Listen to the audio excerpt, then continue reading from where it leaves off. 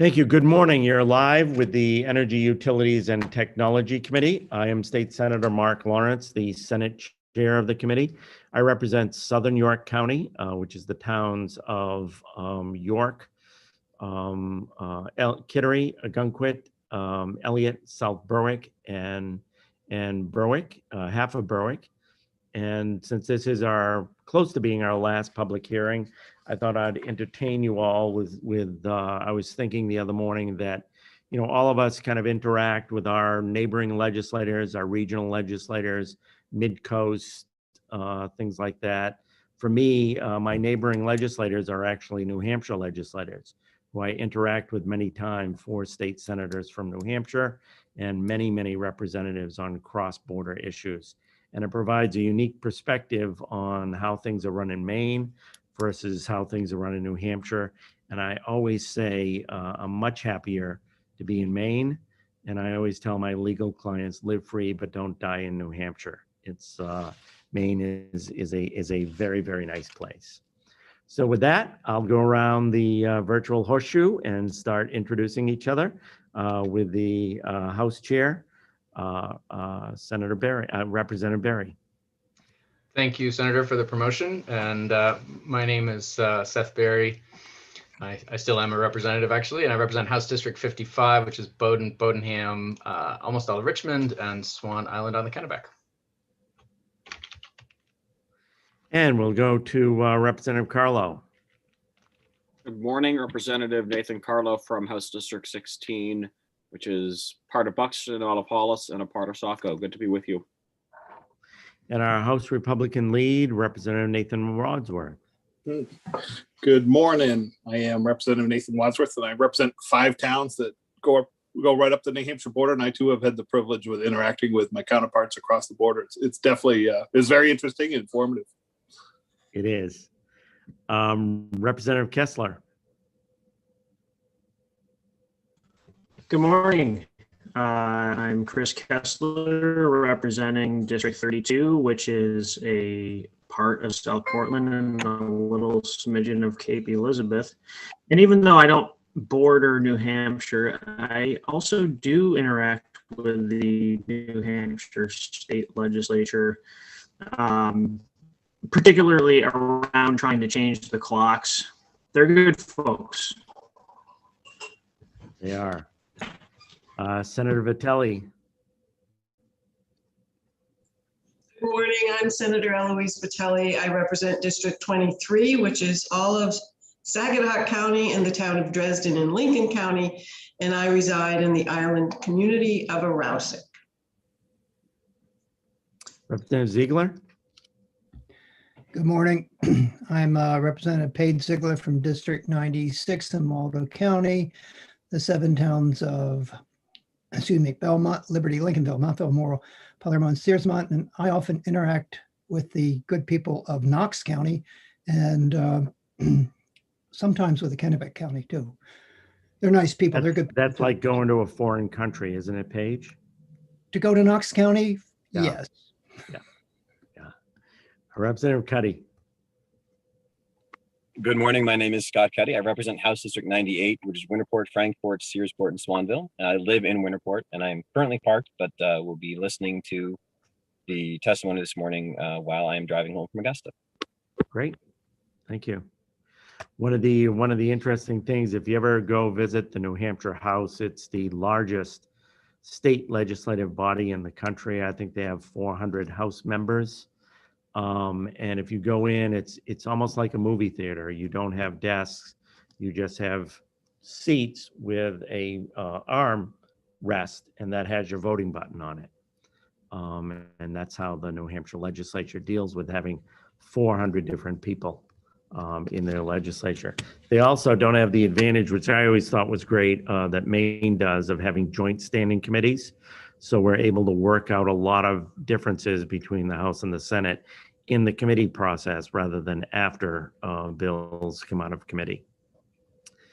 So I'll ask Jordan if we're getting closer to having the president appear.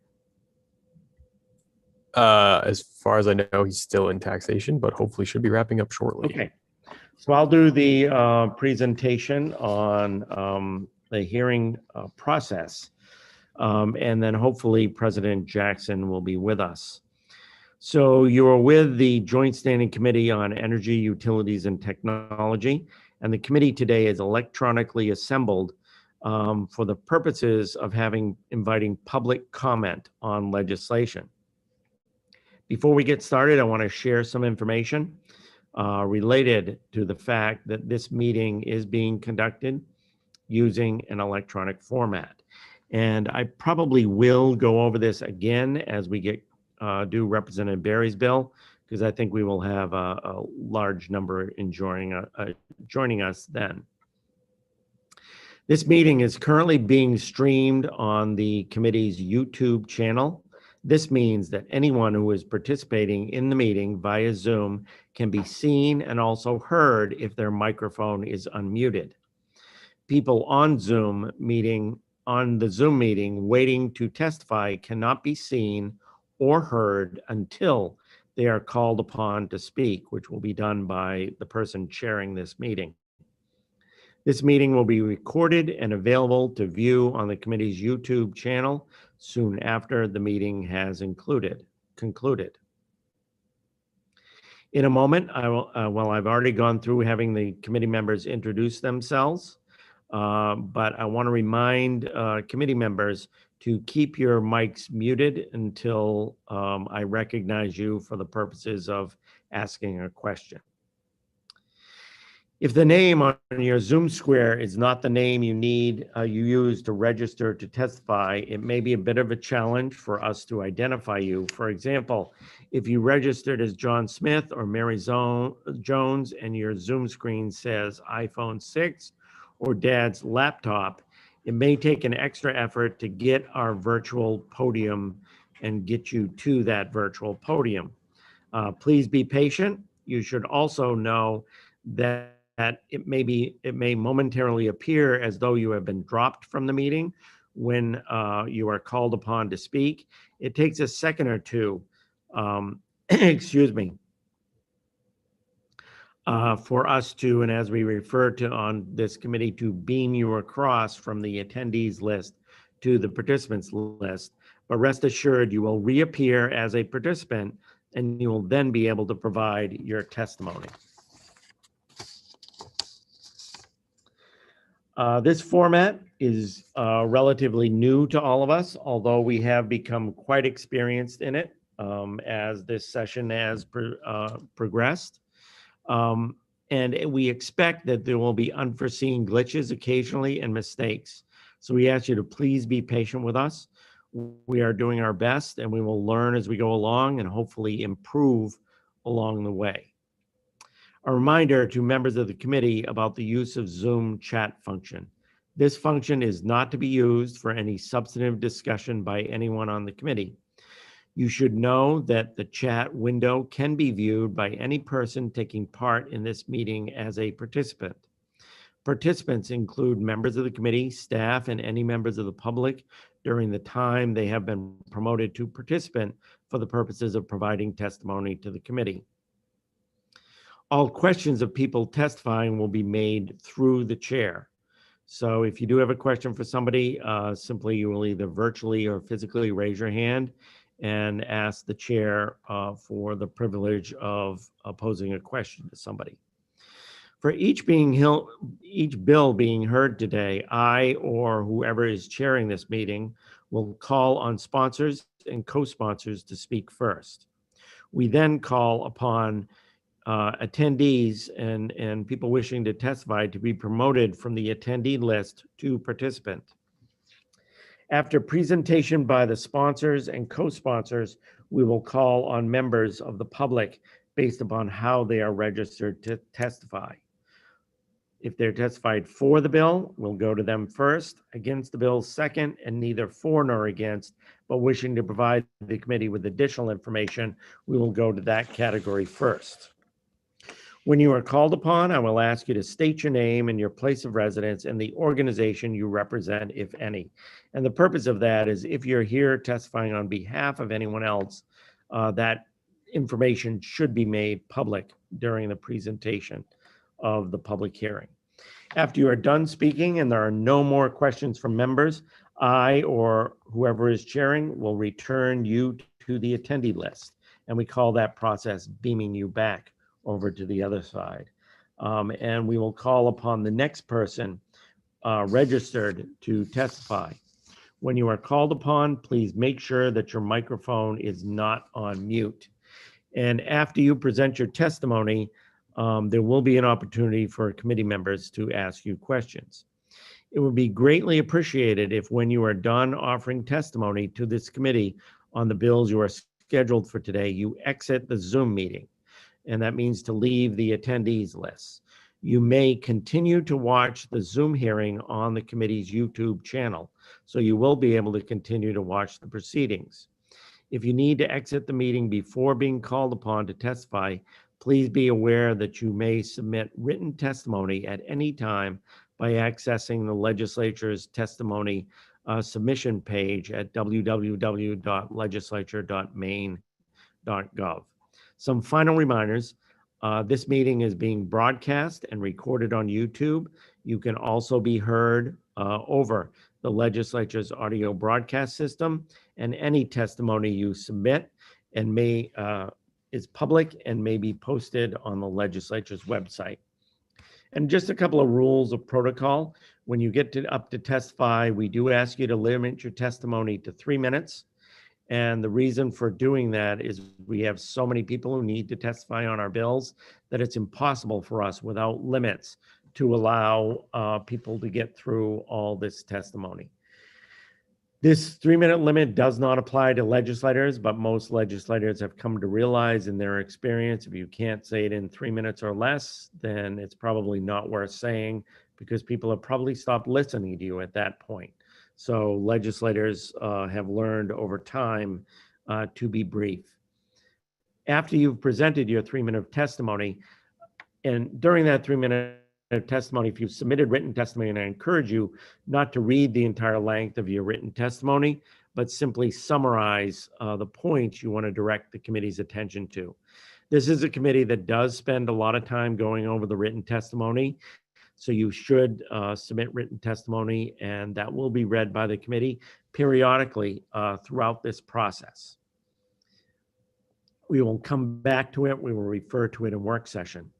After you have testified verbally, we do allow for questions, and this is the only time you will be allowed to answer a question, provide additional information in the public hearing format.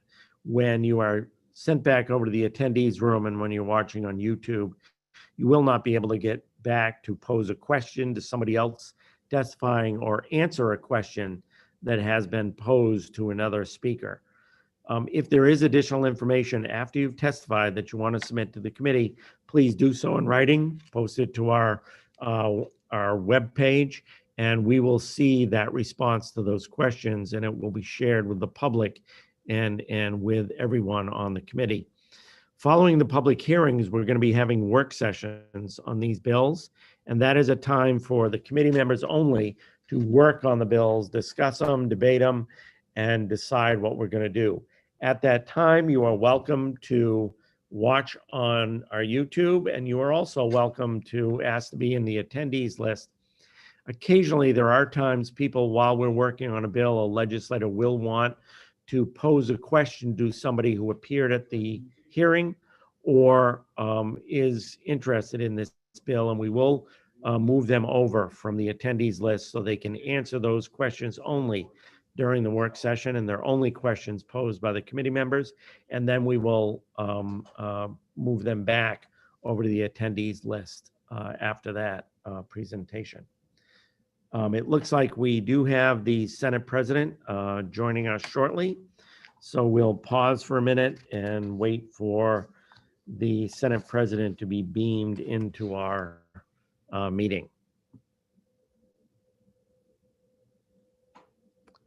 So just as a reminder, you will have 3 minutes to speak, and I will let you know when your time is up. That provision does not apply to legislators. And we will now open our public hearing on our first bill. It's LD 1707, an act to increase transparency on cable and internet and other communication services price increases. And the chair is pleased to recognize the sponsor of the bill, President Troy Jackson. Mr. President? Hello, Senator Lawrence. Thank And you. members of the committee. I just want to remark before we're going, I noticed how straight the pictures are in the committee room, which is awesome.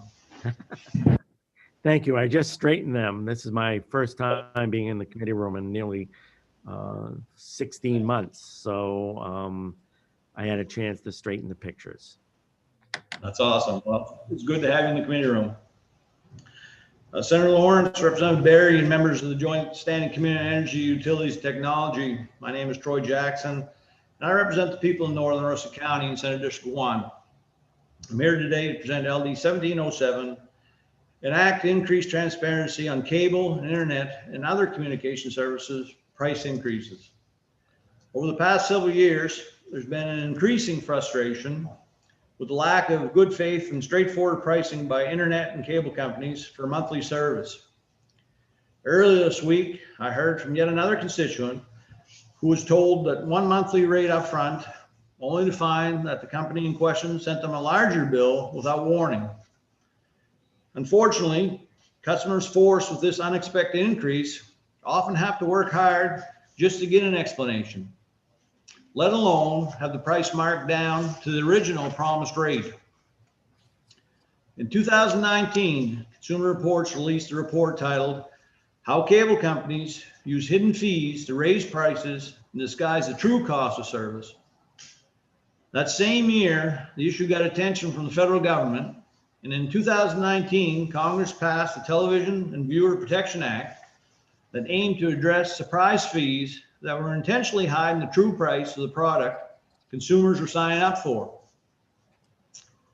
While the majority of internet and cable regulation is done by the FCC at the federal level, there's no reason that the state cannot take the reasonable and common sense step of forcing companies to be upfront about their prices before sending an unexpected bill. This proposal would simply require notification to customers in advance of a rate increase before it shows up in their mailbox or email inbox. As we speak today, people all across the state and country are working hard to keep their household budgets in order to make ends meet. To me, it doesn't matter whether it's the cost of medication, transportation, or utilities. Mainers deserve a straightforward explanation of what they're paying for and what they're getting. It's the least that they ask for. So I just want to quickly read, and this isn't the constituent that actually I referred to in my testimony, but Monday night I received a message from on my Facebook, a private message, and it's quick question. How is this company getting away with charging me almost $12 more? That's a 6% increase with no changes for my bill for bundled service. That it will exceed $200 next month. That is crazy. I don't have an answer. And that happens all the time for people that reach out to me. And to be honest, it happens to me. I've spent hours and hours on the phone trying to figure out what in the heck is going on with my cable bill. And it's just, you know, to the point that, I mean, I think at least before those charges, I mean, obviously, when you know what you're going to pay, at that point you have the decision to say yes or no. But when you don't know and it just shows up, there's some unfairness there that I just don't think is right.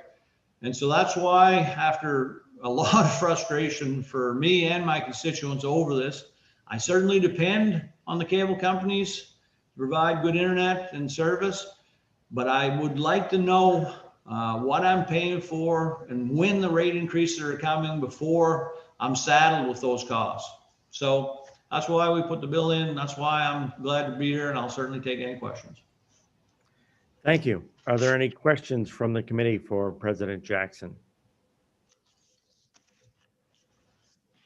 Representative Kessler. Thank you. Good morning, President Jackson. Since you're the sponsor, I figured I would answer or ask this question of you. So in the bill, it says to identify the reason for the rate increase within a reasonable time to the rate increase. So are we determining that we would like the PUC to determine what reasonable means? Well, I don't know that you have to go to the PUC to determine that. I think this committee in the legislature certainly could. I mean, like I said, my idea of reasonable is if you're going to ask for a rate increase, send out if you're going to give a rate increase, send out a notice ahead of the rate increase. You know, the challenge, and I wish I could explain this better, but you're not locked into a lot of these bills, but what you are locked into is the monthly aspect of it. And it is the craziest system I've ever heard of. If you don't say you don't want it at a certain point in the month, and I'm talking like a day or two, you're going to be charged for that entire month, regardless if you call and cancel. And I've been in the situation before where I've called and said, okay, I want to cancel this. And they said, well, okay, you can. I said, well, all right, I want it. No, you gotta pay for the entire month. And I said, well, when can I? And like they gave me just a little finite amount of days that I would have to call in that period to cancel it and not be charged for the previous, the upcoming month. I mean, that is a problem in itself right there. But I mean, I think at minimum, if you're going to raise the prices ahead of time, you should be made aware of that. At least at that point, people could try and figure out those few days that they can call in and cancel. Does that answer your question, Representative Kessler? Great. Looks like you're all set. Any other questions or President Jackson? Seeing none, thank you very much, Mr. President, for coming to present this bill. Thank you, everyone. Take care. And I do not believe there are any co-sponsors who want to testify, and I do not see any proponents. So we'll go directly to those testifying against this legislation. And I'll recognize or ask Jordan to beam over Jim Mitchell and Melissa Kinney, and I think we'll start off with Jim Mitchell first. Jim, go ahead. Thank you, Senator Lawrence. Senator Lawrence, Representative Barry, members of the committee. I'm Jim Mitchell on behalf of Comcast. Chris Hodgson, who would usually be here on behalf of Comcast, couldn't attend today, but his testimony is uploaded to your website. Comcast serves over 32,000 customers in 15 main communities in the Mid-Coast and along the border from Kittery to Berwick. Comcast respectfully opposes LD 1707. Our opposition is based on two simple reasons. First, we are already subject to Maine law requiring 30 days advance written notice of an increase in rates. This can be found in Title 30A. Comcast provides this advance notice for all residential services. This is beyond what is required by Maine law. Second, it is in the company's own interest to communicate in a clear, easily understood manner. Customer confusion is bad business. Bills that are unclear or imprecise lower customer satisfaction and drive inquiries to call centers and service centers.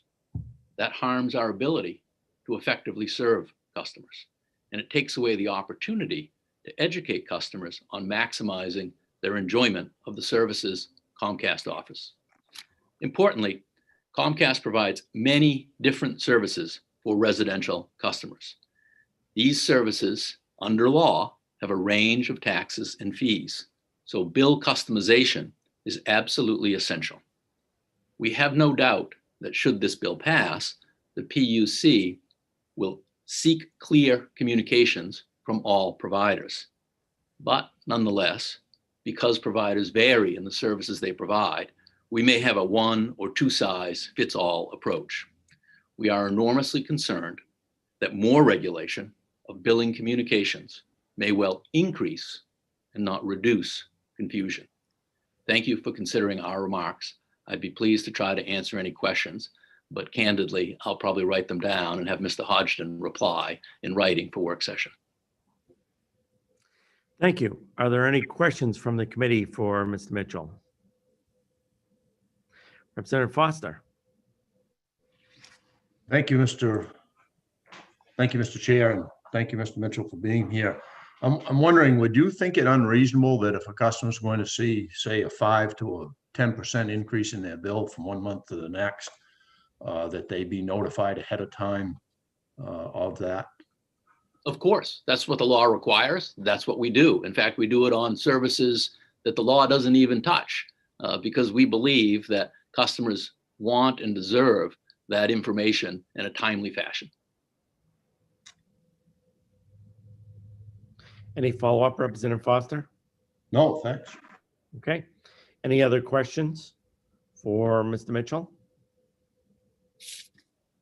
Seeing none, thank you very much. And we'll now go on to the next person testifying in opposition to this bill, Melissa Kinney from Charter Communications. Melissa? Hi, Chairman Lawrence, Chairman Barry, members of the Energy Utilities Technology Committee. My name is Melinda Kinney, representing Charter Communications, and here testifying in opposition to LD 1707. Charter opposes LD 1707 for three primary reasons. One, similar to what Jim mentioned with Comcast, Maine law already requires cable operators to provide customers with a 30 days advance written notice of increases in rates, changes in billing practices, and deletion of channels, which makes this bill redundant with respect to cable services. This bill also sets a definition this also sets the provisions of the current definition to communication services, which is defined as any wireline voice, satellite data, fixed wireless data, or video retail services. So thus, providers of wireless voice services would not be required to provide notices of increases, yet wireline voice operators would. So we don't believe that voice consumers should be treated any differently. Lastly, data service is subject to federal rules and regulations, which preempt the state from regulating data services as proposed by this bill. So should the committee decide to move forward, we feel that it should be subject to all voice and video providers to the standard that now exists under current law, which is a 30 days advance notice. Thank you, and I'll be happy to take any questions. Thank you. Are there questions from the committee for Ms. Kinney? Representative Kessler. Thank you. Good morning, Ms. Kinney. I was just recently hit with another $5 a month increase to my internet bill. And I wanted to know why. So I called up Charter and asked them, why are you increasing my bill $5 a month? There's been nothing that's changed about my internet service. And the customer service representative on the phone didn't have a clear answer for me. They basically said, well, we're upgrading our systems. And I'm like, in Maine? And she couldn't answer because she wasn't even answering the phone from a place in Maine and knew nothing about what was going on in Maine. So when it comes to the price increases that we are experiencing, might you be able to tell us here why we are experiencing increases at $5 a month on a regular annual basis? So yes, so thank you for the question. And we absolutely do provide upgrades, and we are constantly upgrading our network every year. And even as our total from last year, we invested over $55 million in our infrastructure in Maine so that we could continue to allow and grow, our services. And so there absolutely is investment, and we also have over 700 employees in the state of Maine, and so there are all of those costs are tied in together, and so that's so that is part of the reason why there was you will periodically see increases in bills for services. Any follow-up, Representative Kessler? Not at the moment, no. Okay. Other questions from Ms. Kinney? So with 700 employees, I assume you have periodic wage increases, salary increases to keep Yep, up and- with inflation and things like that? Yep, healthcare costs, all of those. All of those Yeah, things, we have property trucks on the taxes go road, up, Yeah. every year. Okay, good. Thank Thank you. you. Other questions for Ms. Kinney? Seeing none, thank you very much for coming to testify. Thank We you. now have Ben Sanborn from the Telecommunications Association of Maine. And I believe, Ben, are you testifying neither for nor against? That's correct. Okay, go ahead. You have the floor. Thank you, Senator Lawrence, Representative Barry, members of the committee. My name is Ben Sanborn. I'm the Executive Director and Counsel for Telecommunications Association of Maine. We're testifying today neither for nor against this legislation. As previous speakers have noted, we already do provide 30-day notice to customers of any changes in rates. And to the extent you want to codify that, I guess we're neutral on that aspect of it. We would agree with one thing that Ms. Kinney had said earlier, which is that if you're going to be reaching beyond regulated utilities in terms of who you're attempting to put this requirement on, it would not make sense to exclude the wireless industry. A significant number of voice and internet customers are wireless customers. So if the concern is that customers not get surprise changes to their bills, that should either apply across the board or maybe just to specific segments, but with a rational basis for the specific segments. So we would encourage, if you move forward, and again, we're neutral on you moving forward, that you include everybody and not carve out the wireless industry. And also just to touch really quickly on another factor that was just being discussed, which is the rationale for why there's a rate change. It very rarely is one thing. It's very rarely that we have one item, and because of that one item, rates are going up. Generally speaking, as was just noted, there are a variety of factors. Fuel prices can be changing, labor prices can be changing. Right now, there's a bottleneck in the supply chain for fiber. And so there are issues with regard to what it's going to cost for getting fiber. And similarly with contractors, if we're doing a lot of building, the contractors are at a premium right now. And so there are a lot of things that are going on. There are the occasional administrative changes, either from new laws or from regulatory impacts at the state or federal level that we factor in. So again, it's not one thing causes this. It's we're constantly evaluating what are our costs, what's the market look like, what can our customers afford, what is the appropriate rate. We have to look at pricing for, okay, if we have this higher tier, if that goes up a little, we can actually reduce the cost for this lower income offering and make that more affordable for people. So maybe we're going to bump up this cost in order to offset a reduction in this other service. So it's a variety of factors, and I don't know how we would coalesce that into a single line on a bill insert. But to the extent we do something, I think that these are issues that should be handled at the commission. The bill as introduced does say that there will be a rulemaking at the PUC to address how this works. We think that's appropriate because we think that's an appropriate place to work through these details to figure out how best to meet the goals of this legislation in a way that is workable for everybody.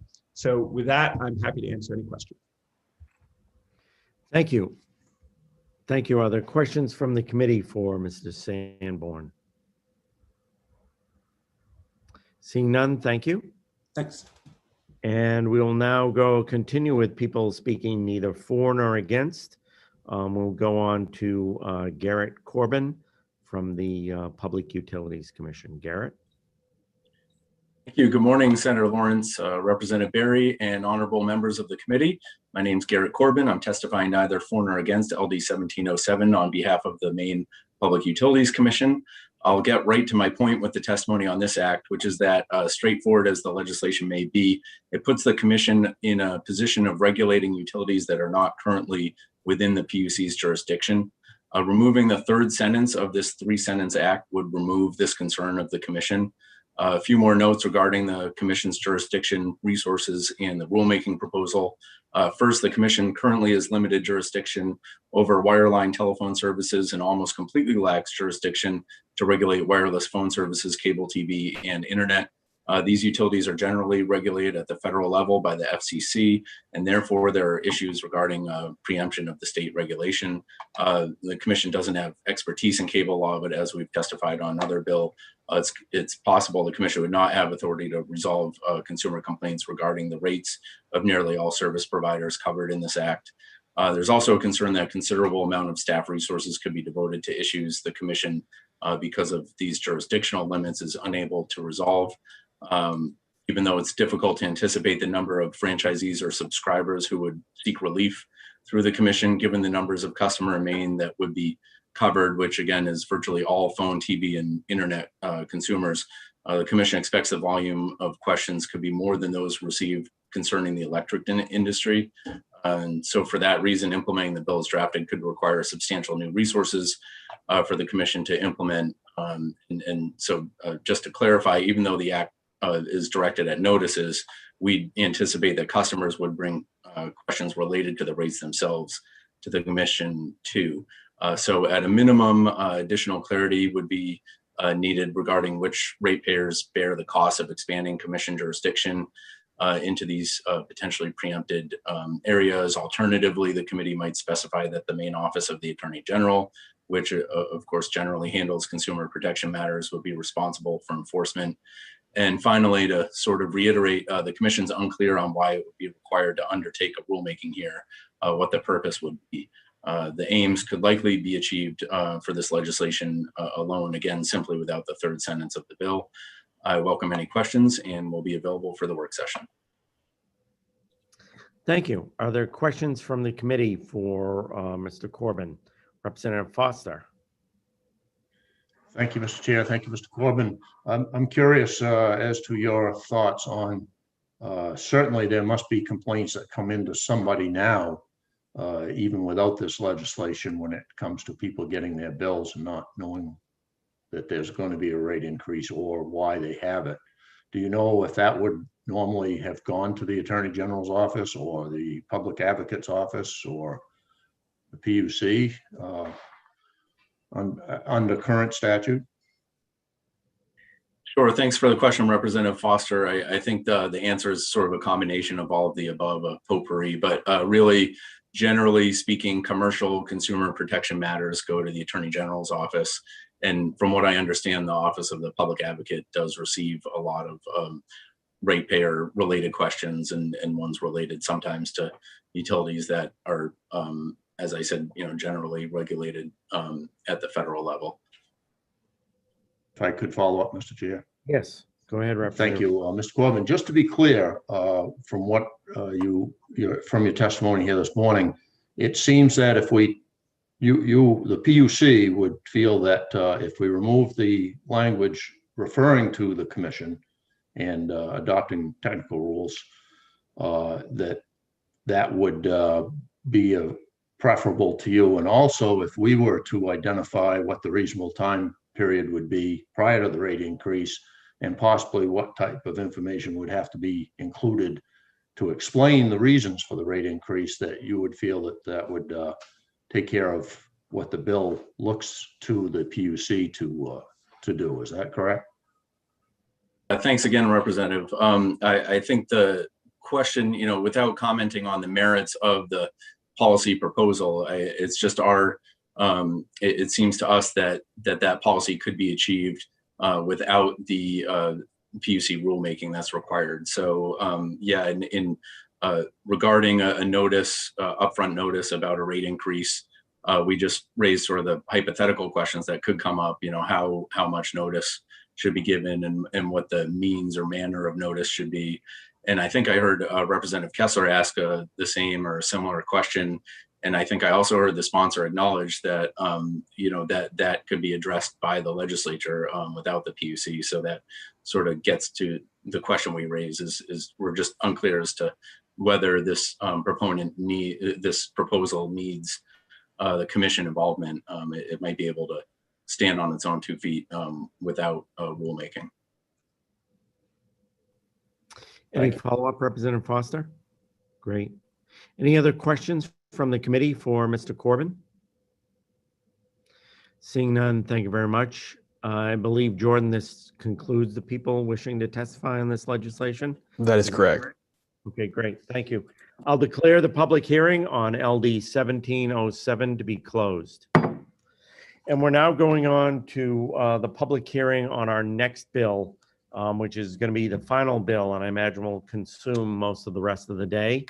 And just to give members an overview, first, I'm going to ask the two members who have just joined us to introduce themselves. So Representative Foster and Representative Grohowski, would you please introduce yourselves in that order? Yes, good morning and thank you. My name is Steve Foster. I represent District 104, which includes the towns of Stetson, Exeter, Garland, Charleston, and Dexter. Good morning, Nicole Grohowski. I represent House District 132, City of Ellsworth, Town of Trenton. Thank you. And Jordan, have you begun loading into the attendees, the people testifying on this next bill? Not yet, because we have several sponsors and co-sponsors. Okay. Okay, well, I assume they're listening on YouTube or will be able to hear this. So I'm going to go over again, just briefly, kind of the rules for public hearings.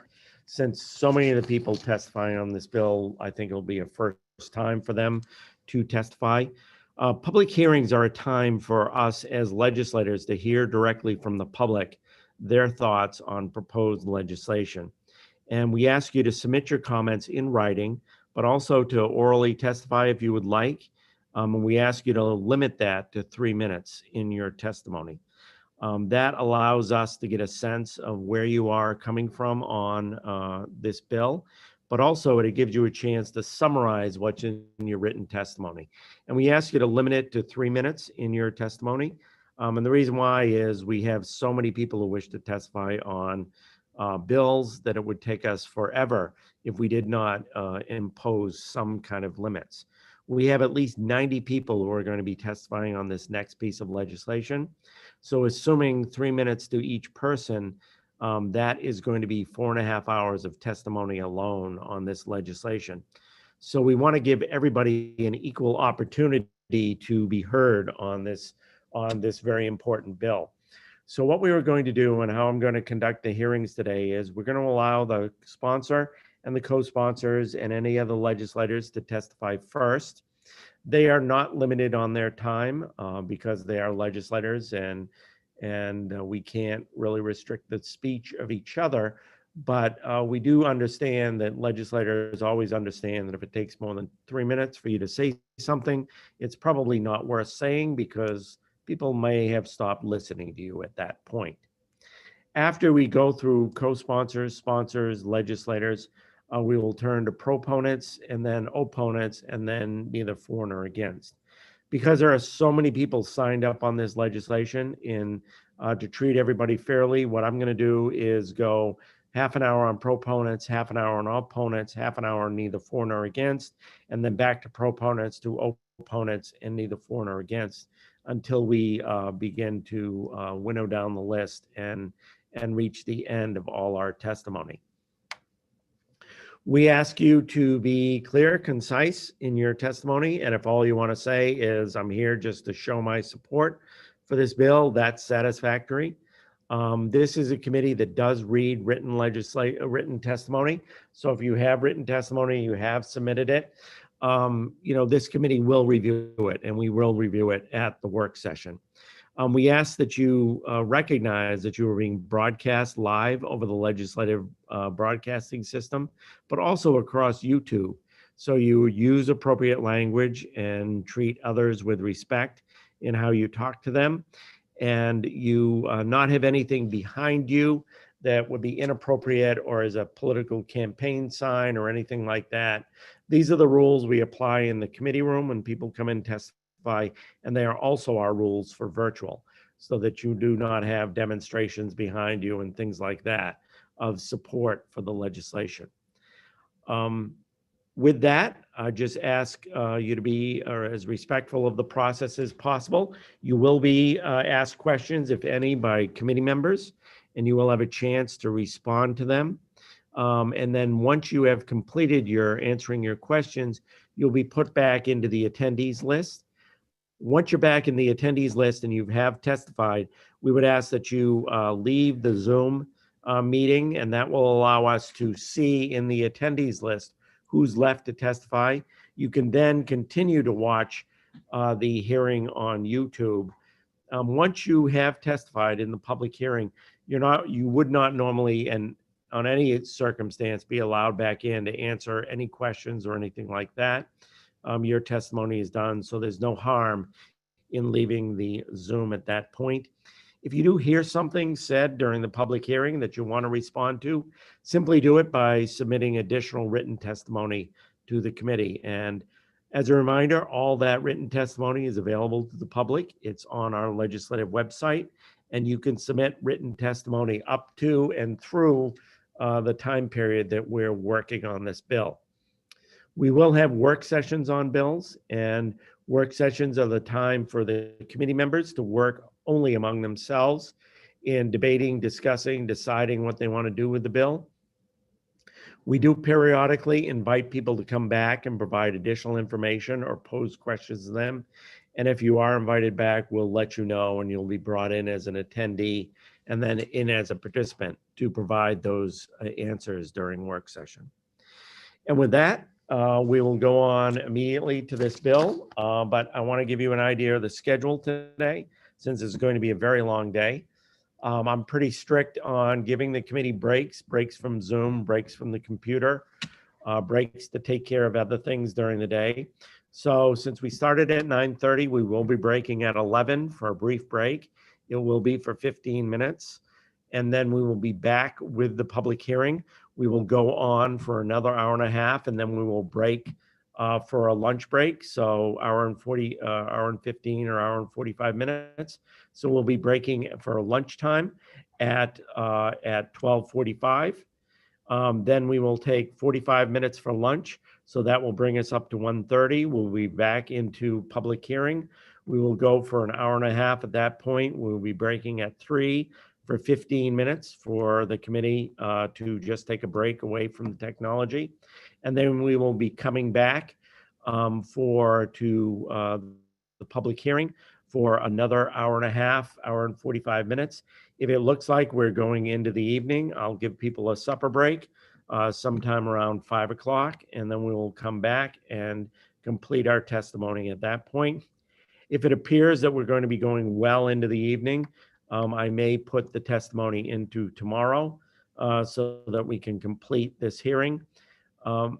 And for committee members, those of you who weren't on, we're required to complete all our public hearings by tomorrow. So we will be having a public hearing tomorrow. I just heard from Deirdre that we're available at 9 o'clock. So we will be continuing with the rest of our public hearings at 9 o'clock tomorrow. And I would like a show of hands of all committee members on who is able to make it to 9 o'clock tomorrow.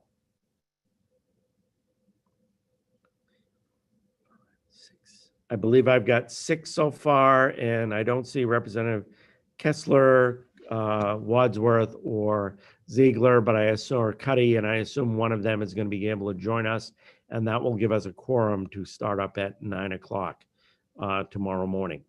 So with that, and with that outline of the schedule, I'll recognize Representative Berry for the purposes of presenting an act to create the Pine Tree Power Company, a nonprofit utility to deliver lower rates, reliable, and local control for Maine energy independence. Representative Berry. Great. Thank you very much, Senator Lawrence. Fellow members of the Joint Standing Committee on Energy, Utilities, and Technology. As you know, my name is Seth Berry, and I do appear before you today to present LD 1708. You've already heard the title. We'll just call it an act to create the Pine Tree Power Company. I do intend to utilize my prerogative to go on a bit more than 3 minutes today, because it's important, I think, to really dive into what the bill does. I want to give you a little guided tour of the bill, try to be as clear and objective as possible as I do that, and kind of walk you through the actual text. I hope that helps us to be efficient today and to be on the same firm footing as to what the bill actually does. A few preliminaries. This new bipartisan, carefully crafted bill would go to the voters this year, along with any adjustments the committee may make. It is a big decision that we are presented with, and one that I and my co-sponsors firmly believe must ultimately be sent to the voters for their final ratification. LD 1708 will let us control our own money and our own energy destiny. It will let us advance both fast and fairly toward our own clean energy and connectivity future. The Pine Tree Power Company will restore the power and the independence of the people and businesses of our great state. Every month right now, the 800,000 captive combined customers of CMP and Versant pay monopoly rent for the use of a monopoly grid. With Pine Tree Power, we will pay a lower monthly bill. And equally important, it will no longer be a rental payment, but rather a mortgage payment. We will save money, invest in and improve the grid, and build our own equity.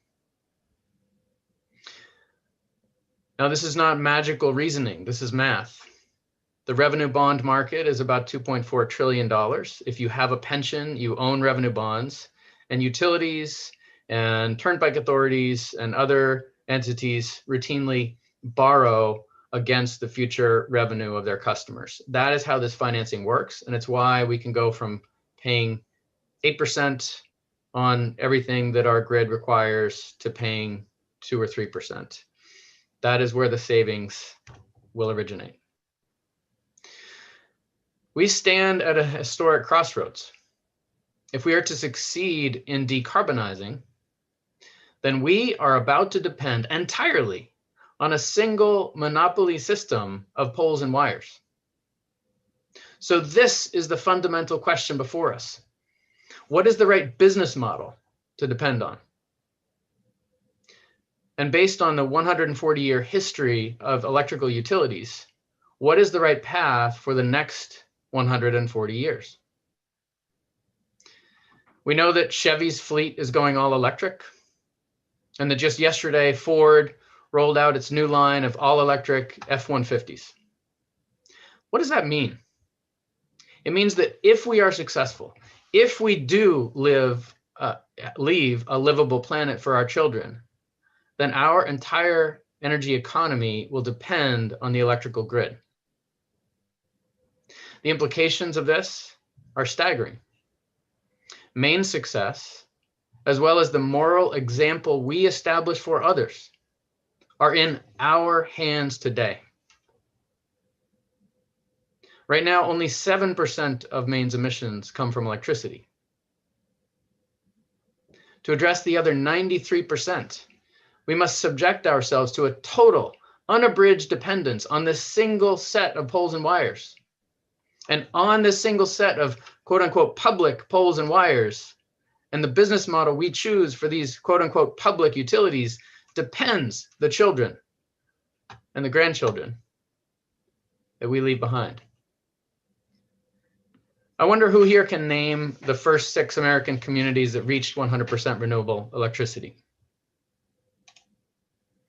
They include Georgetown, Texas, Greensburg, Kansas, Burlington, Vermont, Aspen, Colorado, Rockport, Missouri, and Kodiak, Alaska. This is a diverse and largely conservative set of communities. What they have in common, all 6, is that they are served by consumer-owned utilities. And looking at larger utilities, the Sacramento Municipal Utility District is the nation's leader in moving towards a decarbonized future. Also a consumer-owned utility, they expect to be at 100% by 2030, 20 years before Maine. These are not coincidences. So today we will hear talk about risk. There's risk in either path we take. The greatest risk is to keep accepting IOUs as a solution to our energy problems. The greatest risk is to entrust our children and grandchildren's future to a system that begins with energy monopoly, proceeds to energy colonialism, and because power corrupts, could well end in energy tyranny. Today, I ask that we assess the risk for ourselves and don't just take it from those asking us to choose the road that belongs to them. Because at times, as a wise person once wrote, it is better to take the road less traveled by. Now, LD 1708 is not the same bill this committee worked on so hard in 2019 and in 2020. Thanks to your work and to the extensive and intensive input of many, including London Economics International and others who reviewed their studies, all who testified on that previous bill or will testify today, LD 1708 is new, improved, and better than ever. LD 1708 first contains a clarified climate and jobs-focused mission statement. Second, shifts to an elected board with ample resources and staff to contract a highly qualified private sector operations company. Third, streamlines the acquisition as LEI recommended. Fourth, adds protections for workers and municipalities. Fifth, requires strict PUC oversight of the transition and of the new utility. And sixth, last but not least, sends the proposal to voters for final ratification in November of 2021. So to be perfectly grounded in the facts of this proposal, what exactly does the bill do? I want to begin simply by reading from the nonpartisan bill summary. It's long, so I think it bears a close look. This bill creates the Pine Tree Power Company, a privately operated, nonprofit, consumer-owned utility controlled by an elected board. The company's purposes are to provide for its customer owners in this state reliable, affordable electric transmission and distribution services, and to help the state meet its climate, energy, and connectivity goals in the most rapid and affordable manner possible. The Pine Tree Power Company is not permitted to use general obligation bonds or tax dollars of the state. Rather, the company finances itself by issuing debt against its future revenues to purchase the facilities of investor-owned electric transmission and distribution utilities in the state. The fair market value of the acquisition is either negotiated or determined by a refereed process. That, by the way, is the LEI recommendation. The Pine Tree Power Company board contracts a non-governmental team, an operations company, to operate the facilities. And that private operations company is required to retain all workers of the purchased utilities. The Pine Tree Power Company is required to make payments equivalent to property taxes to municipalities. It is subject to rate making and other oversight by the Public Utilities Commission, and is required to administer all programs for net energy billing, non-wires alternatives, supply procurement, low-income assistance programs, and others currently required of CMP and Versant. The company is governed by a board of 7 voting members, each elected to represent 5 state Senate districts, as well as 4 expert advisory members. The board itself is subject to freedom of access laws and to laws preventing conflicts of interest. The bill also directs the Public Utilities Commission by January 1st, 2024, to find a transmission and distribution utility unfit to serve and to direct the sale of the utility if within the previous 5 years, the utility has been found to have been rated the lowest for customer satisfaction, has reported reliability in the lowest decile of utilities of a similar size in the country, or has charged its customers residential delivery rates in the highest decile among utilities of a similar size in the country. And finally, the bill requires that before the act becomes effective, the act must be submitted to the legal voters of the state at a statewide election held in the month of November following passage of this act in order to allow the legal voters of the state to vote on the creation of the Pine Tree Power Company. End quote. That's the summary. So just to be very clear, The ownership is by the consumer, the consumers of CMP and Versant, not the other utilities in the state, but just CMP and Versant. The ownership would be by the consumers. They're at the top. Oversight is the next level down. That is by the elected board, as well as the legislature, as well as the Public Utilities Commission. All three would exercise oversight.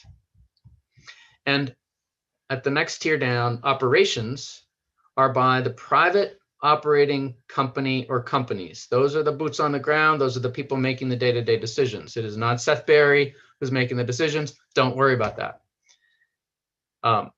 We make policy. The elected board would make the policy of the utility, but the operations company, private sector, hired on the basis of qualifications, compensated on the basis of performance, would be making the day-to-day decisions and doing the day-to-day operations work. This bill has been worked on, as I mentioned, for 3 years. The LEI recommendations, very helpful, have either been included in the bill or are left to the new board as part of the due diligence that they and their expert professional staff and consultants are required to conduct in the initial activities and decisions they undertake. So to unpack all this a little more, I do think we need to look briefly together at the actual language of the bill. I'm sure you all have it in front of you. So I would ask that you please follow along as we review it briefly. I did send out by email to the committee and also posted as my written testimony. I'll post the rest of my testimony later. I posted an annotated version of the bill. So it's a PDF file. It should have been forwarded to you, maybe an hour ago. In the margins, there are some pink comments. And just to quickly make sure that we've looked at how the bill is structured, I thought this would be helpful. At the top, of course, you have the bill title. Section 1 creates the Pine Tree Power Company board. The board members who set the policy don't do the day-to-day operations. To set the policy, they earn $100 per day plus expenses. They are from Maine. They serve because they care. Obviously not for the money. And they have their own staff. They are not running the utility day to day. This is done by that private operator. The section 5, just moving down to that second comment, is the fitness to serve component that the summary talked about. I do want to emphasize that the fitness to serve is not necessary to the bill, but it is, I think, an important piece of it, because it finally would establish in law a set of criteria for whether utility is fit or unfit to serve. The current law actually allows the PUC to determine that a utility is unfit to serve, but there are no standards for that. So we have left it entirely unclear to the PUC what standard to exercise. This would set a definition. It would set a baseline of expectations of our utilities that we entrust with the privilege of a monopoly, that we allow to use our public rights of way, that we allow to use eminent domain against our own citizens. And so these fitness to serve criteria are very important to us as co-sponsors of this bill. And it does require 2 out of 3 of the criteria to be exceeded before the fitness question, the fitness test is invoked. Moving down, section 8 would establish the Pine Tree Power Company as the 10th consumer-owned transmission and distribution utility in Maine. And in section 9, you will see that the Pine Tree Power Company is fully regulated by the PUC. It is not given the sort of light touch treatment that our other consumer-owned utilities enjoy. Rather, it is fully regulated. That was one of LEI's recommendations, by the way. Moving down, definitions, I think I will pass over for now, but I do want to make sure that we look at the mission statement. The Pine Tree Power Company is established to provide for its customer owners reliable, affordable electric transmission and distribution services. It shall use its access to low-cost capital and its ability to manage the grid in a manner not focused on ensuring shareholder profits for the following purposes. A, to deliver electricity to the company's customer owners in a safe, affordable, and reliable manner. B, to ensure excellence, timeliness, and accuracy in billing, metering, and customer service. C, to provide an open, supportive, and competitive platform to develop and deploy renewable generation, storage, efficiency, and beneficial electrification technologies.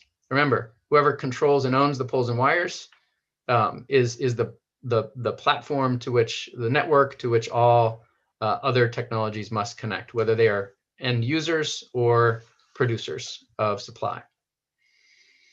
D, to assist the state in rapidly meeting or exceeding the climate action plan goals established in Title 38, Chapter 3A.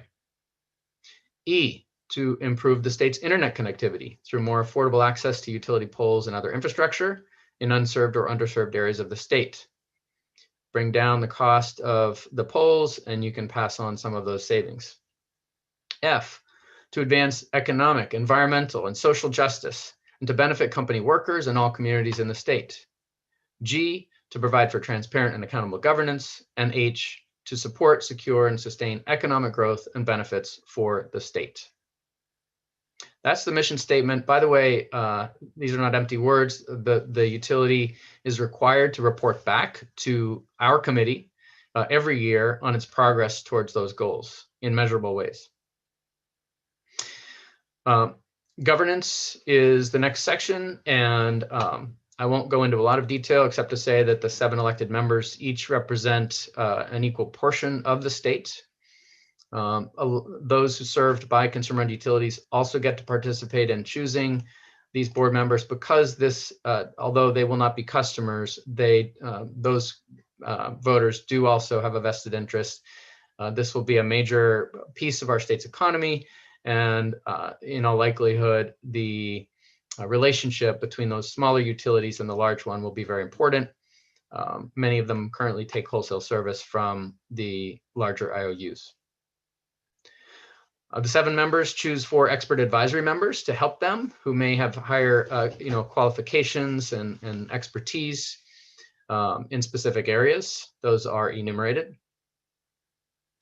Clean elections is provided for. And I'll move along to the terms of office, 6-year terms for the elected board members. The idea being to have politics be slightly less of a factor, and a longer stint being helpful to develop experience as well.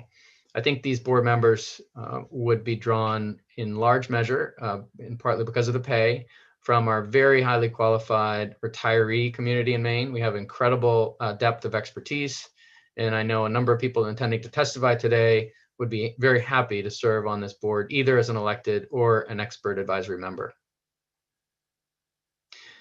Bylaws, very important. Due diligence. This is part 6 here at the bottom of page 4. The board does need to conduct due diligence as it considers necessary, and also to develop a transition plan and a business plan for the company prior to making a purchase price offer for any utility facility or utility property. I should be clear that there's nothing to prevent 2 separately timed transactions, one for Versant, the other for CMP.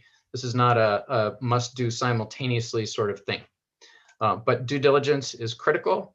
Business planning is critical. LEI made some recommendations along those lines, and this is where those recommendations from LEI are incorporated. They are board decisions, not decisions to put in statute. Powers and duties. The acquisition of utility facilities and property is governed by the next section, 4003. And it's important to note here that this process, as delineated in the bill, is the process recommended by LEI, specifically Peter Brown, Esquire, who did the legal analysis, using a precedent established in Maine law in Rangeley, specifically, for a streamlined, refereed process that will speed and secure the transaction. Employees are retained by the privately contracted company. And that company, that private operator, is selected by means of a competitive solicitation. So here's the free market at work. Here is actual competition, something we do not have now. We have one entity and one entity alone that holds the monopoly for operations and ownership. Here, the operations company will be will have to be competitive. They'll have to sharpen their pencils. They'll have to do what the free market does, right? Actually compete and be paid not based on dumb capital investment, which is how our system works now, but rather be paid based on performance, be paid based on what they accomplish. Did you improve reliability? Did you improve customer satisfaction? Did you send accurate bills? Did you keep rates reasonable? These are things that we can measure and should compensate. We do not do that now. Importantly, if we did it now, we would have to layer it on top of the capital expenditure return on equity, and it would be unbelievably expensive, which is why performance-based rate making has never been required by this committee, despite some bills that we have considered. The acquisition here in the next section is I jumped ahead a little bit. This next section governs the acquisition. Offer, counteroffer, referee, appeal to the law court if necessary. It's streamlined, it is simple, it is secure, it is constitutional, it is legal. LEI confirmed all of that. In addition, we have added that the commission shall take all necessary actions. And here I'm at the middle of page 7. The commission shall take all necessary actions to ensure that the investor-owned utilities and their owners cooperate fully and cost-effectively during the transition. This, inevitably will be a time of some uncertainty. I acknowledge that. And we want to make sure the commission employs its resources, its oversight, its expertise to steward and shepherd that transition. The company may adopt one or more alternative or regional names to distinguish its service territories. This is not necessarily going to be one company in both territories, especially at first. Versant actually is already operating in 2 separate service territories, and I suppose in some ways is a model for that possibility. Maine's existing consumer-owned utilities at the bottom of page 7 are left alone. They are untouched. And in addition, the new company may not oppose the extension of their service territory. They are given more latitude to serve, Kennebunk to serve all of Kennebunk, Madison to serve all of Madison, or Anson, or the other towns that it serves only in part. They may have a more logical service territory with help from this new entity.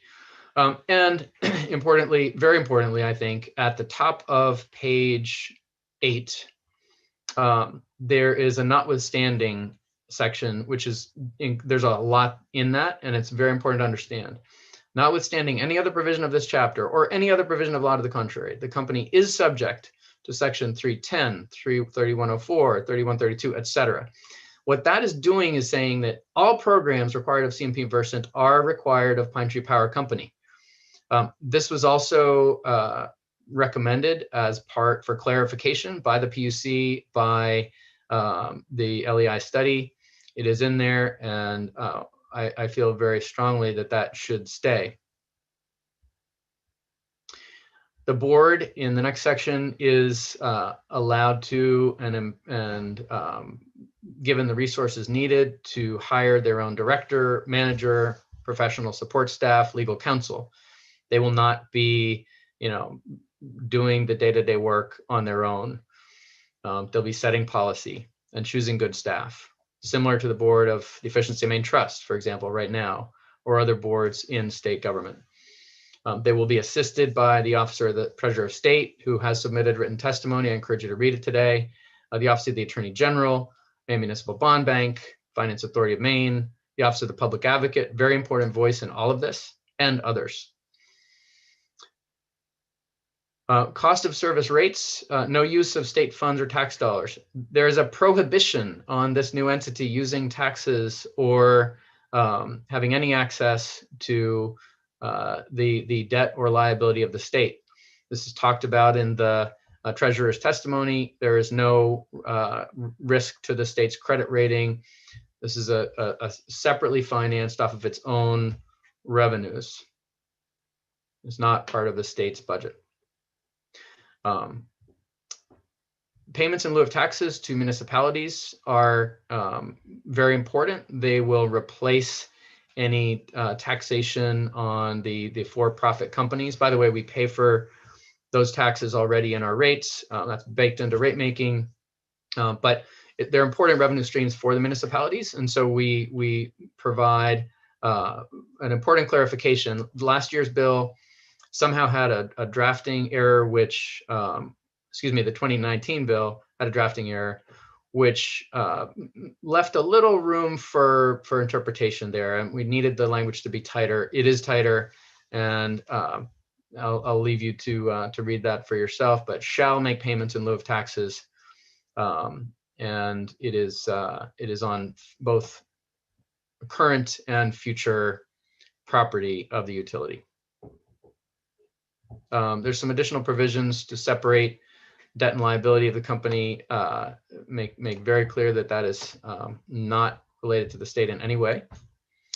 To provide for termination of the company, freedom of access, confidentiality. That's the company. That's not the private operations company is governed more like the current companies are, but for the purpose of the board and its staff, there are transparency requirements. Their board meetings are public, unlike our current utilities, and subject to freedom of access laws as well.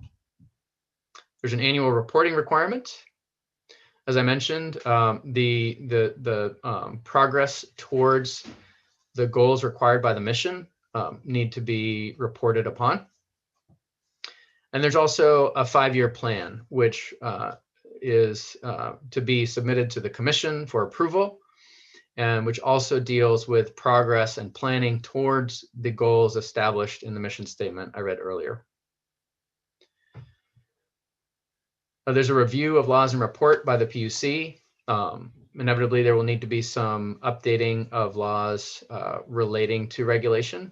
I think the PUC has helpfully provided for some intimation of that in their testimony today. There's staggered terms at first for the board members because, of course, if you're elected all at once and you want staggered terms, you need to have some initial terms that are 2-year and 4-year terms. And last but not least, this is sent to the voters, and the question is worded there. Even after being passed by the legislature and governor, it goes out to the voters, so that a vote for this bill today will be a vote to let the people have a say in the business model that we will depend on for all of our, or at least most of our future energy needs. So that was a lot. I appreciate your patience. And in closing, Mr. Chair, I do want to thank my very active and committed co-sponsors, 2 from each of the 4 largest caucuses, 1 independent and tribal member, and co-sponsors, I should note, from every corner of our great state.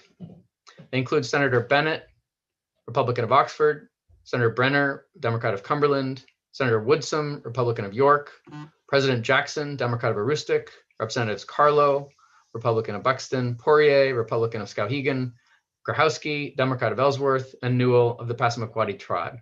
6 of the 9 are currently the captive customers of CMP, which are owned by the governments and banks who own Iberdrola and Avangrid, while the other 3 of us are captive customers of Versant, owned by the government of Calgary.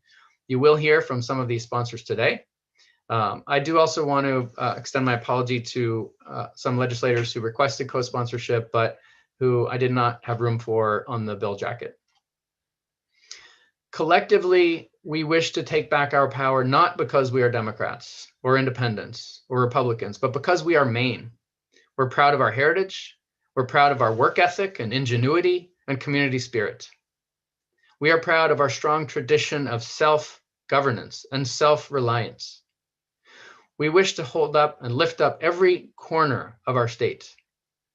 We propose that we face our energy and climate future together, bound by our common enterprise, bound together by the common network of poles and wires and cables we can someday proudly call our Pine Tree Power Company. We believe we cannot afford to keep trusting those who've proven year after year that they do not always have our best interests in mind. Today, we believe it is time to declare our independence. We believe it is time that we bid au revoir and adios to the monopolists who claim to own our energy destiny. We can instead embrace our future. We can embrace our possibility. We can embrace our power, the power of our majestic Pine Tree State. I urge you, my colleagues, not to prevent voters from having a say in the direction we choose at this important crossroads, this generational crossroads.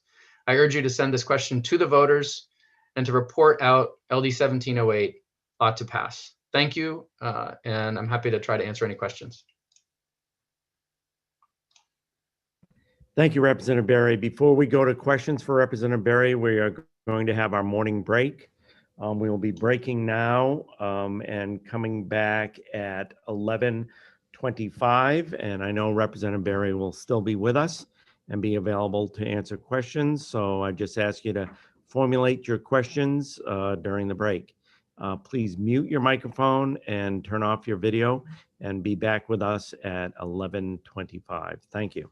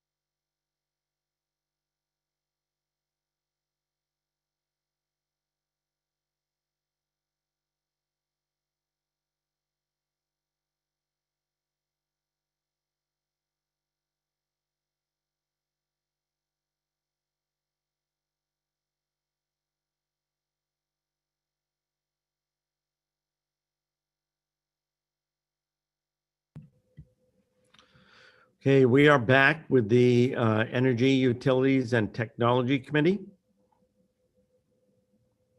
We have heard testimony from the sponsor, and we are now going to allow questions of the sponsor regarding his testimony. And then we will go to other legislators who wish to speak on this bill. We have, I believe, 5 or 6 legislators who wish to speak on this bill. We will go through them, and we'll be breaking for lunch at 1 o'clock. And there are some people who have time restraints on being available to testify. So I'm going to try to get the legislators out of here first and then deal with people with time restraints, but we will be going back and forth between proponents and opponents. So I'll just ask if there are any questions from the committee for Representative Berry. Yes, Representative Berry, are you still here? Good. Representative Foster, I'll go to you first. Thank you, Mr. Chair. I do have 2 or 3 questions. I'll try to keep them brief, and I'm willing to let others go in between if that's your, if you would prefer that. And thank you, Representative Berry, for your testimony. I'd like to start off during the 129th. This committee was privileged to have the Public Service Commissioner from Nebraska join us for lunch and a presentation for the committee regarding their public utilities.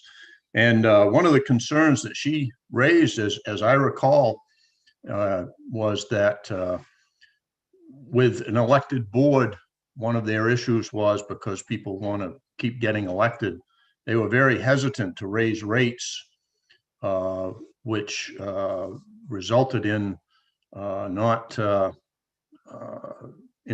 improving, not necessarily good maintenance, and also certainly not improving as she thought they should, the poles, wires, and other facilities. And I'm wondering how you would look at that with, from what I see, having a similarly elected board for this company. And Barry? Sure. Well, first of all, thank you very much, Representative Foster. I'm really glad that you asked that question, because there is a myth that the investor-owned community works very hard to push out there, which is that consumer-owned utilities under-invest in the grid.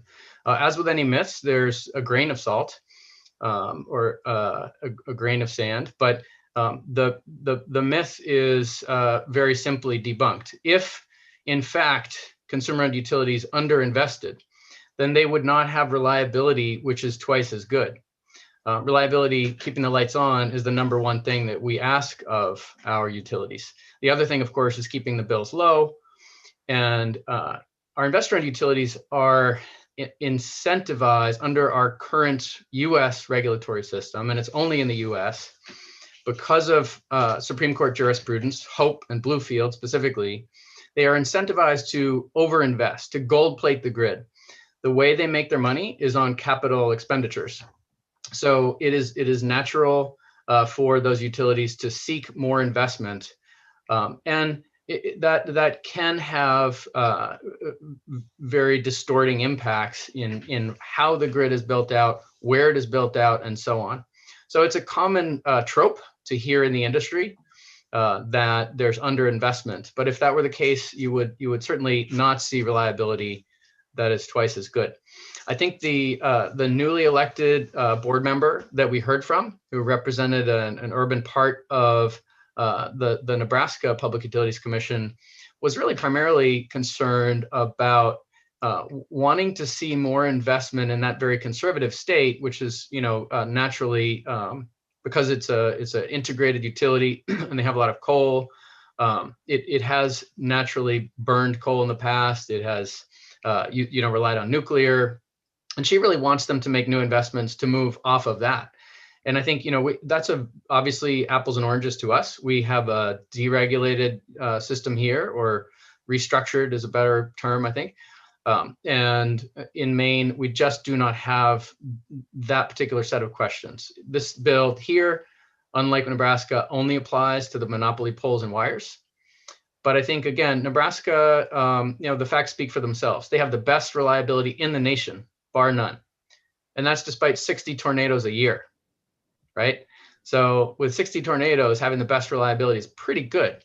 And they also have some of the lowest rates in the nation as well. So I encourage you to study Nebraska a little more. I certainly have found it very inspiring to look at the example of George Norris, the Republican senator who founded Nebraska's uniquely consumer-owned model, as well as the unicameral legislature they have. And I think the bigger picture will speak for itself. Thank you. Did you want to follow up with another question, Representative Foster? Yes, thank you, Mr. Chair. Representative Berry, I'm wondering if this is going to be such a good thing for the state and the citizens of the state for a variety of reasons that you've listed. Why wouldn't we seek to absorb the COUs, current COUs, into this entity? And for example, say Madison, who was part of their citizens are served by their own Madison Electric, and others are served by one of the IOUs. Why wouldn't we absorb them in, take advantage of the savings that scale might offer, and also offer them the same opportunities? Another great question, Representative Foster, as always. Really appreciate your questions. And I think the short answer is because they are already COUs and they already enjoy the local control, the lower costs, and the better reliability that this proposal will offer to the rest of us. They don't have the problem. It's the rest of us that have the problem. Having said that, I would offer that there's nothing to prevent, in the bill, there's nothing to prevent those entities from choosing to join with the Pine Tree Power Company. That would need to be a willing buyer, willing seller, arrangement, of course, but there's absolutely nothing to prevent it. And in fact, you will hear later today, and we did 2 years ago as well, from Swan Island Co-op, from a fellow who was in charge there.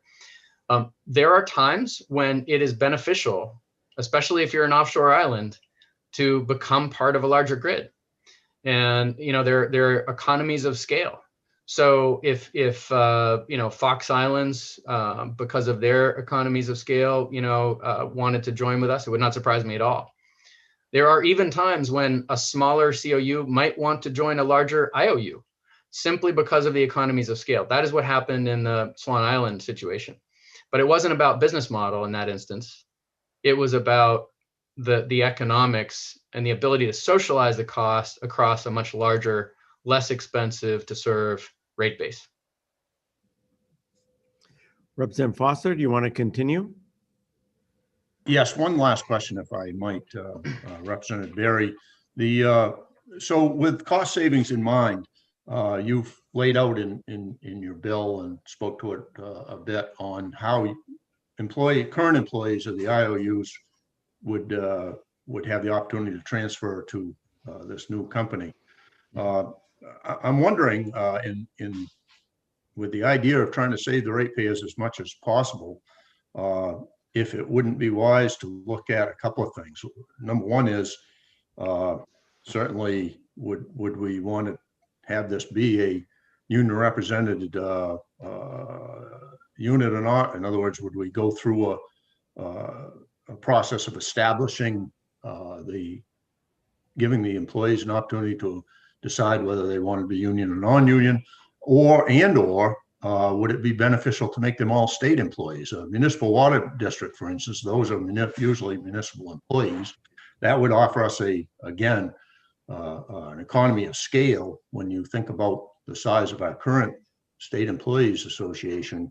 And, when it comes to healthcare costs and all the other issues, if these were state employees, that might be an opportunity to reduce ratepayer costs. I'm wondering if you gave any consideration to those issues.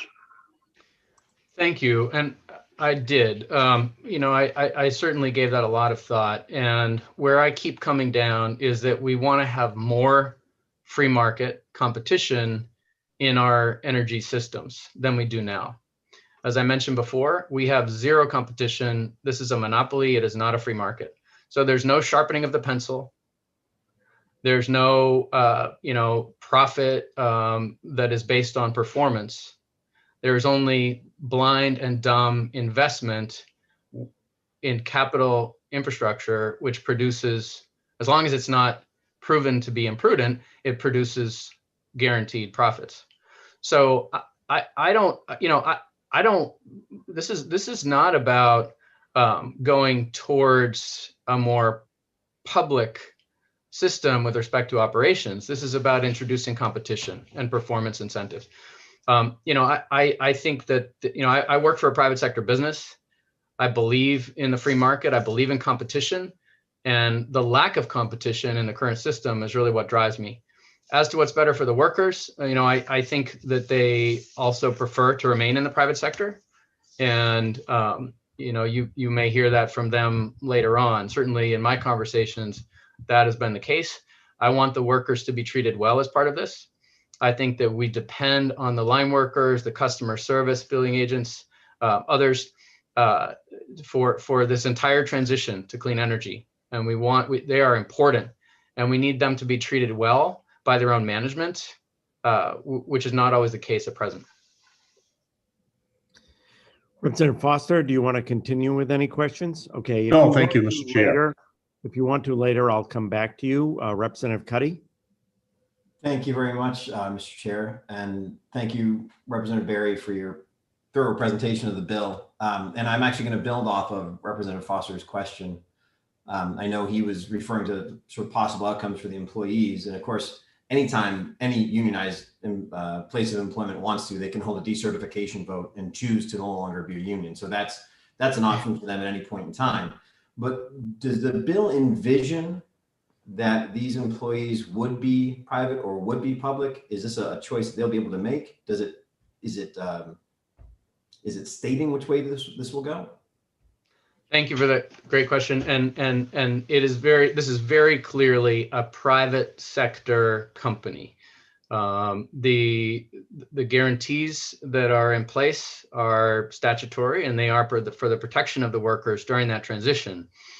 But this is 100% private operations, and it is competitively bid. There's no direct line. There's no assumed monopoly on the operations. In all likelihood, it would be put to bid every 8 years, every 10 years. That's left to the discretion of the board. So you'd have that competition incentive as well. The workers, I am aware, are, as I mentioned, very interested in remaining in the private sector. I have spent time with labor lawyers, and they have been satisfied in my conversations with them that they would remain in the private sector.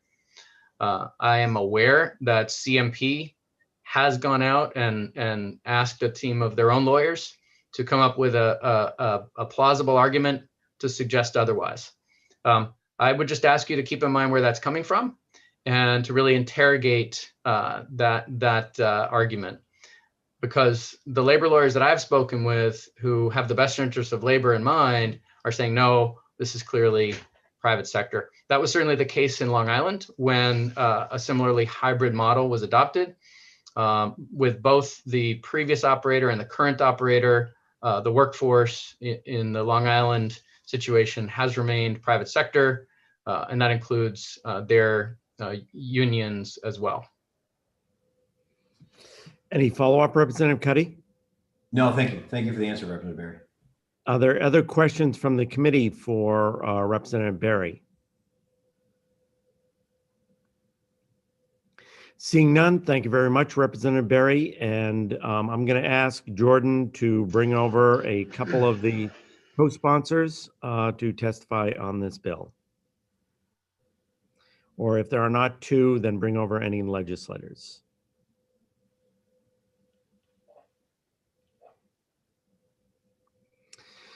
I see we have Senator Rick Bennett, who I believe is a co-sponsor on this bill. So we'll start off with you, Senator Bennett. Thank you very much, Senator Lawrence, Representative Berry, members of the Committee on Energy, Utilities, and Technology. I am Senator Rick Bennett of Oxford, and I have the honor of serving 13 towns of Oxford and Cumberland counties in the Maine Senate.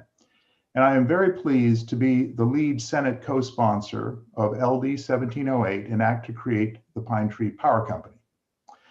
Now, Maine is largely a rural state, and the people of rural Maine, those I represent, depend on electricity more than ever.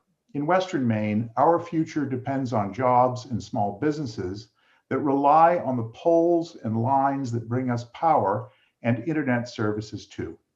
Electricity is essential to Maine homes and businesses and is becoming more important every day. In addition to running lights and appliances in homes and machinery in factories, we are increasingly dependent on electricity for communicating, working, learning, and recreating online, as well as heating with heat pumps, charging vehicles, and more. The reality is that we are driving toward a carbon neutral, electricity powered economy. And those owning and operating our electric utility monopolies in Maine have been happy collecting ratepayer checks while ignoring this future. Right now, foreign governments and foreign corporations own Maine's major electric utility monopolies, CMP and Versant. This ownership model has been a disaster, draining money from Maine while leaving us with the most outages, the longest outages, the worst customer service, and among the highest rates in the country. I believe Maine people deserve the right to self-determination, and the Pine Tree Power Company will provide just that by serving Maine people instead of distant company shareholders in foreign lands. Right now, foreign corporations and stockholders rake in billions of dollars from Maine, while we are left in the dark ages with inadequate infrastructure to serve us today, never mind tomorrow. Long ago, CMP was a company that served Maine, but not anymore. Spanish energy giant Iberdrola bought CMP's parent company in 2008 and then reorganized its US holdings under an investor-owned, publicly traded company headquartered in Connecticut. All CMP profits go to those investors. Versant is wholly owned by the city of Calgary in Alberta, Canada, sending all of its profits there. These foreign powers do not care a whit for the people of Maine.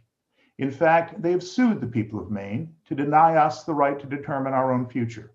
And they have repeatedly lied to us about billing problems, about outages, about metering, about their commitment to clean energy, and now about this proposal before you today.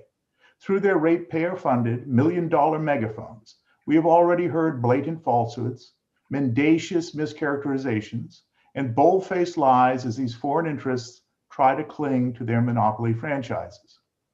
They claim this proposal would create a government-run power company. Wrong.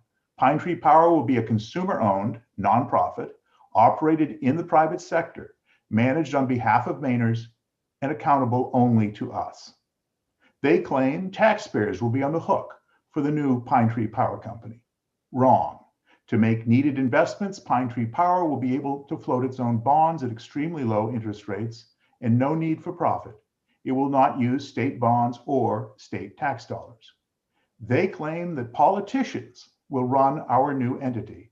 Wrong and laughable. A quick look at the top leadership of CMP's parent company shows where the politicians go to feather their nests with outsized pay packages.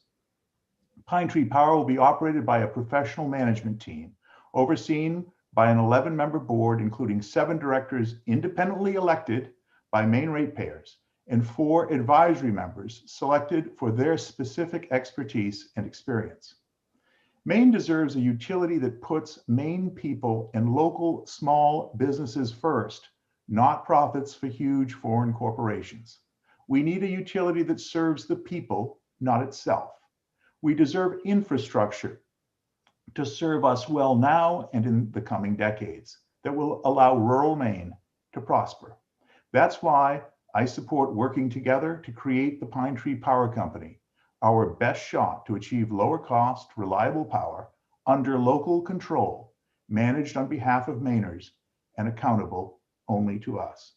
Thank you for your time. I'd be pleased to answer any questions. Thank you very much, Senator Bennett. Representative Grochowski, questions? Yes, thank you, Mr. Chair, and thank you, Senator Bennett, for your testimony and quite a bit of brilliant alliteration I found in the middle there. My question for you, I think you have some professional experience in sort of organizational management, board structure, things like that. Would you be able to elaborate on your thoughts on the board structure proposed here, and if it's solid or if there's room for improvement? Thank you.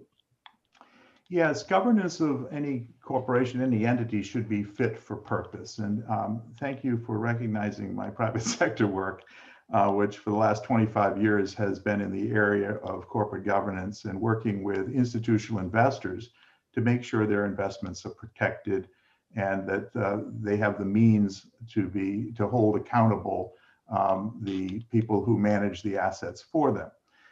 So my work is largely focused on governance. And I was really privileged, and I should say, before I even agreed to support this measure, and it was a while doing, as Representative Berry will attest, he asked me my thoughts and opinions, as he did many, many others, about various elements of the bill that he was putting forward. And particularly, he was interested in drawing on my experience in looking at this area. And I was very gratified after multiple conversations with the governance structure that has emerged in this bill. I think it's really important to have elected, clearly independently elected directors. This is something that a lot of private corporations simply don't have, even after a lot of government governance reforms that have been built over the last 20 to 25 years. Boards tend to be self-selecting. And there is some benefit to that in the sense of understanding what skill sets a board needs and really needs to recruit for. But ultimately, sometimes boards get a little cozy, and corporate boards get a little bit more interested in their incumbency than in driving shareholder value. In this case, value for the ultimate owners, who are the ratepayers. I think this governance structure at the board level is really fit for purpose. You have 7 independently elected members from all over Maine, and then you've got those people who will select an additional 4 people based on specific areas of experience. And they can look for people who, as they look around at what the elections resulted in, they can look at their own skills matrix and determine what gaps might exist and make sure those are filled in those 4 other positions. So I think that the initial governance structure that's contemplated in this bill is superb, and I think it will work well. But I also think that, given several years of operation, it should be reviewed for seeing how well it's performing, and if improvements should be made, then they should be attended to. Great. Follow-up, Representative Grochowski? Okay. Other questions for Senator Bennett? Representative Foster? Yes, thank you, Mr. Chair, and thank you, Senator Bennett, for being here. Question, you mentioned earlier about the current IOUs being foreign-owned. I recently retired from a company that had a long tradition of being started in the state of Maine and then was acquired by a South African concern. And due to their capital investment, place of employment where I started in '97, and it was talked that sooner or later it would be closed. It would be stripped of its value by this new owner. Actually is thriving and has seen a lot of capital investment from a South African concern. My question is, in the bill, you talk about allowing the operational group, allow that to be bid on. Would we exclude foreign companies from bidding on that opportunity? And I'm not thinking just of the current IOUs, but there are others out there that certainly have done the same thing elsewhere. Well, notwithstanding my, thank you for the question, by the way, Representative Foster. And I agree with Representative Berry. To the limited extent I've been in this committee, I enjoy your questions. They're always penetrating and thoughtful. Contrary to some misrepresentation, this is not about foreign ownership by itself being negative. I mean, we have a global economy. The question that I hear from constituencies, largely conservative constituencies that I've talked to about this matter, frankly, is just sort of a scratching of the head as to how it became that our critical infrastructure, which our poles and wires are, have come under foreign ownership. And there's a bunch of problems, some national security issues relating to that too, but in the area of capital investment and sort of sensitivity to the needs of Maine, I think the current foreign owners of these assets have proven to be, as I said, a disaster. I have nothing against foreign ownership of companies. I think it works sometimes, but this is a completely regulated, controlled, natural monopoly that we're talking about. And it is bizarre to have foreign ownership of critical infrastructure like this. It makes no sense. I think if any of us backed up and looked at the way that we have, how this all came about and with an opportunity to do it over, I think we'd be inclined to do so, because foreign, it really, ownership in my view matters in companies, and sometimes it matters more in some kinds of capital structures than others. But in this particular capital structure, foreign ownership makes no sense at all. It's not like we need capital investment. The US is the biggest capital market in the world. There's plenty of dollars here looking for investment. So how we ended up with foreign ownership is something for the history books to examine.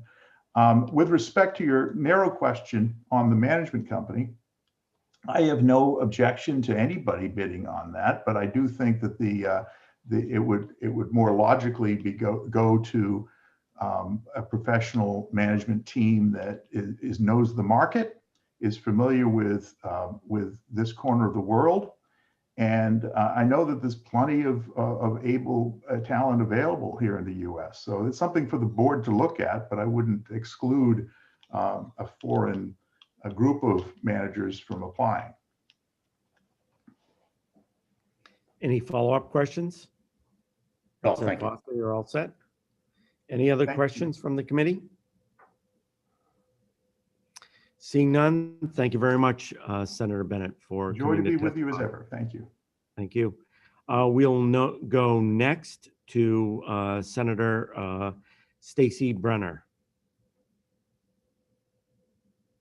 Right.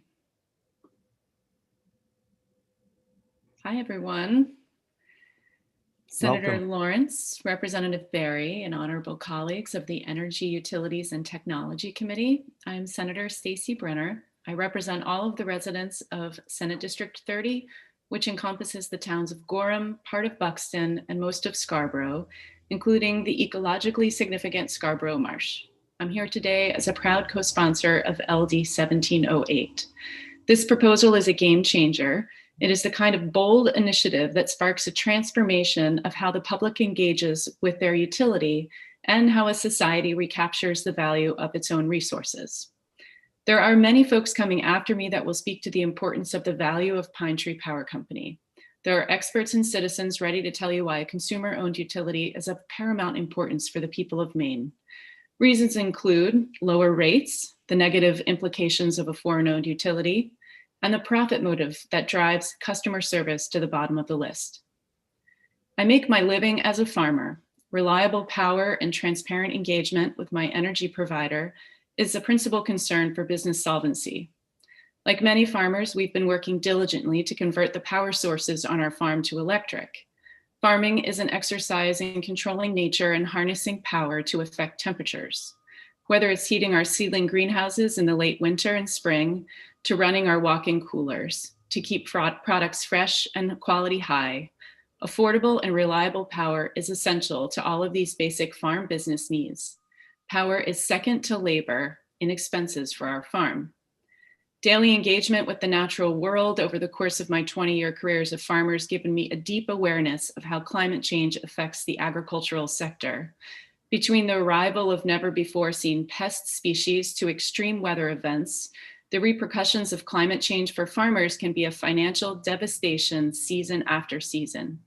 Decarbonizing our power generation would be a priority for Pine Tree Power and an important long-term boon for protecting farmers and all Mainers from the effects of climate change.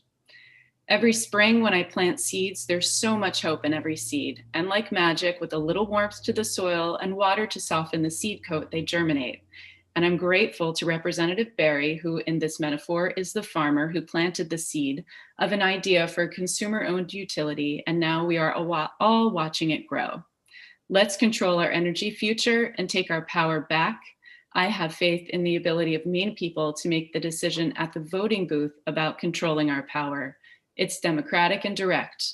I urge support for LD 1708. Let the people decide. Thank you. Thank you very much, Senator Berner. Are there questions from the committee? Seeing none, thank you. I think we'll go next to our Representative Sophie Warren. Good morning, or I guess almost afternoon. Thank you very much. And so I guess good afternoon, Senator Lawrence, Representative Berry, and respected colleagues of the Energy, Utilities, and Technology Committee.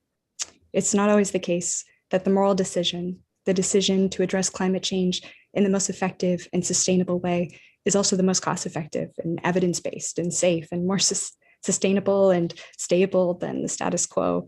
But then this is that rare instance. And humbly, I think it's brilliant and exciting and optimistic thing, because I think that LD 1708 is an absolutely necessary step to addressing the climate crisis we face.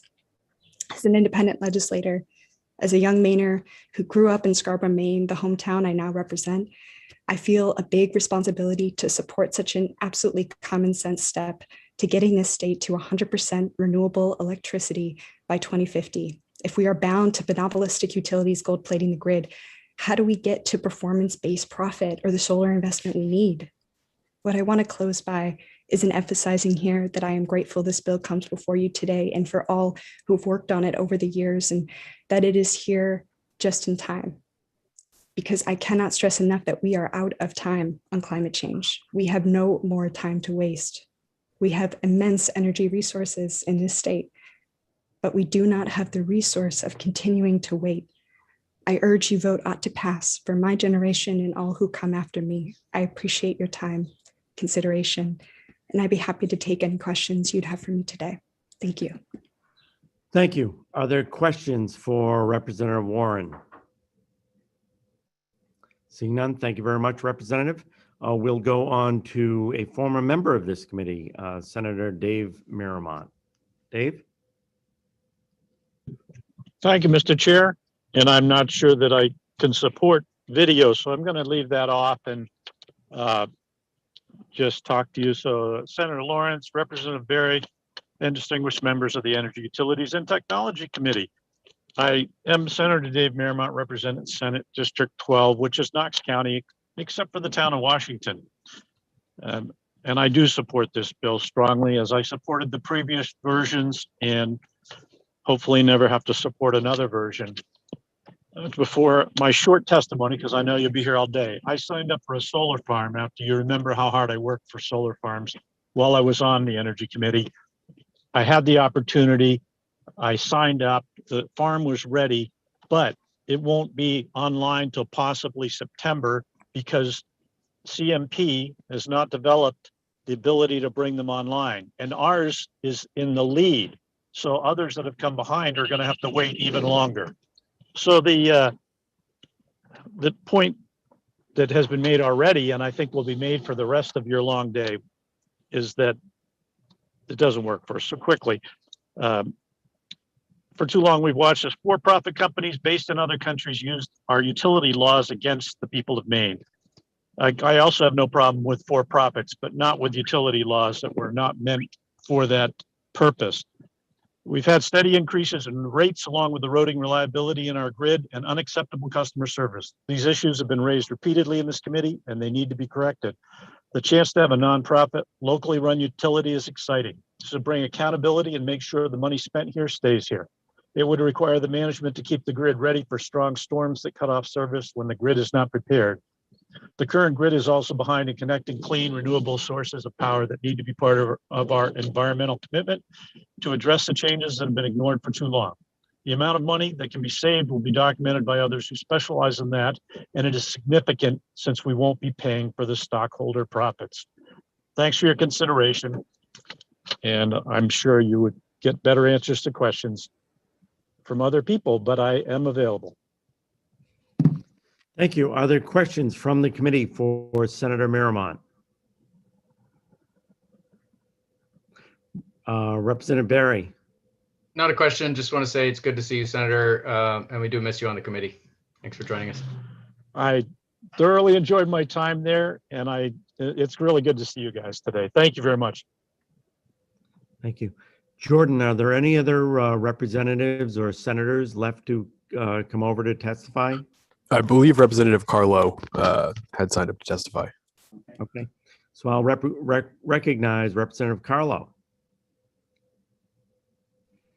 Thank you, Senator Lawrence, Representative Barry, and distinguished colleagues and friends on the Joint Standing Committee on Energy, Utilities, and Technology. I am, in fact, Representative Nathan Carlo. I hail from the great town of Buxton, and I'm honored to represent House District 16 in the Maine State Legislature.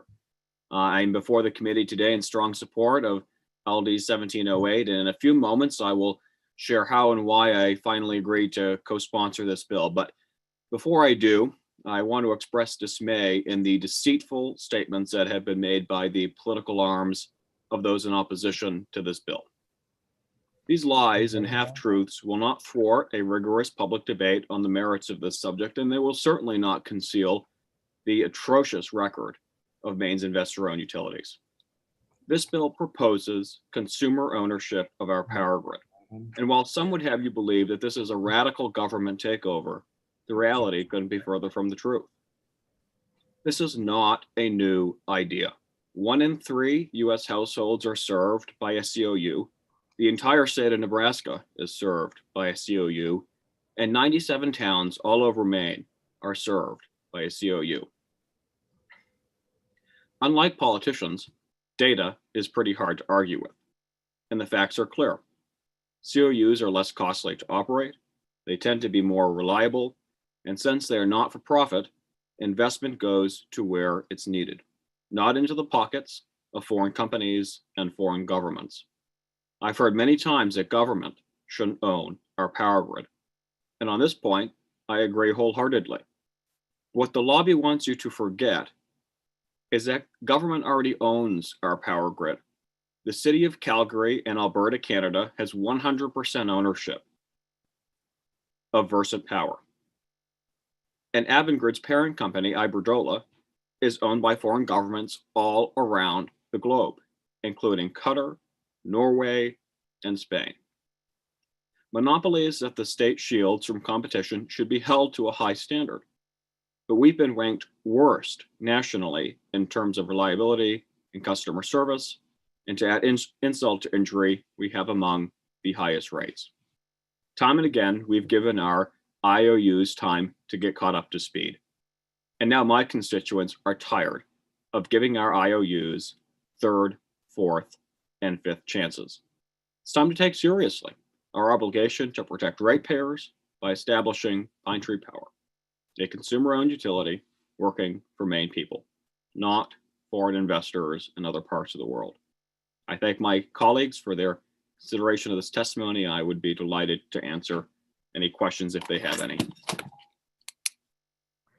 Are there questions from the committee for Representative Carlo? Representative Foster. Thank you, Mr. Chair, and thank you, Representative Carlo, for your testimony. And I'll pick on you because of your lack of age for a moment.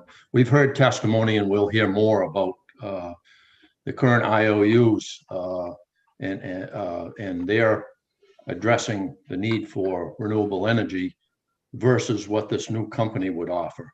As a matter of fact, the good representative from Scarborough, I think, termed a concern that she had with the descriptive of her generation, which is your generation.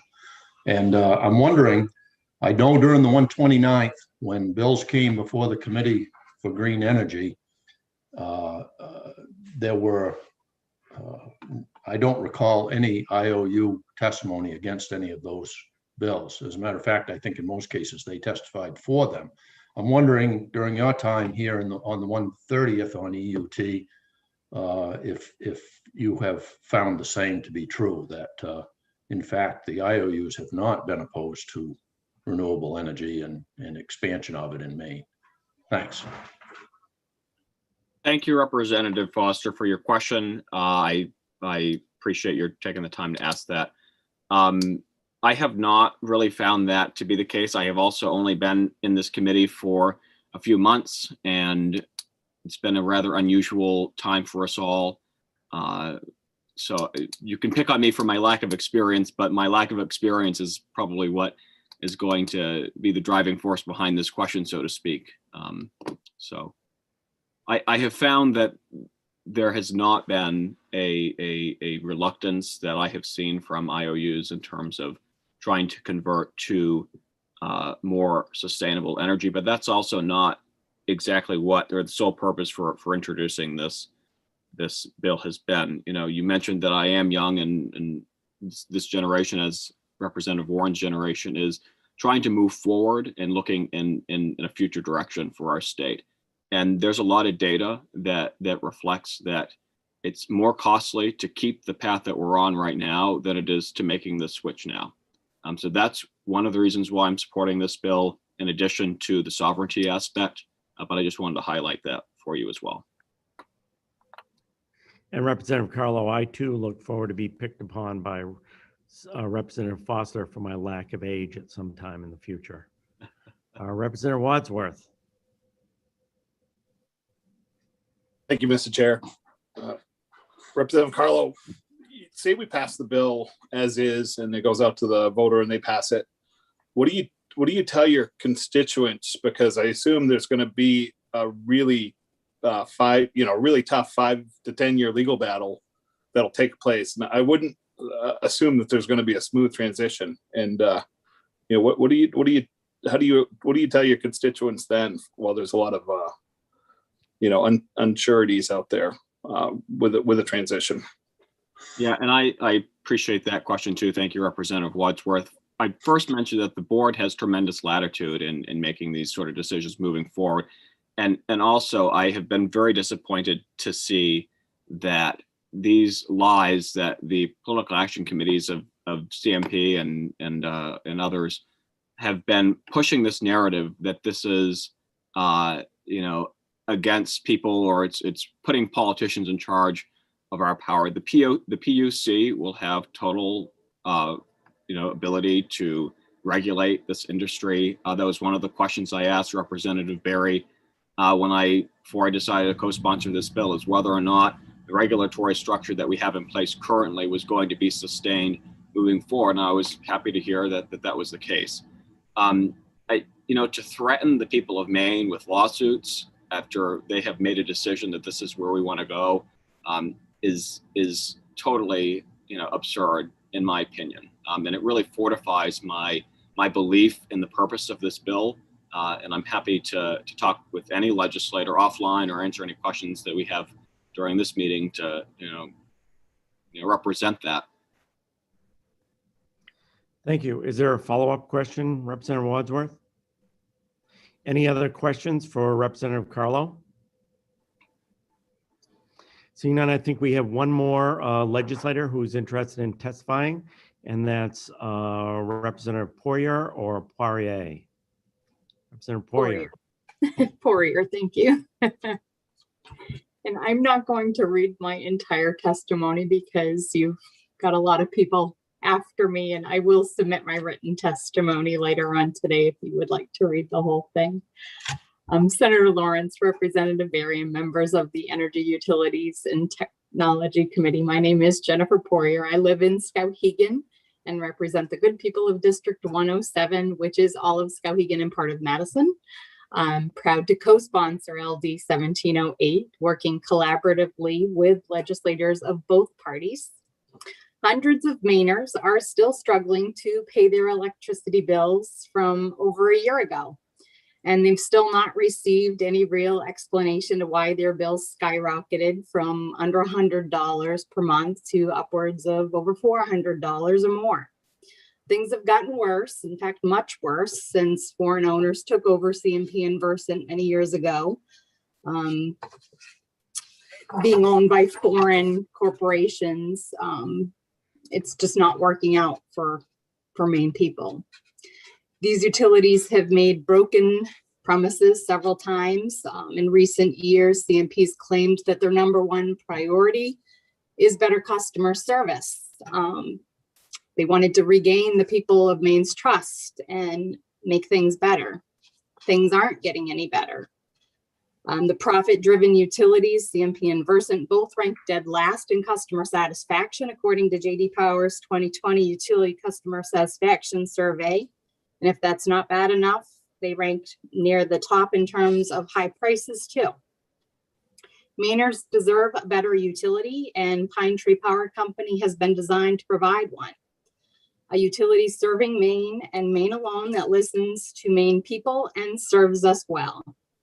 It will answer to Maine customers, not distant stockholders and investors. It'll be made up of our neighbors and managed by the Maine people that we elect. It'll be owned by the people of Maine, not any government, and it'll invest its earnings back into Maine instead of sending it away to distant stockholders. So one of the questions I asked is, what's the #1 job of an electric utility? And it's to deliver electricity reliably. And that's something that the people of Maine aren't getting. Maine ranks last in reliability in the whole country when it comes to reliable electricity. We have the most outages and the second longest outages in the United States. We need and we deserve an electric utility like Pine Tree Power Company that's 100% focused on making our electric system reliable now and making plans to keep it reliable into the future. And basically, what we're looking to do with this bill is get it out to the voters, let them decide. The people of Maine have a right to make that decision. As the previous representatives and senators have stated, we're not against foreign ownership of industries, but when something's not working, you need to fix it. I've lived in Maine my whole life. I've raised 7 children here. I firmly believe that the Maine citizens need and deserve electric utility like Pine Tree Power Company, and they should have the right to vote on it. Electricity is a basic and vital need for our homes and our businesses. And I urge you to support LD 1708 and Pine Tree Power Company so that future generations of Mainers will be well served. So thank you for your time and consideration.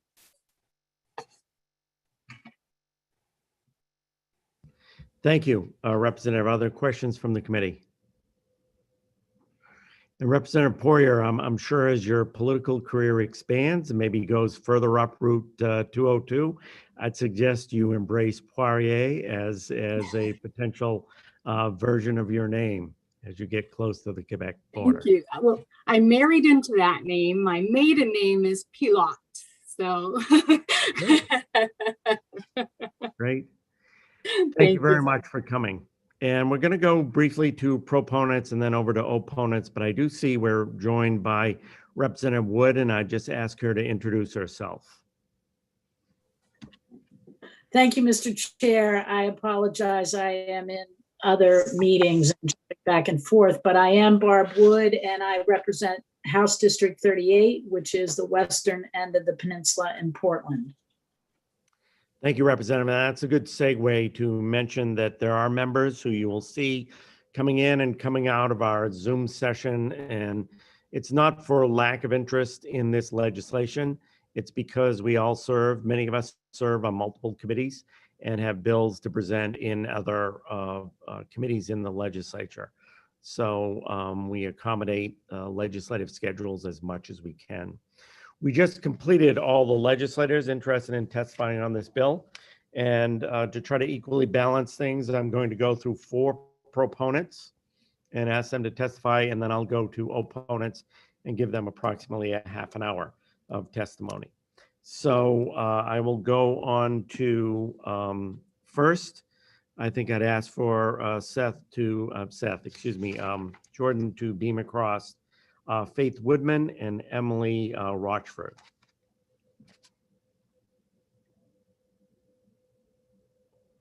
Faith, why don't you go ahead and testify? And I'll start the 3-minute clock. Senator Lawrence and Representative Berry and other members of the Joint Committee on Energy, Utilities, and Technology. My name is Faith Woodman. I live in Bath. I enthusiastically support an act to create the Pine Tree Power Company. I am here on behalf of the Maine Unitarian Universalist State Advocacy Network. I speak for many Mainers when I say I am fed up with high electricity costs, power outages, internet loss, incompetence, and lack of accountability. But most of all, I fear that Maine will not convert to an all-electric economy and reach our critical climate goals because we rely on 2 costly, inept, foreign-owned companies to provide electricity to the majority of Mainers. CMP and Versant's loyalties and profits are designed by law to benefit their investors and not the welfare of Maine people or a need to reach carbon neutrality. Now is the time to replace CMP and Versant with a consumer-owned utility locally controlled by Mainers, saving billions of dollars, not risk a failed climate policy or the economic and social well-being of our state and its people by continuing this outdated, costly monopoly relationship. This is also an economic justice issue. Many Mainers can't afford their electricity bills now and certainly won't in the future under CMP and Versant. Low-income Mainers are hit the hardest by rising electricity prices. Last winter, 150,000 CMP customers were threatened with shut-off notices. With increased costs from massive grid and infrastructure expansions, they and many others will be crushed by the utilities' guaranteed price increases. If I were lucky enough to be a customer of Kennebunk Light and Power, I would have saved approximately $322 or 35% on my January, February, and March CMP bills. Versant would have charged even more. I'm angry about it, not just for me, but for all Mainers who are being gouged on their electricity bills. CMP and Versant's charges will only escalate in the future with increased energy needs. We don't get our money's worth from CMP and Versant. We can and we must do much better. I ask you to support LD 1708. Be bold. Our future depends upon it. Thank you. Thank you very much, Ms. Woodman. Are there questions from the committee? Seeing none, thank you. We'll go to Emily Rochford, and I'd ask Jordan to bring across Deb McDonough and Grant Provost too as well. Thank you. Senator Lawrence, Representative Berry, and members of the committee. My name is Emily Rochford, and I am here to testify on behalf of the Maine Youth Climate Justice. We are a coalition of over 300 youth from across the state, and we're here standing for bold climate action and a just transition to a livable future in Maine. I'm speaking today in support of LD 1708, an act to create the Pine Tree Power Company. Right now, youth represent only 20% of the current population, yet we are 100% of the future. And the decisions that you are making today regarding LD 1708 have immensely powerful implications for the future of what Maine could be. This is a pivotal turning point from either a sustainable community thriving through the challenges of climate change or a struggling economy still dependent on the dying fossil fuel industry. A 100% renewable energy future is not possible without a consumer-owned utility. Every community in the United States that has achieved this goal is powered by a consumer-owned utility. And other consumer-owned utilities throughout the US are decades ahead of Maine in their goals to establish a 100% renewable energy grid. Achieving climate goals and a reliable energy grid to sustain Maine's future are direct benefits to the environment and to businesses in Maine. But the values and the implications of energy justice within this bill speak for Mainers themselves. Affordable and locally regulated electricity is a necessity for heating, shelter, and now more than ever, jobs for the people of Maine. This is not just a bill that is looking at simply environmental impacts or economic impacts.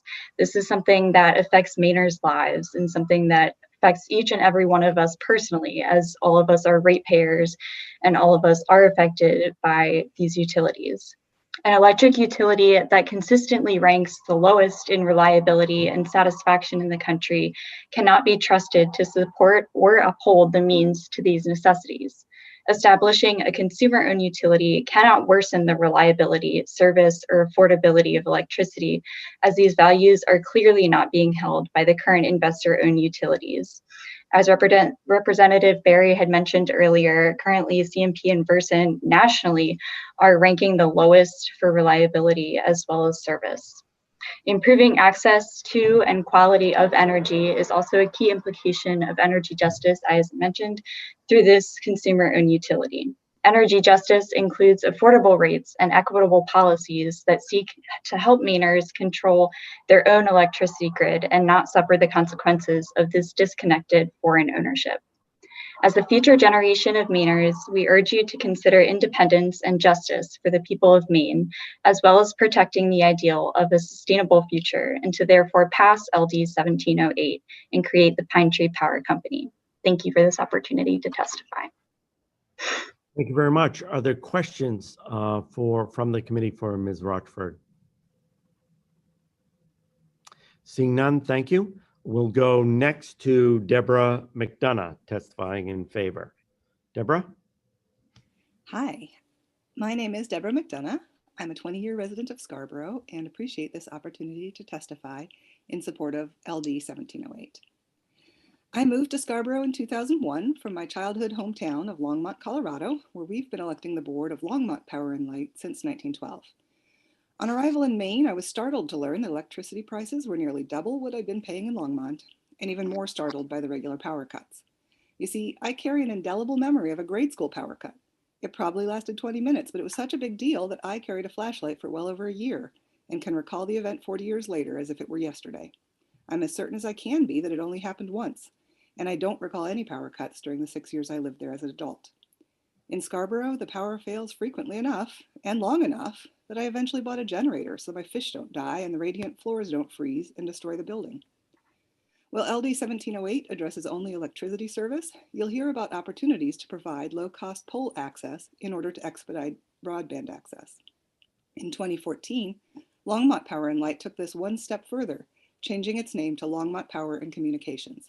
Today, my parents and every other resident in town have access to fiber optic gigabit internet, for which they pay less than I do, for slower internet, with frequent outages.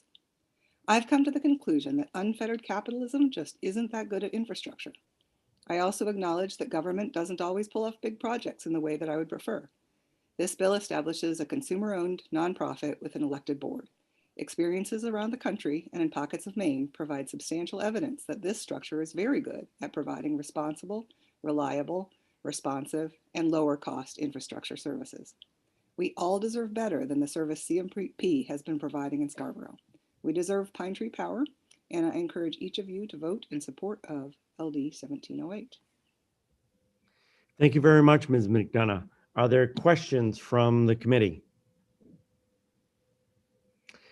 Seeing none, thank you very much. And we'll next go to Grant Provost.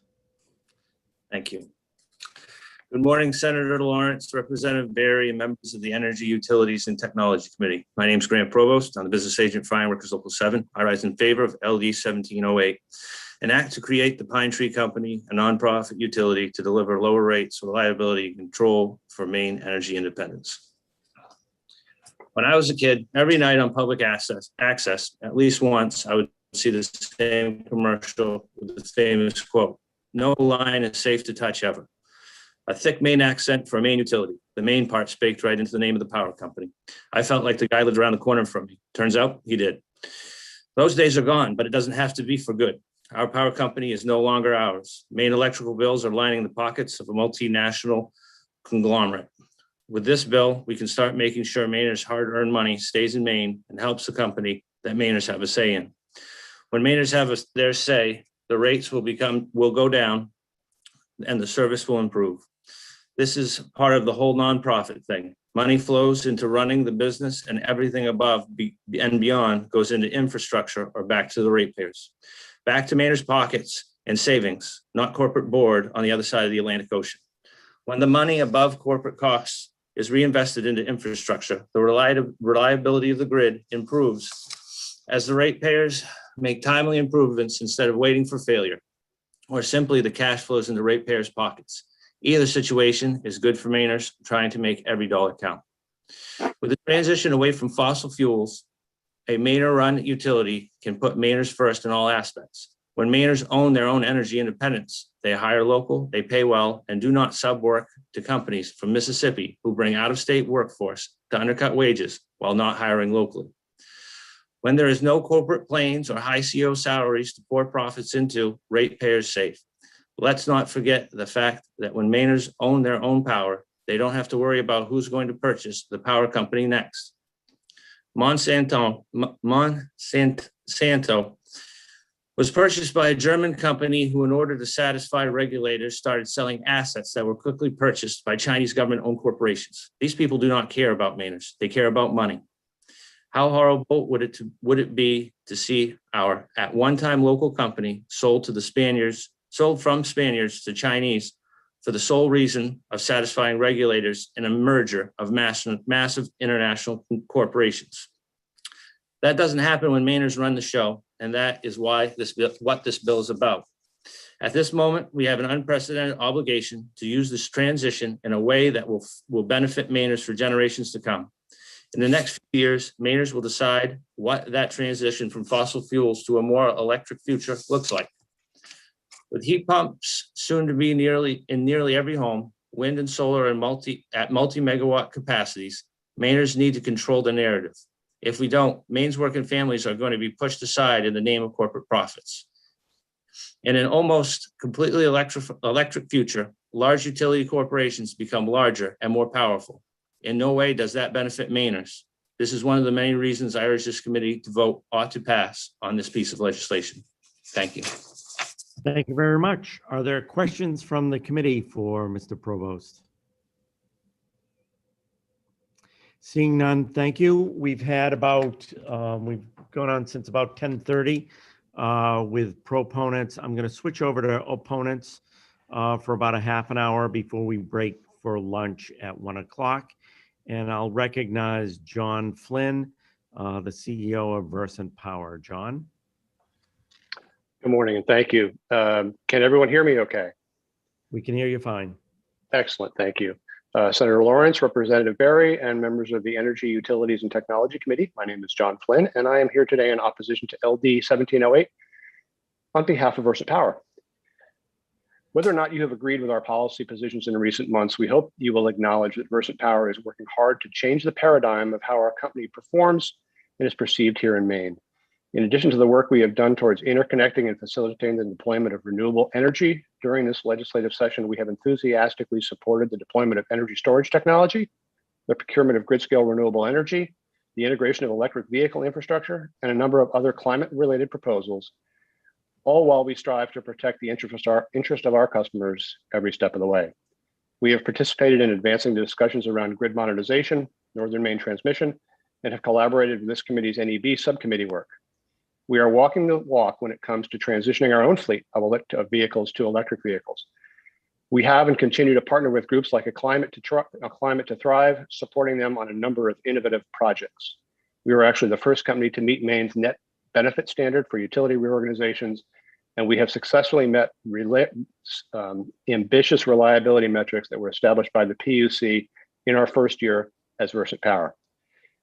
In short, we strive every day to be a trusted partner. We do not believe that energy policy or energy markets are a zero-sum game, and we are listening very carefully. And we also share your collective vision for the future. Also, please know that I understand we're not perfect.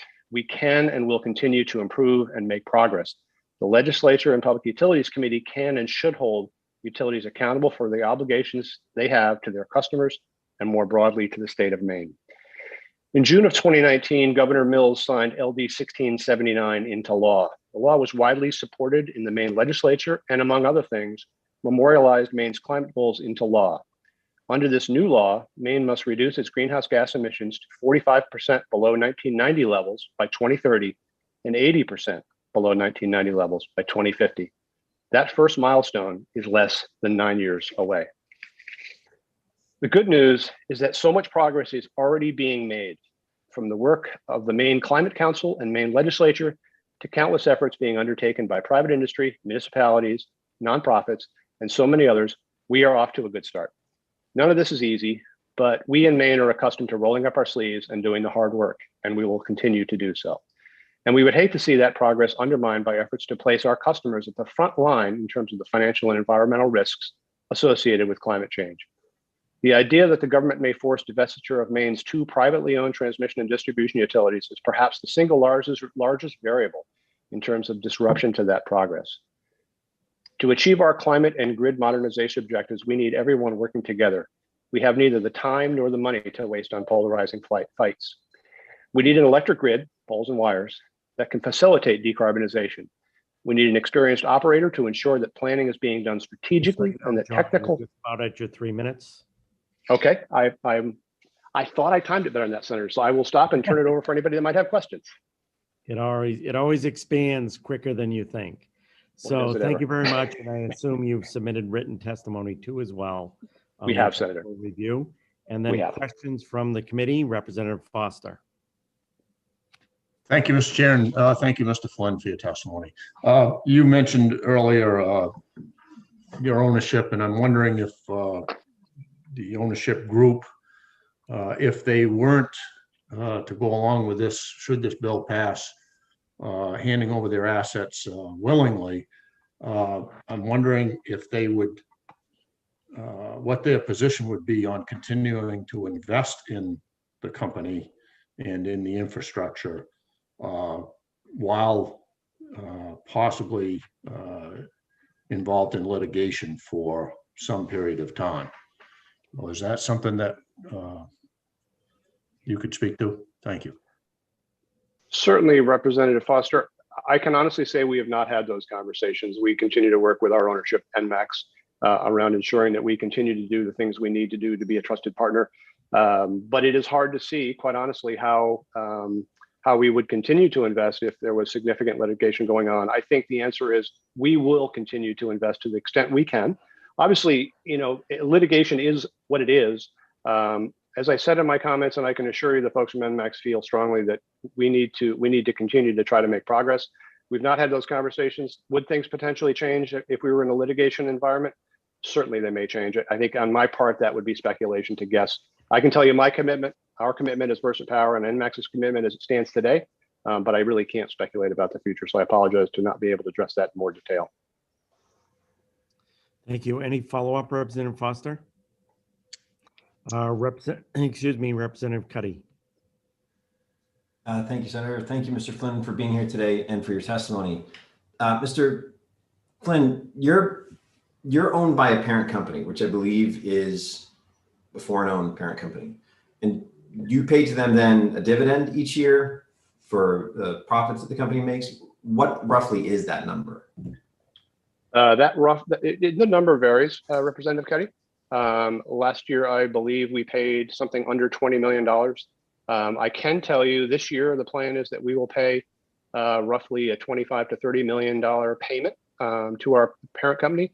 But I can tell you that both this year and for the next several years, the amount of equity that NMAX plans to invest in Versant Maine exceeds the dividend that they will receive in return. So that is, to me, is testament of their commitment to us as a Maine company to ensure that we have the capital we need to invest.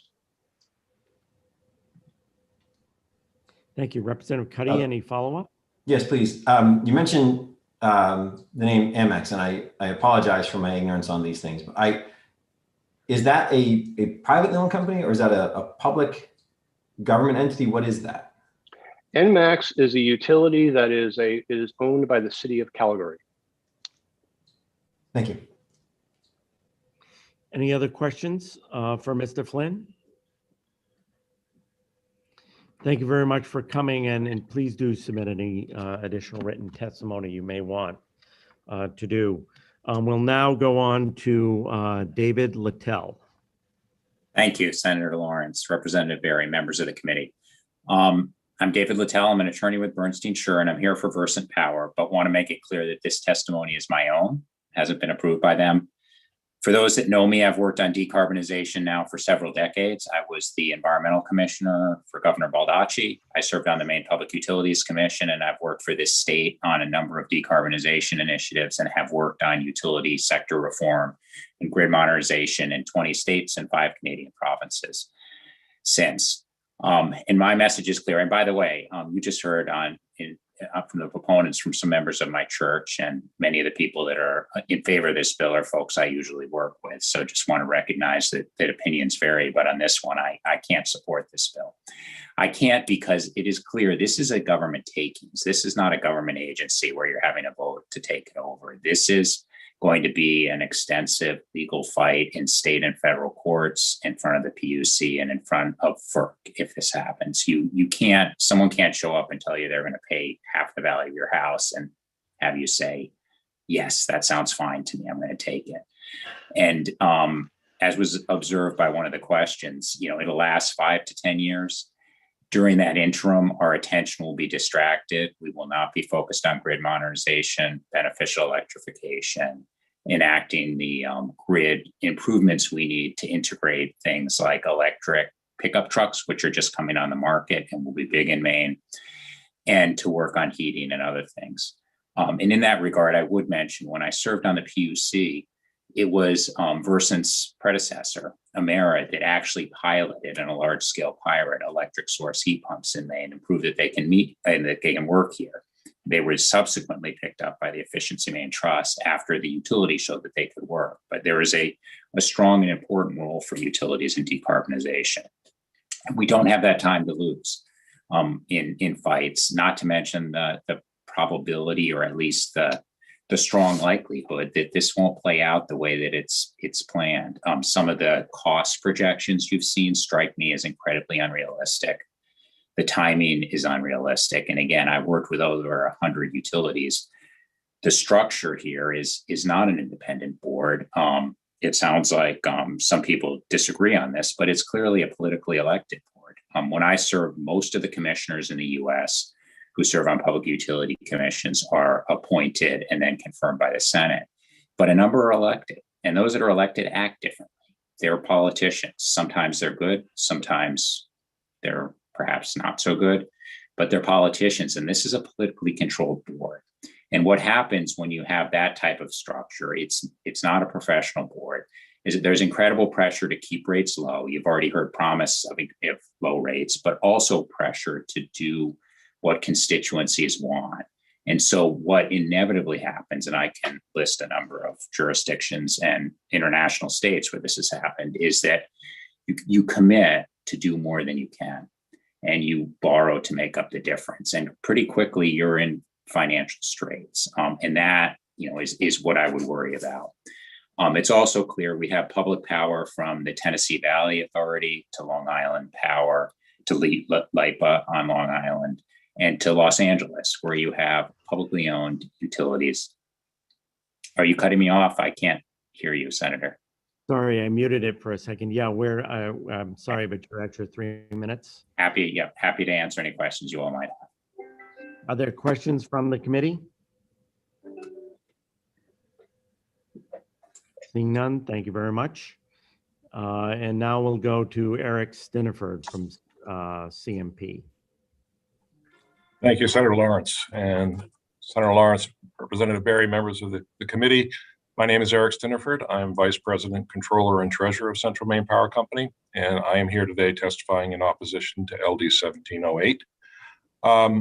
First of all, I would just note that David Flanagan, our executive chairman, had hoped to speak first for us today. He unfortunately had an unavoidable medical appointment, but he will hopefully be able to join you later and provide his perspective on this bill at a later date, later time today. Myself, I'm a lifetime resident of Maine. I currently live in the town of Wayne. I was raised in the mountains of Franklin County and educated in Maine schools, and I do care deeply about Maine and its people. I've had the privilege of working for CMP for 40 years. It's roughly about a third of the company's history, so I do have a broad perspective on the company. I have provided written testimony. I won't read that testimony here today, but I will try to briefly summarize the major points in that testimony. The bill proponents at various times have alleged that CMP and Versant Power have a cost of capital that's as high as 14%, and that is far in excess of what the Pine Tree Power Company would be able to achieve. That is simply not true, and it grossly exaggerates our actual cost of capital. In my testimony, I provided directly from the PUC's order in our last rate case what exactly our cost of capital is. And it's a blend of both debt and shareholder equity, and right now it's about 7.9%. These same proponents have also alleged that this is a guaranteed return. That is also not the case. Investor-owned utilities under our regulatory structure in the U.S. accept a certain level of risk. And in fact, if you look at CMP's actual history for the last 3 years, which I provided in my testimony, CMP has not earned its allowed rate of return in the last 3 years on its distribution assets. In fact, it's been several hundred points below that allowed rate of return that was set by the PUC. There's a reason for that, and this is a fundamental difference between investor-owned utilities and consumer-owned utilities. Investors in investor-owned utilities take that risk. That is why they need to be compensated through an equity return for the money they've invested in the utilities. In the case of consumer-owned utilities, if they have unexpected, unanticipated costs that that aren't reflected in their current rates, they don't have shareholders to absorb those costs. They must increase their rates or issue additional debt. In either event, the customer is eventually going to pay all of those costs. It's an important distinction and one that shouldn't be overlooked. Finally, my testimony also touches on some of the tax impacts of this proposed acquisition. CMP is the largest property taxpayer in the state of Maine. We paid over $64 million of property taxes last year. And although this bill does have provisions that would call for payments in lieu of taxes, there's no guarantee that those payments would go on forever. It's a simple matter of legislation to change that at some point down the road. We're at the 3-minute mark. Perfect timing. That concludes my testimony. I'd be happy to answer any questions. Thank you. Representative Wadsworth, question. Yeah, thank you, Mr. Chair. Thanks for being here, Mr. Stiniford. So, we hear a lot about the foreign ownership and, all the money's being sent to Spain. I don't know if you have any numbers or details. Could you help me sort through what's staying in Maine or what's going to Spain? I'm happy to do that. Thank you, Representative Wadsworth. First, I would note that it's both been alleged that Maine's investor-owned utilities have chronically underinvested in our system, and then in the same breath, arguments that we have undue financial incentives to overinvest because we're profit motivated. Both of those statements can't be true, and the reality is that we balance both interests. And I can say with respect to CMP, like the testimony you heard from Mr. Flynn before me, CMP's dividends to its parent company have been less than the equity infusions that have been provided by first Iberdrola, then Avangrid, into the state of Maine and investing in the infrastructure of CMP. We have seen over $3 billion of investment in CMP's system in the last 10 years. That's averaging over $300 million a year, almost equally split between transmission and distribution assets. And as I said, the equity infusions that have come to finance that are far in excess of any dividends that have been taken out of Maine and delivered to our parent company. Any other follow-up questions? Representative Cuddy, question? Thank you, Senator, and thank you, Mr. Stiniford, for being here. I do hope Mr. Flanagan can make it later today. I hope everything is okay there. Mr. Flynn was able to provide me with a number when I asked him about what was being sent to the city of Calgary. Can you, if you don't have that number today, can you provide that for work session for what you are sending to Spain? Certainly. We do have summaries of both the equity infusions and dividends paid. We'd be happy to provide that at the work session. Thank you. Great. Representative Foster. Thank you, Mr. Chair. Thank you, Mr. Stiniford, for being here and testifying today. I'm wondering, I didn't hear it mentioned, I may have missed it during the sponsor's testimony, but as this new entity would be a nonprofit, I'm assuming it wouldn't be paying any corporate income tax to the state of Maine. I'm wondering if it's not privileged, if you can tell us or provide at the work session what the amount of corporate income tax, state income tax that CMP currently pays to the state, which I would assume would that would go away, that income would go away should this bill come to fruition. Yeah, excellent question, Representative Foster. I don't have precise numbers today, but I will certainly provide them at the work session. But CMP does provide tens of millions of dollars a year, and not only in corporate income tax, but sales tax, excise taxes, many other taxes that this new entity would be exempt from. So yes, that should be a concern with respect to the holes in both state municipal budgets that could create. But we'll provide data on that at the work session. Are there other questions from the committee for Mr. Stiniford? Seeing none, thank you very much. We'll go on to Joshua Broder. Did I get that right? Yes, Josh, go ahead. You did. Thank you very much. Senator Lawrence, Representative Berry, and members of the Committee on Energy, Utilities, and Technology. Thanks for having me in today to offer some testimony in opposition of LD 1708. My name is Joshua Broder. I live in Portland, Maine, and I serve as the CEO of Tilson, which is a Maine-based network deployment and IT professional services firm. So I'm a broadband guy. In that capacity, I've been involved in some significant grid modernization projects at both investor-owned utilities and community-owned utilities around the country, including here in Maine. I've also worked in broadband deployment more generally, including many projects that have rightly had community ownership at their core. And I've seen both investor and community ownership projects succeed and fail in different circumstances. I'm also proud to be a member and co-chair of Maine's Economic Recovery Committee, which was tasked with helping to chart a course for the state to successfully emerge from the damage caused by the pandemic. And so now we're at a moment where Maine is laying the foundation for a transformational period. And with the federal support that we're getting, smart planning, steady leadership through the crisis that we've had with the pandemic itself, we have an opportunity to emerge stronger and more resilient and better prepared to meet the challenges in our economy. And I'm concerned that we would gamble that strength away on a multi-billion-dollar takeover of the state's electric grid as LD 1708 seeks to do. And so I can completely understand the frustration of those who are in favor of the takeover. And I've read their material and assume they want some faster action, more investment, better responsiveness, and lower rates, which are all reasonable desires.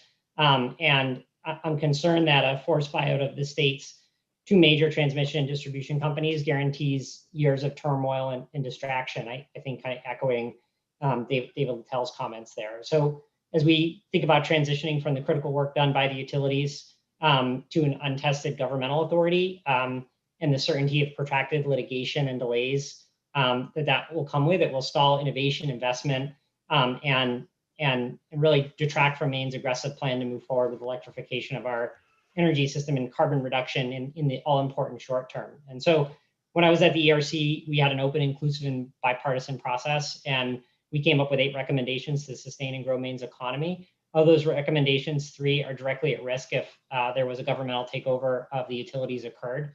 1 was supporting renewable energy development. 2 was attracting new people and new investment to Maine, and improving the regulatory environment that delivers consumer protections and predictability for business is the 4th. And so public power in our group was the only major issue in which we were not able to reach consensus, despite some very strong advocacy by some of the members. And so that was really the first I'd been involved in this issue, and it really drove home to me that this is a contentious and polarizing debate that absorbed a lot of energy in our committee and would do the same thing in the larger economy. Maine's taken some important steps to set aggressive goals in the fight against climate change. And that first benchmark in those goals is just 9 years away, and we can't afford to waste that time fighting over utility ownership when we could actually get to work on delivering those results for Maine people and globally. I recently joined the board of directors of Versant, so I'm a new guy on the board, and one of the two companies that's targeted for the takeover, as you know, is Versant. And I carefully researched the company and their ownership at NMAX to consider the integrity in their behavior, before I associated myself with it. And since joining, I've seen their stewardship ethic shine through in our board work. And we know that collectively we have work to do to improve and are proud of the progress we've made in just a short period of time. Versant's the first company to fully meet the requirements of Maine's new public benefits law, which guarantees that a utility transaction in the state are good for Mainers and not just the company's profit. So I think this has been the first major transaction since that. And we're firmly committed to doing our part to support the growth of renewable energy in Maine and enabling more infrastructure for electric vehicles, and are, I think, actively engaged in the work to mitigate and adapt to climate change. This is a hot topic with our board. We're also committed to Mainers who depend on us for electricity and to improve the services that we provide. And so first and foremost, our commitment is to safety and reliability. And so, Thank you, Josh. We're at the 3 minutes. Yep. Okay. So with that, I'll just thank you for having me in, and I'd be happy to answer any questions. Are there questions from the committee? Representative Foster. Thank you, Mr. Chair, and thank you, Mr. Broder, for being here and your testimony. I'm wondering, from your testimony, you seem to have had a lot of contact with both COU and IOU type companies, not only electric utilities, but I would like your opinion from that experience. Would you view this new entity with an elected board as a government-run entity or a private sector type company? Yeah, that's a great question, Representative Foster. So mostly the community-owned entities that we interact with are power utilities in some form of public ownership. And as you've described, and I think as this bill suggests, there is, it's quasi-independent in the sense that, it's not an executive agency. And so that's generally what we see, particularly in like the county co-op or municipal power utility that would be deploying broadband. That's the sort of context we would most commonly interact with them. And so we view them both as semi-autonomous, but also as governmental entities in the sense that, their governance is responsive, to the political pulse, right? So ultimately those members are, responsive to their form of either appointment or election, and behave in a public way, and oftentimes have, the same kind of governance frameworks that you would see in any responsibly owned, public process.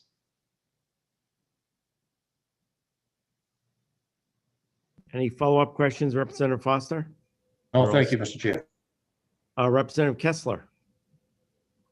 Thank you, Mr. Chair. Good afternoon. I just needed some clarification. Are you testifying as Tilson or as a board member of Versant? Yeah, good question. Thank you for that. I'm testifying as a board member of Versant, and Tilson corporately doesn't take a position on bills generally. Any follow-up, Representative Kessler?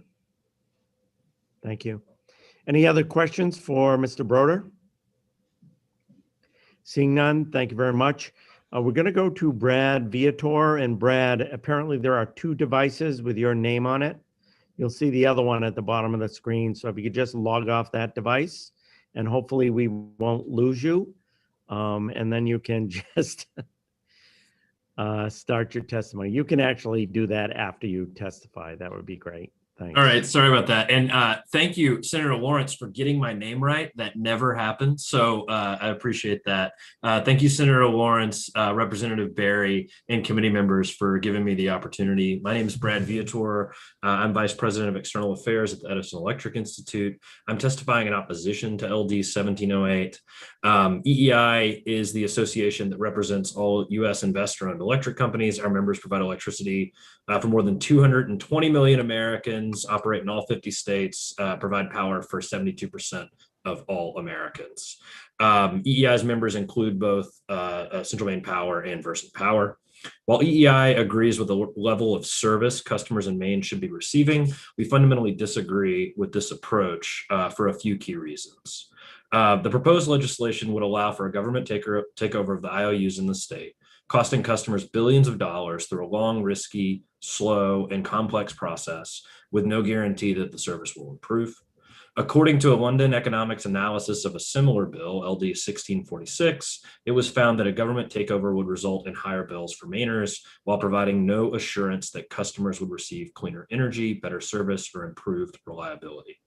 Because it is completely funded by customers rather than shareholders, in addition to higher bills, a government-controlled utility could potentially expose Mainers to more vulnerability and lack of ongoing financial stability in the case of widespread unforeseen natural events. Rather than a government takeover, which can only guarantee billions of dollars in cost to customers, the advancement of Maine's energy goals, including those listed in the bill, will be best achieved through ongoing positive dialogue between the companies, policymakers, and the Maine Public Utilities Commission. Thank you for the opportunity to provide public comment on this important issue. I and EEI look forward to working with you and the committee and interested stakeholders going forward as this discussion continues. Appreciate your time, and I'll yield the rest of my time back to the chair. Thank you. Are there any questions from the committee for Mr. Viator? And Brad, if you could check, that may be the other Brad Viator, maybe somebody who you shared your link with. So if there's somebody else you invited to testify, just have them rename themselves. Perfect. And we'll bring them in when we go back to opponents. That way we'll be able to tell. Excellent. Thanks, Senator. Bye-bye. You're welcome. We'll go on to Jeffrey Ellison from Swans Island. Jeffrey?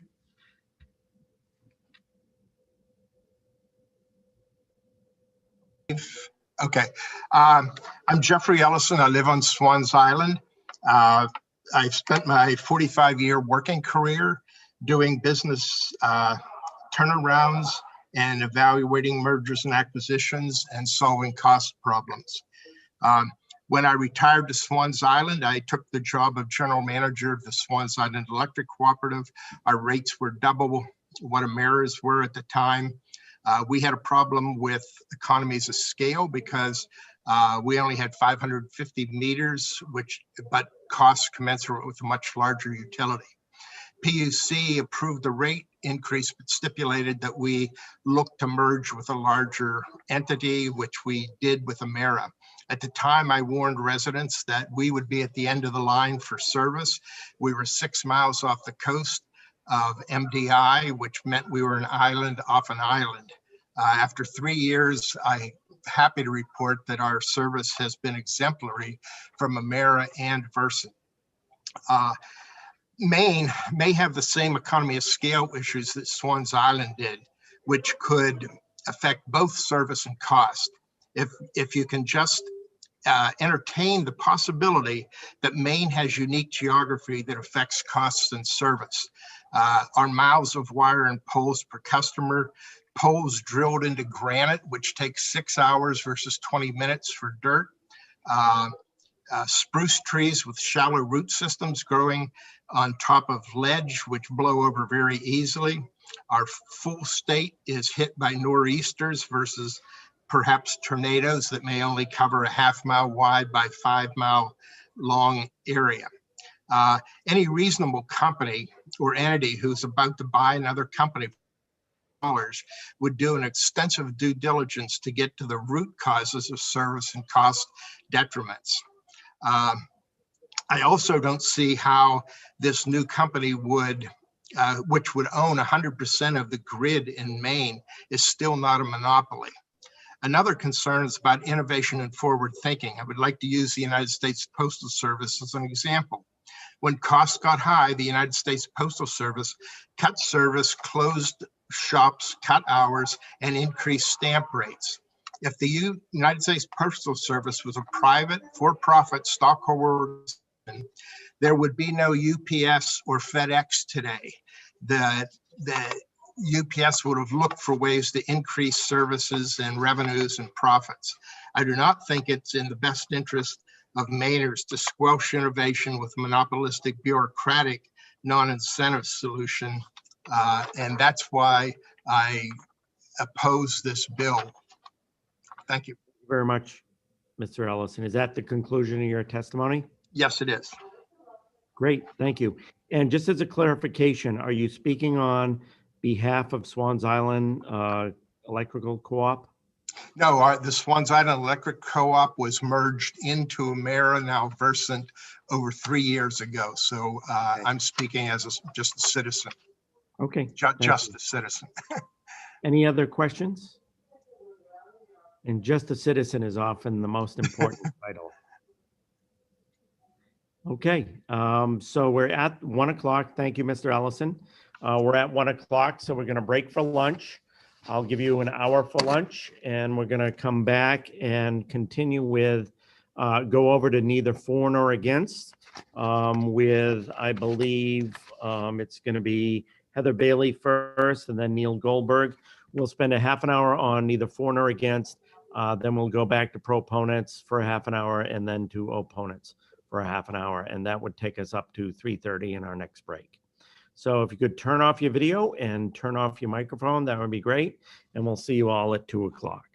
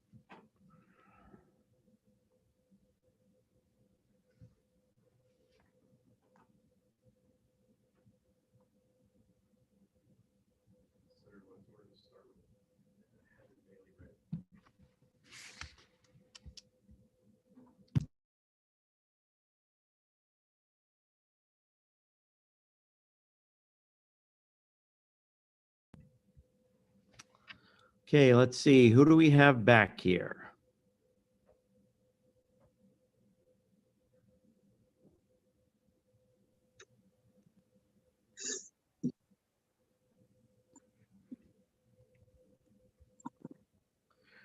Not sure if Representative Cuddy is back. Good. I'm not sure if Paige is back or Nicole is back. I just ask you if you are back, just if you could put on your video for a minute.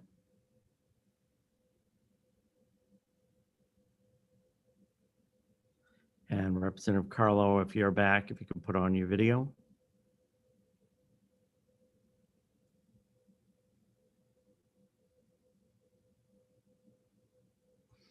We've got 5 back and 3, I think, are who intending to come back. I did a little math over the lunch break and kind of wanted to go over with people where we're at. We have 89 people left to testify. If each of those is 3 minutes, that's about 4.5 hours of testimony. We have to get through from members of the public, allowing a 15-minute break in the afternoon and an hour and a quarter for supper. That will bring us up to 9 o'clock tonight to finish this up. And just from the people who are here, I'd like to get an idea is what's the preference? We could go up to 9 o'clock tonight to complete this, or we could continue it after a certain point today to tomorrow morning at 9 o'clock. Remembering that we've all got the rest of our other bills. I think we have 12 bills left to hear tomorrow. Some of them are winnowing down now because we're having people not, continue with them, not pursue them. So that number may drop tomorrow. So out of the 5 people I see, what's your preference? Representative Cuddy? I would not be able to go straight through till 9 tonight. I have to take my son to a Little League game at 6, and I doubt I will be able to get back on after that. Representative Berry? I'm flexible, and I would also offer that I think I can certainly help to send a few sacrifice flies tomorrow and speed things along with some of those other bills. Okay. Representative Wadsworth? I have my wife's birthday party this evening, so I would prefer to continue in the morning. Representative Foster? I'm good to go as long as it takes. I would suggest instead of a cocktail hour, we have a half-hour supper tonight, though. Okay. Representative Ziegler? Did you hear my introduction? Yes, I did. I was in the other room. I just came in quickly. Yeah, I'm the chair of the Regional Recycling Board, and we have a meeting at 7. It's only once a month, and I really need to be there for it. Okay. I'll check with Representative Grohowski and a few others. I mean, my preference would be to allow those who need to drop off, and us to continue on. And I'll take into account Representative Foster's consideration for a shortened dinner time hour. I may only shorten it to 45 minutes instead of a half an hour, but that may help us save a little time.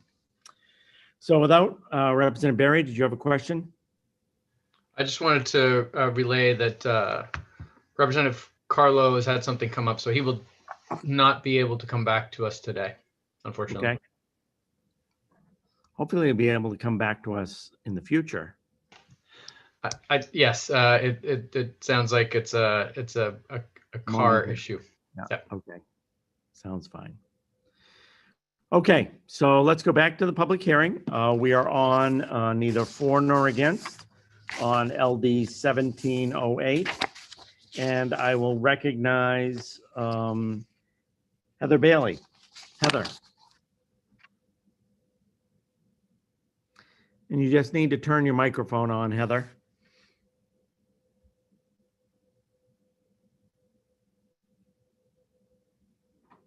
It's not on yet. Okay, is it on now? It is now. Thank you. Perfect. Sorry about that. Well, good afternoon, Senator Lawrence and members of the Electric Utility and Technology Committee. It's a pleasure to be here today. My name's Heather Bailey, and I'm from Austin, Texas. The reason I'm here speaking was at the request of Ann Butterfield, who I met while working on the Boulder Municipalization Project. And as a side, my father went to Maine Maritime Academy, class of 1950, so I had the pleasure of actually going to his 50th reunion. You all have a beautiful state. Really enjoyed it. Thank you. Thank you. I am representing myself, and I'm not paid to speak, so my opinions are my own. I have over 40 years of experience in the utility industry. I've served as a regulator, utility executive, and a consultant. I retired after 20 years at my electric utility as the COO of our transmission company. But my clients have been everything from public power to independent power producers and independent transmission companies. So I've served a diversity of utility participants. Representative Berry and the bill co-sponsors have done a great job in discussing and articulating the benefits of community-owned power.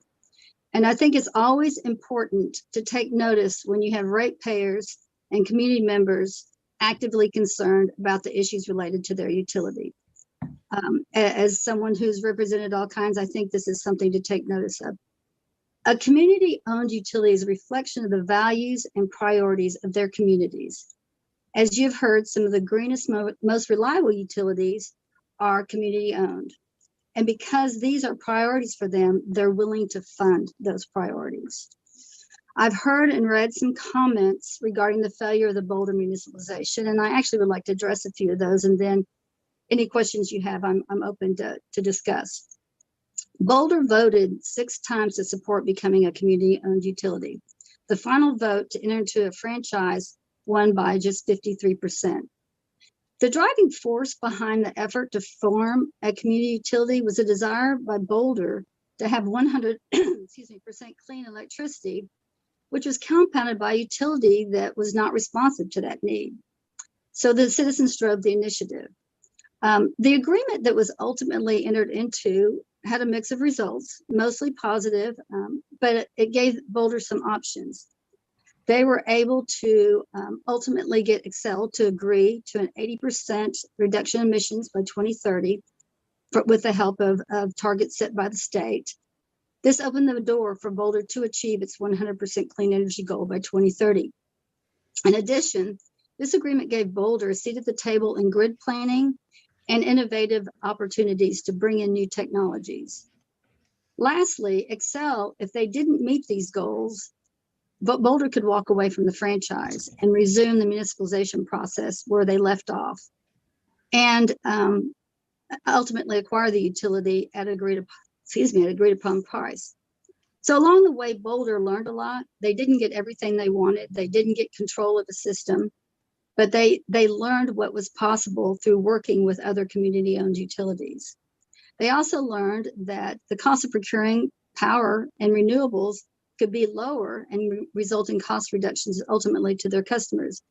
All of these manifested in new programs that the city was able to implement and offer its citizens, such as an electric vehicle solar package that was offered through competitive bids by vendors, educating legislators and elected officials on what things could make an impact for Colorado, and the realization that the age and poor maintenance and reliability of their electric system was not very good. Thus, the resilience of the system was at risk.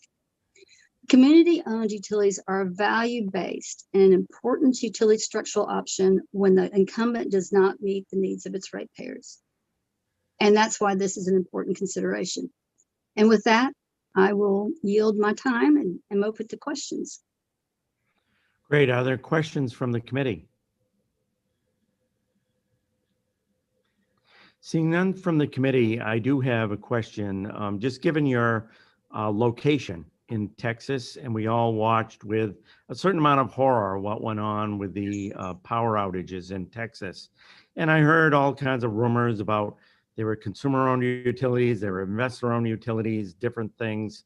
If you could just comment on that and kind of what you think was behind, and if that affects the consumer versus investor-owned utility issue at all? Well, I will say the freeze that we had in February affected everybody regardless of whether you were consumer owned or privately owned. The issue came really in the ability to deliver electricity and the selection of rolling outages, which probably needed to be reviewed by all. The thing is, it really was a gas supply issue in many cases. And when you can't supply the plants with gas in Texas, you can't get electricity. And so the short answer is it affected everybody. I think community-owned utilities may have been a little bit more responsive because they're closer to the action and they know their consumers, but everybody was hurt. It didn't matter where you were.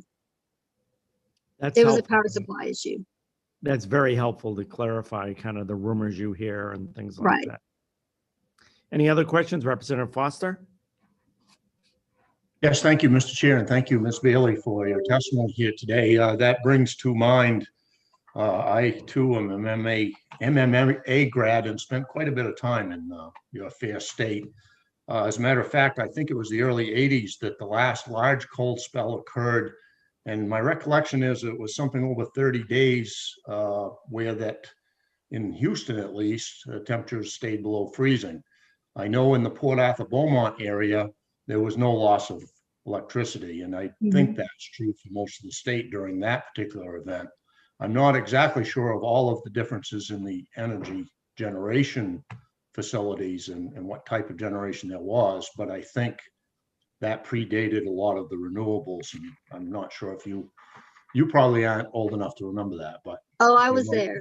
Yeah, I was actually working for the Texas Public Utility Commission during that time. And I'll tell you, the renewables, quite honestly, didn't have an impact on the reliability. During the wintertime, Texas only assumes a small amount of wind energy. I think it was about 6,000 or 7,000 megawatts. And wind actually delivered about 6,000 megawatts. So it wasn't the renewable issue. Texas has grown exponentially, and that is a big issue. We deregulated our wholesale power supply, which changed the way in which we set reserve margins in a way that, I mean, it's a free market. And so generators build and supply power based on the market. And in parts of the state, we deregulated the retail market. Personally, I think deregulation did a lot to lower the cost of power and bring innovation, but it also left choices up to the owners of the power plants and how they operate them and the investments they make. So what we're seeing in Texas is legislation that will hopefully address some of the shortcomings that came out of what just happened.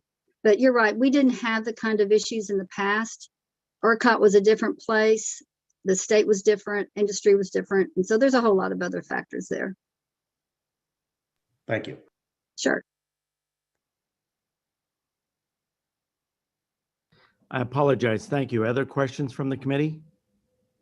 And I just want to personally thank you for taking the time as a citizen to be here. It's very interesting for us to get perspectives from around the country on what's going on with utilities. Utilities are essentially state-run operations. It's not a federal, not a federal power. It's a state power. So seeing what goes on in other states is very critical to us. So thank you again for coming. Sure, thank you. I'll now go on the category of neither for nor against to Neil Goldberg from the Maine Municipal Association. Neil. Thank you and good afternoon. Senator Lawrence, Representative Berry, and members of the Energy, Utilities, and Technology Committee. My name is Neil Goldberg, and I am providing testimony neither for nor against LD 1708 on behalf of MA's Legislative Policy Committee. If this bill is enacted, there's not much going back. There's no way to reverse, and there are going to be small margins for errors, especially for municipal budgets. Now, assuming everything goes perfectly and the Pine Tree Power Company is a smashing success, there are going to be lots of rewards to be reaped for ratepayers and the state of Maine, and honestly, our environment for the whole globe. But unfortunately, the way municipalities see it, is that they're going to remain on the seat of the chair for eternity. This understanding that the state shall make payments in lieu of taxes is concerning. And so I'm going to just back up a moment and say that the economics of Pine Tree Power Company do make sense. It has potential to lower rates. It has potential to drive modernization in the renewable and sustainable energy generation, but it also has potential to leave municipalities unwhole. So here are some of the things that we see that have to go perfectly to minimize municipal risk. Obviously, we've heard there has to be kind of a smooth transition of power, minimal litigation in a short period of time, a purchase price that's relatively fair market. As the sponsor suggested, this is going to increase free market competition. The bonding power of Maine's ratepayers is going to make the company financially secure on day one. These are all great, and if they go according to plan, we expect this to be a success. But again, unfortunately, there's a fifth assumption, which is that the Pine Tree Power Company upholds a promise to continue making payments in lieu of taxes forever. Because if they do not, this becomes a taxpayer issue.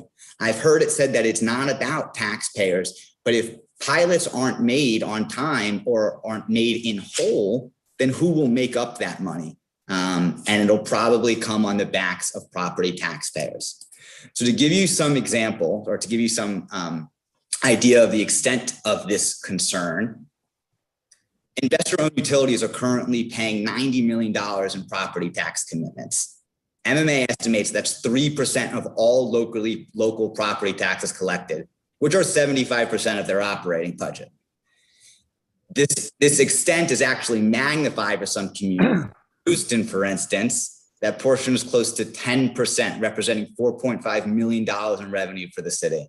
And that portion is going to grow. We've heard that we're on a threshold of an energy revolution, and there's going to be a lot of money coming into this sector. I think an assessor from Lewiston estimated an additional $3 million in property investment from CMP. He didn't quite give a timeline on that, but that's a lot of money, representing probably another $9 million in property taxes. It's fair to say that the city will never recoup this money if pilots are, for some reason, any reason, are shortchanged. So where are we? Municipalities are willing to consider losing their largest taxpayer if the state can give their commitment in perpetuity. And I know that's tough. I've spoken to our legal department and so many of our members about how that could happen. And we don't have an easy solution to it. But at the moment, our support for this would be a gamble of our taxpayers' dollars. And that gamble never ends. It'll go on forever, for as long as that term shall exists in this legislation. Now, there is some opportunity here. I have to say that the sponsor has been incredibly considerate of municipal interests. He has reached out. He has incorporated friendly language. He is still ready to consider suggestions. And so for that reason, we are hopeful that this goes somewhere. But at the moment, it is too scary. There's too much money to risk to support. So thank you for your time. Thank you for your consideration. I'd be happy to answer any questions. Other questions from the committee? Representative Grochowski. Thank you so much, Mr. Chair. Sorry, there's a weird echo on my end. I really appreciate the testimony and the concern the municipalities are expressing, because I know that the state has not always upheld what's even in statute, regardless of if they changed statute. So I understand that concern. I have two questions. One, I think there's a lot of other programs we have that benefit municipalities, and I'm curious, something like tax increment financing, for example, how does MMA handle the risk associated with really anything that the state is doing that affect municipalities? That's my first question. Sure, and the answer is they march into risk all the time. They take on this risk burden, but right now you're talking about 3% of their property tax commitment, and that is a lot of money. Again, IOUs are the largest single property taxpayer in the state. That's So it's the largest risk you're asking them to take in a long time.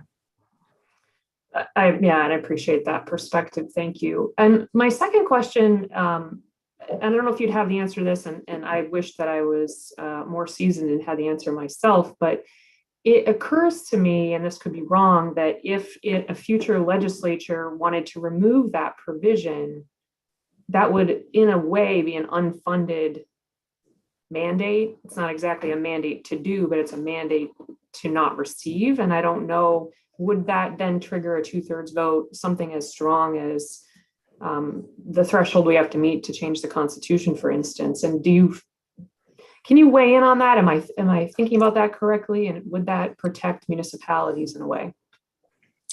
I can't weigh in on that confidently. I unfortunately don't think that's a solution, in the sense of I've passed this on to our legal department and kind of begged them, implored them to come up with some suggestion, and they really couldn't find any. And where they were going with this is that pilots in particular, that term is hard to change in any fashion. And so, we've had traditionally a lot of barriers from the nonprofit community to incentivizing or pushing them to make these pilot payments. And we don't see that being any different with Pine Tree Power Company. Again, speaking to a mandate, I'll pass that along. Any other questions for Mr. Goldberg? Yes, Representative Barry. Thank you for the forbearance. And Mr. Goldberg, this is so important to me, as you know, as a former select board member and property taxpayer and former school employee. So I really like the question that you were just asked, and it hadn't occurred to me, but it strikes me that if we were to change the language slightly to actually require an affirmative action by the municipality, that the municipality shall assess, shall bill the utility, and for the payment, and the payment in lieu of taxes shall be paid, that any change to that probably would be an unfunded mandate. Because my understanding of an unfunded mandate is it is when we require a change in municipal procedures that comes at a cost. So I for the work session, if you could explore that, and you and I can talk about it offline, that would be great. Certainly very committed to making sure that this doesn't have a future negative impact to municipalities. And I know you are too. Thank you. If I'm correct, unfunded mandates are only 90% though reimbursement. So it's probably better than not getting anything, but just putting that out there. Point taken. Other questions?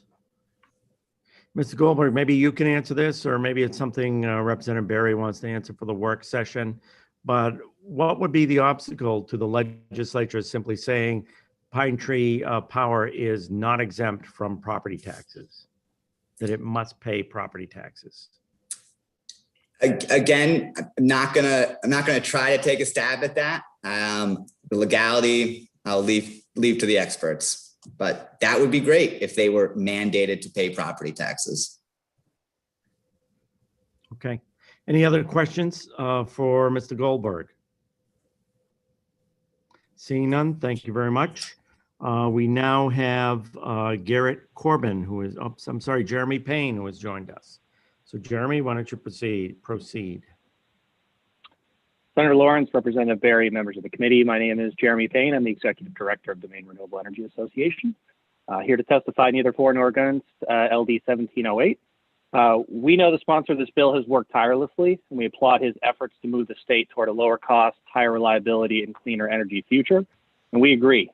These must be guiding principles as we pursue the priorities contained within the Climate Action Plan, in addition to other critical areas of existing law. Over many years, and especially in recent months, we've expressed our deep concern about utility missteps and the very recent issues related to interconnecting solar projects. These concerns are real. They're harmful to our pursuit of a cost-effective clean energy future, and we believe no matter what happens with LD 1708, those issues require immediate attention. We are encouraged the PUC has saw fit to examine in the months ahead many of those issues in a variety of different dockets. Lastly, if the committee does decide to endorse LD 1708, we would respectfully request explicit language be added to the bill mandating that all agreements, contracts, and the like will be honored by the Pine Tree Power Company or its successor. So thank you. And with that, I'd be happy to try and answer any questions you may have. Thank you very much. Are there questions from the committee for Mr. Payne? Seeing none, thank you. Oh, I'm sorry, Representative Berry. Just quickly, Mr. Payne, could you suggest language, or if I just want to offer that possibility. If you'd like to suggest anything concrete, I mean, we could certainly have Deirdre write it up, but thank you. Sure. Yep. Be happy to take a stab at that. Great. Are there other questions from the committee? Seeing none, thank you, Jeremy. And we'll go on to Garrett Corbin from the PUC, testifying either for nor against. Garrett? All right, good afternoon, Senator Lawrence, Representative Berry, and honorable members of the committee. My name is Garrett Corbin. I'm testifying neither for nor against LD 1708 on behalf of the Public Utilities Commission. After providing an overview of the Commission's perspective, I'll offer 6 main points for consideration of the specific provisions of this proposal, hopefully within 3 minutes. To start, the Commission recognizes that a primary purpose of the Act is to substantially lower ratepayer costs through the ability of the company to finance what's expected to be substantial investments in the grid to accomplish the state's climate goals through beneficial electrification at much lower cost than an IOU. The creation and operation of a nonprofit quasi-governmental entity to own the assets of T&D companies may well accomplish this important goal over time. Whether it does so will depend in part on decisions made by the operator and priorities set by the board, which would align with or compete with these policy goals. Proceeding with this legislation is not without risks. The expected timeframes for the creation and operation of the company and potential time-consuming and resource-intensive litigation, both before the Commission and the courts, may create delays and uncertainties over a significant period of years that could frustrate the state's goal of grid modernization and beneficial electrification. The decision to move ahead with this legislation is an extremely important state energy policy decision that will have long-lasting consequences. The Commission offers the following comments on specific provisions of the Act. First, the Act contemplates that the Commission will regulate the company as it currently regulates IOUs. This raises several questions. For example, would the Commission be required to approve the management contract between the company and the operator? What would be the criteria for such a review? Should the contract provide for cost disallowances if the operator acts in an imprudent manner as determined by the Commission? What should be the role of the Commission in reviewing the company's and operators' plan for system expansions to modernize the grid? Clarification would also be helpful in understanding how disputes between the elected board and the operator would be adjudicated, particularly when imprudence by either party may be involved. Second, the Act requires the operator to hire the employees of the acquired utility who are subject to a collective bargaining agreement at the time of the acquisition and are required to offer a bonus to such employees. The Commission understands the purpose for requiring the operator to hire the existing utilities employees. However, the operator will be a private company that would seek to provide its service at the lowest reasonable cost and may have key personnel with expertise it would want to bring in for particular roles. Requiring a private entity to hire specified employees at a specified salary may be considered overly restricted for an entity considering bidding to provide the operator services. Generally, private entities are able to use their judgment in deciding which type of expertise is required, the number of needed employees, and to fill necessary positions accordingly. This would especially be the case if the operator were to manage the facilities of both CMP and Versant, in which there may be duplication of services from the former employees of the two utilities.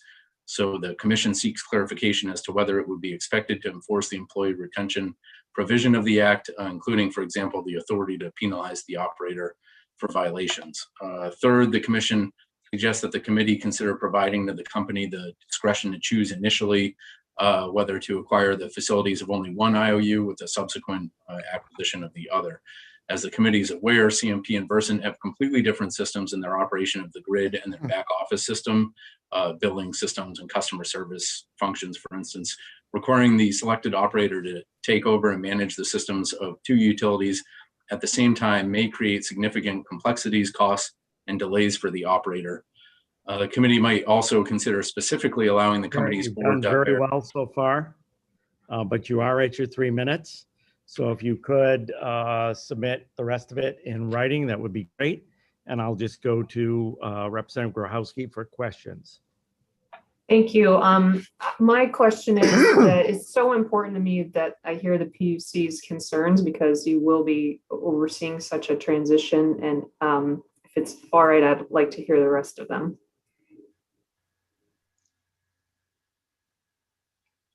And that is a valid question. So you've been asked, what's the rest of your testimony? So go ahead, Garrett.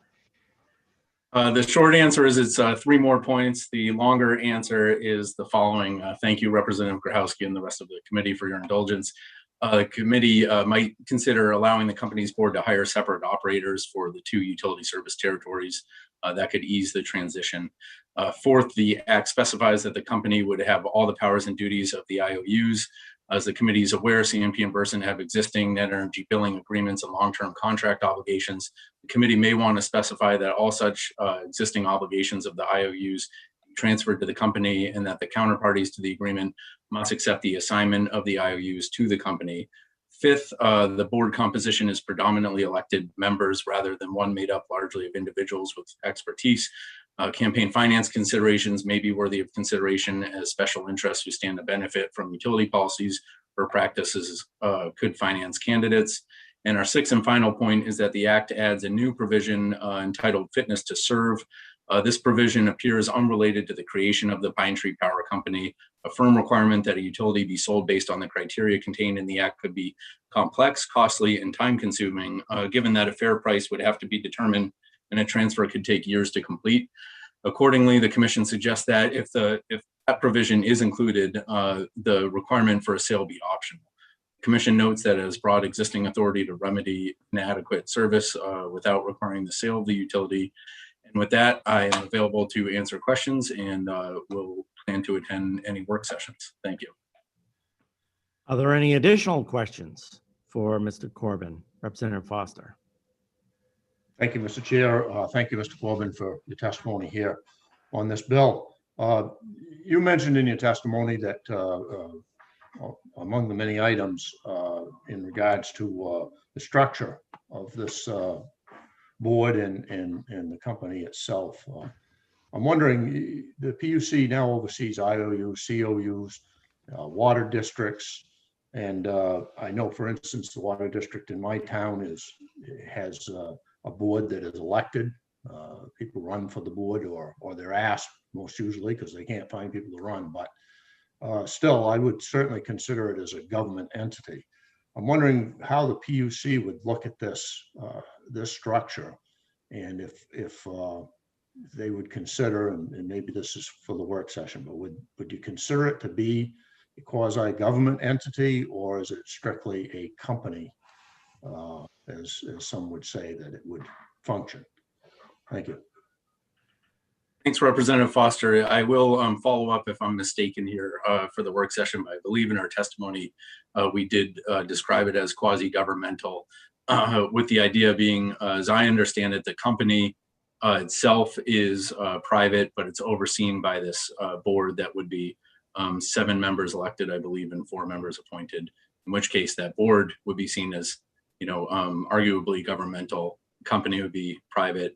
I don't know if you call that a public-private, partnership or what, but it's got it looks to us like it has parts of each. Go ahead, Representative Foster. Thank you, Mr. Chair. Well, currently, I guess we could look at the PUC as being a governmental group that oversees these IOUs. However, the PUC doesn't get to make a lot of the decisions that the company has to make in their normal day-to-day operations and in their investments and those types of things. Yours is an oversight capacity, not a body that actually runs the company. So I would think that there's a substantial portion of this new entity that is in fact making the decisions in the form of this board. So anyway, I would appreciate a little more from the PUC on how they see that and how the PUC might interact with that going forward. Thank you. Okay, yeah, will do for work session. Thank you. Other questions for Mr. Corbin? And last for this half hour, in neither for nor against, I'll go to Dan Burgess. We will be coming back to neither for nor against sometime later in our program. Thank you, Senator Lawrence, Representative Berry, members of the EUT committee. I'm Dan Burgess. I'm director of the Governor's Energy Office, here to testify not for nor against LD 1708.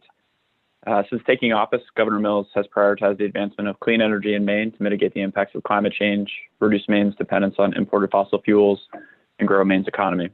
The GAO is committed to achieving the state's bold clean energy and GHG reduction requirements, many of which were created in conjunction with this committee, advancing our RPS to 80% by 2030, as well as the state's greenhouse gas emission reduction requirements.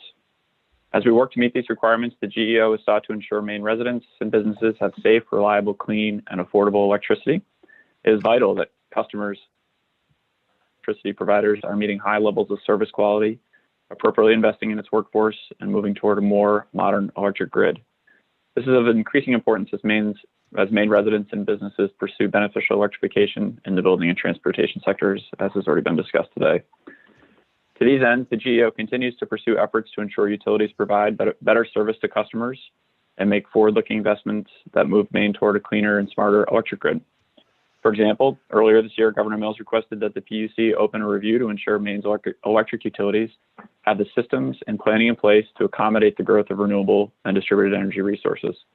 In response to this request, the PUC has opened an investigation into CMP's interconnection practices, as well as a broader docket to investigate the future design and operation of the electric system and how best to accommodate the increasing amounts of both renewable energy, but also substantial load growth.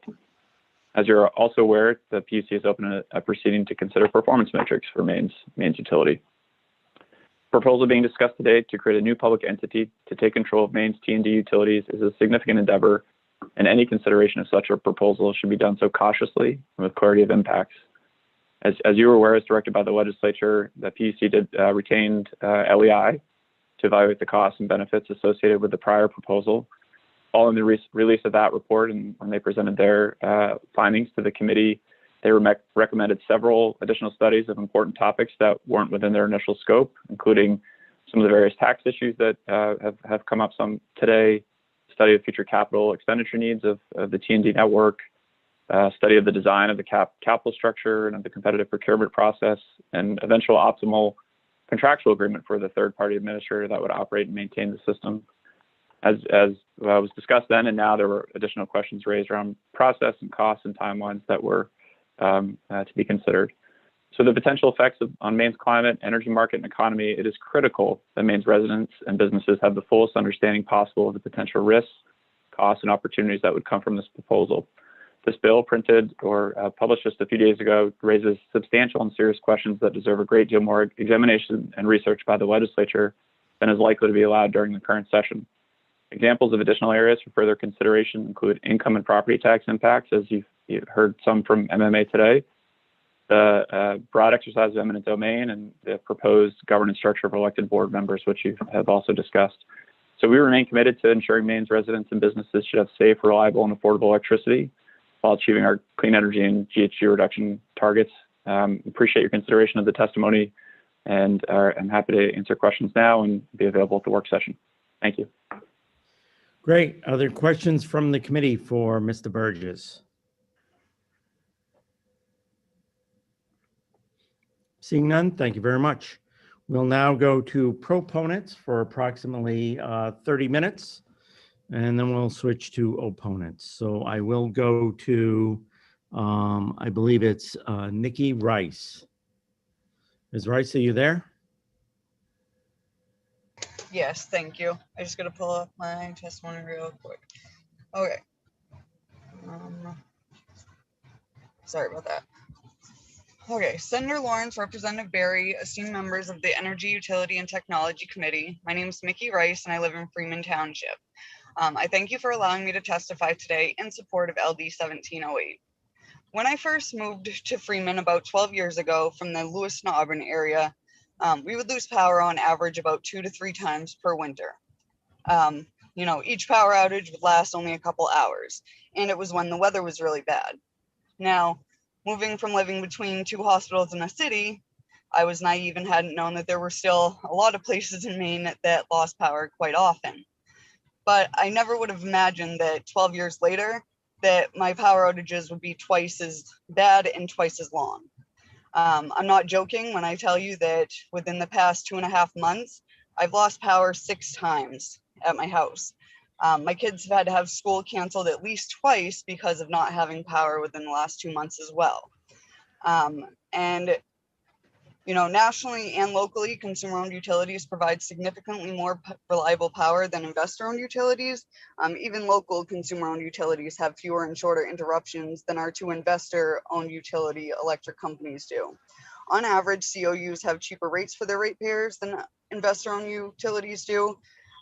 You know, for instance, I pay more for my electricity delivery than my neighbors under the Madison Electric Works. And I know that because I've looked on their website and they list their rates right on their site.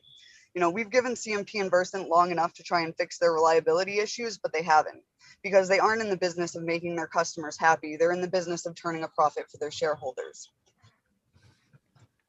Do you know of any business that could charge you more every year for less reliable service and continue to be successful? Because I can tell you, I don't. And given the option to use another company with better reliability and lower rates, I would say sign me up instantly. And I know that others would have as well. So I urge you to vote ought to pass on LD 1708 and give the Maine ratepayers a choice to decide whether we want a more reliable, affordable, and local power company for us. I'm willing to answer any questions you may have, and I thank you for listening to my testimony. Thank you very much. Are there questions from the committee for Ms. Rice? Seeing none, thank you for coming to testify. We'll now go on to Priscilla Gilman. Hi, Senator Lawrence, Representative Barry, and members of the Energy, Utilities, and Technology Committee. I thank you for your work in considering LD 1708. My name is Priscilla Gilman, and I live in Southwest Harbor. I am 49 years old, and although I've become more functional in recent years, I have lived most of my adult life homebound by chronic illness. For 18 years, I spent so much time in bed that during the day I would turn around so my head was at the foot of the bed just to feel like I was in a different place. My existence was a moment-by-moment struggle, and any additional challenge could worsen my symptoms. Power outages can be a challenge for anybody, but for those with severe chronic illnesses, the stakes climb. Some rely on electrically powered medical equipment and are in grave danger when power fails, even if they can afford expensive home generators, which can also fail or run out of fuel. In rural areas where water is drawn from wells, no power means no bathing, flushing, or water out of the tap, and alternatives must be managed, a heavy burden when the basics of eating and dressing are precarious. Arranging and managing help is often hard and exhausting, and frankly, the help is not always there. Investor-owned utilities have had decades to prove they can provide reliable service to Mainers. They haven't done it, and medically vulnerable Mainers suffer disproportionately during outages. What's more, high connection fees and slow work schedules make CMP and Versant the biggest obstacles to high-speed internet in Maine. I can say from experience that the pain of social isolation is one of the worst aspects of severe chronic illness. As the COVID danger eases, there will be a return to in-person activities of all kinds, but for the tens of thousands of Mainers who can't sally forth from their homes to return to work and play, the need for remote access will remain a fundamental issue. I support LD 1708 for so many reasons, but I draw your attention now to this one. Reliable electricity service and high-speed internet are high-stakes necessities for homebound Mainers. Unlike CMP and Versant, consumer-owned utilities have proven they are the best vehicle for providing these services. Thank you for listening to my testimony. I am ready to answer any questions you have. Are there questions from the committee for Ms. Gilman? Seeing none, thank you very much. We will continue with proponents, people speaking in favor of this bill, and I'll go on to William Dunn.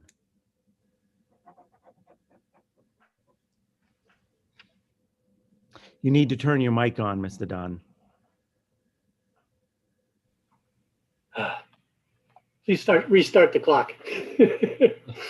Thank you, Chairman Lawrence and committee members. My name is Bill Dunn. I have 50 years of experience in the electricity industry, but I'm testifying here as an unpaid volunteer with Our Power. I live in Yarmouth, where my neighbors and I frequently have to run our standby generators. I previously introduced myself to you on February 9th and have also submitted written testimony to discuss customer satisfaction with Maine's investor-owned utilities, CMP and Versant, to discuss the reliability of utility service in Maine, and to enthusiastically support the legislation, LD 1708, to create Pine Tree Power. In 2020, J.D. Power polled residential and business customers of utilities throughout the United States as to satisfaction with their utility service. The results show the abject failure of Maine's IOUs to meet the needs of their customers. For residential customers, out of 172 utilities rated, Versant rated 140th, and CMP ranked last at 142nd. For business customers, J.D. Power polled fewer utilities and didn't include Versant. Out of the 80 utilities surveyed, CMP came in dead last, over 20 points lower than the next lowest rated utility, Pacific Gas and Electric. Imagine how pathetic your performance must be to be rated well below PG&E, a utility charged with, among other things, starting fires that killed 86 people several years ago, and spent the summer of 2020 implementing rotating blackouts to limit their chances of starting more fires. Why are Maine's IOUs so unpopular? While there are numerous other reasons, it could be that Maine has the worst reliability in the whole nation. The U.S. Energy Information Administration publishes state reliability data every October. The latest data is for 2019. Maine's IOU customers averaged almost 17 hours of outages in 2019. This was over 3 times the outage durations experienced by other IOU customers and 8 times that of public power customers. Why? This is not because Maine has a lot of trees and bad weather. Even in New England, Mainers experience twice the outage minutes of the next highest state, Vermont. Poor reliability is because of poor design, poor maintenance, and investing in transmission instead of distribution, which is the source of most outages. The time has come for Maine to relinquish its lamentable title as the state with the least reliable electricity supply and lowest customer satisfaction. There is much more detail in my written testimony, and I encourage you to read it. I'm happy to answer any questions. Thank you. Are there any questions from the committee for Mr. Dunn? Representative Kessler. Thank you, Mr. Chair. I'm just going to be leaving my video off for the moment. Good afternoon. You had mentioned the reliability being poor, and with your experience with other utilities, why do you think Maine's reliability is so poor? Well, like I said, I think poor design, part of it, poor maintenance, and the fact that CMP and Versant both seem to put most of their money into the transmission system rather than the distribution system. Between 2011 and 2020, CMP increased their transmission rates 100%, while their distribution rates only went up 15%. Similarly for Versant, transmission rates went up 167% in the old Maine Public Service territory and 60% in the old Bangor Hydro territory, while their distribution rates only went up about 13% in both territories. If you put more money into your distribution and you design it differently, I used to work with the public power utilities in Massachusetts. In fact, I represented all public power utilities in New England at the NEPOOL Operations Committee. They tend to, in high-risk areas, to use insulated cable supported by a strong carrying wire. In those cases, trees brushing up against the wires, or even trees, smaller trees, falling against the wires, they don't cause an interruption. And that makes restoration much easier. Maybe it just involves sending out a tree crew to cut away the tree, but the power stays on. Off the top of my head, those are some of the things I would think about. Okay, thank you very much. Any other follow-up? Representative Grochowski. Thank you. Mr. Dunn, you shared some information about, recent customer dissatisfaction and recent reliability. Do you think that those years or that recent data is any aberration, or do you think that, I don't know how far back you were able to look, but feels like these problems have been going on for a while, but I wonder if you could elaborate on that. Well, I didn't go back to the dawn of time, but I did look back at the last few years, and as to customer satisfaction, business customer satisfaction, CMP was dead last also in 2019 and 2018. With respect to residential customers, in 2018, CMP and Versant were the bottom two out of 142 utilities. And in 2017, actually, CMP was a little bit better. They were only 22nd from the bottom, and Versant was second to the bottom. As to reliability, I look back about 5 years. Let's see. I think I logged this down here. There we go. In 2019, I indicated what it was, but in 2000, it was, I think they had 3.3 times the outage rate of the other US IOUs in 2019. 2018, it was 2.1 times. In 2017, a really good year, the outages in Maine were 6.3 times that of other IOUs in the US, only 2.5 times in 2016. That's as far back as I went. So this is not a recent event. It's been going on for years. Any follow-up question? I don't see any. Any other questions for Mr. Dunn? Oh, Representative Grochowski, follow-up question. My fault. My hand was up and down in the wrong order.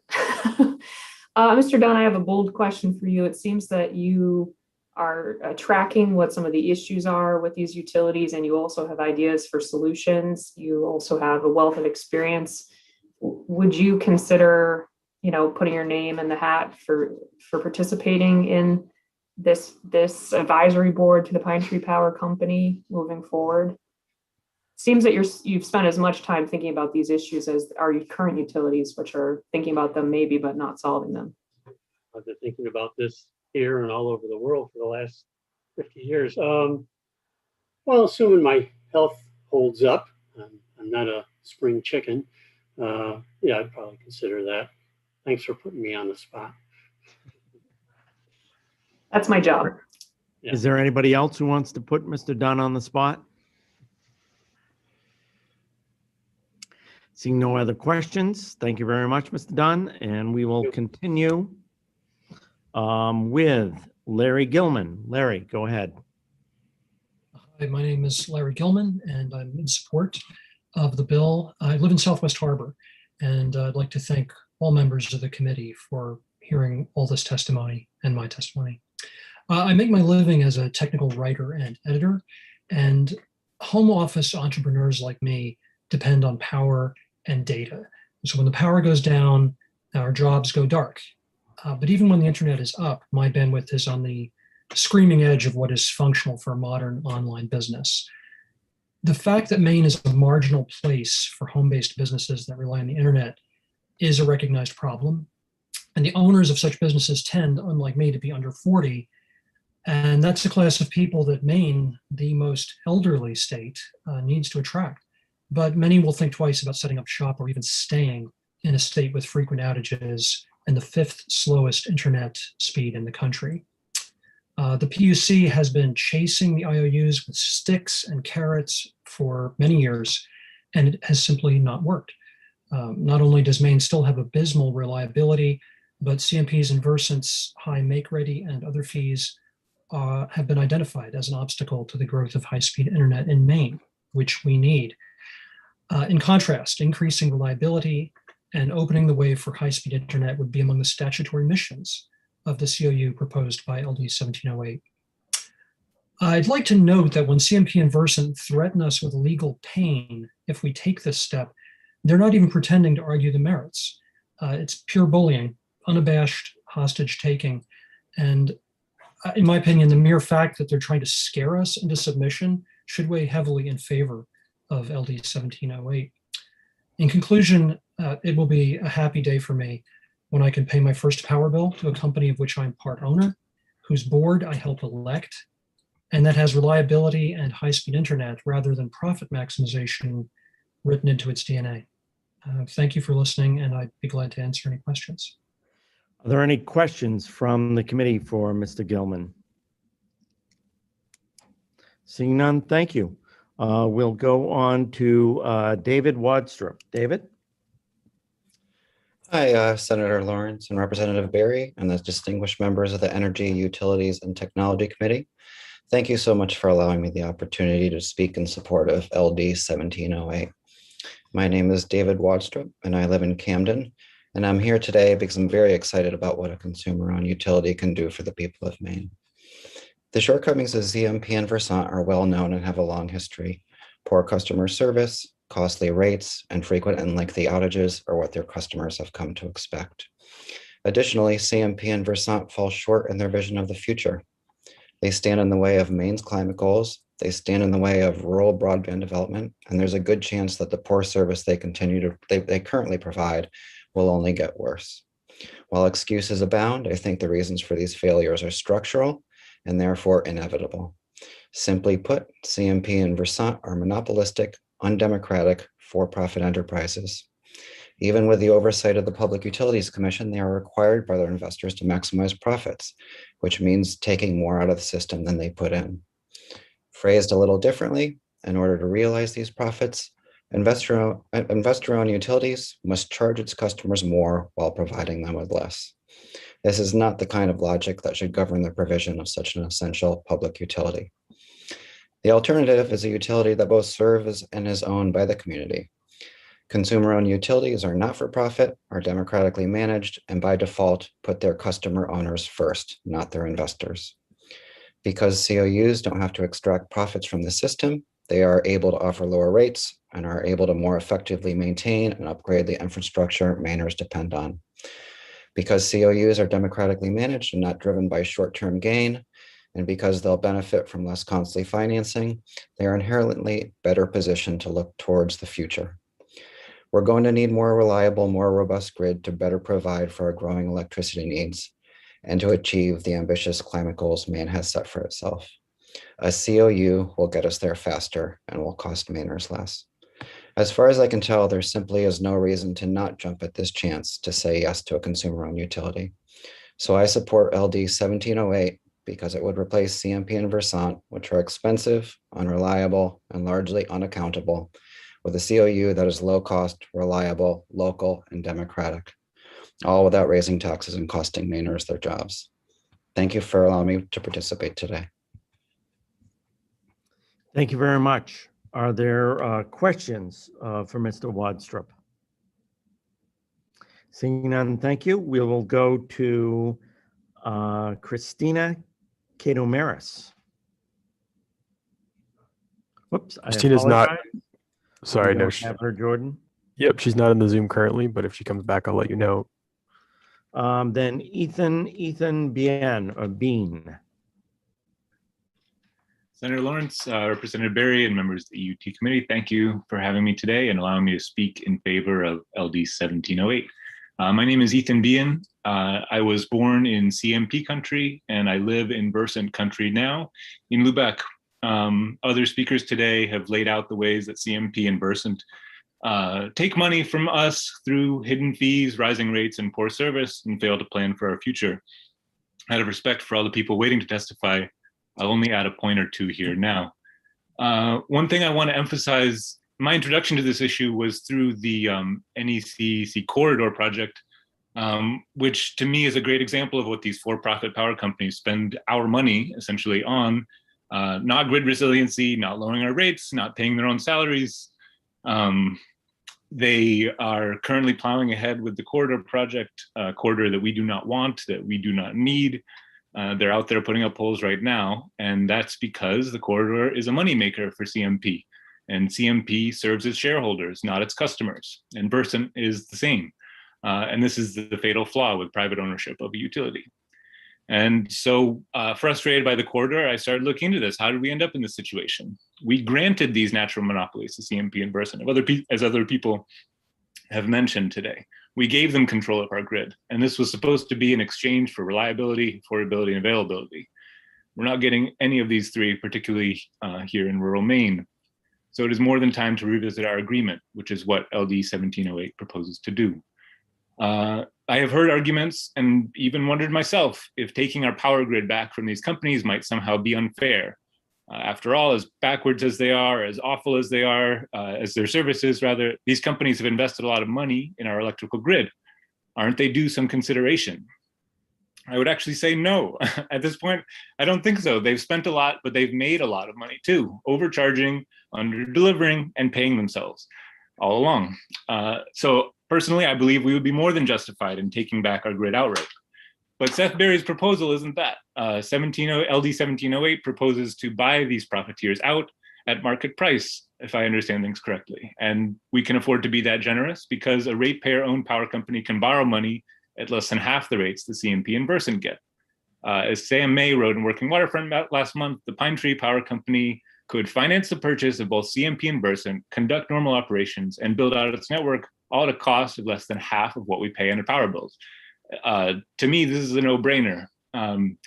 Maine has a strong individualist streak where people hesitate to interfere in one another's business. This is something I often appreciate and even admire very much. But sometimes this amounts to collectively turning the other way while powerful interests take advantage of all of us at the same time. LD 1708 is an opportunity to do differently. It is a chance to create a power company that has our interests and our future generations' interests at heart. We should support LD 1708. Thank you for your time. Thank you very much. Are there questions from the committee for Mr. Bean? Seeing none, thank you very much. I believe we have Lassie Lau of Rockport next. Thank you, Senator Lawrence and Representative Berry, an honor member of the Energy, Utility and Technology Committee. My name is Lassie Lau, and I'm a new resident to Rockport Village in Maine. We relocated here about 6 months ago from Northwestern Connecticut, starting a new life here with my husband and our dog, Wilbur. We bought an old house from 1860 in the middle of the village, and we're currently living in the apartment above the garage while the house is being renovated. We are using a local contractor who has been working in the Rockport Camden area for more than 30 years. And he has been very frank with us from the beginning that we need to invest in a $10,000 to $15,000 generator for the likelihood of power outage. Something that seemed a little dramatic for us just 6 months ago. This winter alone, we already experienced 2 minor power outages. Camden was a little bit more unlucky than we were, something that we only experienced in Connecticut twice in 16 years. We also started noticing all the generators tucked away behind the properties in our affluent neighborhood. I travel as a documentary filmmaker extensively in my work and worry about potential power outages and pipe freezing or even rancid food left behind in my fridge. I support this bill because I want a reliable utility company that reinvests profit into maintaining and servicing the power grid instead of gambling with our all's safety. I don't want to worry about my safety or my house safety or my neighbors who cannot afford the prohibitive cost of a generator to stay warm during winter. Not having a reliable power source hinders people's daily life, limits our workforce free movement and productivity, and harms our business. I want to stay, if we want to stay competitive as the state, I really strongly believe that in order to attract talented workforce, we need that stability in our daily life. And we need to take this serious and start investing in our infrastructure as a pathway to invest in our collective future. I therefore strongly support 1708. I believe the cost of not fixing our infrastructure is far higher than the costing of fixing it. Thank you so much for listening to me, and I'm available for questions if that's the case. Thank you. Are there questions from the committee for Mr. Lau? Seeing none, thank you very much for coming. And I will see where we are at time. I think we have enough time for two more proponents. So we'll go to Patrick Allen from Damerscott. Patrick? Hello, good afternoon. Senator Lawrence, Representative Barry, honorable members of the EUT committee. My name is Pat Allen, and I hail from Damerscott, Maine. Thank you for allowing me to testify in support of LD 1708. I belong to a long Maine tradition that in order to support one's family, you have to leave it. To that end, I'm a merchant seaman that has to balance the challenges of onboard living as well as being part of my family for over half the calendar year. In an attempt to take care of my family while I'm away, I handle the finances while my wife takes care of everything else. Essentially, when we got married, I explained to her that any of the big decisions have to come through me, the man. And I can testify to this committee, after 12 years of marriage, we've never had any big decisions. So onward. After years of media reports, the dishonesty of the CMP, including a steady, inexplicable rise of our own electric bill, and scores of, quite frankly, all due respect, impotent measures from the PUC, my wife felt that we had to be much more defensive when it came to interacting with our power provider. She took it upon herself to monitor our power use and how much we were charged for it.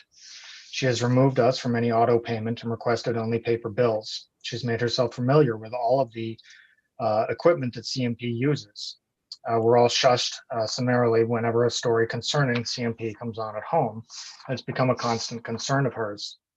If we could just step back for a moment, this is a woman that has to feed and clothe 3 children, argue with teenagers about homework, to do the shopping, take kids to appointment, and handle all manners of problems while I'm away. This is a woman that does not use a clothes dryer all year long because of the energy consumption it would take. Yes, all year round in Maine, she line dries everything. And now, because the utility that delivers our power cannot be trusted, she has to become a meter checker / consumer advocate. This is unacceptable. CMP has broken promise after promise, and enough is enough. Consumer-owned utility would bring the ability for local control and local accountability. The people of Maine, yes, including homemakers, deserve better. A COU would not only be more transparent and therefore more trustworthy, but would also allow the opportunity for the people of Maine to create the future they decide. Thank you for your time, and we'll take the opportunity to address this committee. I am ready to answer any questions you may have. Thank you. Are there questions from the committee for Mr. Allen? Seeing none, thank you. And we'll now go to our last proponent before we go over to opponents. It's Mason Marriott Voss. Mason? Senator Lawrence, Representative Barry, and distinguished members of the Energy, Utilities, and Technology Committee. My name is Mason Marriott Voss, and I'm calling in from North Berwick, Maine. Thank you for allowing me to speak in support of LD 1708 and actually create the Pine Tree Power Company. I'm a farm worker, originally from Texas, and I can assure you that investor-owned utilities will fail when you need them the most. During the winter storm that ravaged the South back in February of this year, the bottom fell out of the Texas power grid as cheap, old, and barely functioning infrastructure predictably failed. This left more than 4 million without power for days at a time at temperatures as low as -2 degrees. Of course, Maine's power grid is a bit more prepared for that kind of winter weather, but heat waves, hurricanes, wildfires, and more destructive storms will continue to become the norm as global warming causes the weather to become increasingly unpredictable and intense. Because CMP and Versant are interested in cutting costs and protecting their bottom line before actually providing services, they will never be able to be prepared for the worst of what Mother Nature has to offer. All of the reliability struggles we've heard so much about today and will hear about can and will only get worse. It doesn't matter how many reports or recommendations or reviews are constructed. It is never in their interest to make the necessary investments to protect Maine from the epistemic challenges headed our way. A consumer-owned utility is essential to ensure that money is spent only on things people need. A COU will provide Maine with more reliable power because its mission is to serve Mainers, not maximize profits for absentee owners by skimping on infrastructure. I'm in support of LD 1708 because it would put the people first and ensure that the grid stays running when Mainers need it the most. CMP and Versant have failed to do even the bare minimum in the past. What makes us think that they will rise to the challenges of the future?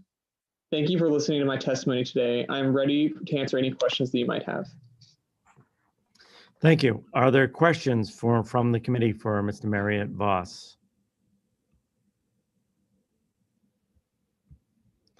And I apologize, we're adding one more proponent in who has other hearings he has to attend. So I will go to Michael Kebede from the ACLU. Thank you very much, Senator Lawrence, Representative Berry, and distinguished members of the committee. Good afternoon. My name is Michael Kebede, and I am a resident of Portland, Maine. As Senator Lawrence indicated, I frequently appear before legislative committees, including this one, as policy counsel for the American Civil Liberties Union of Maine. But this testimony reflects my own views and not the views of my employer. For the reasons that I list in my written testimony and that I will share now, I strongly urge you to vote that this crucial bill ought to pass. Compared with every other state, Maine's electricity, as you've heard, is at the more expensive end of the spectrum. According to the Energy Information Administration, a nonpartisan arm of the federal government dedicated to collecting and analyzing information on energy and utilities, Maine's residential electricity prices are the 10th highest in the nation. The last time I testified in favor of a similar bill 2 years ago, Maine was 11th, so we've gotten worse. Second, high electric bills have recently plagued many low-income Mainers, as you've heard from other testifiers. A client of my previous employer, Maine Equal Justice, saw her electricity bill for a single month rise by hundreds of dollars from the previous year. 2 years ago, more than 600 electricity consumers sued CMP, alleging that it charged almost 100,000 consumers 50% more than they owed in electricity bills. Third, as you've heard and as you'll hear, public power is generally cheaper and more reliable than private power. You just cannot argue with data. According to this nonpartisan EIA, municipal utilities usually offer cheaper residential electricity than private ones. Findings by advocacy organizations and information from advocacy groups in Massachusetts and New York that advocate for low-income people confirm this. The reasons are obvious and straightforward. Consumer-owned utilities don't have to earn a profit and reward their shareholders so they can afford to keep rates down. Fourth and finally, and dearest to me, this bill would strengthen our democracy by reducing living costs for the most marginalized people in our state. The low wealth and no income families that high electricity costs hurt the most are led predominantly by women, especially women of color. They're low income and low wealth because of interrelated inequities that are inscribed along lines of gender, race, and other immutable characteristics. Lower electricity costs will free disadvantaged families to better participate in our democracy. These families currently spend much time toiling and surviving, time that could be spent caring for elders and children, planting gardens, and flourishing in still other ways. If the past year of protest has taught us anything, let it be that we all have a responsibility to do something about our highly unequal society. This bill would mark a major step toward justice and freedom for ordinary people. This bill will help ordinary Mainers thrive. I urge you to vote ought to pass. Thank you for indulging my request to testify because I have other hearings this afternoon. Thank you for your time and attention. Happy to try to answer questions. Thank you. Are there any questions from the committee? Seeing none, thank you. And we'll switch over to opponents. And we'll go to David Flanagan, CEO of Central Maine Power. David? Thank you very much, Mr. Chairman. My name is David Flanagan. I'm chairman of Central Maine Power Company, and I've led the company through significant changes for the last year and a half. I was born in Bangor, and I've lived in Maine all my life. I care deeply about the state, and for 50 years have served on many civic, environmental, higher education, and legislative boards and task forces, in addition to my professional life, which included 17 years at CMP, including managing the ice storm. Over the last few years, I watched with dismay the difficulties CMP was experiencing. And I thought a lot about what might be the best solution for providing our state with the highest quality service now and expansion to meet the coming demands for beneficial electrification in the future. I had long discussions with Rich Silkman and others interested in state-sponsored takeover of the company. And I talked with friends at CMP about the root causes of our difficulties. I wanted to support what might be best for our state, regardless of ideology. As you can see, I concluded that for all of its shortcomings, keeping an organization in the private sector subject to public-spirited regulation was the fastest, lowest cost, and most potentially productive option. There are many reasons I reached this conclusion, but three stand out. First, CMP is demonstrating its capacity to make a successful comeback quickly as a private sector firm, as illustrated by our outstanding customer service performance statistics, our new service coordinators, and our key account managers. We've heard over and over again today about how atrocious our service is, but that's not borne out by the performance metrics the PUC has put in place. And likewise, there have been so many people claiming that our reliability was unconscionable. In fact, we're meeting all the PUC performance standards. We've asked the PUC for authority to spend more in this sector so that we can do even more reliability. And I have to tell you, when you look for a panacea from COUs, something everybody should keep in mind is that the rural COU in Maine, Eastern Maine Electric Co-op, has worse reliability than we do. And it's not just them. Their counterparts in New Hampshire and Vermont, also states that are heavily forested, also have worse reliability. So to think that there is some magic solution is only kidding yourself. Secondly, CMP can do the job of serving Maine at a lower net cost than a new $13.5 billion public power authority, which would mean higher bills than otherwise, not just for the next 10 years, but through the 2050 planning horizon. Third, the new organization, and this was the most troubling to me, the new organization would be politically controlled with a board dependent on campaign contributions, at risk of cronyism and bloated bureaucracy, and immune to accountability of fines and penalties by the PUC, because any such disciplines would only be passed on to customers. There'd be no shareholders to bear the brunt. And the scholarly literature suggests that government agencies regulating other government agencies rule with a light hand. To imagine a political board is going to improve our customer service record over the past year, or improve on our $225 million in annual investments in reliability, our commitment of resources, including now over 200 engineers and technicians, to distribution, generation, interconnection, and future planning to maintaining the lowest IOU prices in New England and New York, the region that's relevant. Comparing our prices to Arizona or some big cold state is not relevant. And by the way, our costs are lower than Eastern Maine Electric Co-op, Vermont, or New Hampshire. Again, no panacea there.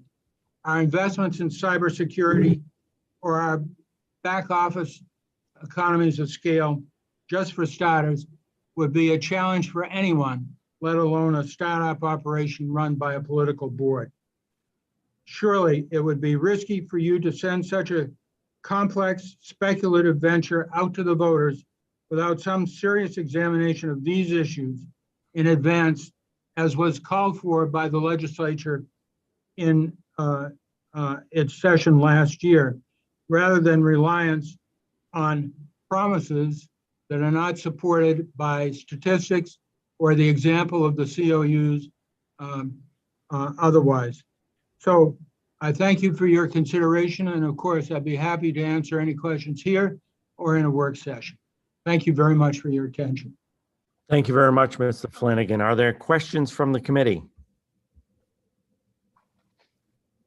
Seeing none, thank you. We will now go to Casey DeBoss. Casey. Good afternoon. Thank you, Senator Lawrence and Representative Berry, as well as the rest of the committee, the Energy, Utility, and Technology Committee.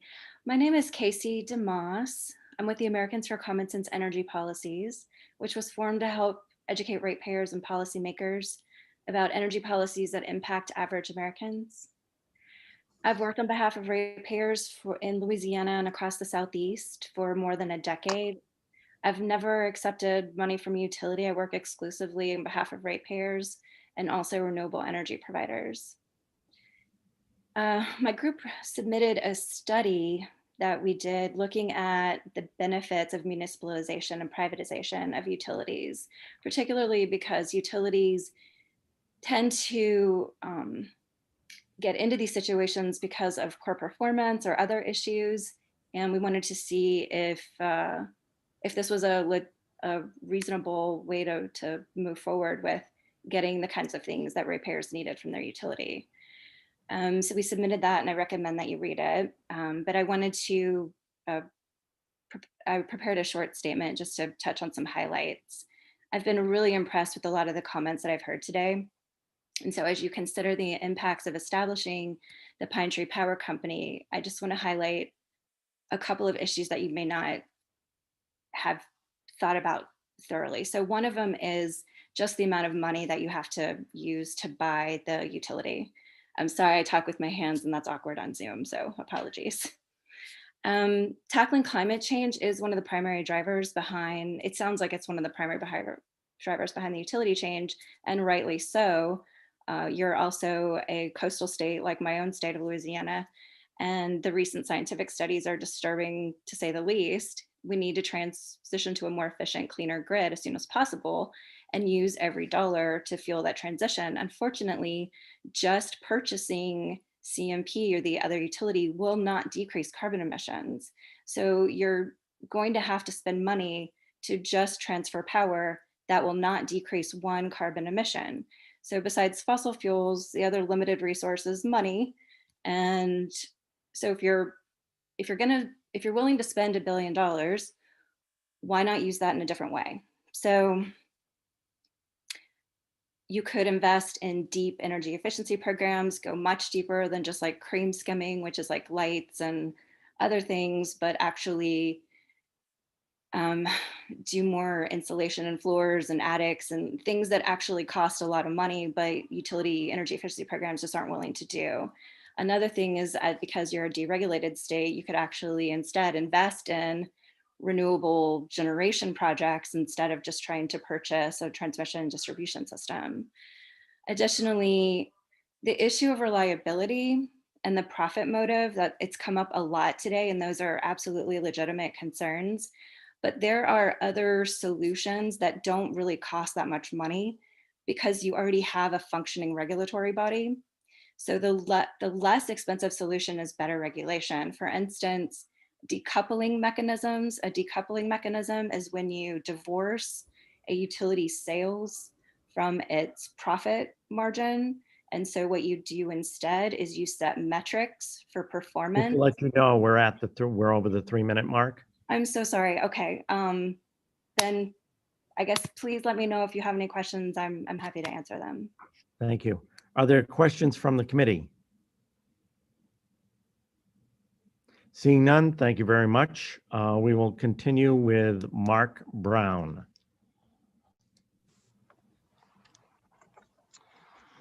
Thank you. Can you hear me? I can hear you fine. Great. Senator Lawrence, Representative Barry, and members of the committee, I want to thank you for the opportunity to testify today. For the record, my name is Mark Brown, Executive Director, New England for Consumer Energy Alliance, and we are in opposition to LD 1708. CEA is a nationwide association made up of both energy consumers and producers working to advance all of the above energy environmental policies that will lower energy costs for everyone. From our perspective, this really comes down to a question of risk versus reward in what is essentially a government takeover of Maine's investor-owned utilities. There's clearly different opinions on the economic analyses of both the acquisition costs and potential impacts to Maine's consumers. Some have suggested that a government-led takeover of Maine's IOUs might be beneficial to electricity consumers, but those arguments may be relying on highly uncertain variables that include low multiples of net book value, discount rates higher than like the U.S. Office of Management and Budget would recommend, the inconsideration of potential increases in the asset base from projects like the New England Clean Energy Connect, and unreasonable timeline estimates, which based on history ignore what is likely to be an expensive and protracted legal battle. A recent study by Concentric Energy Advisors has placed the increased cost to Maine's consumers from government condemnation of Maine's IOUs, nearly $5 billion over 30 years, which equates to roughly over $150 million per year.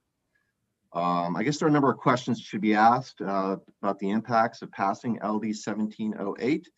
Is putting Maine's ratepayers at risk of billions of dollars of increased costs from government condemnation of a utility that has historically provided some of the lowest electricity rates in New England in the best interest of Mainers?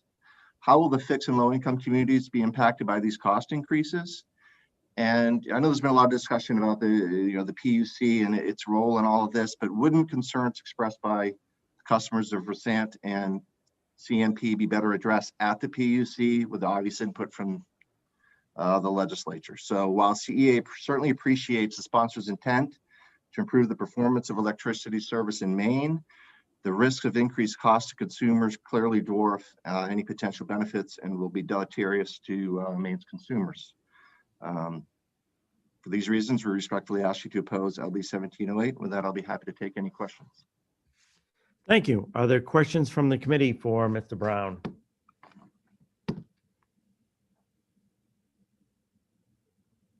Seeing none, thank you.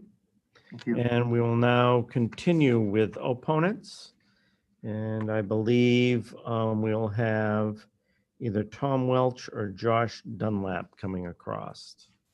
Josh Dunlap is up next as Tom Welch is just getting on the Zoom shortly. Okay, so we'll go to Joshua Welch. Joshua, that was a good combination. Josh Dunlap. Thank you.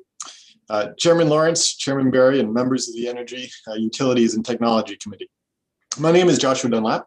I'm a native Mainer as well as an attorney. I clerk for the U.S. Court of Appeals for the 10th Circuit, and I'm now a partner at Pierce Atwood. I represent CMP. I have submitted written testimony. As set forth in that testimony, I urge this committee to vote ought not to pass on LD 1708. This bill raises numerous constitutional issues that threaten to saddle the people of Maine with substantial liabilities. Those liabilities include paying attorney's fees for the complex litigation that this bill will cause if enacted, as well as paying the difference between the purchase price the bill contemplates and the just compensation required by the Constitution. I'll focus on one constitutional flaw today. LD 1708 violates the takings clause of the Constitution. The takings clause permits the taking of property when there is a public exigency, but requires payment of just compensation. There's no apparent public exigency that justifies taking the assets belonging to T&D Utilities. As others have and will explain, there's no need for the taking. Moreover, the taking is not adequately targeted, given that LD 1708 requires acquisition of utility facilities while merely authorizing acquisition of utility property. These categories are vaguely defined, and it is unclear how there could be any exigency for taking some, but not all, utility assets. Even if the taking itself was proper, the bill does not provide just compensation. For compensation to be just under Maine law, the property owner must be paid the exact equivalent of the property value. LD 1708 fails the standard. The bill is designed so that T&D utilities will be paid only for parts and pieces of the utility's assets, transmission lines, equipment, and the like. It does not pay compensation for the value of the seized utility as a going concern, as Maine law requires. The state cannot avoid paying for the entire value of the seized utilities. LD 1708 also raises due process, equal protection, and other constitutional issues as described in my written testimony. Because LD 1708 is unconstitutional, the utilities would be entitled to bring a civil rights action under federal law. Federal law requires the state to pay utilities attorney's fees if they prevail. This would expose the people of Maine to liability for millions of dollars in fees. And the people of Maine would also have to pay the full value of the just compensation required by the Constitution. One final note, the labor provisions in LD 1708 raise legal concerns. Although the bill purports to make the employees of the operator private employees, that provision is legally ineffective. Under controlling federal and state law, the new utility will be classified as a public employer because it is governed by an elected board, has a power of eminent domain, and is treated as a public municipal corporation for purposes of taxes and bonds. The law court has made clear that any company contracting to act as the agent of a public employer is also treated as a public employer. Under Maine law, public employees do not have the right to strike. Accordingly, LD 1708 has serious implications for union employees. In sum, I urge this committee to vote ought not to pass. Thank you. Thank you. Are there questions from the committee for Mr. Dunlap? Representative Foster. Thank you, Mr. Chair. Thank you, Mr. Dunlap, for being here today. There have been some discussion, and the current bill language indicates how current employees might be handled. Many years ago, I worked for a large company who sold their assets that I actually was employed on. And as a result, I lost 17 years of pension monies that I had coming when I transferred to the new company that bought those assets. I'm wondering, is there any guarantee here that the employees currently CMP and Versant employees will continue as if nothing has happened with all of their benefits, pension plans, and so on and so forth if this transaction takes place? Or, as I've mentioned earlier, and I think you alluded to, they might actually become state employees, at least in the view of some, and therefore fall under other plans. Curious as to your thoughts on that. Thank you, Representative Foster. This bill does raise serious questions with regard to the pensions for the employees. I'm not an expert in that area, and it's an area worth developing in the work session on this bill. I would note, however, that this bill does create significant difficulties in the labor area, as I referenced at the end of my testimony. Under the NLRA, political subdivisions of a state are not subject to that law, and this would qualify as a political subdivision. There's an important case in Hawkins County that makes it clear that being subject to FOA, being a municipal corporation for tax purposes, having the power of eminent domain, all weigh in favor of finding that it is a political subdivision, and as such, it would be considered a public employer under Maine law, and there would be no right to strike. So that is a very significant issue with this bill. Other questions from the committee? Seeing none, thank you very much. And we are now going to, I believe, our final opponent. We had one more, somebody from the IBEW, but I don't see him in the attendees list, so we'll have to come back to him if he later joins us. But we'll complete with Tom Welch in opponents, and that will give us half an hour for proponents, a half an hour of opponents, and a half an hour of neither for nor against. We'll take our afternoon break for 15 minutes, and then we'll complete with neither for nor against. We have 4 people left, and then complete the rest of the testimony with proponents. So with that, we'll go to Mr. Welch. Thank you. Senator Lawrence, Representative Berry, members of the committee. My name's Tom Welch. I live in Hancock, Maine. Together with Sharon Reiches, Bill Nugent, and Mark Vanoy, I have submitted testimony in opposition to LD 1708. Taken together, the 4 of us served as commissioners on the Maine Public Utilities Commission for over 42 years. Our written testimony has been submitted. I will just briefly note the bases for our opposition. In general, we're concerned that LD 1708 is unlikely to produce the customer savings suggested by the bill's proponents, and instead may undermine the effective regulation of Maine's T&D service and prove counterproductive to the realization of the state's policy objectives. First, we are concerned that the governance structure envisioned by LD 1708, comprising elected officials, will politicize the management of the new utility and in turn lead to underinvestment in Maine's transmission and distribution systems and undermine the PUC's regulation of the new utility going forward. For example, we have seen frequent examples of government-controlled utilities pricing services to favored groups of customers, typically residential, but often government entities as well, at levels below any measure of the cost of providing that service, leading to both overpricing for other customers and enormous deficits.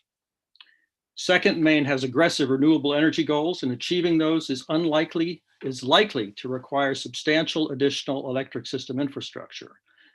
As evidenced by the National Rural Electric Cooperative Association's recent pushback on President Biden's plan for a zero carbon grid by 2035, the politically elected leaders of a statewide consumer-owned utility may well be disinclined to authorize the significant additional borrowing that will be needed to support this investment, because such debt will necessarily increase rates. Third, while LD 1708 purports to maintain PUC oversight of the new entity utility, we are concerned that the commission will be impotent and ineffective in regulating the new entity in reality. This diminution of effectiveness of regulation is driven to a great extent by the fundamental difference between investor-owned and consumer-owned utilities. Through the long development of Title 35A, the legislature has empowered the PUC with the tools needed to ensure that investor-owned utilities provide the appropriate level of service at just and reasonable rates. In our experience, the commission has not been reluctant to use these tools when appropriate. These tools are much more effective against the share owners of a private entity than against publicly owned entity, where any penalties or cost overruns are borne by the public owners. Fourth, the long duration and significant costs of and uncertainty that will prevail during the transition to a statewide consumer-owned T&D utility increase our skepticism as to whether formation of Pine Tree Power will actually produce the promised savings and not undermine the state's achievement of its decarbonization and electrification policy objectives. While these many transition issues are resolved, there will be significant uncertainty as to the future and current performance of Maine's transmission and distribution systems. This uncertainty will likely slow needed investment in these systems during the transition, as the existing investor-owned utilities will be disinclined to invest more capital in Maine when their current investments are being seized to form the new entity. This uncertainty may also result in higher electric supply prices, as reflected in standard offer rates and in the bids PUC receives for long-term contracts for renewable energy. We anticipate that energy suppliers may well incorporate increased risk premiums into their bids to reflect the changing risk profiles and balance sheets of the existing investor-owned utilities as compared to the consumer-owned entity. Finally, the legislature should scrutinize carefully all of the assumptions about customer savings that could be realized with the implementation of a statewide consumer-owned T&D utility before enacting 1708.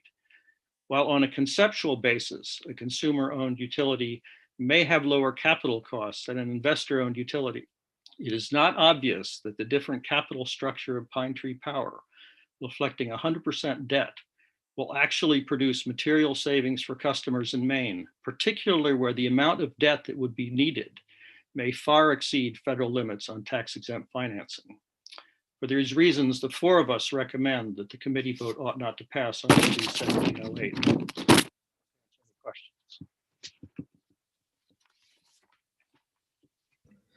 Thank you very much, Mr. Welch. Are there questions from the committee? Representative Foster. Thank you, Mr. Chair, and thank you, Mr. Welch, for your testimony. So I think I garnered this from your testimony, but I'd just like to make sure I'm clear on this. Do you consider that this would be a government entity, or would this be a private company? As for all practical purposes, this would be a government entity. And that's really one of the concerns that my colleagues and I have witnessed both on this continent and overseas, where you have direct, or what amounts to direct, government control of the entity. The dynamic between the commission and the entity changes dramatically for all kinds of reasons, principally because it does not enhance your career up, chances as a commissioner to go against the ministry, or in this case, a politically elected board. So as a practical matter, whatever the law says, the regulation would be very light-handed.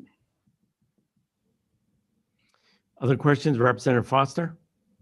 Thank you, Mr. Chair. So if we consider that this is a government entity and that the board is political in that it's an elected board, is it fair to say that when election time rolls around, I might be reluctant if I'm running for that position, even though it's only $110 a day when I'm serving?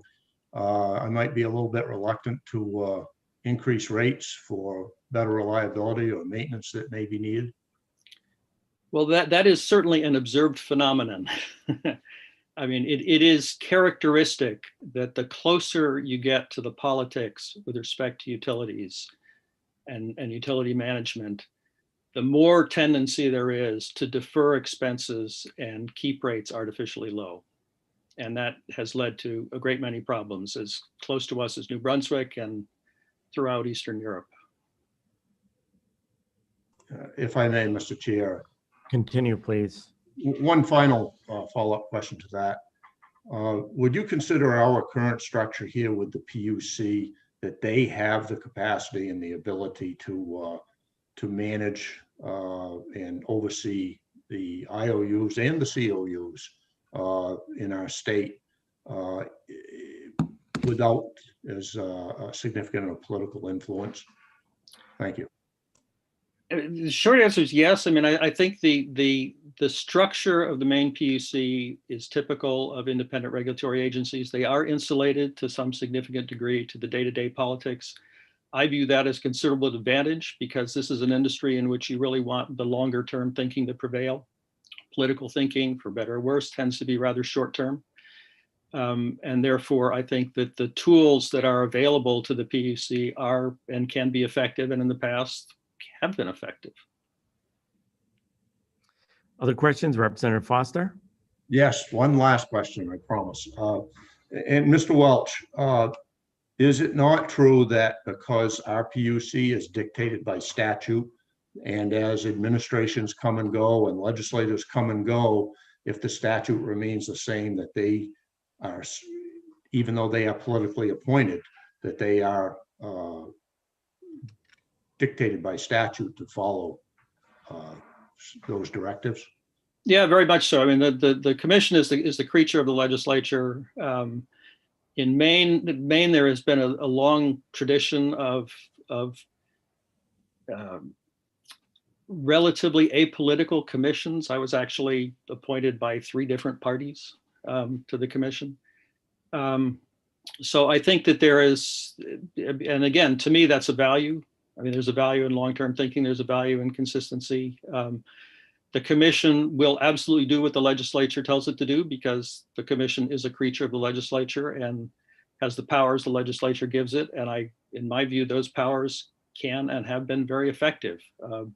More so on the investor-owned utilities, because for consumer-owned utilities, the commission, for all kinds of good reasons, tends to defer to the political will of the particular entities that own the utility. Investor-owned utilities understand that their shareholders can be punished if they misbehave, and they have been punished. Other questions from the committee? Seeing none, thank you very much for joining us, Mr. Welch. Thank you. And we will be taking our 15-minute break now. We'll come back to complete neither for nor against. I believe we have 3 or 4 left to testify, and then we'll switch over to proponents. We do have one additional proponent, which I forgot, who is Jim Mitchell, but he's agreed not to go now. Let us have our break, and we'll get back to him later. Please turn off your video and turn off your mic.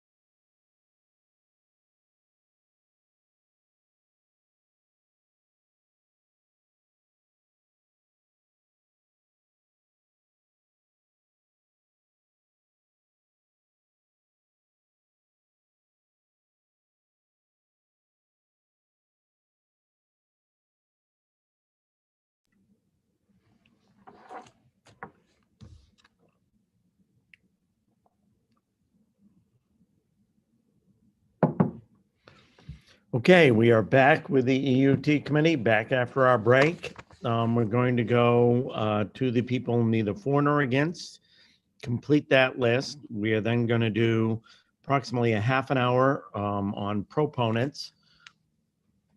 And then we'll go back to the final opponents and we'll see where that leaves us for dinner time. And pursuant to Representative Foster's request, we'll be taking only 45 minutes for dinner today.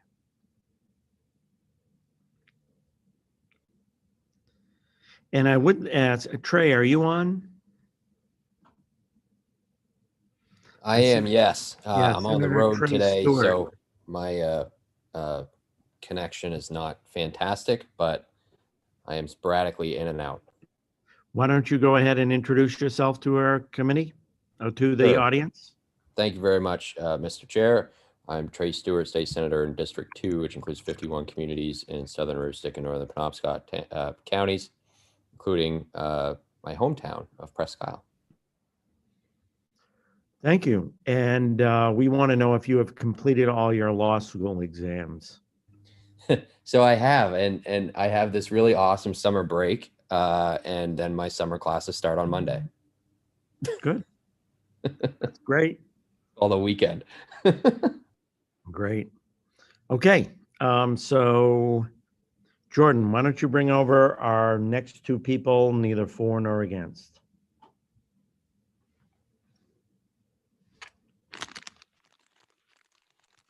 And we'll start off with Toby Bishop from Concentric Energy Advisors / CMP.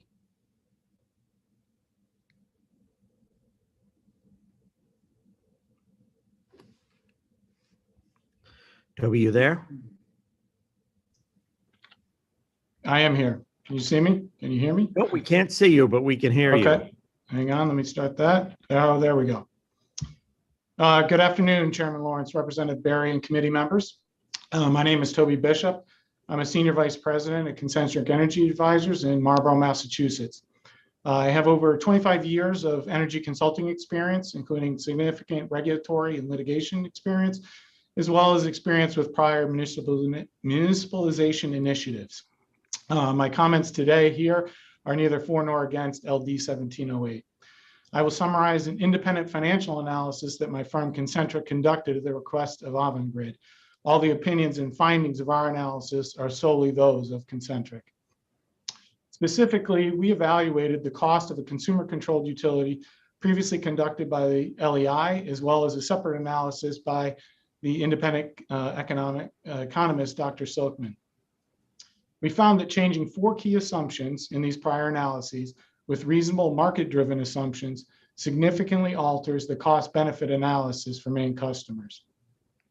The 4 key assumptions in the financial model that we adjusted based on market evidence are: 1, the management fee that Maine would pay to a third-party operator of the electric grid; 2, the acquisition multiple that Maine would pay to acquire the assets from the existing utilities; 3, the start date for the consumer-owned utility; and 4, the transmission rates that the consumer-owned utility would charge other New England customers for using the grid.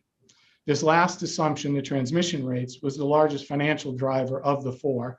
In our analysis, we reasonably assumed that the transmission rates would continue to be cost-based, and that the Federal Energy Regulatory Commission would not require that other New England customers subsidize Maine. Our analysis found that reasonable changes to these 4 assumptions would result in an initial acquisition cost increasing to Maine customers of approximately $13.5 billion or more, and that the net cost to Maine's electric customers over the 30-year forecast period would be a net cost of $4.7 billion. We believe this highlights the magnitude of the costs and risks embedded in a few key assumptions, should they differ from expectations that need to be considered.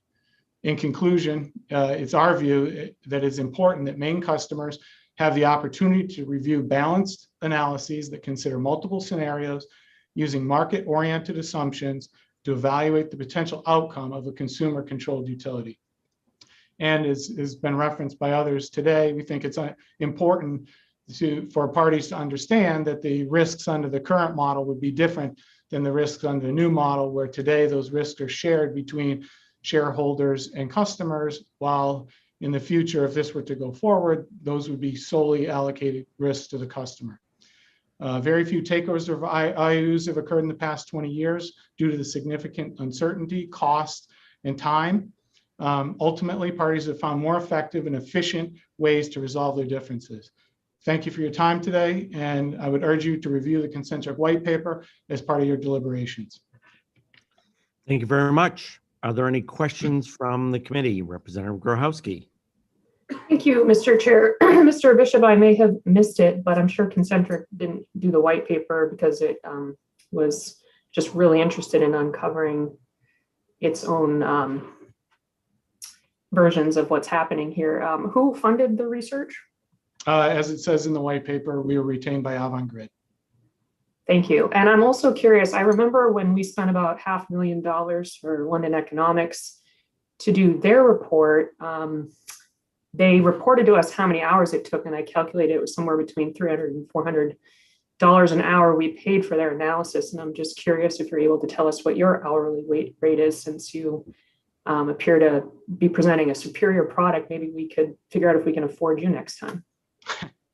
I'm not, I will say that our rates are private and competitively sensitive, but yes, we were paid, Ms. Grabowski. Is there a follow-up question? I'm all set at this time. Thank you. Thank you. I don't think, did Concentric reply to the RFP for the work that went to LEI? I can't recall, to be honest. I think we may. I would have to go back and check. They did not. Other questions? Representative Foster? And Representative Grochowski, you may want to take down your hand. Thank you, Mr. Chair. Thank you, Mr. Bishop. I'm wondering, I guess I'm a little confused. In your testimony, you stated that you did not see that this new entity would recover the same rates, if you will, for transmission to other New England states as are currently paid. Could you just explain that briefly? I'm not sure I quite understand the difference there. Sure. So in particular in the Dr. Silkman analysis, the assumption is that the new entity would continue to charge the same rates as the existing utilities. However, it really comes down to cost-based rate making, and that's a fundamental aspect of both federal and state regulation. And the issue with the new entity would be that it has a different capital structure, as we've heard,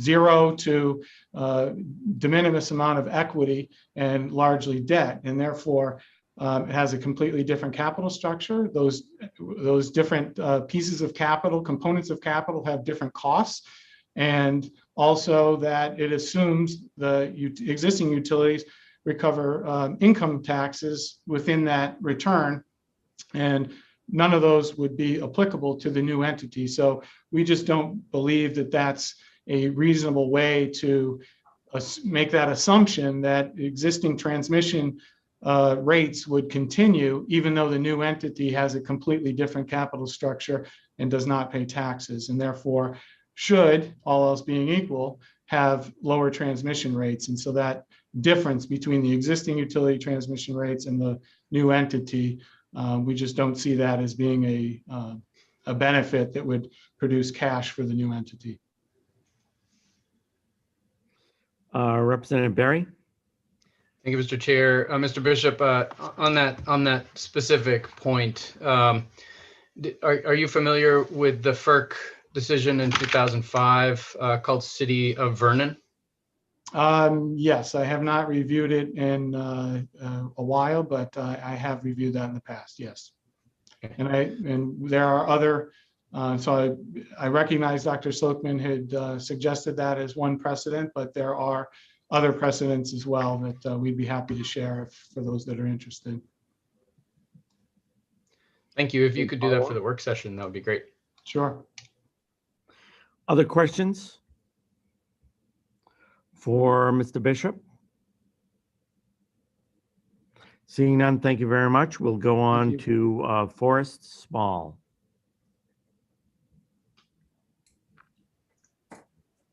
Thank you, Senator Lawrence, Representative Barry, and members of the committee. My name is Forrest Small, and I'm a Senior Vice President with Concentric Energy Advisors. I have over 30 years of experience working with electric utilities and system planning and operations. I'm speaking today on behalf of CMP regarding analyses that Concentric performed. I'm appearing neither for nor against the bill because our role was to provide independent analysis, looking specifically at rates and reliability of comparable consumer-owned utilities in the region. We don't have a position on the bill itself. Concentric prepared two separate white papers, which are attached to my written testimony. First, I'd like to talk about CMP's reliability.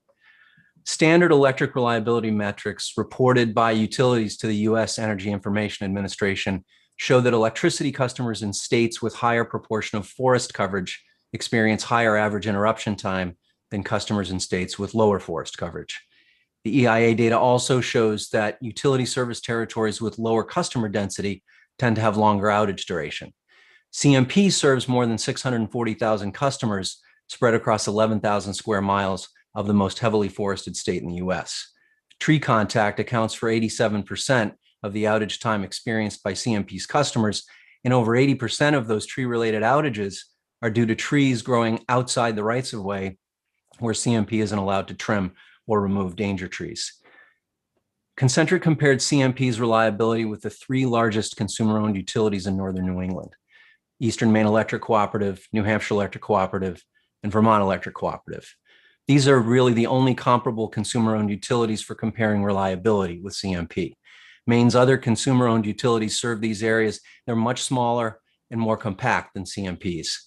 And they're not comparable and would be difficult to compare to a much larger consumer-owned electric utility.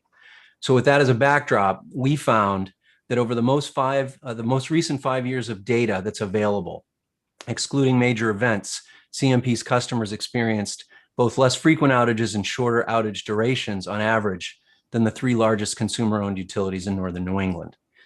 Speaking about electricity costs, as you know, Maine's electricity utility rates have four main cost components: power supply, transmission, distribution, and policy initiatives. Maine's utilities only have control really over two of these components: transmission and distribution costs, and we sometimes refer to those as delivery costs. As with the reliability analysis, Concentric compared CMP's delivery costs with the same comparable consumer-owned utilities that I noted earlier. Our review concluded that CMP's delivery costs are below Eastern Maine Electric Co-op, below New Hampshire Electric Co-op, and below Vermont Electric Co-op. They're also lower than all but one of the investor-owned utilities in northern New England. It happens that only Versant Power's Maine Public District is lower.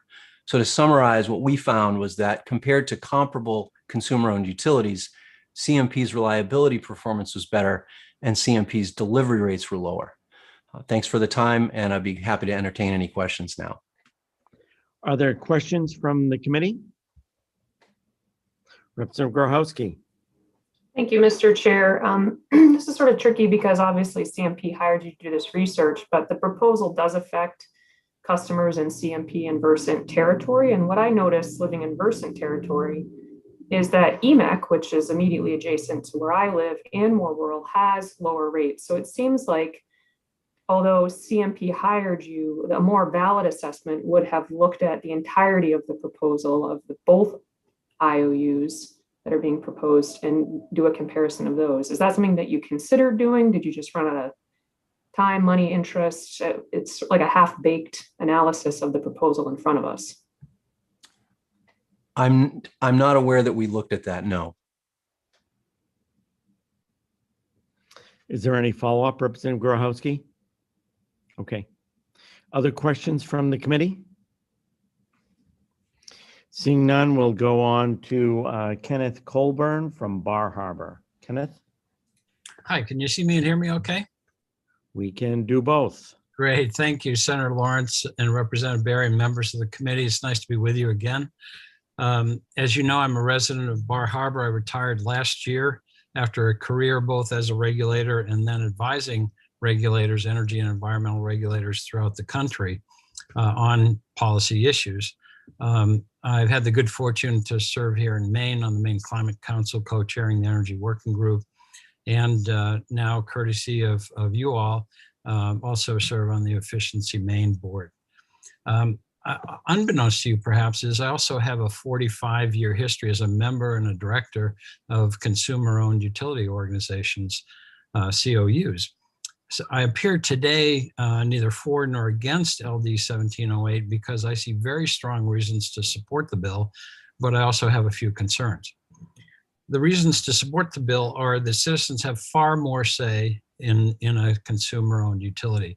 One only need look next door to New Hampshire Electric, where the board and management did not want to be in the broadband business, despite the fact that the members very much wanted that. They submitted a member initiative and to change the bylaws. And today, New Hampshire Electric is offering broadband and quite successfully so. Members want it, members got it. The second is that consumer-owned utilities are generally better operated in terms of lower rates, greater reliability, more efficient and cleaner energy, as its proponents, sponsors data demonstrates. A great example of that is the Sacramento Municipal Utility District, arguably the foremost in clean energy and electrification in the country, a municipal utility, consumer-owned utility.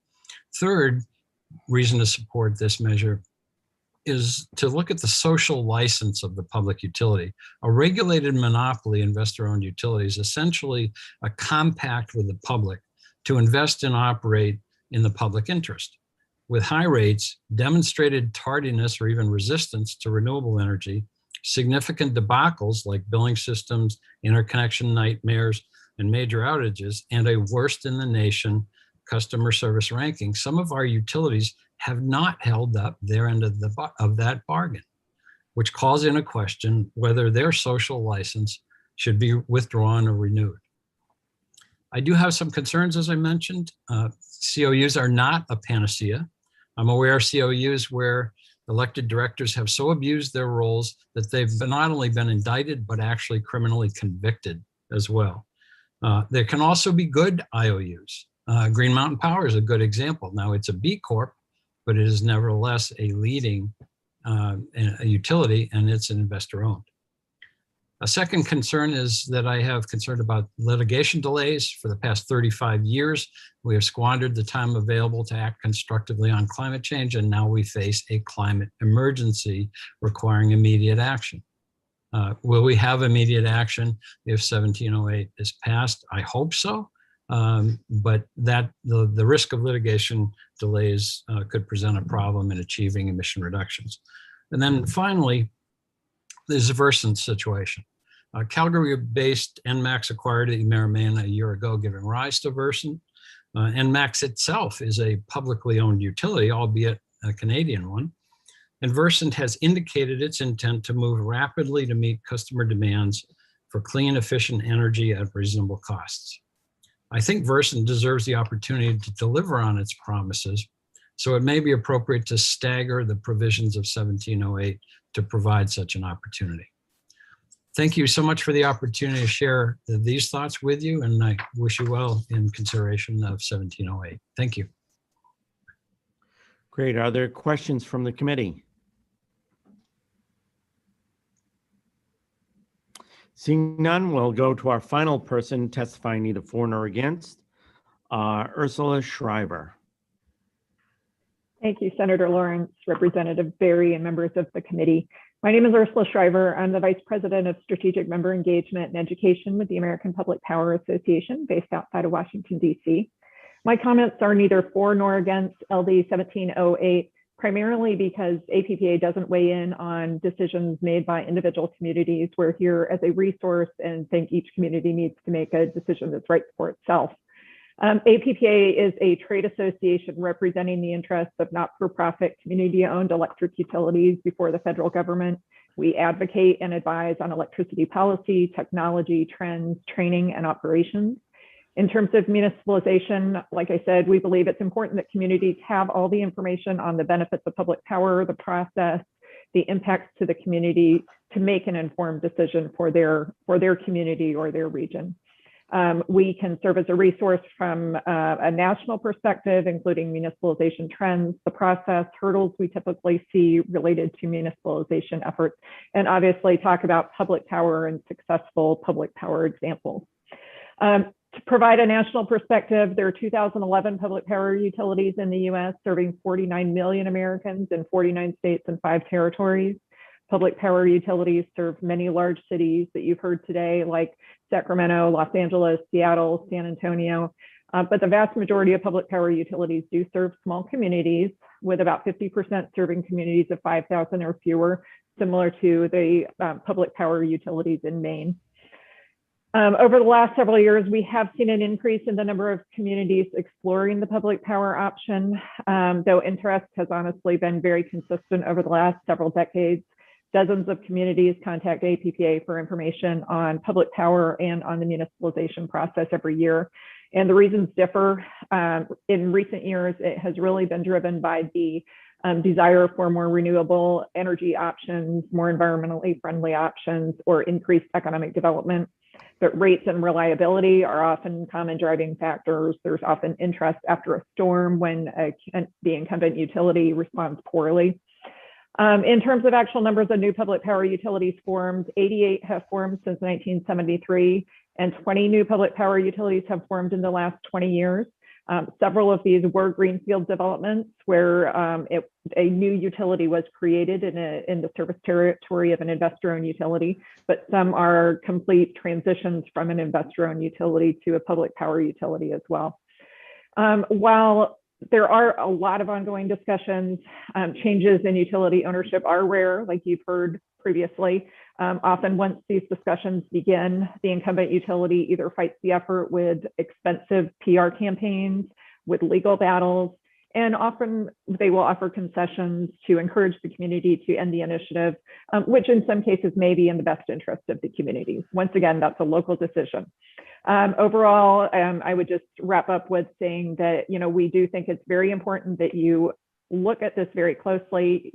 You need to be committed to it for it to succeed, but having a thorough legal and feasibility study completed, and I think the work that has already been done and the improvements that have been made have been very good. And I think that's very, very important so that the community and the state makes a very informed decision on a very important issue for the community that's going to have impacts for years to come. So APPA, we're available to provide information, answer questions, connect you with others in the public power community. I'm happy to answer questions now or along the way, and I wish you luck with your efforts. Thank you very much, Ms. Shriver. Are there questions from the committee? Representative Grochowski. Thank you very much. And thank you for that overview of what's been happening on this front elsewhere in the country. One question that I have, and I know that the LEI report that we commissioned did talk about a range of possible multipliers on net book value that would affect exactly how beneficial this would be to our ratepayers. And I really appreciated that part of their analysis. But one thing that keeps striking me is that the numbers, the very high numbers that CMP is throwing out there that it will cost us are over 3 times the value that they have registered with our Public Utilities Commission. That is the basis for their rates, and I believe would be fairly accurate. Is it possible for you to share with us or compile sort of what multipliers off of net book value have been seen in these other transitions elsewhere in the country? Because I think it would be nice to know, is something like 1.5 reasonable? Is something like 3 reasonable? It seems, some seem a little high to me, but I don't know what has been happening elsewhere. So if those numbers are attainable, I would love to see them because I think it would help our discussion. Yeah, I can definitely look into that. And I would just say very typically on the municipalization efforts that have been successful or even been negotiated, usually the community comes in kind of in the middle of what the initial analysis from the city perspective and from the investor-owned utility. The investor-owned utility is they're going to propose a much higher cost than your study may determine.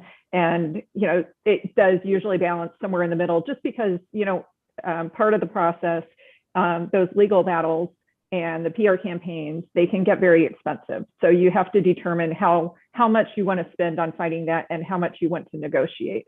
So some of the successful efforts that we've seen in recent years, the city may have paid a little bit more just because they wanted to avoid those legal battles and they felt that they could get a better deal that way. So it is very common that they would be very diverse in terms of especially the initial proposal. But I can go back and look at, you know, what the past, what the numbers have been previously and provide that information to Senator or Representative Berry. Thank you so much. Sure. Thank you. And I think we have Representative Ziegler next, followed by Representative Foster. Thank you, Mr. Chairman, and thank you, Mr. for being here.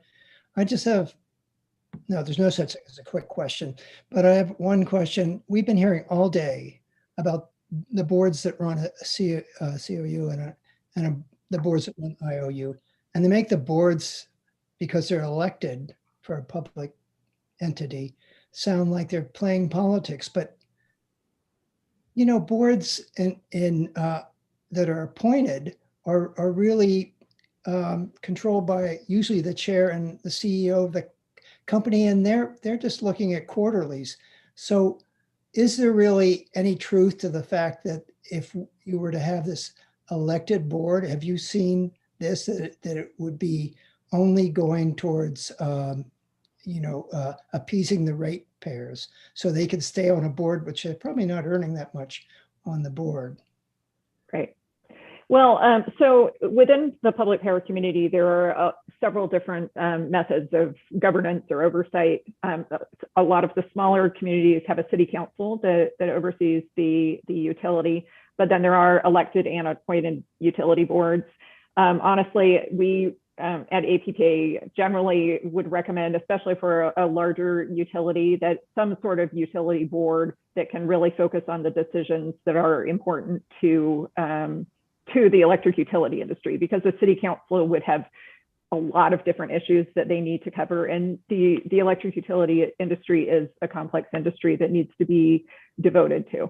You know, honestly, I can't say, you know, each community is different. You know, there are good boards and there are bad boards. You know, I think it really is how you structure, the process, and whether you have term limits or, you know, I think that is the important piece of it. And since you're starting from scratch, you have the ability to design something that's going to work best for Maine, rather than a lot of these other communities that already have a structure in place that they may want to adapt over time. It's not necessarily easy to do that. So I think that's the important point, is to make sure you understand what you're trying to accomplish now and set up something that's really effective initially. So just if I could just clarify, Yes, so go ahead. there are good boards and there are bad boards, but those exist across the board, correct? Not just in COUs, but also in IOUs. Oh, absolutely. And it goes back to the benefits of public power, but for public power, we are governed locally by local officials, you know, and I'm speaking typically, you know, most of the public power utilities are a city or a community rather than a state. But either way, your governing board is there to serve the customers. The board of an investor-owned utility is there to serve the stockholders primarily. That is who they're accountable to and who they really represent. So they have this divided loyalty between looking after citizens or the customers and looking after stockholders. And public power utility, their sole purpose is to represent the customer and advocate for the customer. Representative Foster. Thank you, Mr. Chair. Ms. Shriver, you made mention in your testimony of some of these efforts that have led to improvements for the utility ratepayers, even though they didn't succeed in the actual effort to convert. We heard testimony earlier today from a person who mentioned the effort in Colorado to do that, and that's exactly what I think she said that led to. Do you, apparently you're familiar with that particular effort. Do you know how long that took and how much was spent before that was, before it ended? Thank you. I would have to get back to you on specific details, but the effort was at least 10 years, if not longer, that dragged out. And millions of dollars were spent on probably both sides, more so on the Xcel Energy side. And that, I would say a lot of the times when when they come to an agreement, the investor-owned utility will agree to pay, legal bills or whatever, some of the costs that have already been incurred for them to drop the effort. And I'd have to go back and look and see if that happened specifically in Boulder. But I know in Boulder, they came to an agreement to where Xcel Energy is going to provide more renewable options, more environmentally friendly options. But if they don't actually meet those goals, then the city of Boulder can move forward with their municipalization effort as they were already doing so. They're making sure they document all their studies and everything that they have, so they have the ability to actually go forward with it if this new arrangement doesn't meet their needs. So it's sort of a kind of a bridge. Representative Foster, you can continue.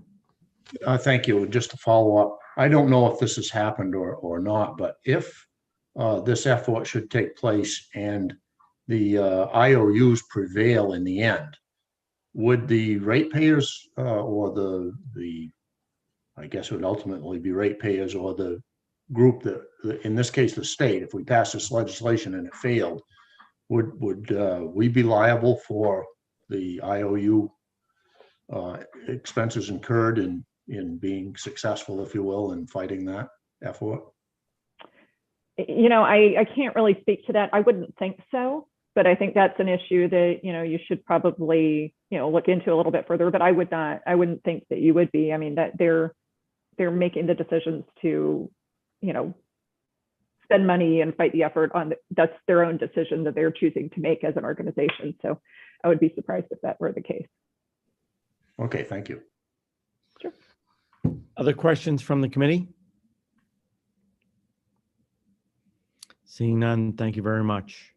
That completes people testifying either for nor against. So we'll go to a half hour of proponents before going back to opponents. So Jordan, I'll just ask you to beam over the next people on the list. I believe it might be Jake Brom. If Jake is still in the attendees list.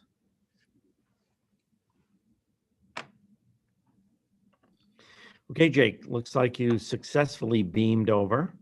There we go. So why don't you go ahead and continue? All right, great.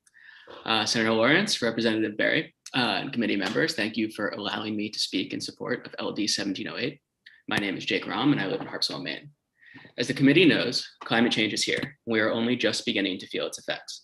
In 2019, over 11,000 scientists warned that we face a civilization-threatening climate emergency. They said, in part, and I quote, "The climate crisis has arrived and is accelerating faster than most scientists expected. It is more severe than anticipated, threatening natural ecosystems and the fate of humanity. Especially worrisome are potential irreversible climate tipping points and nature's reinforcing feedbacks, atmospheric, marine, and terrestrial, that could lead to a catastrophic hothouse Earth, well beyond the control of humans." Just this winter in Harpswell, we experienced severe storms and the attendant power outages with an alarming frequency. I was fortunate enough to have a generator to maintain my home's heat during these outages. On one occasion, however, the generator broke down and I had to find a place to stay. I was lucky. If I had no place else to go, I would have been stuck in my home worrying about freezing. Unfortunately, this is the reality for many Mainers. Mainers shouldn't need to pay for costly generators on top of their utility bills just to keep the heat on.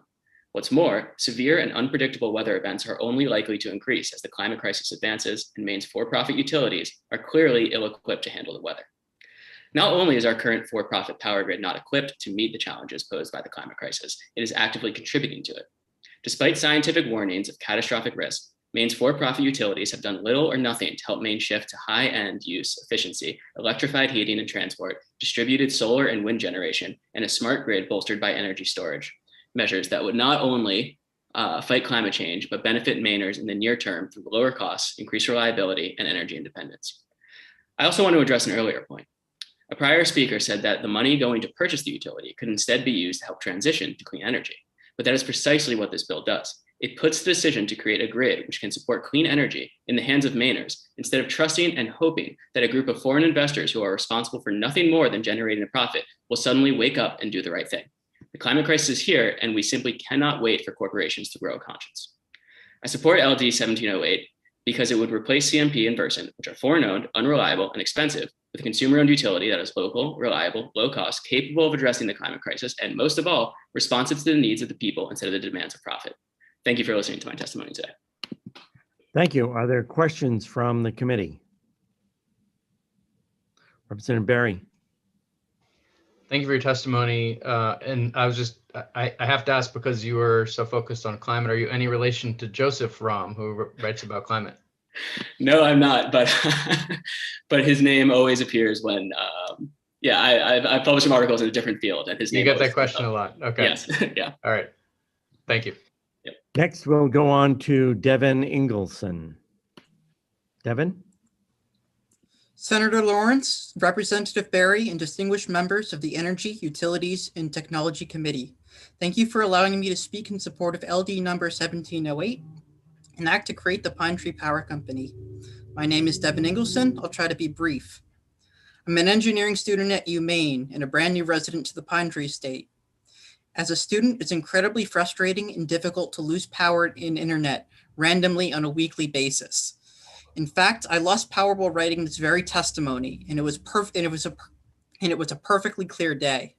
The shabby and expensive service interferes with my schoolwork, which is becoming increasingly dependent on reliable internet connection. The local power companies, Versant and Central Maine Power, have had a long track record of charging Mainers like me exorbitant fees for crumbling infrastructure they fail to improve. The creation of the Pine Tree Power Company would lower prices considerably, and because they would be directed by local Mainers instead of foreign governments in Wall Street, our power infrastructure would finally get the repairs it desperately needs. Mainers like me want to be in charge of our own power.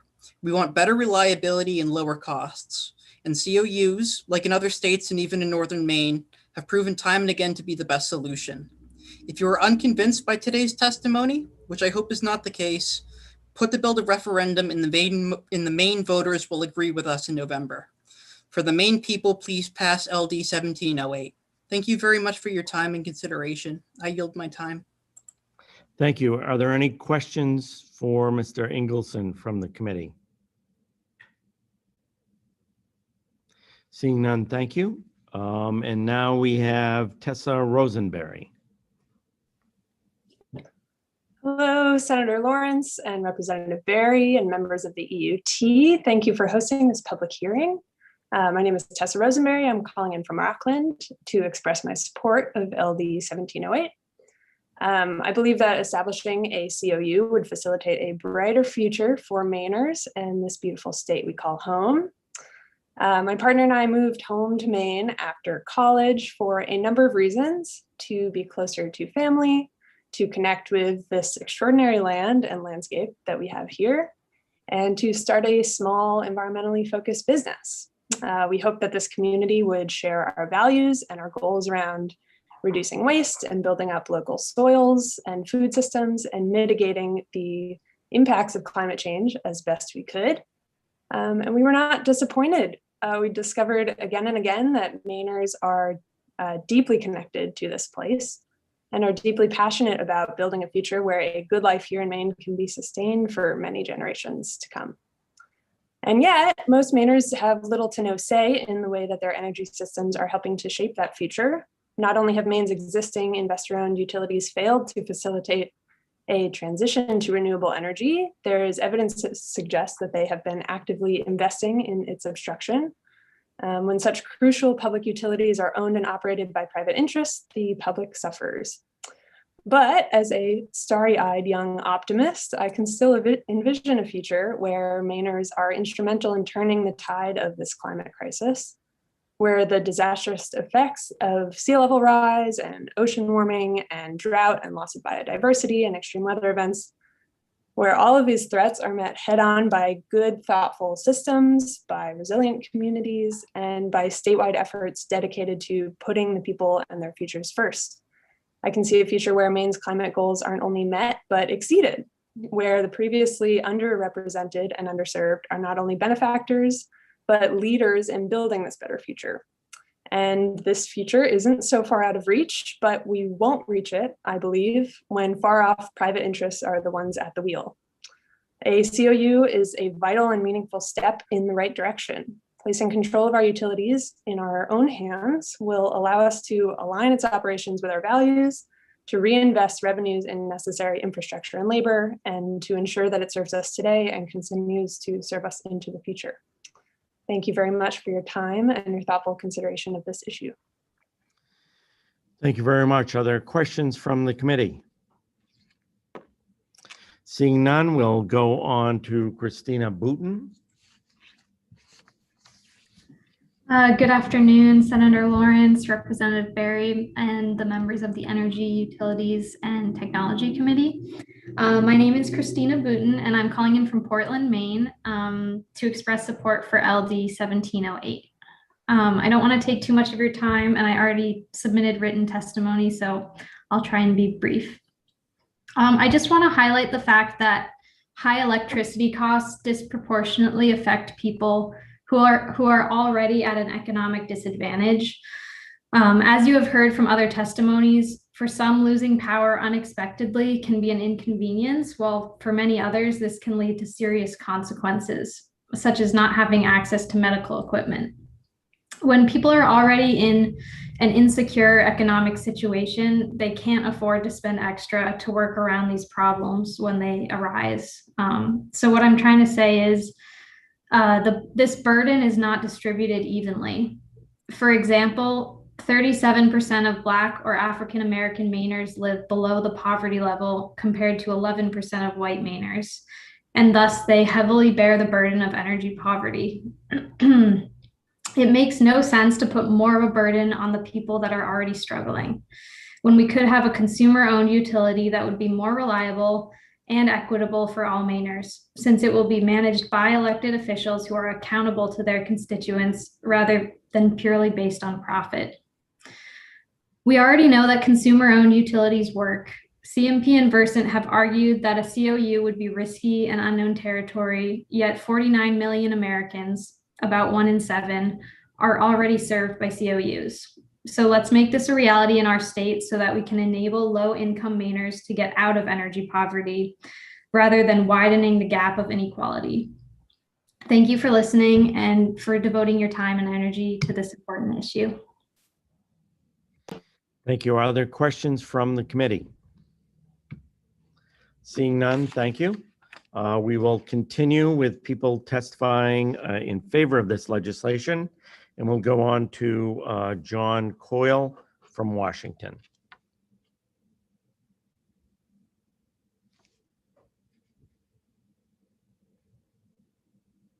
You just need to unmute, John.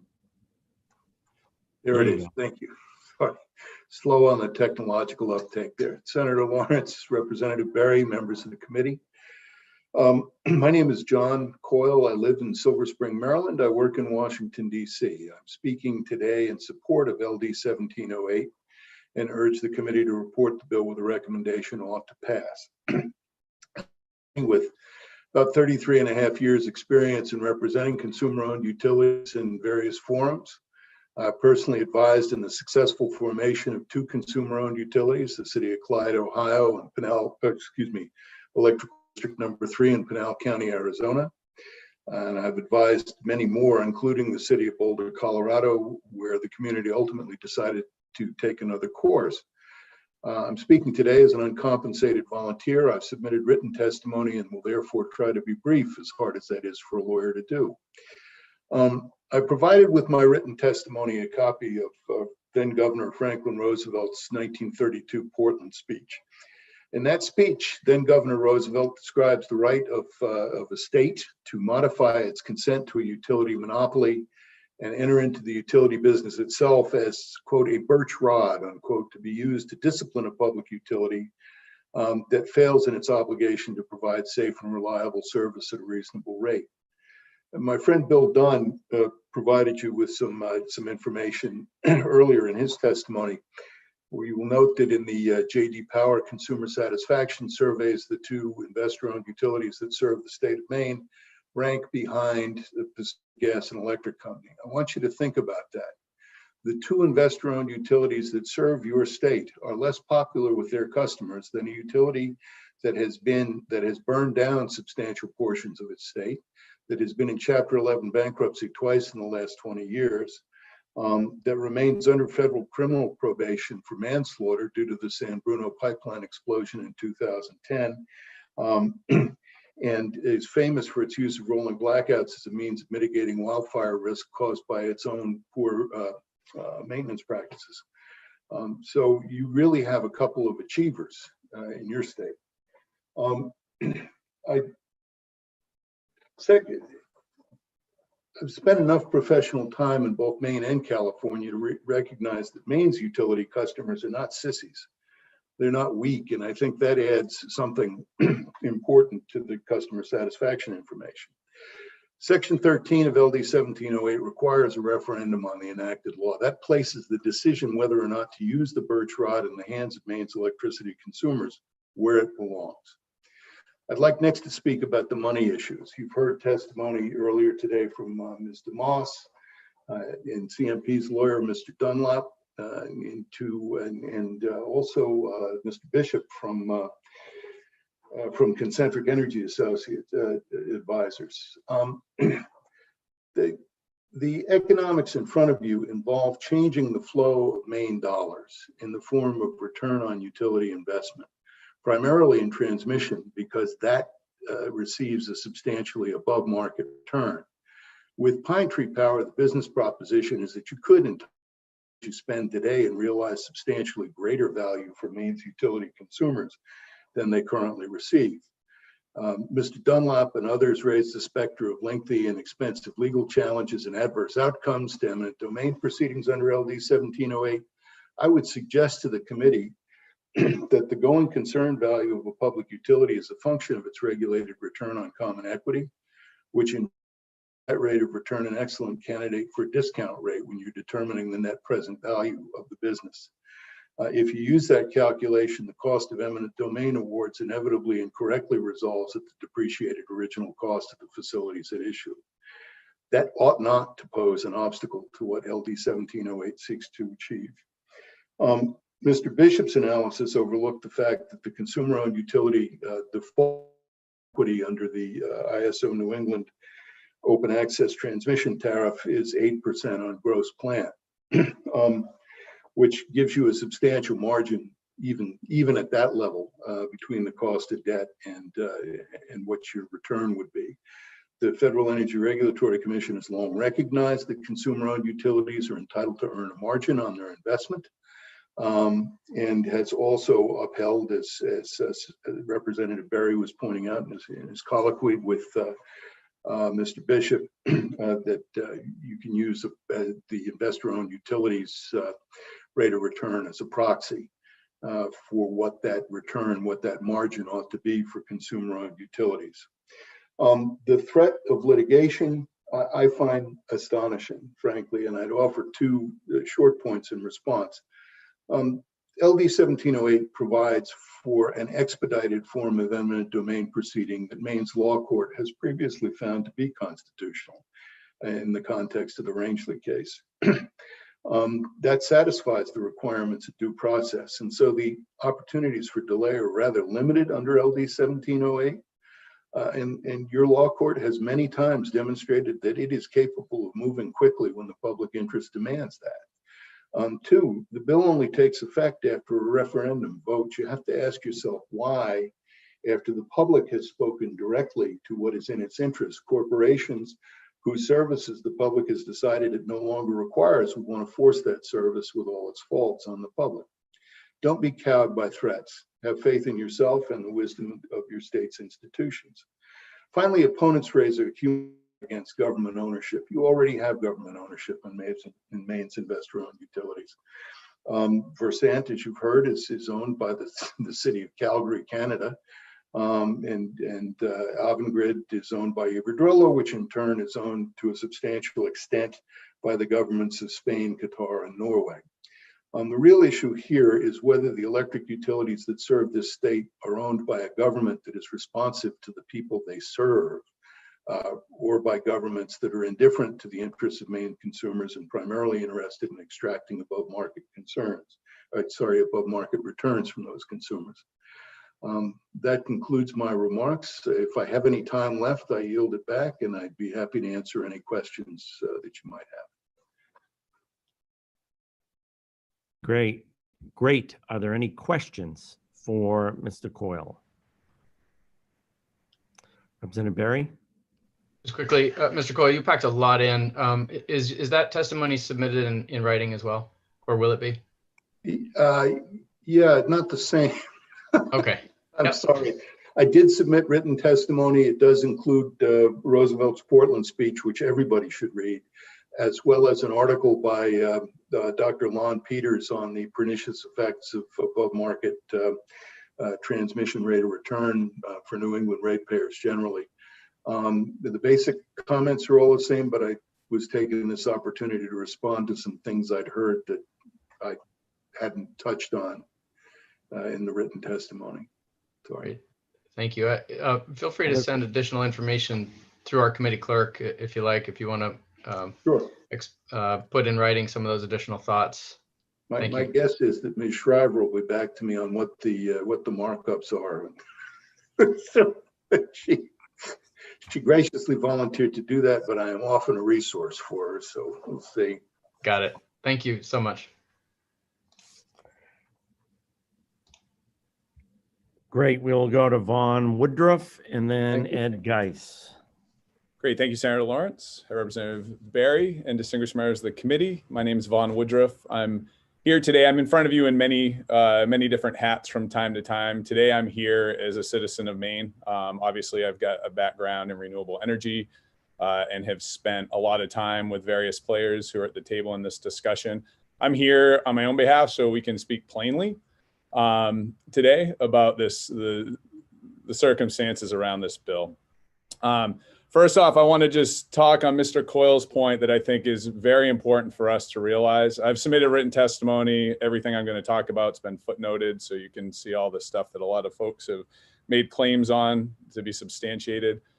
But one of the key points in Mr. Coyle's testimony was that a utility in this country that has pled guilty to killing its ratepayers has a higher customer satisfaction rate than Central Maine Power does, right? So in these discussions, we often focus on the trees, and I think we need to step back for the forest a little bit. My verbal testimony is gonna be a little bit different than my written testimony because I think today's hearing has proven a lot of the points of why this bill is needed, right? I've seen our utilities come in and talk about the efforts that they're making on connecting renewable energy to the grid. Meanwhile, we have open dockets, complaints, et cetera, about the utility's inability to do so that's threatening the access to solar for Maine businesses and ratepayers. And that's actually being addressed in LD 1100, which you've heard previously. We've heard this discussion about a government takeover by individuals who have similar access that I do to the various levels of energy regulation and realize the problems that we're having right now, as much as we want to blame Versant and CMP, they're our fault, right? We make the laws. We elect the people that make the laws. We have a Public Utilities Commission whose job it is to regulate those utilities under those laws and the rules that they create. And we have what's been spoken on numerous occasions here, the lowest reliability rates in the country and the least popular utilities. I think that is at the essence what happens. And if we're honest with ourselves, and I know a lot of folks here do that, and they look in the mirror and it's a hard piece, it's a hard piece representing the people of Maine. We see it everywhere. I know it's been 18 months since people have been on the third floor of the State House, but the lobbying efforts that the utilities have and the power they have on both parties, right? We have former governors from both parties that either have lobbied on behalf of CMP or make $200,000 a year to serve on their board. CMP permeates fundraising for candidates, right? And I know even in my role at times, I have been very careful in the language that I use because I have to operate under the power of the Public Utilities Commission and the utilities, even when they are doing things that are wrong. And I have seen people marginalized who have come out to speak about what has really been happening and the lack of oversight for the utilities. I'm very appreciative of Representative Berry, who has been outspoken on this and I think has taken on some personal criticism publicly for advocating on behalf of us as ratepayers and as citizens. It's not an easy thing to do. There's a lot of power behind it. I have sat in public committees in which consensus efforts have been undermined by the influences that CMP has and the access to power that they have. And so fundamentally what this bill is going to do, we as a state have not found the courage to hold these utilities responsible. And what this bill allows us to do is turn it over to the people of Maine and allow them to have the courage to get what they deserve. I mean, if we look at the PUC's charge in statute, it is to provide safety and reliability at affordable rates for both, or reasonable rates for both the consumer and the utility. We have not done that. And the structure that exists today is faulty, and without a radical overhaul of that structure, we will not have it. So this is not a government takeover. This is a consumer takeover. And this is the people of Maine exercising their right directly to influence issues that have plagued this state for many, many years. Thank you very much for your time.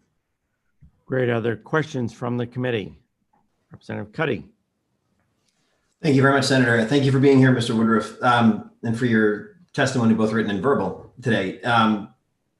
Earlier today, Versant talked about how they are more solar friendly than Central Maine Power. And I just wanted to hear you comment on that. I know you've done work in both areas. Yeah, interestingly, while that testimony was happening, I was pinged by 2 installers in the state of Maine related to cases that they are in front of the Public Utilities Commission on dealing with Versant. So when we went into this new era of solar that started with the passage of LD 1711 in 2019, there was a lot of, we as a company, InSource at that time, had a lot of optimism because Versant had been such a good ally. And when this bill in its earlier versions looked at this, I actually advocated that maybe we leave Versant out of the picture because they have been doing well, much as my friend Mr. Colburn had said earlier. I mean, we can get into details, but there have been documents submitted in dockets at the Public Utilities Commission of just straight up ignoring the rules of the commission in order to deny interconnection by Versant on projects that are for small businesses that this committee supported reducing barriers for, and Versant has put them up. And frankly, the issues that we've seen have made it harder to deal with Versant on interconnection than CMP over the last 12 months. Other questions from the committee for Mr. Woodruff? Seeing none, thank you. We will go on to Ed Geis.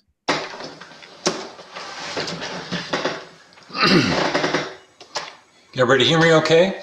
Yes. Great. So my name is Ed Geis. I live in Camden with my family and I run a web development business.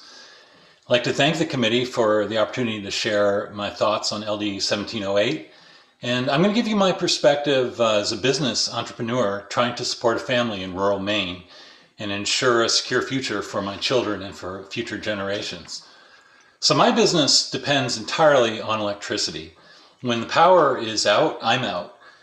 Maine has the most frequent power outages in the country, and the outages here last longer on average than almost any other state.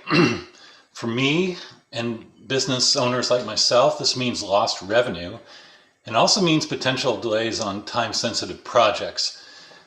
It cripples my ability to monitor websites and to respond to time-sensitive projects. Maine does have some challenging weather, as people have said, But there is no question that our investor-owned utilities have cut corners on maintaining and upgrading our grid. And they've replaced local line workers with temporary contractors from out of state and other cost-cutting measures, all to boost their quarterly returns at our expense. It's not just power outages that cost businesses like mine. The rates that CMP charges to deliver my power have grown substantially. I'm also one of the thousands of customers who've received inflated bills from Central Maine Power. I've tried to resolve the issue working with CMP's customer service department, but they simply refuse to acknowledge the issue and deny the problem, even though I submit documentation including digital images of my meters. So establishing a successful business in rural Maine is challenging, and entrepreneurs like myself need every advantage we can get. Those of us that are served by CMP and Versant are burdened with an unnecessarily high rates, frequent power outages, and just the time burden of having to deal with utility company incompetence and indifference. The bottom line is a consumer-owned utility would be a significant advantage for Maine, small businesses like mine, and we are the backbone of Maine's economy. It would also remove a deterrent for other businesses that are considering relocating to Maine. So finally, I just want to say that I want Maine to be a place where my kids can live and work and raise a family without struggling to make ends meet. And just as importantly, I want Maine to be a place where everyone works cooperatively to address climate change with a modern, efficient, resilient grid powered by clean energy. That's not going to happen quickly enough with CMP or Versant running the grid, as their decisions are driven by next quarter's earnings, not the well-being of future generations. So in my final point will just be that the monopoly franchise that Maine gives to utility companies is not a permanent right. It is a privilege that's granted by the state, contingent upon delivering reliable service and dealing honestly with customers. Our investor-owned utilities regularly abuse that privilege.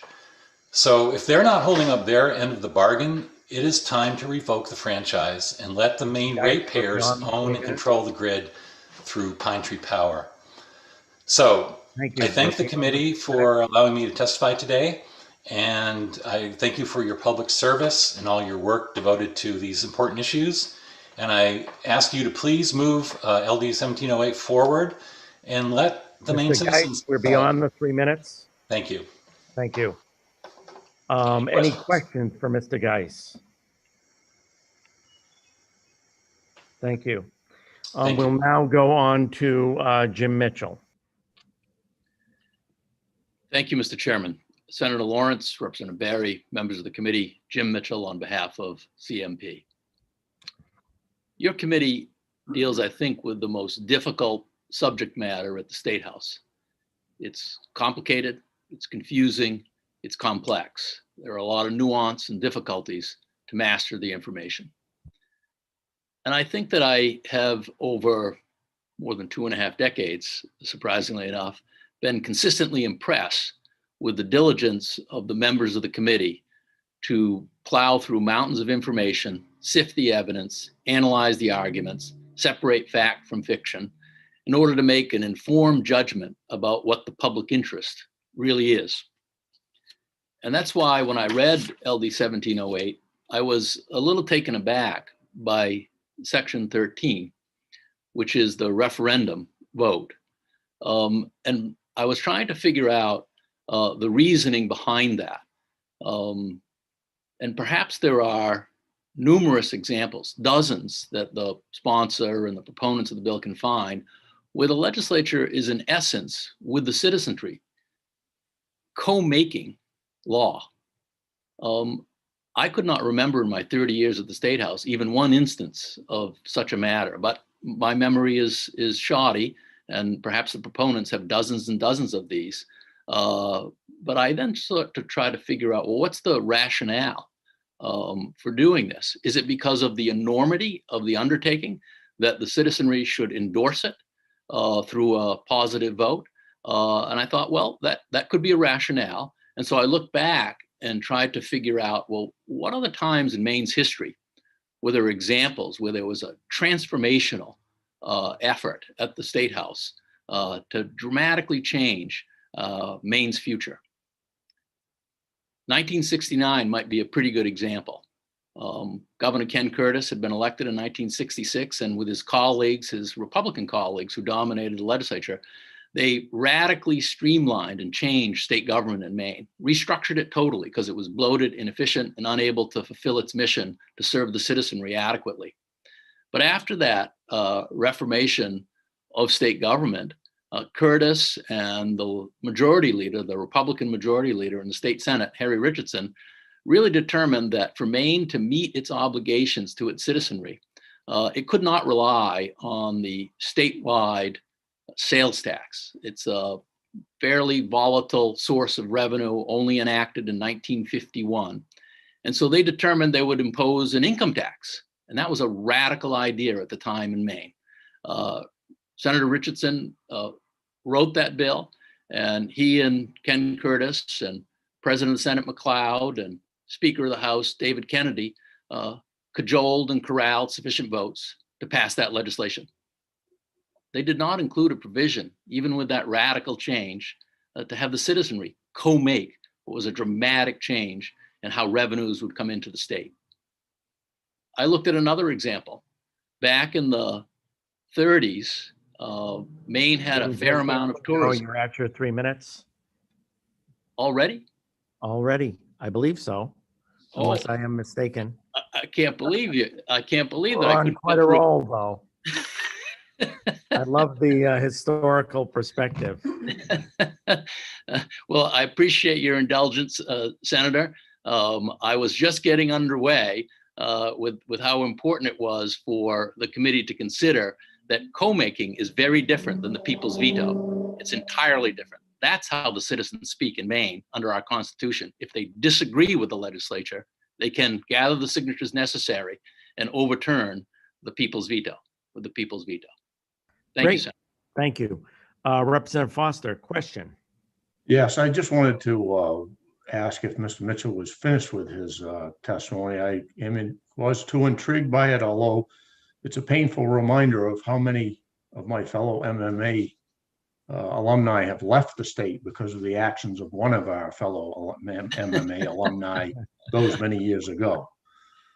I haven't finished, but I'm not a public official like Garrett Corbin, so I am reluctant to continue testifying at this late hour. So I appreciate that opportunity, but I don't think it would be appropriate for me to do so. But thank you, Representative.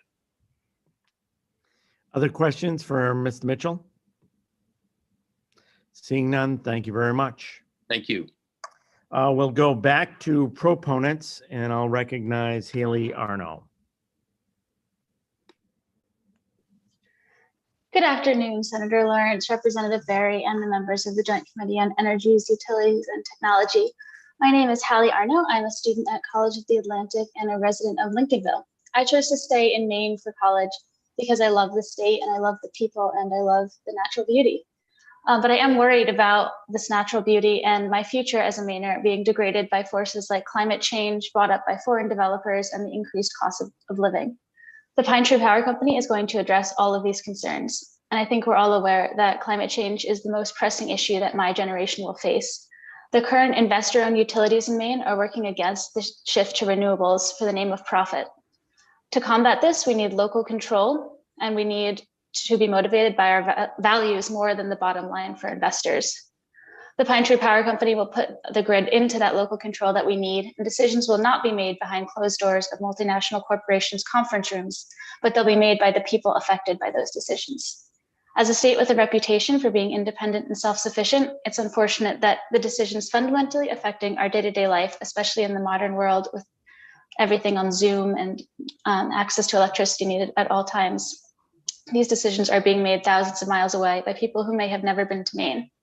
I could go on about many of the other reasons for LD 1708 and the reasons to support it, but I will stop it there. And thank you for your time and the opportunity to testify. I'm happy to take questions. Thank you. Are there questions from the committee for Ms. Arno? Seeing none, thank you very much. And we'll Thank you. go to Robert McHugh Westfall. Senator Lawrence, I believe Representative Ziegler had his hand up. I apologize, Representative Ziegler. I accept your apology, Senator Lawrence. And just wanted to say that it's always great to see Alec. Isn't that so? And I'm glad you're doing this good work. Okay, that's all I wanted to say. Thank you. It's great to see you as well. Thank you for all the work you're doing. Great. So now we'll go on to Robert McHugh Westfall.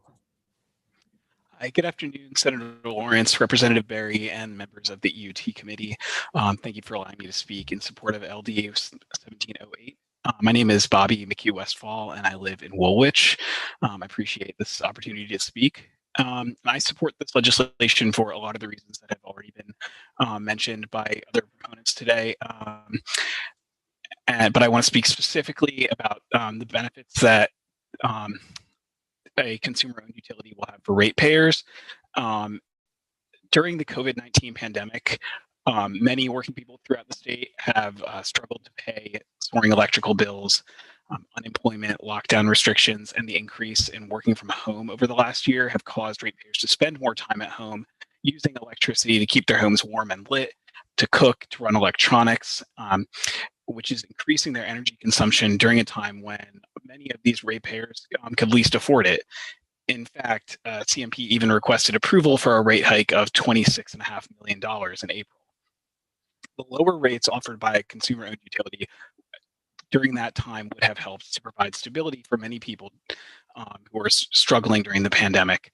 And while the vaccine availability is allowing us to look forward to the end of the pandemic, this is also an ideal time for us to look back and consider how we can avoid situations like this or mitigate them in the future by making the electricity that we all depend on more affordable for all ratepayers.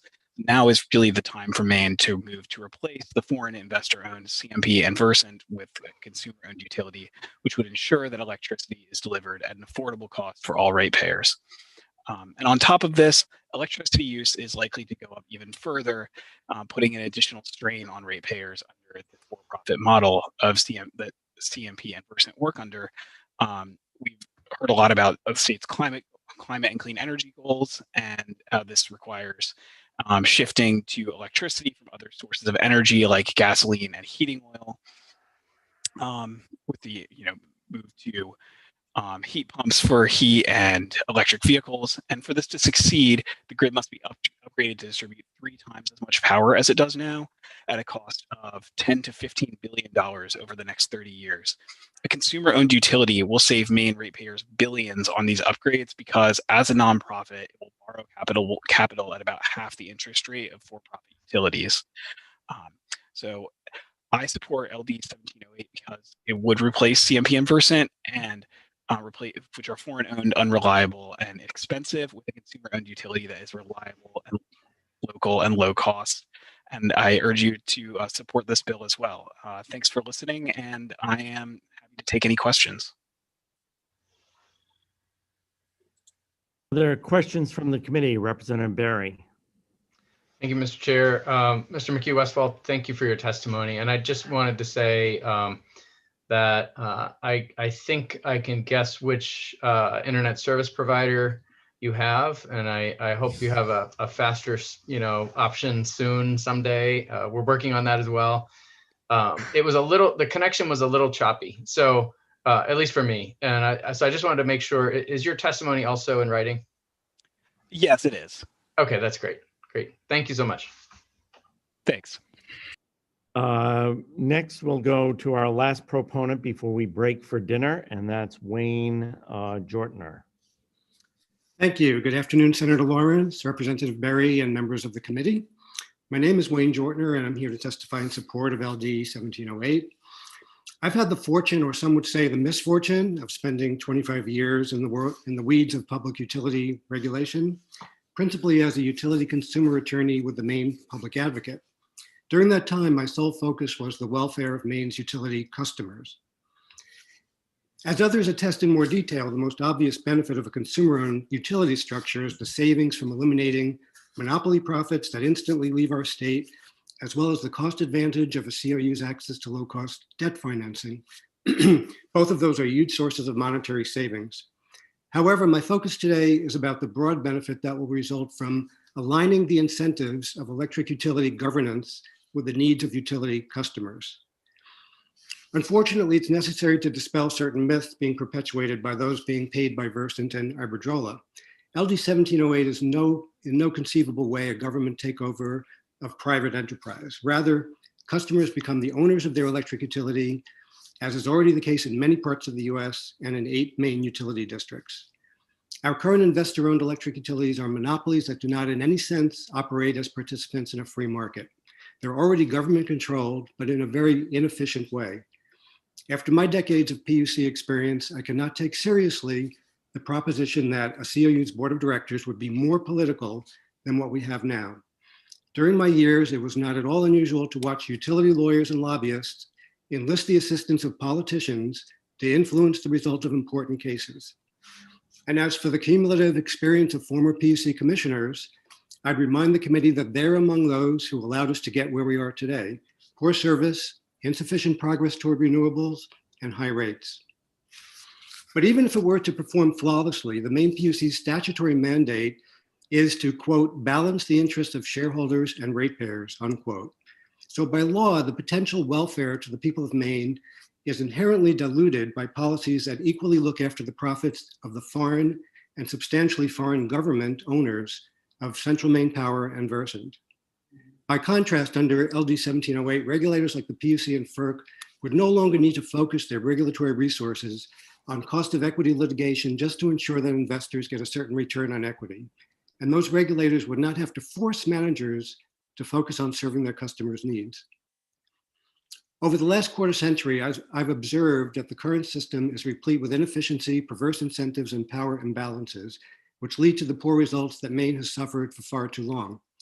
Here we have the opportunity to eliminate those inefficiencies that are inherent in attempting to force large international corporations to serve our small state. Instead, it will realign the incentives so that both the regulators and the utility are working together to achieve local goals like lower rates, investments in the grid that enhance reliability, and the pursuit of environmentally sustainable policies. One thing cannot be ignored: our current IOUs rank very poorly, sometimes dead last, in the whole United States in customer satisfaction and reliability. It seems that every time the wind blows, we have thousands, if not hundreds of thousands of outages across the state. And a final observation: if you set aside all the testimony from those being paid by utilities and related lobbying groups, you can see an overwhelming hunger by real Maine people and unpaid experts for change in Maine's electric utility paradigm. For those reasons, I ask the committee to vote ought to pass and let the citizens decide. And finally, this is a bold step, but we need to take it. And I think you should be reminded of what John Coyle said: don't be cowed by threats. Thank you. Thank you very much. Are there questions from the committee? Representative Barry? Thank you, Senator Lawrence, and thank you very much, Mr. Jortner. Was it 25 years at the Public Advocate's Office? 23, but then 2 additional years in New Hampshire, Vermont. Got it. And during that time, did you observe that the interests that participate primarily in the commission proceedings, have a short, obviously specific interest that they're defending or advocating for, but also typically a shorter investment horizon, a shorter, a 5-year outlook on profits to shareholders, or maybe 10 years, but not an intergenerational, longer term look. Is that a structural problem in our current paradigm? Yeah, I would say that's a good point. A typical rate case, in the old days, a rate case was every year. Mm-hmm. By law, they can't be more often than 9 months, but they could be every 9 months if the utility filed. Since then, there have been some other mechanisms that have extended that time period, but I would say you're correct that the long term is not usually the focus of a rate case at the PUC. Thank you.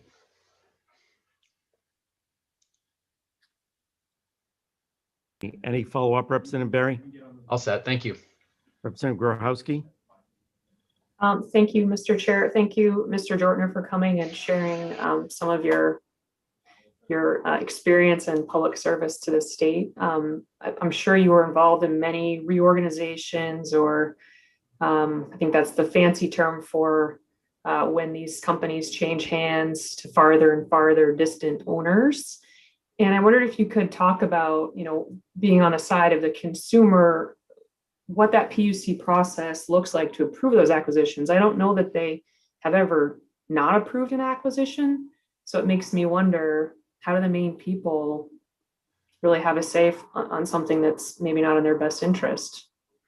Yeah, that's a very good point, because Maine has become a smaller and smaller and smaller entity in larger and larger utility corporations. And I can't recall any major merger proposals that were rejected by the PUC.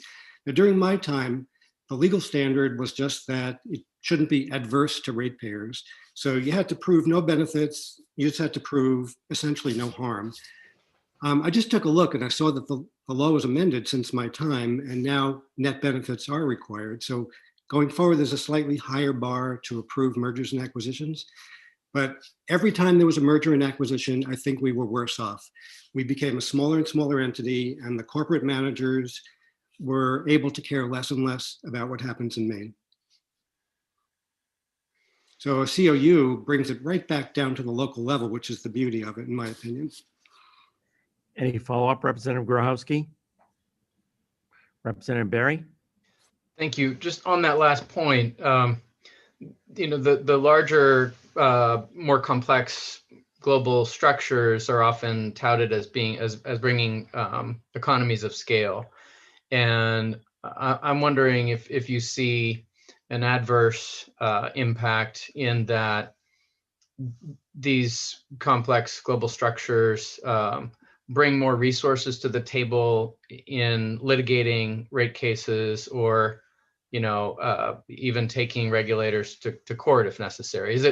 Does it put the regulators in a weaker position to have these larger and larger, more and more global corporations in charge? Yeah, absolutely, because the state of Maine as a whole, not just the regulator, but the state of Maine as a whole, turns out to be a tiny little thing compared to like a Verizon or Iberdrola. It's really a huge power imbalance, and the resources that they could bring to litigation or even to PUC regulation, really could outgun everybody else. Any other questions for Mr. Jortner? Seeing none, thank you. We are going to take our dinner break now. It's 5:25, so we will be back at 6:10, and I believe everybody is invited to Representative Foster's house on the committee. If you can make it to Dexter and back in time. The Barbie is on. All right. If not, you'll have to fare on your own. Thank you. You'll have to leave your part of Maine, though, to do it. Exactly. Mute yourself and stop your video, please. Mr. Chair, may I just ask a quick question before we go? Sure. I was just wondering how many more left have on the list. I believe we at least have 25 or 30. So actually it's more than that, I'm being told. So I would expect at least perhaps another 2 hours of testimony. Okay. Yeah, thank you. My children will enjoy listening during dinner. Tell them it's a bedtime story and it can put them to sleep.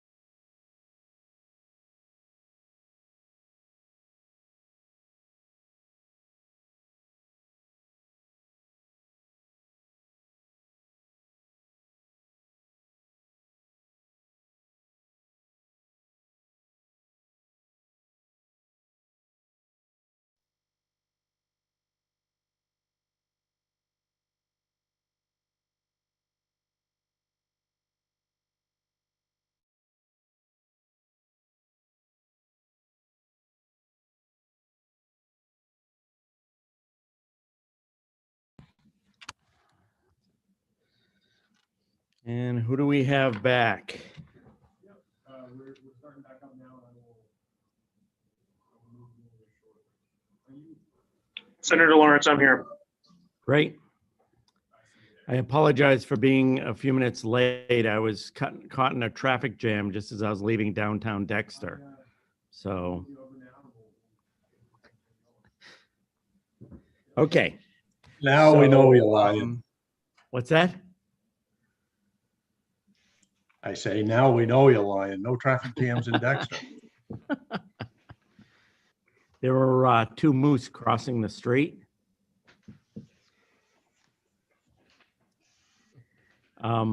So Jordan, why don't you beam the next two over?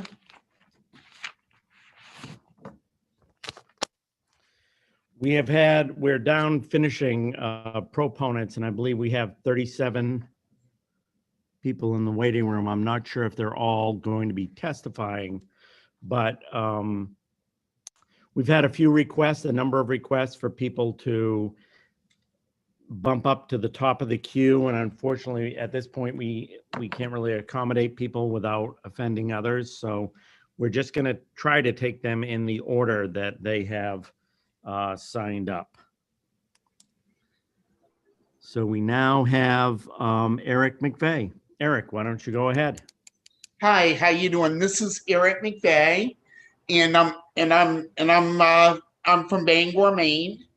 And I've enjoyed all the presentations today, but I just wanted to let you know that Representative Berry, Senator Lawrence, and members of the Energy, Utilities, and Technology Committee, I'm here to testify in support of LD 708 and act to create the Pine Tree Power Company.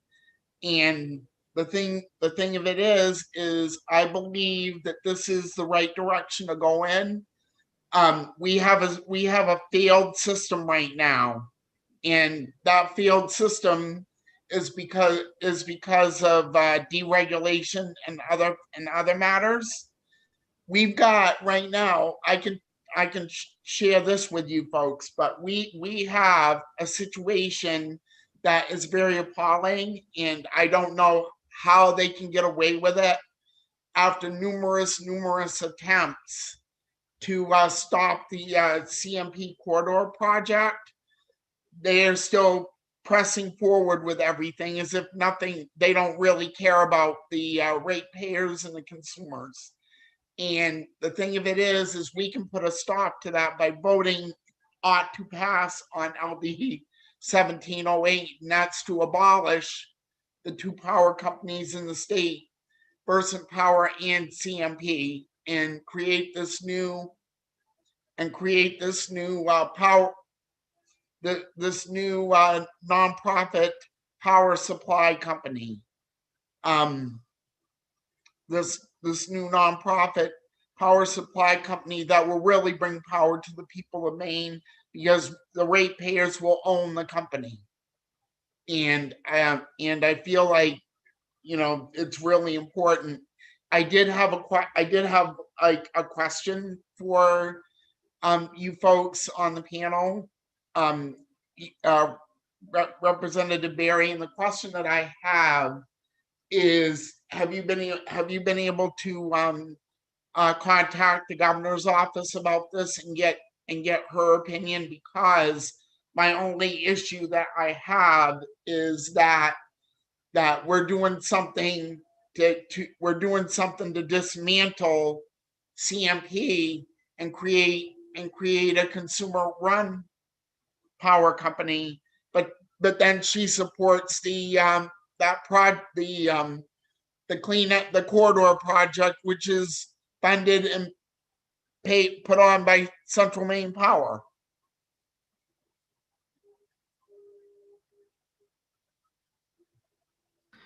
Unfortunately, Mr. McVeigh, this is actually an opportunity for us to ask you questions, not for you to question the committee. So I just asked Representative Berry to kind of communicate with you offline and get back to you on that question. Yeah, I can do that. Yeah, I can do that. I wasn't sure if I could ask the question or not. No, I'm afraid if you asked us questions, we could be here forever asking politicians to give Yeah. answer. Right. You know, we could talk forever. Yeah. Any questions for Mr. McVeigh from the committee? I do have a question. Representative Barry. Thank you, Mr. Chair, and thank you, Mr. McVeigh, for your testimony. And I will ask you a question, and that is whether you heard the governor in her State of the State address, I believe in 2019, say very clearly that we must have a public utility which puts the people of Maine first before the people of Spain. And I'm paraphrasing, but those are I'm wondering if you remember that, because it seems to me that that's what this business model question is about. It's about the fiduciary responsibility, which comes first and can only come first in the case of the investor-owned utility. Do you recall that speech? Yeah, I did listen to that speech. I was just concerned about the fact that she's also supported the corridor project. And I just wanted to make sure that she was able to support this without alienating her friends at Central Maine Power. Thank you. Any other questions for Mr. McVeigh? All set. Thank you. Seeing none, I'm going to turn to Samuel May. Mr. May. Thank you, Senator. Yeah, can you hear me? We can hear you fine. Okay, good evening. Senator Lawrence, Representative Barry, members of the committee. My name is Samuel May of Portland. I'm a former Wall Street analyst, and I'm co-founder and board chair of Maine Harvest Federal Credit Union, the first new credit union started in Maine in the last 30 years. I submit testimony in support of LD 1708. Maine has admirably articulated ambitious climate goals. A decarbonized Maine will load our transmission and distribution grid with many more electrons. This transition will take a significant amount of money. More than half of an electric bill goes to T&D. LD 1708 proposes a major cost savings for Maine ratepayers by forming the Pine Tree Power Company. What is a ratepayer consumer-owned utility? Why is a ratepayer consumer-owned utility so much less expensive? It is called the cost of capital or rate of return. Investor-owned utilities such as CMP and Versant use equity and debt and are guaranteed by law a rate of return of approximately 10%. This cost is borne solely by ratepayers. Additionally, mandated returns are based on building fixed assets, not finding cost savings efficiencies. I quote, using standard cost of service regulation, utilities earn a rate of return on capital investments, but operating expenses, labor, fuel, etc., are typically recovered dollar for dollar. In other words, utilities earn profits for their shareholders if they build new stuff, but they do not similarly profit from figuring out how to use the stuff they already have more efficiently, end quote. Our grid of the future must be incented in a different manner. COUs have no shareholders to repay capital to. With no equity costs, COUs rely solely on debt called revenue bonds. The bonds issued have numerous advantages, primarily exemption from federal income taxes and a low risk rating due to repayments secured by future revenues. Like a turnpike authority, revenue bonds are issued at very low interest rates. The cost of capital for COUs is in the range of 3%, with the current rates below 3%. The market for these types of bonds in the US is $4 trillion. It's a massive market. The cost differential between IOU capital and COU capital is around 6.5%. That is a tremendous amount of savings. In fact, $9 billion over 30 years, according to Dr. Silkman's analysis presented to this committee a year ago. These bonds are not state of Maine obligations. There is no balance sheet connection whatsoever between consumer-owned utility and the state of Maine. There is no implication of obligation, no crowding out of the state's ability to raise and spend general obligation bonds for schools, hospitals, etc. To summarize, COUs have no shareholders to return high rates of equity, no high-priced corporate bonds, just low-cost, secure revenue bonds amortized over long time horizons, secured by future revenues and exempt from federal income taxes. Maine ratepayers save billions of dollars and own rather than rent the grid. I thank you all for your consideration. Ought to pass LD 1708. Thank you.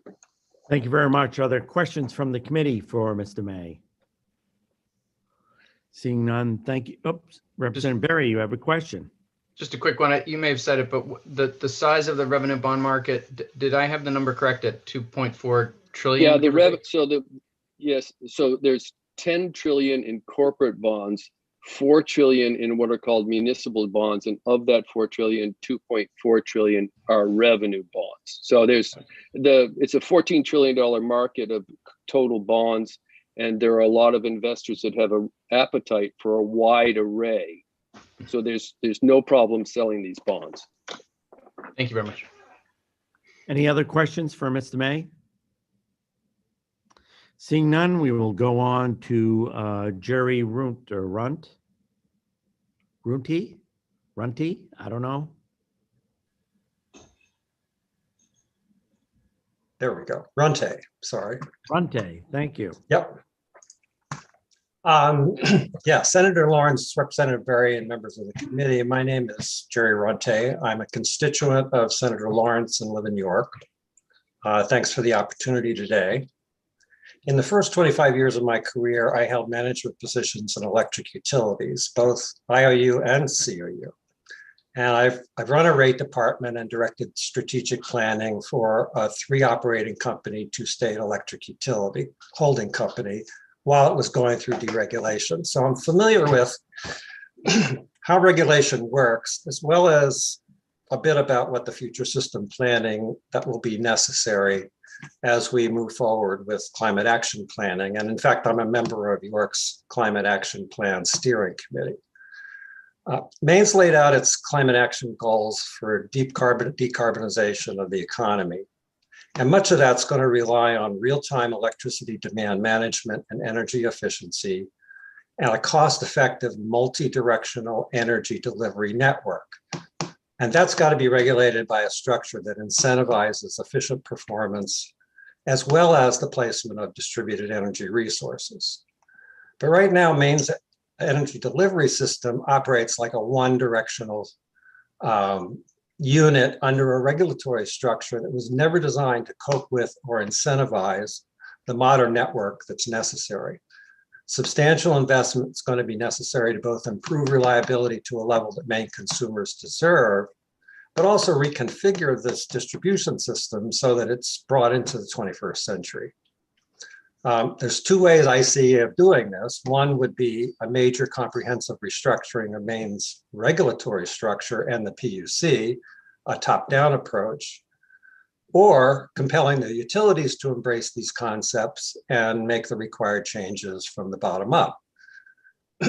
This can't be done efficiently by fixing regulation incrementally. So the top-down approach would really be the preferred one, but there's really no evidence of any appetite for major reform. And where we are because of ineffective regulation and regulators. Now, with regard to the bottom-up approach, the incumbent IOUs are abysmal by all objective measures and not up to the task. So I had to conclude that creating Pine Tree Power is the most expedient way to meet our goals. However, there's a mythology that's been created around this that really needs to end. The state needs to acknowledge that simply changing ownership alone is no magic wand. It's going to cost a lot of money, and it's going to take years to accomplish. For example, you have bright people running the same Excel spreadsheet model and coming up with a range of possibilities of $9 billion in savings to $5 billion in costs, a $14 billion range of possible outcomes. There are just too many uncertainties in how this will play out to assert with any confidence that it's going to save a huge amount of money, let alone achieving some specific number over 30 years. As to the reliability, you hear a lot of this correlation between the type of ownership and reliability, but I think if you take a careful look at consumer-owned utilities of the size of what Pine Tree would be, there's no correlation. So ratepayers and general public need to be fully aware why this is necessary and what's at stake, and be provided with an honest appraisal of what it's going to take. They need to know every effort. You're at your 3 minutes. Okay, I got one sentence. And just so you know, I gave you a little bonus because you're my constituent about that. Well, thank you very much. Go ahead. Yeah, well, amidst this great uncertainty, what is certain that the operators of Pine Tree Power will be committed to doing a 21st century delivery system that delivers the excellence that the customers deserve. But this is a best effort. Thanks. Glad to answer any questions. Thank you very much, Jerry. Are there questions from the committee for Jerry? Yes, Representative Barry. Just quickly, Jerry, I've always enjoyed our conversations. I want to thank you for coming today. And I would like to compare notes about the leading large utilities in the race to decarbonize, specifically the list that you sent, looking at if you could provide for the committee the number of utilities that applied for that recognition who were consumer owned and the number that applied that were investor owned. It wasn't a matter of application. There's an organization that conducted a pretty huge study, and they came out with their leaderboard, 5 IOUs and 5 COUs. I'd like and to, some of them's names you've heard before: Seattle City Lights, MUD, among the consumer owns. Great. Just as a follow-up, if I may, Mr. Chair, without debating the point, if you could double check on that application question and get back to us, that would be great. Sure. Thank you. It's in my testimony, the reference. Thank you. Any other questions from the committee? Seeing none, thank you. And we'll move on to Stephen Weems. Thank you, Mr. Chair, Senator Lawrence, Representative Berry, and other members of the committee. My name is Steve Weems, volunteer executive director of the Solar Energy Association of Maine. We are pleased to provide our enthusiastic support of this bill. I'm going to go to my summary of our summary and ask you to read written testimony. We do want to highlight 3 considerations in our brief moments here, some old and some new. Number 1 is the cost of money to finance the massive future grid investments needed and the savings associated with a consumer-owned utility. You've heard 9 billion, you've heard, I'm going to use a range of 5 to 10. It is impossible to calibrate that perfectly, but it should be a lot of money to save the Maine ratepayers, and any independent evaluation of that, I'm sure that will stand up.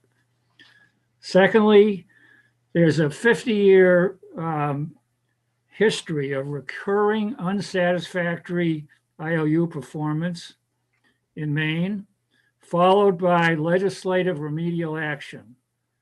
In the interest of time, I'm not going to go through that roster, but this would be a very fitting final step for a recurring pattern of that nature. And number 3, the Pine Tree Power is a private sector solution that's under the control of Maine people. We have done this successfully before in response to a crisis in Maine. I specifically want to note what happened in the early 1990s when the Maine Employers Mutual Insurance Company was formed to solve that crisis. There's a lot of parallels here, and it illustrates the power of Maine people to solve our own problems. I'm going to go off script just a moment and make 2 observations that I can't not make because of what I've heard today. One is that if the main reason not to do this is the threat of resistance by our IOUs, massive public relations campaigns, and lawsuits coming out the yazoo, that's not a reason not to do it. That's a reason to do it because it shows who we're dealing with and their affinity for Maine people. And lastly, the idea that an elected board wouldn't pay attention to climate change, I think is upside down in Maine. The way we'll get climate action is from the bottom up, and the way to get that is through an elected board running our utility. So we think that 1708 will lead to a great outcome. It would be fitting for Maine people to decide this is the course they want to pursue and is required as required by the referendum vote provision in the bill. Therefore, we urge your support of LD 1708. Thank you, and I'm sorry I went over for a few moments there. You're fine, Steve. Any questions for Mr. Weems? Seeing none, Representative Barry. Just very quickly, not to drag this out, Mr. Reams, nice to see you. You've been working very hard on one of the more complex matters before this committee, which is net energy billing. I know that matters a great deal to you and to your members. There's a question of priority before us. We have very limited time in this legislative session, and I just wonder, where you think this ranks. Is this a must-do now, or is it something that we should wait on? It's a must-do now. The reason for our strong support of this is an everyday experience dealing with, we don't do it because we're not a trade association, but we know from many conversations we have that dealing with our two investor-owned utilities, particularly Central Maine Power now, is hell on wheels for those that are trying to get something done. So despite the difficulties of this proposal and how much work it would take to do it, it's better than the alternative, which is just terrible. Thank you. Great. Any other questions for Mr. Weems? Seeing none, we'll move on to Mark Brown. Good evening, Senator Lawrence, Representative Barry, and members of the EUT committee. Thank you for allowing me to speak in support of LD 1708. I am Mark Brown, and I assure you I'm not the same Mark Brown who earlier testified. I'm a resident of Marshfield in Washington County, and my testimony is on behalf of 350 Maine, EcoSATPA's Down East, and 350 Down East. You may know 350 Maine is a statewide grassroots climate justice organization, and it has over 3,000 members. EcoSATPA's Down East and 350 Down East are environmental activist organizations in Washington County. And we strongly support this legislation. It will create a consumer-owned utility for Maine residents who are now being served by Central Maine Power and Versant. The Pine Tree Power Company will carry electricity at lower cost, more reliably, and controlled locally. Also, Pine Tree Power will lead to more rapid transition to renewable energy sources and increased access to broadband. Now, how can all this happen with one bill? Well, this is because Pine Tree Power Company will give us power sovereignty by ridding Maine residents from foreign-owned IOUs. CMP is owned in part by foreign national banks, as has been described earlier, and Versant, as we've seen, is owned by the city of Calgary. So they have little interest in what happens in Maine except for making a profit. Without stockholders or board members getting rich from high transmission rates, electricity will be cheaper with this COU.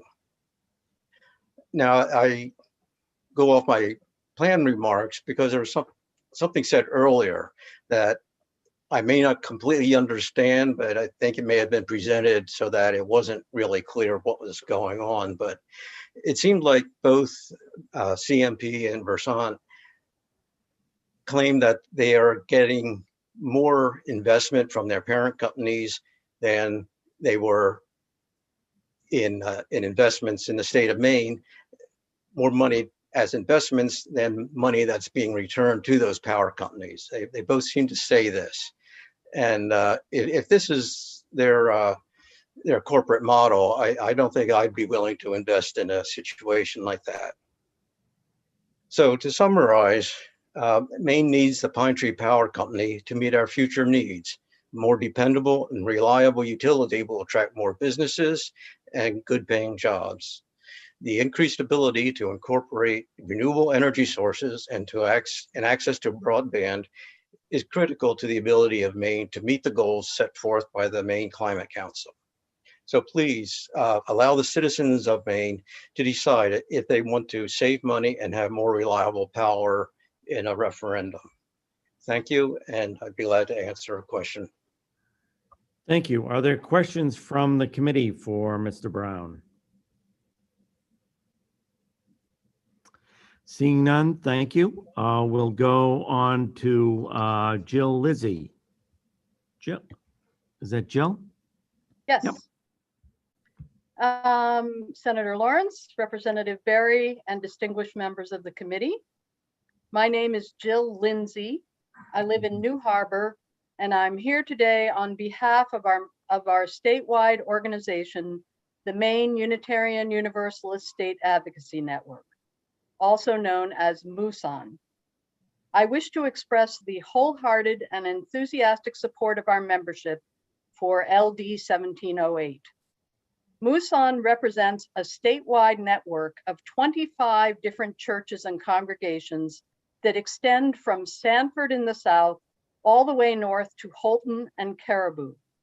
We have congregations that, we have congregations in all major cities and towns in Maine: Portland, Bangor, Augusta, Lewiston, Auburn, Biddeford, Saco, Brunswick, and in many other towns throughout the state, including Norway, Pittsfield, Kennebunk, Dexter, Ellsworth, Waterville, Castine, Sangerville, Eastport, and others. We have strongly endorsed this legislation for more than 2 years now, closely tracking its evolution and the various reports and research that have led to the current bill, LD 1708. We support the passage of this bill for the following reasons. One, we believe that it is one of the most important bills before the Maine legislature in 2021 to address the critical issue of climate change. The 6 communities in the United States that are currently operating with 100% renewable energy, a goal of Maine's Climate Council, are all powered by consumer-owned utilities.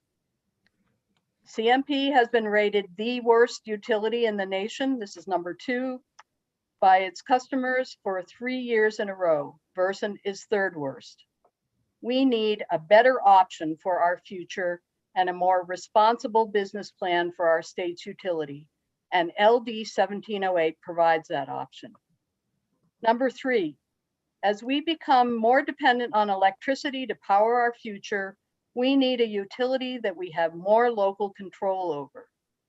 Leaving something as critical as our expanding energy needs to the whims of a foreign-owned multinational monopoly is not in the best interest of the citizens of Maine. 4, we want all the citizens of Maine to be able to afford the energy needed to maintain their households and transportation. It's been proven that consumer-owned utilities will lead to both reduced costs as well as more reliable service. The economics of converting to the Pine Tree Power Company represent a vast improvement over the current investor-owned utilities. 5, there is broad bipartisan support for LD 1708. I have spoken with Republicans, Democrats, and independents who all believe that this is the right direction for Maine's future. I hope that our Maine state legislators will embrace this important opportunity for our state and vote to support LD 1708. Thank you. Thank you very much, Jill, and I apologize for butchering your name, but it's one of the things I'm famous for. Are there any questions from the committee? Seeing none, thank you for coming. And we now go on to Matt Cannon from the Sierra Club. Senator Lawrence, Representative Berry, and members of the EUT committee, good evening, and thank you for your service. My name is Matt Cannon. I'm in Yarmouth. I'm an unsatisfied CMP customer, and I'm speaking on behalf of Sierra Club and the over 20,000 members and supporters in Maine. I've also submitted written testimony, so I just highlight a few things. We as a Sierra Club work diligently to amplify the power of our 3.8 million members and supporters nationwide as we move to demand bold solutions to the climate crisis and a just and sustainable future. LD 1708 will equitably and rapidly lead to decarbonization and democratize our energy system. Our current investor-owned utilities are structurally inhibited from urgently meeting our climate goals. Their testimony today was not about meeting our climate goals or improving reliability. It was watch out, we'll see you in court. To me, that reinforces the need for structural change. Sierra Club believes in democratizing our energy sector. Energy democracy redistributes power, both literally and figuratively, while focusing on social justice and human dignity, and creates broad investments in people and communities. Pine Tree Power Company will allow Mainers to invest in our own community and achieve our own goals. A great example mentioned earlier is the Sacramento Municipal Utility District, SMUD. For over 70 years, it has been serving over 1.5 million customers, similar to Maine's scale. It has the most ambitious climate goals of any large utility in the country, to be zero carbon by 2030, while still providing safe and reliable power and prioritizing job creation and climate-friendly business growth. SMUD will repurpose natural gas generation, invest in rooftop solar and battery storage, prioritize innovative pilot projects, and expand partnerships to offset costs. These are the types of innovative solutions that we need from our public utilities. By eliminating the profit motive of a shareholder-owned monopoly, the consumer-owned Pine Tree Power Company will actually serve the public good. Its independent not-for-profit board will answer to Maine customers, not to distant investors.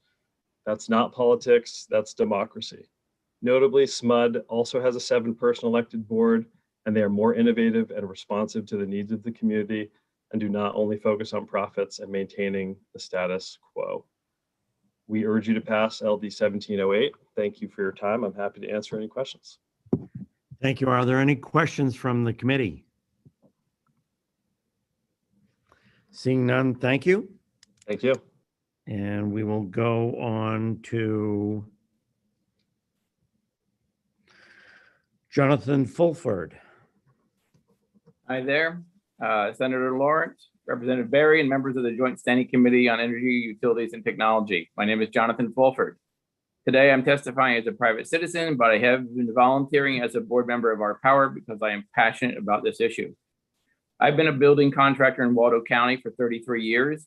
In that time, I helped create 3 successful businesses, so I am no stranger to the competitive marketplace.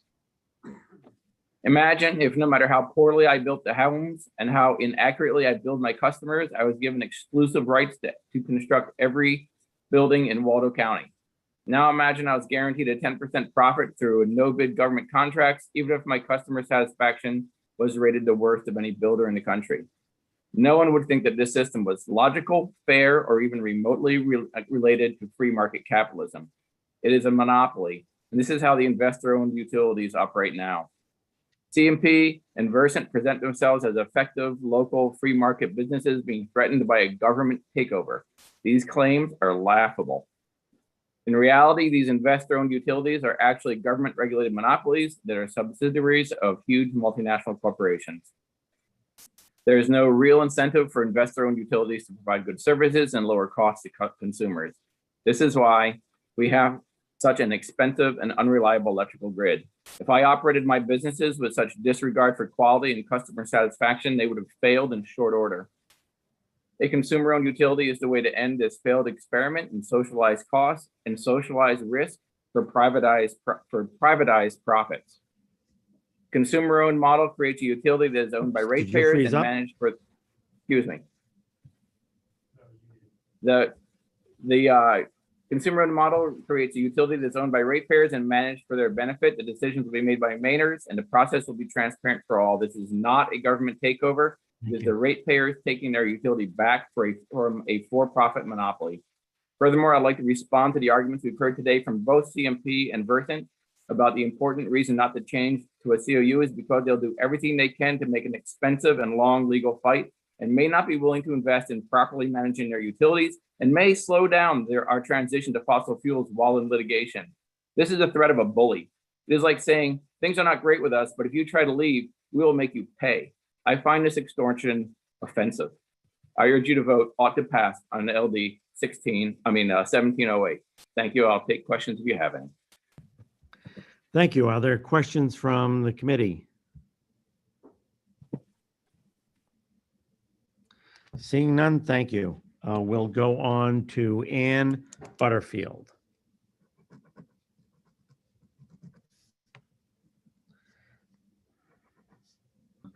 Okay, can you hear me now?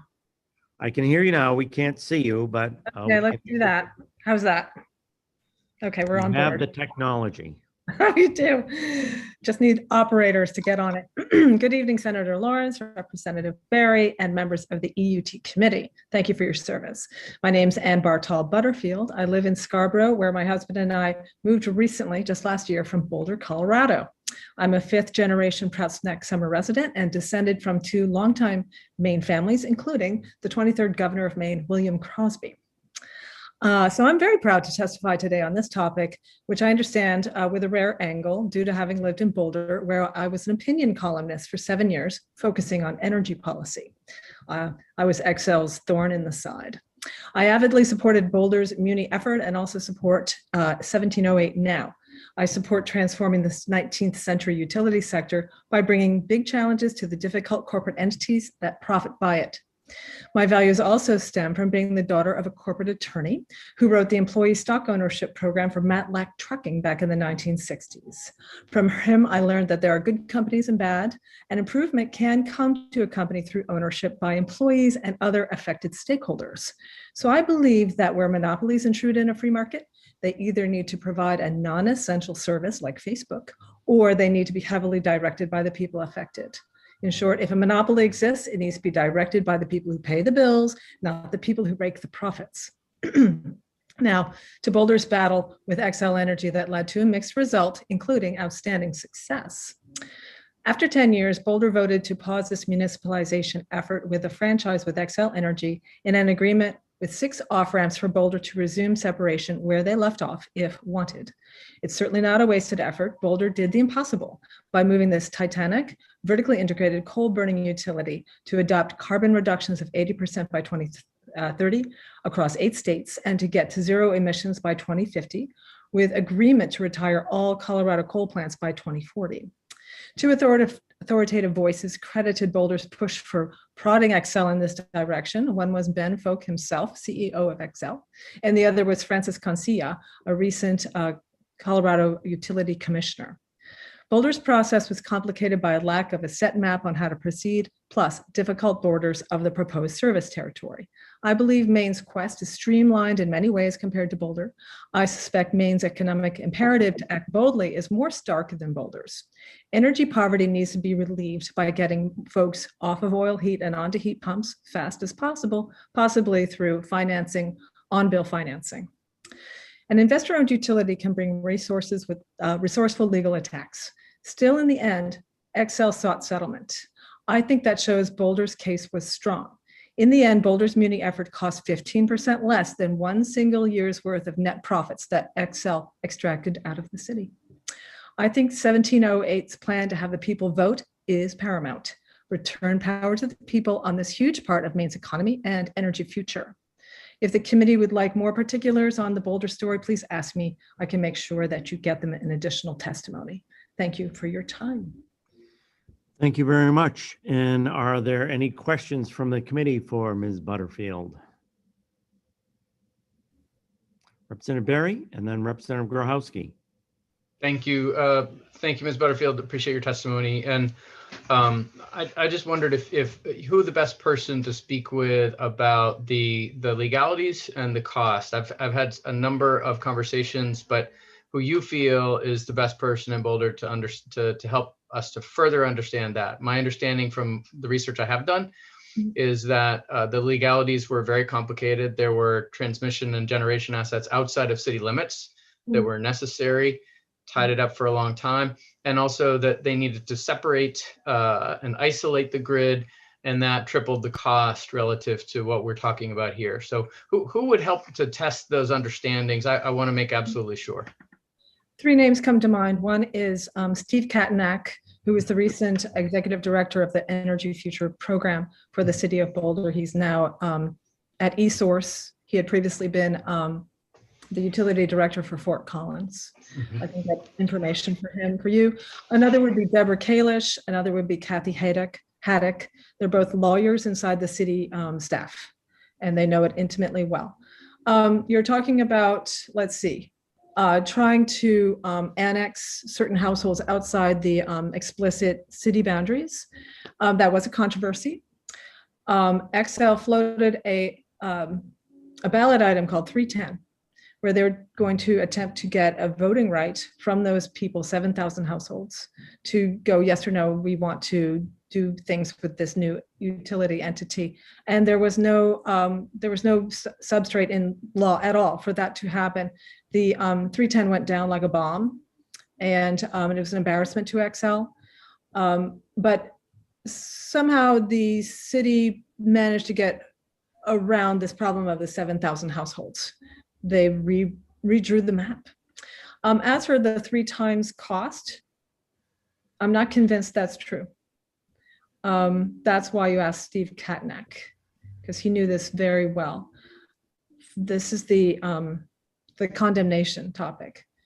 Condemnation was turning out to be acceptable in Boulder's scheme, Boulder's plan for how much it should cost to effectuate the plan to become a municipal utility.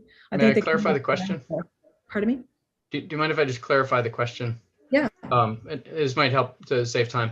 I'm not talking about condemnation. I'm speaking about something different, which is the re-engineering of the grid when you're separating from a larger utility. It's called separation or isolation costs. And I did see a study on the Boulder website that said that it was at least three times, maybe even 4 times the cost because of that additional re-engineering work that would have been required to separate the grid.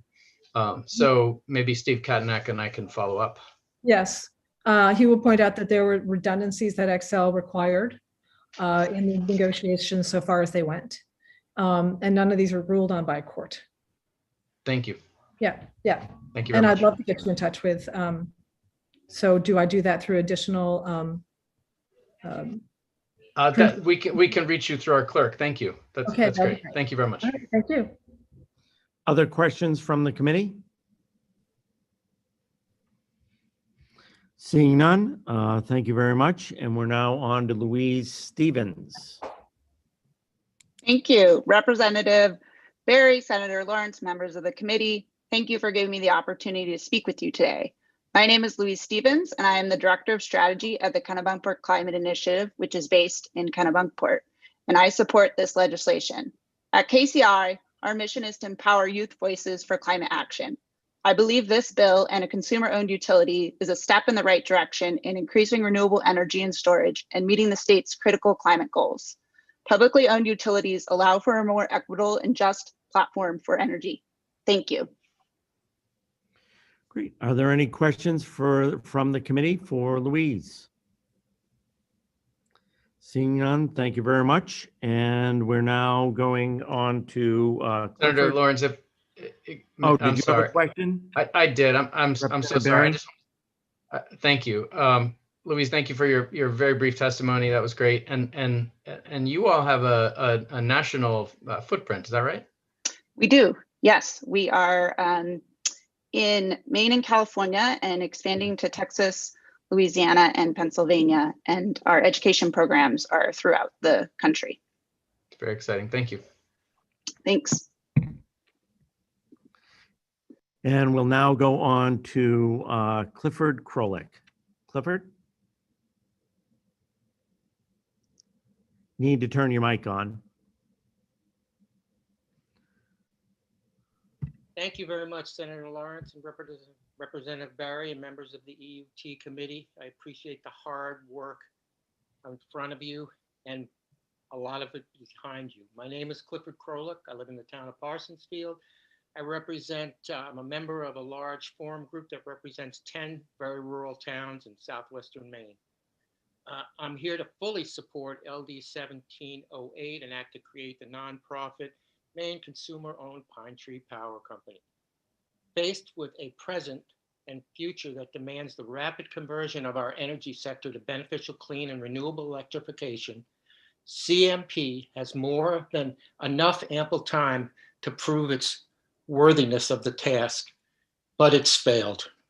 From constant obstruction and failure to comply with contractual agreements made with numerous solar developers and bare minimum efforts to modernize our grid, a necessity to connect wind and solar, why should we trust them any further?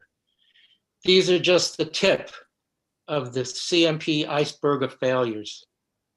So here's the thing. I'm going to shorten my lecture because you probably heard it 76 times already.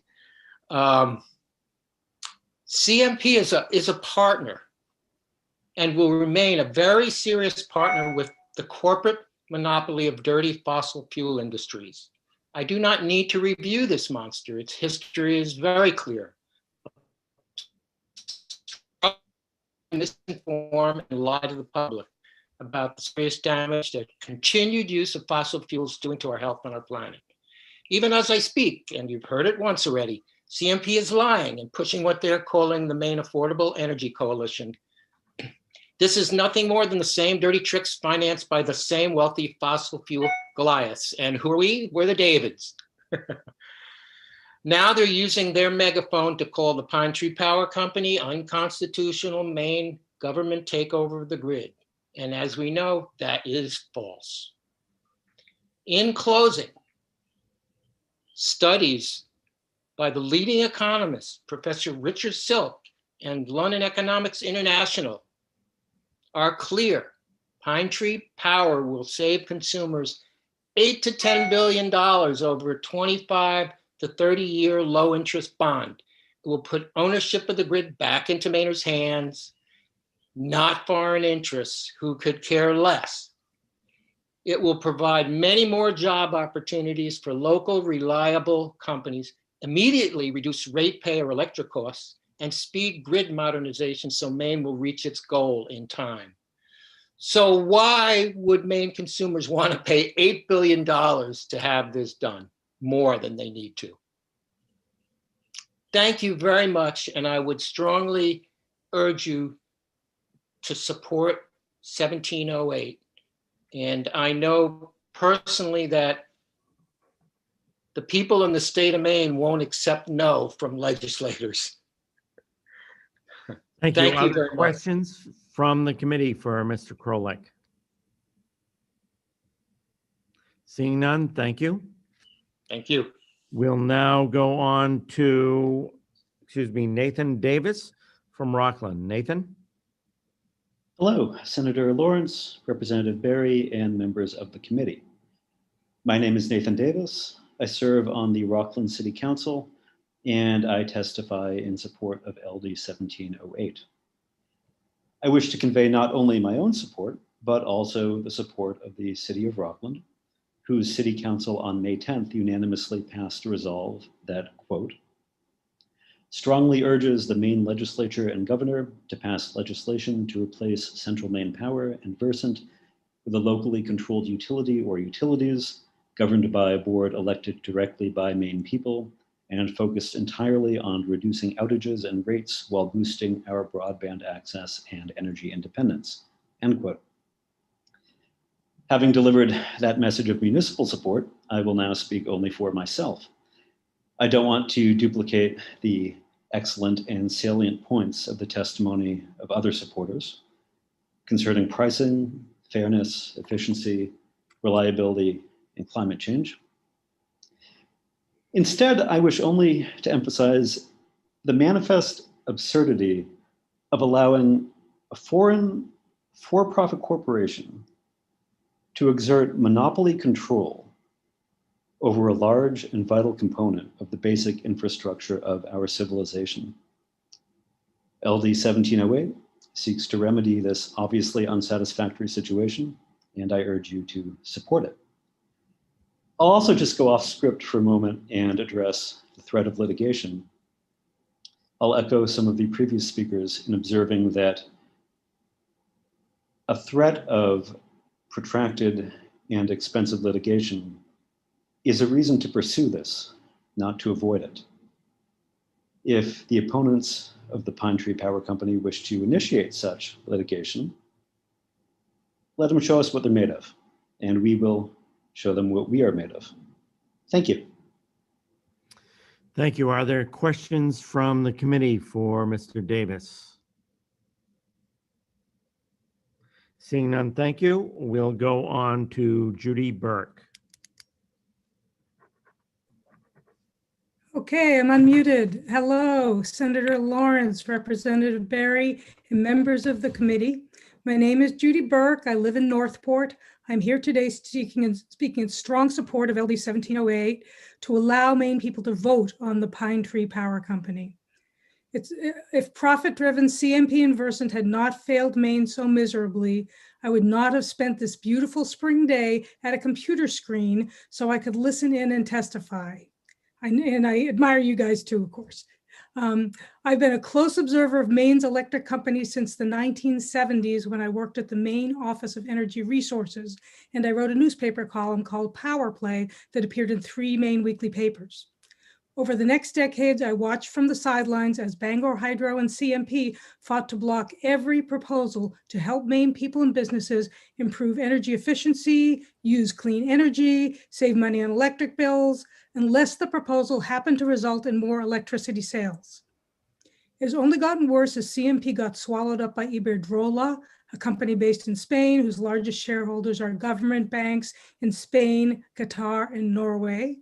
And Bangor Hydro got swallowed up by Versant, which is wholly owned by the government of Calgary, Canada. Long ago, the state of Maine granted these companies a monopoly to run our electric grid. Maine has the constitutional right to place those assets in other hands, especially because since the corporate takeovers, these profit-driven utilities have increasingly failed to act in Maine's interest. They serve their shareholders, not us. We are their captive cash cow, and they are laughing all the way to the bank. In 2020, CMP extracted 16% net income from Mainers' pockets on its no-risk monopoly. Good for them, bad for us. No wonder they're putting up a fight. I'm here today as a private citizen who believes it is my obligation to ensure future generations of Mainers can thrive, and I know electricity is the lifeblood of our households and businesses.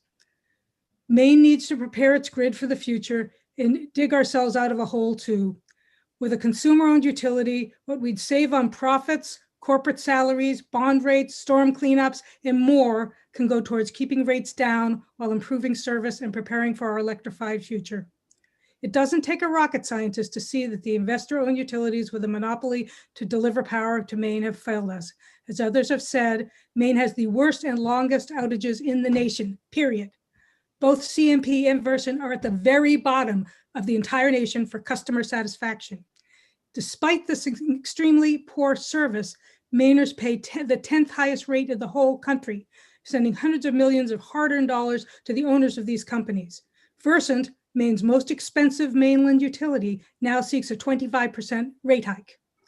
It's past time to improve electricity reliability, ensure local control, cut costs, and embrace clean energy for Maine. It's Maine voters elected you. I urge you to let the voters decide if a customer-driven utility or a profit-driven one will best serve Maine's interests. Trust the voters. Thank you for your service. Thank you, Ms. Burke. Are there questions from the committee? Seeing none, thank you. We'll now hear from Wes Pelletier.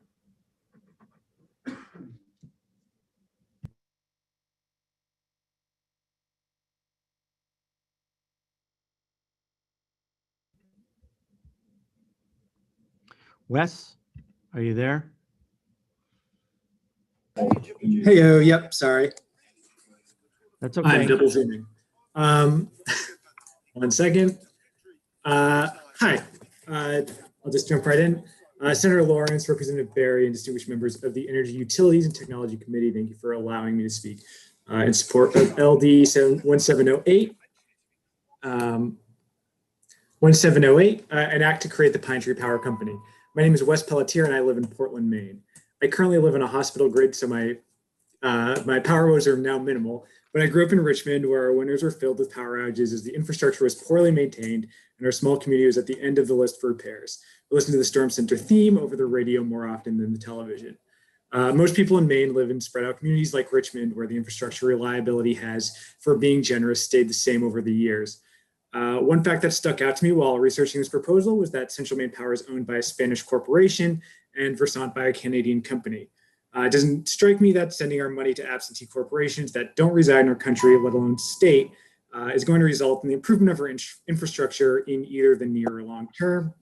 The average Mainer's lived experience shows exactly what entrusting our electricity production to foreign corporate entities yields, and it is not worth the cost. We need the money to stay in the state and to be managed by people who know what living in Maine is like, and they're directly accountable to us. This legislation will do just that, with Mainer's money going directly to run, maintain, and improve our grid's infrastructure rather than going to some foreign billionaire's hedge fund. I urge you to give the power back to Mainers and vote ought to pass on this. Thank you. Thank you very much. Are there any questions from the committee for Mr. Pelletier? Seeing none, thank you very much. And we'll move on to Marty Fox.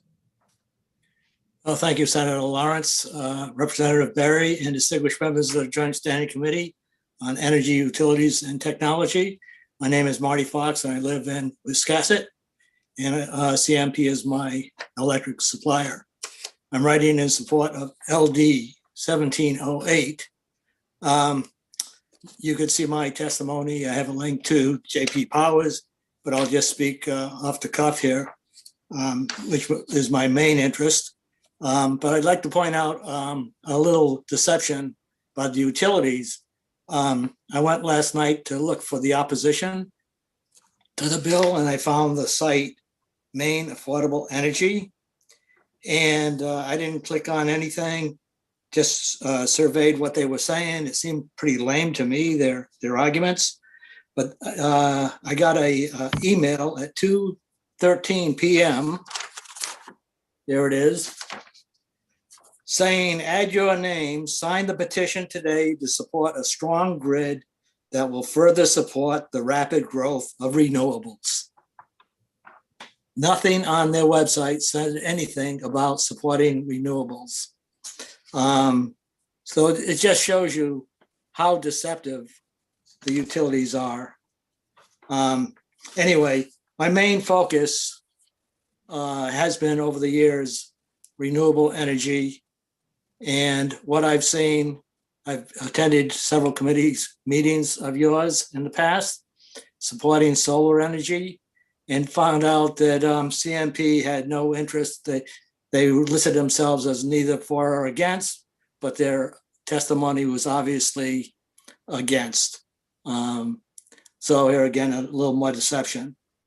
I was sympathetic with First CEO testimony, where he was saying that they're getting involved in renewable, give us a little chance.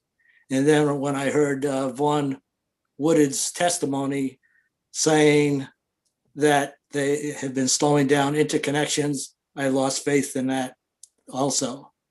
So I strongly support the committee ought to pass LD 1708. Thank you. Thank you very much. Are there any questions for Mr. Fox? Representative Grochowski. Thank you. Mr. Fox, I appreciate your sleuthing. Can you repeat for us what the name of the, I think we call it AstroTurf website is that you visited today? It says Maine Affordable Energy Coalition. Okay, I was just curious because I saw some reporting from Maine Public that that's funded by the Chamber of Commerce. I didn't know if you found that in your research, but I wanted to let you know the sleuthing that they've done on that. Okay, I didn't know who was behind it. Thank you. Representative Berry. Thank you, Mr. Fox, very much for your testimony. And I just wanted to ask if you happen to have been in Wiscasset when CMP was building the nuclear power plant there and claimed that it would be too cheap to meter. No, I retired here 9 years ago. Okay. And lost more power in 2 years than 20 years in New Hampshire. Any other questions from Thank the you. committee? Seeing none, thank you very much. We will go on to Sophie Galkin. Sophie, Hi, can you hear me? we can hear you fine and see you too as well. Senator Lawrence, Representative Barry, and committee members, thank you so much for allowing me to speak in support of LD 1708. My name is Sophie Galkin, and I grew up in Kennebunkport and now live in Harpswell. I strongly support this legislation because Mainers deserve reliable, fair, and sustainable utilities, which a COU provides. My mom raised me and my two siblings by herself, and I remember growing up that we would lose power all the time, sometimes for 2 or 3 days. And once the power outage caused our sump pump to stop working and the entire basement flooded. Money was already tight, but it caused so much property damage and required new flooring. Then just a few months later, the power went out again. And to keep the basement from flooding a second time, my mom stayed up bailing water with a bucket for 8 hours straight through the night. I remember her hands were cut up from hauling the bucket back and forth from the basement to outside. I remember seeing my mom cry. I remember her telling us that no, there was nobody to call for help. Who can you call in the middle of the night to help bail out your house when the power is out, the phones don't work, and your neighbors are dealing with their own problems caused by the outage? That happened when I was 7 years old. It's been 18 years since then, and the current IOUs and regulatory framework by the Public Utility Commission are still intolerable. Since I moved to Harpswell, the power's also gone out for extended periods of time. This winter, I was losing power every other week. I've had to leave my home because it was so cold it was uninhabitable. I've had to leave my home because the frequent outages were making me miss too many days of work. I've listened to this entire hearing, and the opponents, the majority of whom seem to be IOU management, say there's no guarantee that this will work. Well, I'd like to tell them that everyday Mainers have been living with no guarantee of reliable power, especially when we need it most.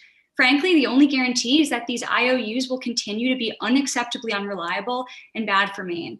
Secondly, I just want to say it's a really slimy scare tactic to say that pursuing this legislation will make these IOUs distracted from their role as a utility company. And I think these statements only show that they're ill-equipped to serve Maine. They would rather prioritize fighting this legislation instead of doing their job because, as always, they care more about protecting their bottom line than providing power. I'd also just like to echo that the lack of reliable power in Maine isn't because of winter weather and it's not because of trees. It's because of our IOUs. The rest of New England also has winters and trees, but what separates the rest of New England from Maine is that they don't have a company like CMP that skimps on infrastructure and maximizes profits for absentee owners at the expense of everyday Mainers. Working people, single parents, children, and everyone in between.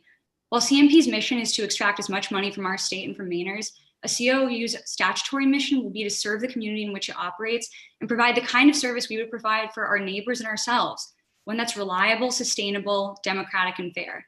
Thank you very much for your time. Thank you very much. Are there any questions for Ms. Galkin? Seeing none, we will go on to Sharon Stas. I did see a hand from Representative Wood. Representative Wood. Yes, thank you, Mr. Chair. Ms. Galkin, I just really want to thank you. After 9 hours, I think, of testimony, I'm sure a lot of people at the end of the line feel like, oh, are they still even listening? But your testimony was fantastic and emotional. And thank you for hanging in there because I think your testimony made a difference. Thank you so much. Thank you. Any other questions for Ms. Galkin? Thank you. And we'll now go on to Sharon Stas. Sharon? Thank you very much. Senator Lawrence, Representative Barry, and members of the committee. It's been a long day, and I appreciate your willingness to continue to the end. I'm Sharon Stas, a resident of Maine with almost 30 years of experience in the consumer-owned utility industry, and I'm here today to speak in favor of 1708. I've submitted written testimony that I seriously hope you will read, as it gives a brief description of the consumer-owned utilities in Maine, as well as some throughout the country that have been mentioned here before today. But it shows that consumer-owned utilities do indeed have the ability, the background, the education, the tenacity, the integrity, the diligence, and the reliable performance that a utility needs to achieve net zero emissions while doing so at just and reasonable costs. In addition to my written testimony, I'd like to offer up some things that I've heard throughout this long day and remind you that the basic integrity of this bill is the customer comes first. And by that, it means that the customer is listened to, not litigated against. It also addresses the environmental issues such as renewables, climate change, zero emissions. There's a lot of information regarding that and things that need to be addressed. And the history can show you that if you listen to your very own testimonies in previous years, whenever there was a discussion about solar energy, net energy billing, how do we get investment in our grid, CMP was always there testifying against those bills and that legislation. The consumer owners were often neutral, sometimes supportive, but never against. And the reason for that is because of the variance of our size and the variance of our communities. We listen to our customers. We have consumer owners that own and operate solar. We have consumer owners that own and operate wind. And that's because that's what their customers wanted and it was done. It's also interesting to hear about the large investment being made in the grid, and that will bring in the distribution system, and that will bring us back and improve our customer negativism about us. I can tell you that consumer-owned utilities took care of some of those issues back in the 90s. Kennebunk Light and Power was completely tree insulated wire before the year 2000. And in fact, by 1997, if I recall the date correctly, there were animal guard testing things available then. Why is it just now?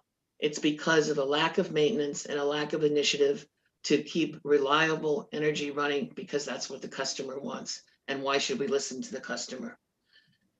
Again, and you've heard this before, and I'll try to make it brief, but because there's an elected board, does that mean that it's political? What am I missing? I know that there are many, many differences and many, many different definitions of the word political, but I never knew that an elected board made it a government entity. I've not heard that as a cast in concrete. And I've worked for elected boards for 30 years. I can guarantee you with utmost integrity, I could not tell you the political views, the political party, or whether those board members were progressives or conservatives or all that wide range in between, because their directive, the reason they were elected, was to direct a consumer-owned utility that is charged with providing the best possible service at the lowest possible cost. And that's not a partisan issue. It's not a political issue. It's what the customer wants and needs and deserves when they're paying the bill for it, regardless of how low or how high that bill is. The other thing that bothered me when I heard today was even our PUC regulators indicating that there's some difference in how we regulate the utilities. I can again stand here and say to you, in my 18 years of service at Kennebunk Light and Power, we had 4 customer complaints. In my mind, that was 4 too many, but they were all dealt with at the staff level, and the consumer-owned utility prevailed in 3 of those 4 complaints.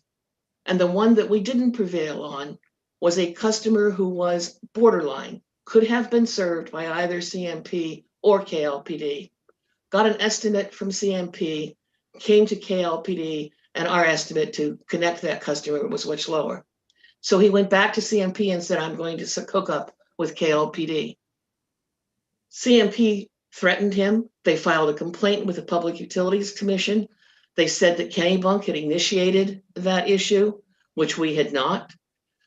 We had a hearing in front of staff, and during that hearing, the representative from CMP, at the end of 45 minutes of discussion, said to the customer, well, if you choose to go with KLPD, we're going to file a suit. And that's going to delay you getting service of electricity for anywhere from 6 months to a year. At that point, the customer collapsed on the table. His house, they had poured the foundation He wanted his house built. He looked at me and said, "What will you do?" And I said, "I think you ought to go with CMP and get hooked up. You shouldn't have to pay a lawyer, and you shouldn't have to wait a year to get your house built." Litigation, litigation, litigation, or throw money at it, throw money at it, throw money at it. It's what we continue to hear. And I remind you of not too long ago, and I apologize that I don't have the date written down, but the CEO of Central Maine Power was on television on the 6 o'clock news being interviewed by a reporter that was a longstanding friend. And almost to a quote, the CEO of CMP said, "I'm here tonight because I want to restore the trust of our customers. And I want to tell you that we are making progress in that area." And So you know, Sharon, we are at the 3 minutes. less than 48 hours later, there was a lawsuit filed against the Maine citizens. Thank you very much. Thank you. Are there questions from the committee? Representative Grohowski. Thank you.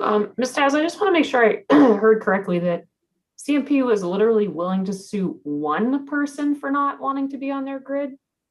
That's correct. Is that right? Okay. So it's quite clear that they will sue all the people in Maine in order to keep their profit-centered business happening. I just had to hear that again because it was just really mind-boggling for me. Thank you.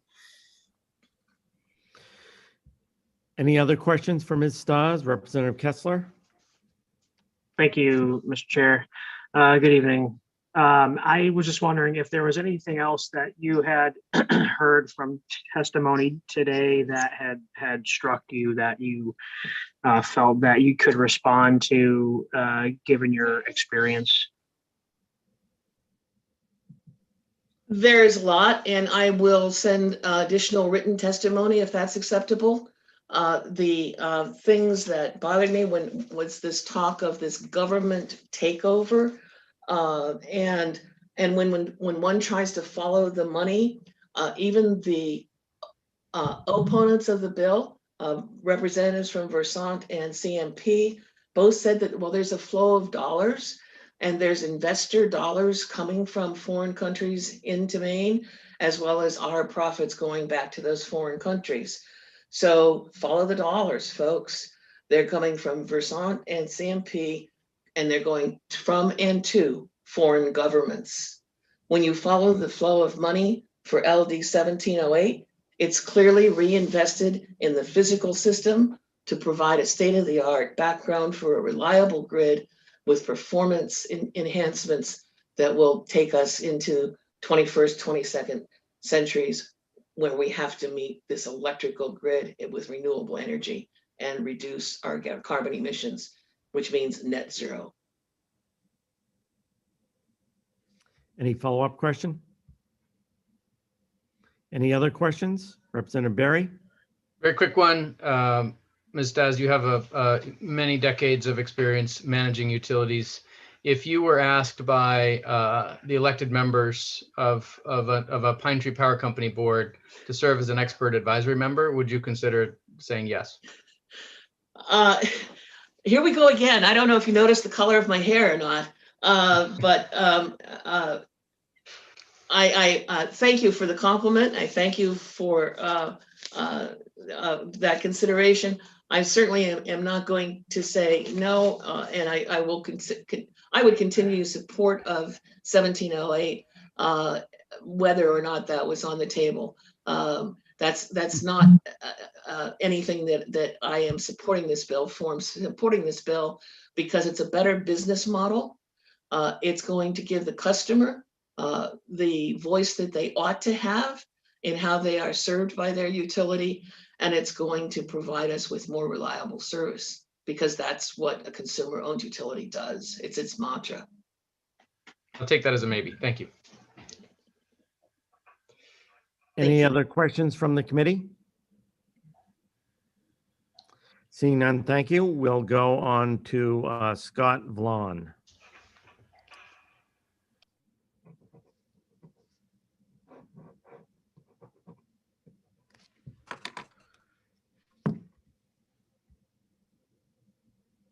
I think you're unmuted, Scott, but we don't see your video.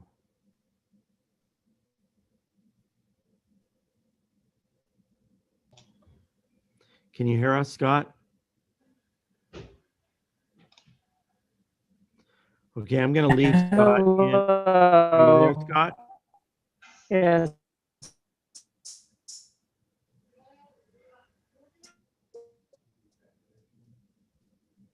I think you may have a bad connection, Scott.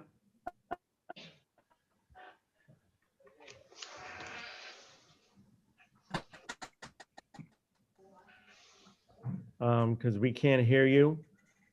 I think what I'm I'll so do. sorry. I thought I had some time. I'm sorry. I'm back a few. I can. Can you all hear me? We can hear you Line, and now. And I'll start your time at the beginning again. So why don't you go ahead? I'm sorry. Can you push me back down the line and I'll get to some better internet? Okay. Maybe push me back 10 people. We'll Thank do you. that. We'll beam you over again and then beam you back when you're off your Thank bike. you. Thanks. We'll go now to David Costello. Thanks, Senator. Representative Berry, members of the committee. My name is David Costello. I'm the Climate and Clean Energy Director at the Natural Resources Council of Maine, and I'm testifying today in support of LD 1708.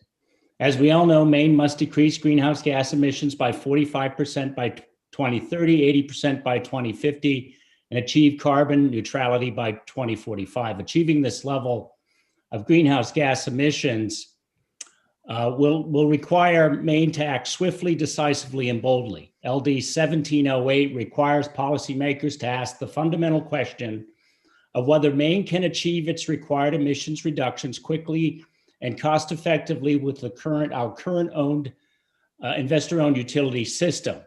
One thing is absolutely clear: as we decarbonize our transportation and heating systems, we will depend even more on electricity than we do today. We also know that we need an electric grid that is designed for the clean energy world that we are entering. That is not what we have today. Our electricity systems were designed for conditions that are increasingly irrelevant.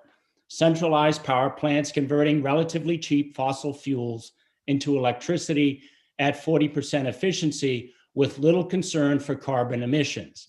What we need moving forward is much different. Our energy future is full of opportunity for new options that empower consumers and new technologies that can be deployed at lower costs.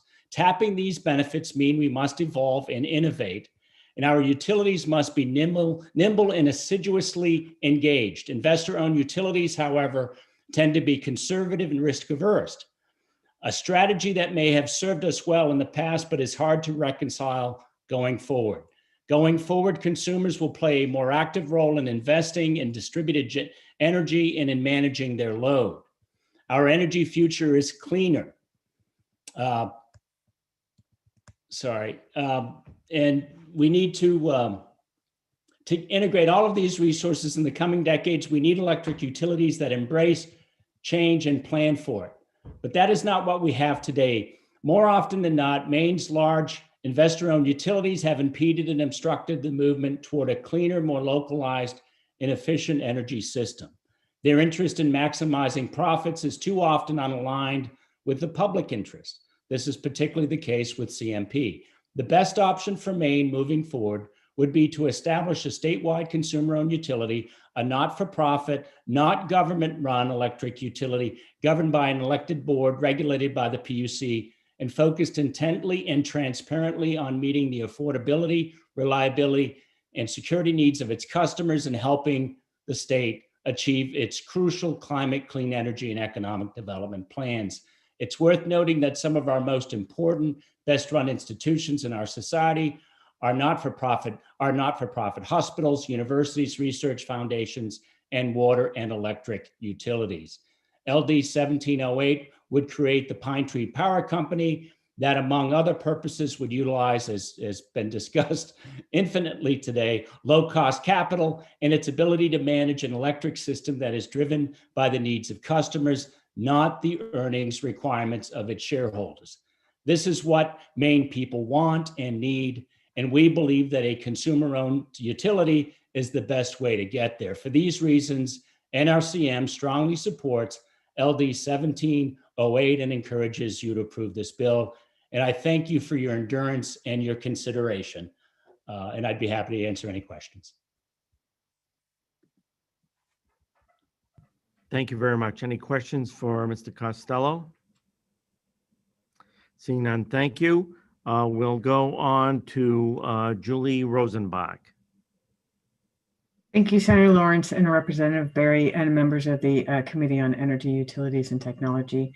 My name is Julie Rosenbach, and I am the Sustainability Director for the City of South Portland, and I'm here this evening to speak on behalf of the city in support of LD 1708. So as you know, our community has ambitious goals to, South Portland has ambitious goals to move our community forward, including reducing greenhouse gas emissions 80% by 2050, in line with state targets. We firmly believe we can achieve these goals while minimizing long-term energy costs and ensuring equity if we have the right regulatory framework in place and a supportive, reliable utility as a partner. Right now, however, we have neither a strong regulatory framework nor a reliable utility as a partner. Without these in place, we will not reach our goals in a timely and cost-effective manner. So a core tenet of both our One Climate Future plan and the state's Maine Won't Wait plan is beneficial electrification. This requires timely and significant investment in projects and the implementation of policies to improve energy efficiency and transition to renewable energy. To date, however, almost every new project South Portland and other cities have spearheaded or attempted, including solar projects, LED streetlights, and benchmarking ordinances, have encountered barriers that have delayed projects, added costs, and or undermined the intended impact of the supporting policy. So these barriers are rooted in a misalignment between state and municipal goals and the priorities of investor-owned utilities. The written testimony that I submitted includes several detailed examples of how Central Maine Power's failure to keep pace with energy trends, prioritization of investor-owned investor returns over state climate goals, and inadequate investment in infrastructure and technology systems have created barriers for municipal projects.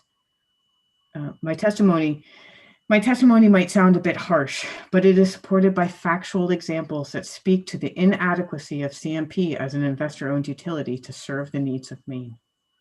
So the scale and urgency of climate change is now well understood. At our current pace, we will not be able to achieve the level of transformation, innovation, and creativity that is required to meet our clean energy and climate goals. Because the crux of our climate action plans are centered on electrification, we need a utility that's cost-effective, reliable, forward-thinking, and mostly whose interests and investments are in line with state and municipal clean energy goals. Therefore, I urge you to vote in favor of LD 1708. Thank you. Thank you for your patience and endurance today. Thank you very much. Are there questions from the committee? Seeing none, thank you. It's nice to be joined by your son. We'll now go on to Nicholas Latondra Cahlane. How well did I do? Pretty well, better than most people.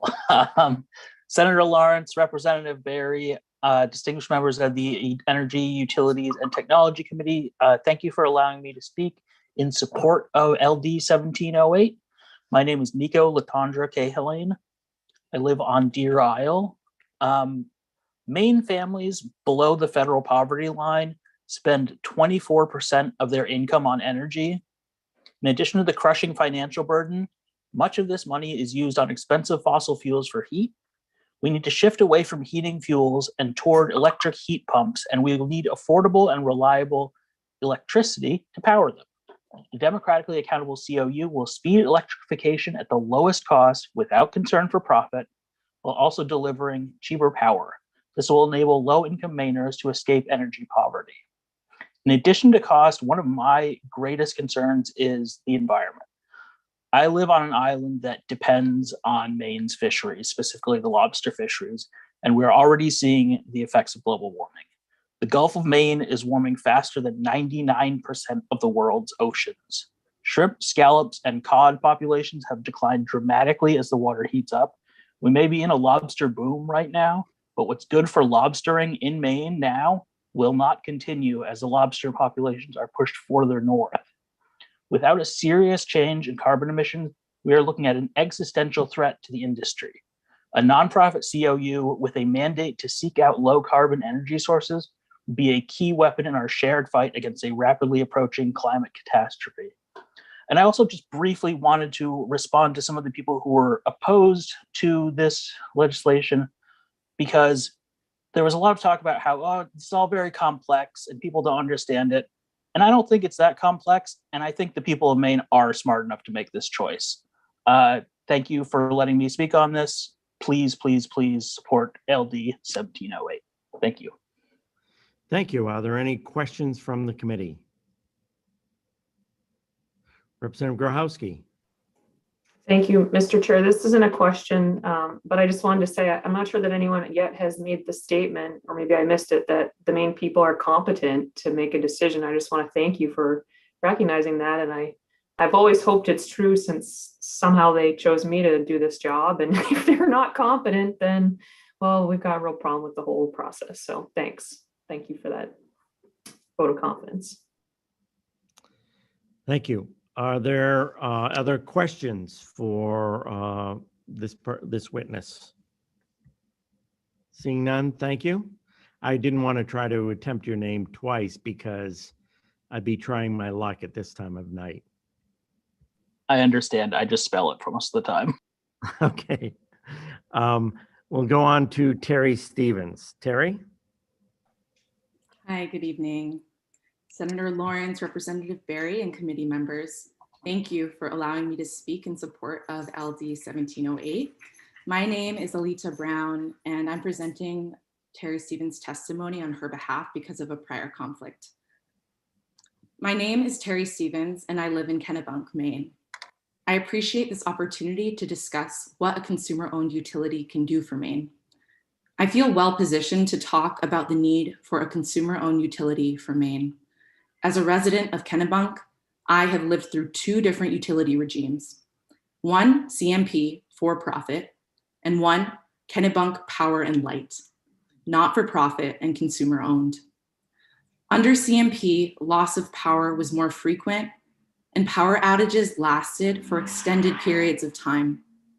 In the winter, these outages can be devastating for a single mother of three. Providing for my children on an extremely tight budget, extended outages meant spoiled refrigerated and frozen food, spoilage that our budget simply could not sustain.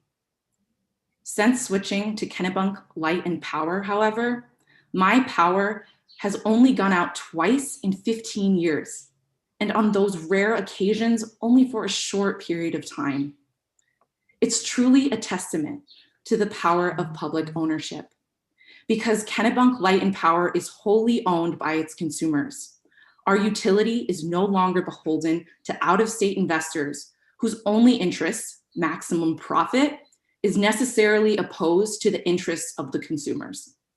Instead, our consumer-owned utility is able to focus on the only thing a utility should focus on: providing reliable service to its consumers. Thank you for your time. Thank you. Are there questions from the committee? Seeing none, thank you. And we will go on to Peter Murray. Mr. Murray, why don't you go ahead?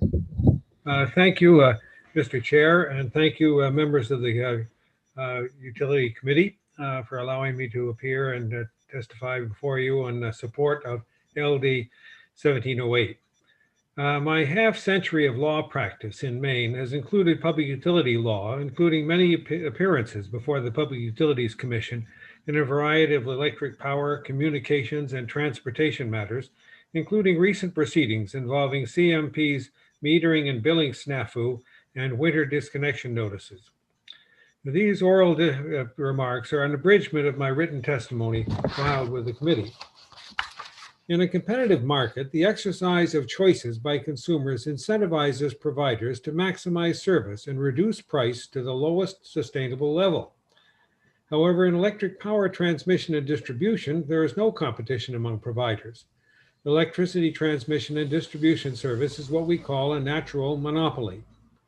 Unlike competitive providers, the incentives for the monopolist are to provide the least service for the highest price, thus increasing its bottom line's return. In Maine, electric transmission and distribution monopolies are restrained from inflating prices and cutting services by Public Utilities Commission regulation. As recently as the 1960s and 70s, in the early days of my law practice, Central Maine Power Company was largely owned by Maine shareholders and managed by Maine managers. Under these conditions, PUC regulation plus the social accountability of CMP's decision makers were largely successful in keeping rates and services at acceptable and reasonable levels. Things are far different now. CMP is no longer managed and largely owned by Mainers. It's now a wholly owned subsidiary of an international energy conglomerate based in Spain, Iberdrola. CMP's guiding star is the bottom line profits it can generate for Iberdrola. Naturally, prices have been increased and service levels have been allowed to fall. Under these circumstances, the Maine Public Utilities Commission is scarcely able to fulfill its mandate to ensure ratepayers get high-quality electric service at reasonable cost. It's time to turn the page on this. With a publicly owned utility, the driving motivation of its managing board is to provide as much service to the public at as low a price as possible. Access to tax-exempt public financing makes public ownership of Maine's transmission and distribution utilities even more attractive. Public ownership and operation of electric distribution systems is well established, not only here in Maine, but in systems large and small across the United States. As Maine continues to seek to limit and reduce CO2 emissions, its electric transmission and distribution system will play an ever more vital role. Now is the time to get this crucial public infrastructure into public hands. Thank you, and I urge your support of LD 1708. Thank you very much. Are there questions from the committee? Thank you. We'll now go on to Andrew Blunt. Hi, thank you, Senator Lawrence, Representative Berry, and members of the Joint Committee. My name is Andrew Blunt of South Portland, and I'm the organizing director for Our Power, a diverse coalition of Maine ratepayers, business leaders, energy experts, and other advocates committed to putting the Pine Tree State's energy future in the hands of Mainers. And we strongly urge you to support LD 1708, an act to create the Pine Tree Power Company. I grew up in South Berwick, Maine, which means that I have unfortunately been a CMP ratepayer or a member of a rate-paying family for my entire life. So much makes me proud to call Maine home, but our electric companies are not one of those things. I'd like to start by telling you a short story from 2008, when I was just 11 years old. That year, a December ice storm that many of you may remember hit southern Maine particularly hard, putting power out for millions across New England. My family was among them, and some of you probably were too. My family and I spent 4 nights in our house without power, snow on the ground outside, and temperatures well below freezing. With no non-electric heat, no generator, and no sign of power coming back on anytime soon, we were forced to leave. Our house dropped below 40 degrees as I started packing a bag to take to a local emergency shelter. I share this story with you because it is both telling and all too common. Extreme weather events are unavoidable, but how they impact our utilities beg important questions. Are these companies doing everything they can to protect us, to constantly improve service, to put Mainers first? Learning that in 2010, CMP fought tooth and nail to recover 100% of the costs of that very storm from the ratepayers that the outage had displaced, despite evidence that the severity of the damage was due to their negligence and failures to reinvest in our grid, I think I had my answer. That Maine's investor-owned utility model is broken and in need of real structural change. To CMP and Versant, electricity is a product, a means to make profit and care for faraway shareholders, not Mainers.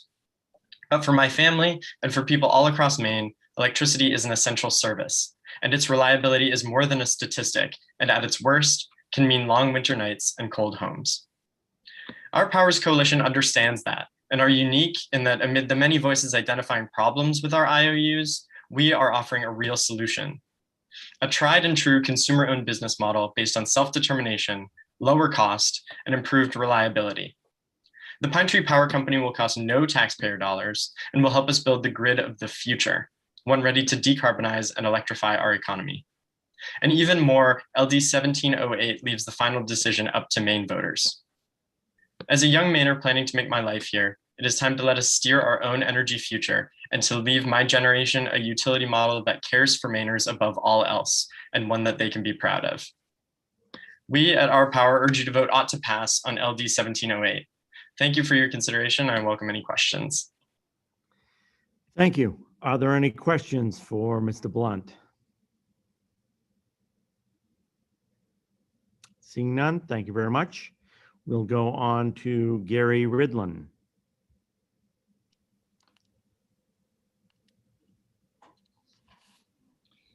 Senator Lawrence, Representative Berry, and committee members, thank you for allowing me to speak in support of LD 1708. My name is Brian Meldovitz, and I'm presenting Gary Ridlin's testimony on his behalf because of a prior conflict. My name is Gary Ridlin, and I've lived in Maine all my life. I strongly support this legislation because as an 86-year-old lobsterman, I care about preserving the way of life for fishermen like me and the fishermen who will come after me. And a COU is one of the simplest and most effective ways to do that. I've been lobstering down in Cape Corpus for over 70 years. My father, grandfather, and great-grandfather were lobstermen too, but things are changing and we need to act now before we lose our lobstering industry in Maine. The Maine Climate Council says that the Gulf of Maine is already warming faster than 99% of the world's oceans. They say Maine's lobster and clam fisheries are shrinking because of it. I'm no scientist, but I know these waters and I'm already seeing the impact. We need to take action fast to protect our industry, our fishing communities, and ourselves. Investor-owned utilities like CMP don't care about climate change. They don't care about us lobstermen. They don't care about the oceans. They care only about profit, and they fight against our interests to make more money. CMP also doesn't care about the Mainers who depend on them for power. My late wife was battling breast cancer and was in hospice care and hooked up to an oxygen machine when the power went out for days. I had to find an oxygen tank to replace her machine. The power remained out for a couple days without the help of a nurse and my daughters who went looking for an oxygen tank. My wife would have died during that outage. I've been around a long time and I know that Mainers take care of each other. We know each other and we can depend on each other. CMP is only interested in profit, but I trust the COU to help protect Maine against climate change and power outages, not just because that will be the law, but also because that's what Mainers do, support each other in the community. The COU run by a publicly elected board will be more accountable to consumers and take our interests seriously because the COU and consumer interests will be the same.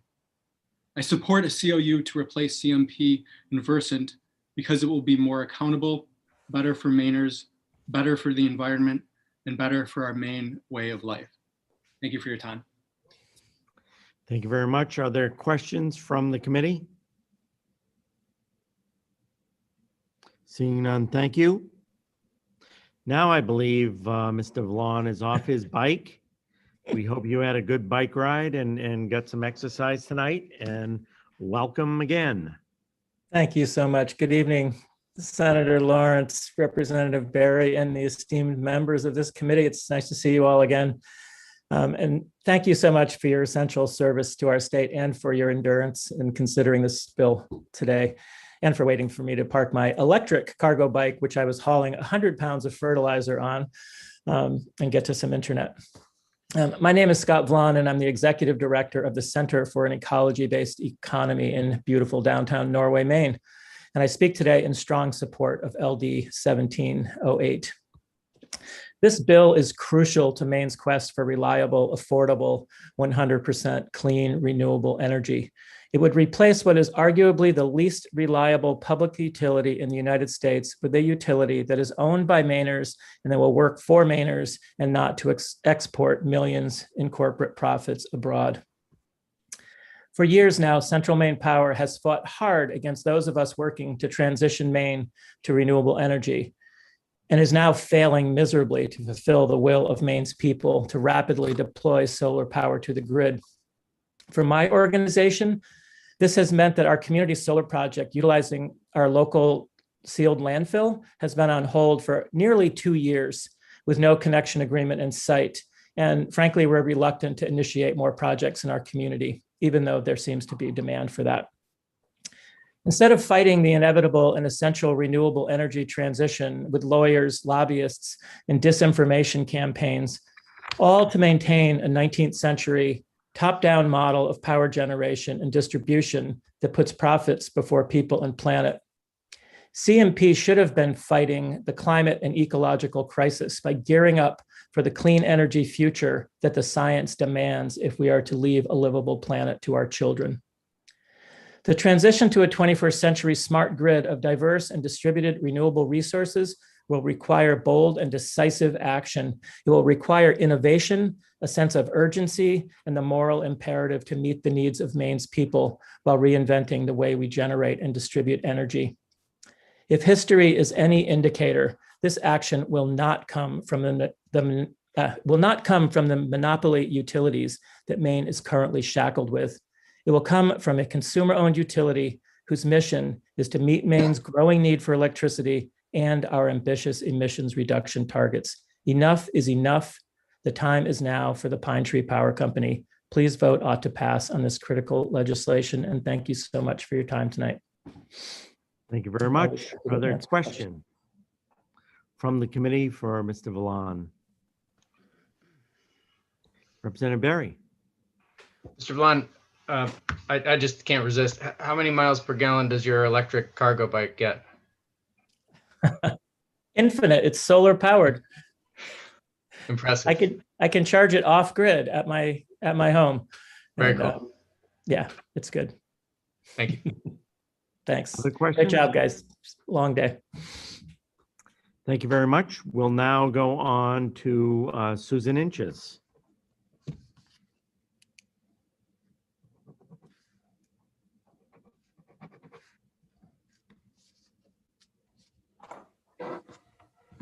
I can even start my video. Hold on. There we go. Good evening, everybody, and thank you so much for taking my testimony tonight. I know it's been a really long day and full of fascinating things, but it gets to be a lot after a while. So Senator Lawrence, Representative Berry, and members of the committee, my name is Sue Inches, and I'm here to testify strongly supporting LD 1708. I served as Deputy Director of the State Planning Office for 7 years. I later worked for Tilson Technology as a community broadband consultant. I'm talking to you from North Yarmouth, and I'm testifying as a citizen today. So I'm going to focus my testimony on some of the specific ways that a consumer-owned utility could facilitate broadband expansion in Maine. And as we all know, this is critically important to the economy of our state to expand broadband. So in my broadband consulting work, I met with the residents of Georgetown, Maine in 2016 to talk with them about their internet options. And like many towns, Georgetown's internet service is spotty.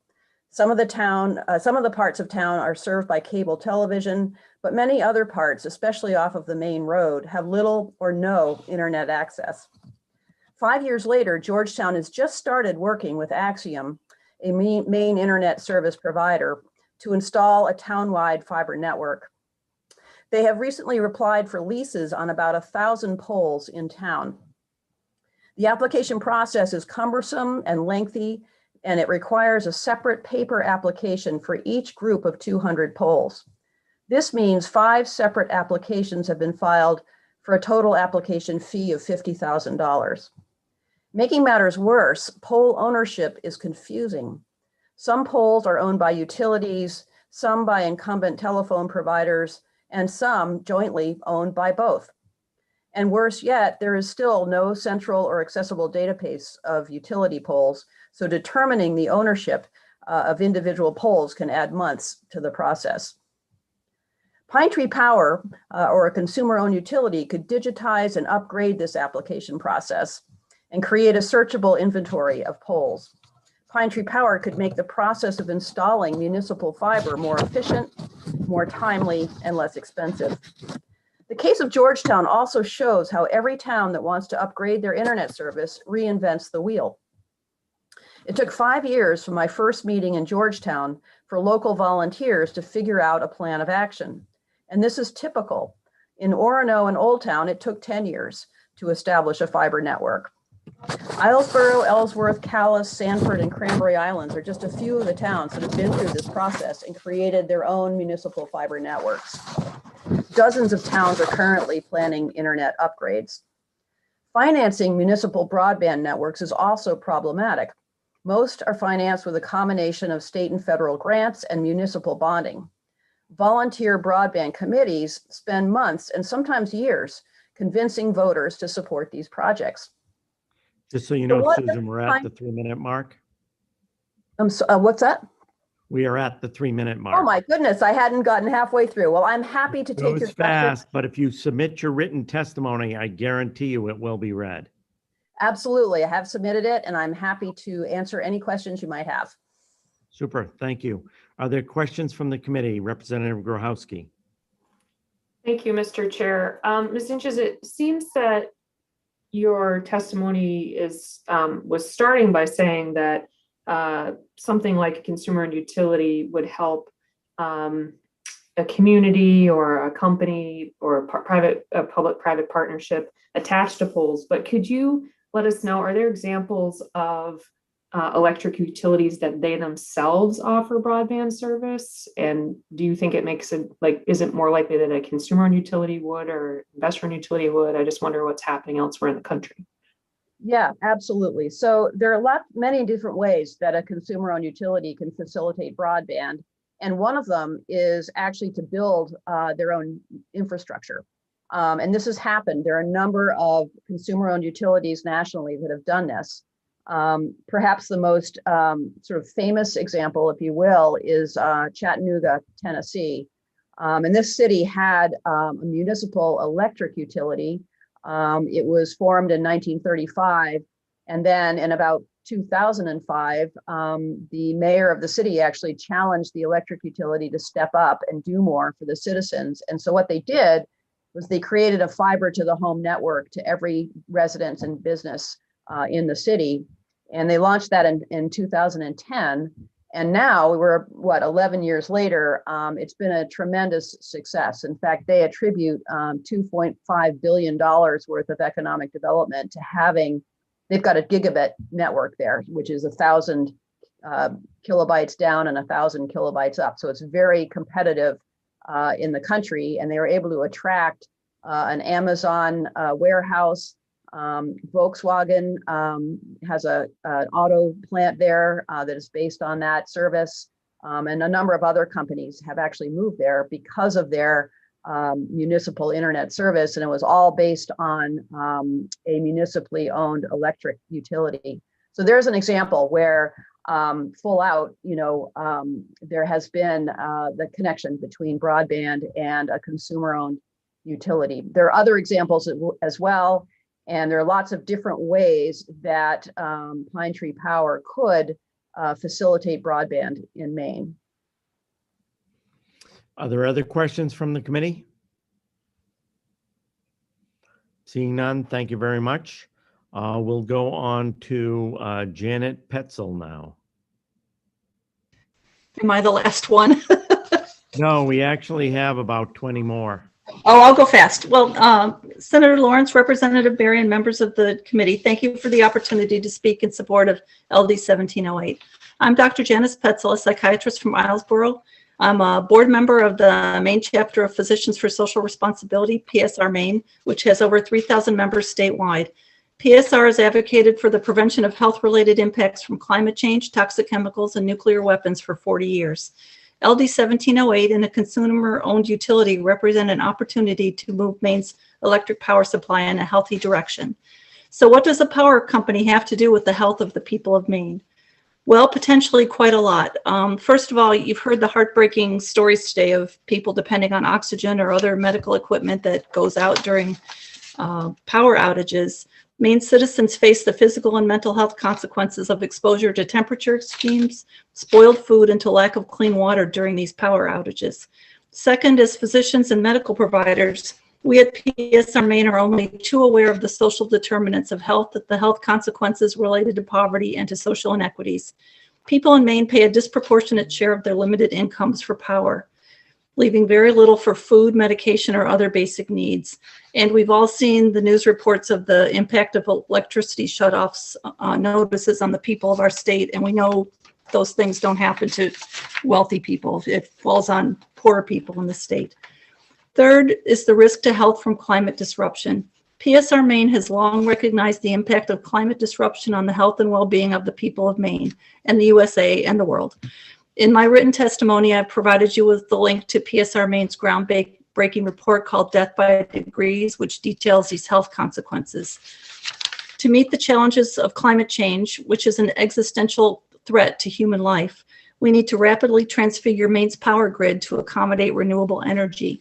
In my written testimony, I provided you with a link to a paper written by Gagnon et al., which is actually fascinating. It shows that Maine can actually meet an estimated 60% of its electrical needs by rooftop solar alone, which is secondary only to California, which could meet 74%. And we also have the potential for wind energy, maybe wave, maybe tidal eventually. Maine could literally be a clean energy powerhouse, but adding new projects to the grid right now has been painfully slow, confusing, and expensive. In contrast, from its inception, one of the goals of the Pine Tree Power Company is to assist our state in, quote, meeting climate action plan goals, unquote. Maine's consumers want clean, affordable, reliable electricity from renewable sources. Creating the consumer-owned Pine Tree Power Company is a healthy choice for Maine's people. Thank you for your patience and attention tonight, and I urge you to vote ought to pass on LD 1708. Thank you. Thank you. Are there questions from the committee? Seeing none, thank you. We'll go on to Anne Shapley Quinn. Yes, thank you. Good evening, Senator Lawrence, Representative Berry, and members of the EUT committee. My name is Anna Shapley Quinn of Monroe. I am a farmer, a mother of two, and a member of the board of MOFGA, the Maine Organic Farmers and Gardeners Association. I'm submitting comments on MOFGA's behalf in support of LD 1708. Like all small businesses, organic farmers use electricity and sometimes a lot of it, whether to run lights to start seedlings, for milking equipment on a dairy farm, or for refrigerating produce. Electricity figures prominently on most farm budgets. All farmers are looking to minimize overhead costs, and establishing a COU in Maine could help farmers drastically reduce their electricity bills. The long and frequent power outages we see under CMP here in Waldo County, coupled with climate change, make our hard work even harder. In growing our crops, my partner Seth and I and our fellow farmers have more to handle each year because of the ways that climate breakdown is affecting our farms, but we still believe that supplying local food is better than relying on food from away. New pests and disease show up regularly, and we are irrigating constantly right now because of the drought. Additionally, extreme weather like wind and hail damage crops in the field and also cause power outages, which can put a farm's income on the line. Hundreds of farms would benefit from the COU's ability to get our grid system in good order, decrease the number and severity of outages, and provide the service that Mainers deserve. In addition to the immediate benefit of access to reliable and fairly priced electricity, we would all get the chance to tackle climate change by decarbonizing, expanding electrification, and improving the grid that makes this power distribution possible. And the last part, just as a mother, anytime this spring that I've been able to spare away from the farm, I've been following my children around where they want to fish and check on birds' nests, catch frogs, salamanders, turtles, crayfish. And my children's assumption that these creatures will be abundant in their world forever is one that I unfortunately cannot share right now wholeheartedly, because I see the harmful effects of climate chaos on our farmland and our woods and our streams. These challenges are not any of our faults, and they were set in motion long before our lifetimes, but we have inherited them. So we Mainers now get to decide if a world with homegrown vegetables, deer to hunt in the woods or watch, and trout in the streams is a world worth fighting for, and if so, how? MOFCA and I personally believe that Pine Tree Power, governed only by its customers and a bold climate mission, can accomplish economic and environmental goals that would be impossible otherwise. So thank you for your consideration of this important legislation. And we urge that this ought to pass. Thank you. Thank you very much. Are there questions from the committee?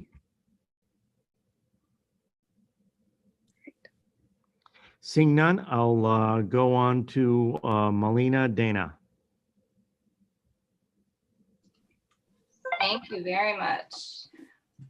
Senator Lawrence, Representative Berry, and members of the committee, my name is Mullian Dana, and I proudly serve as a tribal ambassador for the Penobscot Nation. I am submitting testimony in support of LD 1708. My reasons for my support are based in the historic stewardship practices of my people and the protection we all need to be embracing for the environment.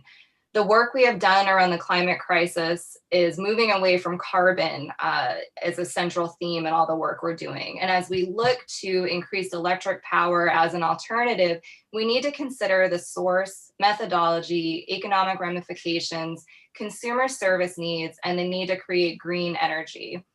I see this bill as assisting the move towards green energy, and I think it would make it more favorable for local jobs, revenue staying in Maine, and I'm actually very interested in possible outcomes to strengthen tribal sovereignty. I also want to thank Representative Berry for reaching out to the tribal leaders and collaborating around this and providing us all with a really in-depth look at exactly what Pine Tree Power stands for and would look like. And I guess I can be quick tonight and just say that I very much support this, and it's really grounded in the values from my culture and my ancestral ties to these lands and waters now called Maine. Thank you. Thank you. Are there any questions from the committee for Ambassador Dana? Representative Grochowski. Thank you, Ambassador. Thank you for being here and sharing your support. And I know it's sometimes hard when you are an individual and also somebody who represents many voices. So I was just wondering if you could clarify if you were speaking, who all's behalf you're speaking on this evening. Absolutely, the Penobscot Nation. Yeah, usually I'll say speaking as in my private citizen capacity. So okay. Feel free. Thank you. I find it's a hard line for myself sometimes. Thank you for clarifying. Any other questions from the committee? Seeing none, thank you. Thank you. And we are now going on to Marty Braun.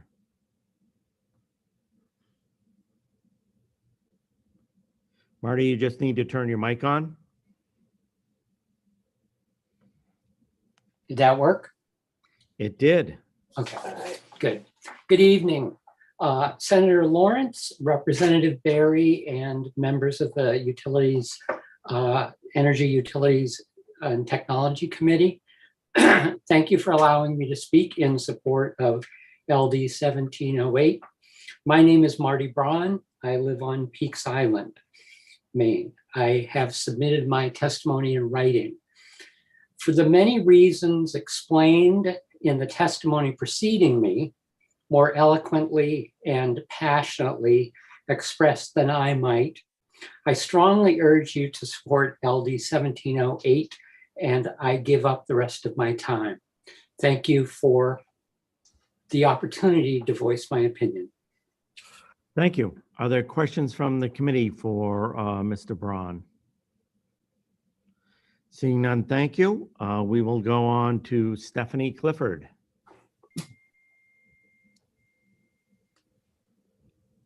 Hi, thank you. Good evening. Thanks for allowing me to speak tonight, Chair Lawrence, Chair Barry, and distinguished members of the Joint Committee on Energy, Utilities, and Technology.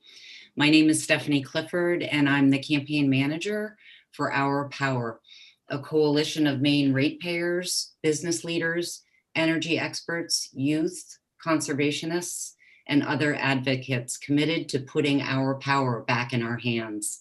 We strongly urge you to support LD 1708 and act to create the Pine Tree Power Company.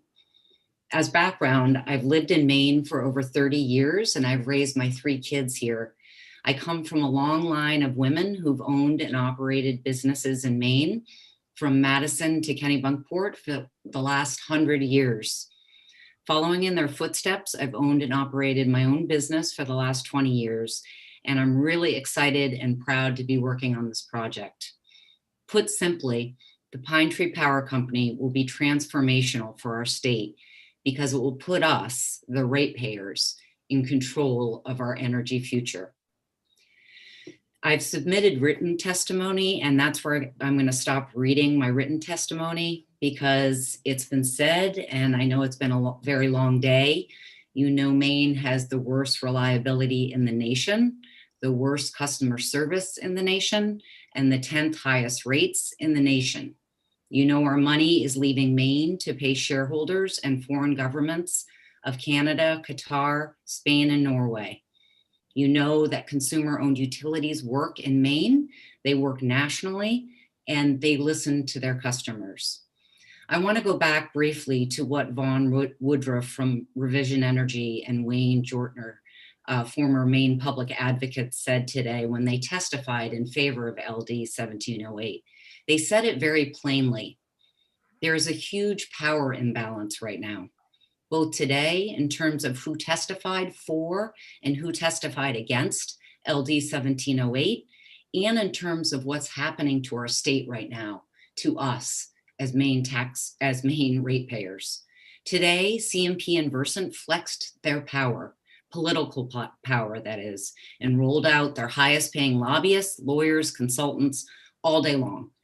I'd be curious to know what they spent today in fees, or frankly, what it cost us as ratepayers as their captive cash cow. There have been over 70 Maine citizens speaking in favor of creating a consumer-owned utility for Maine, and 50 others who've submitted written testimony. People power for sure. It's been amazing. There's also a power imbalance in Maine itself because we have CMP and we as the consumers have very little power in that equation. We're a captive audience. We're fighting to get our power back. We've been taken advantage of by an expensive, unreliable, with poor customer service, investor-owned utility companies. It's been said all day long.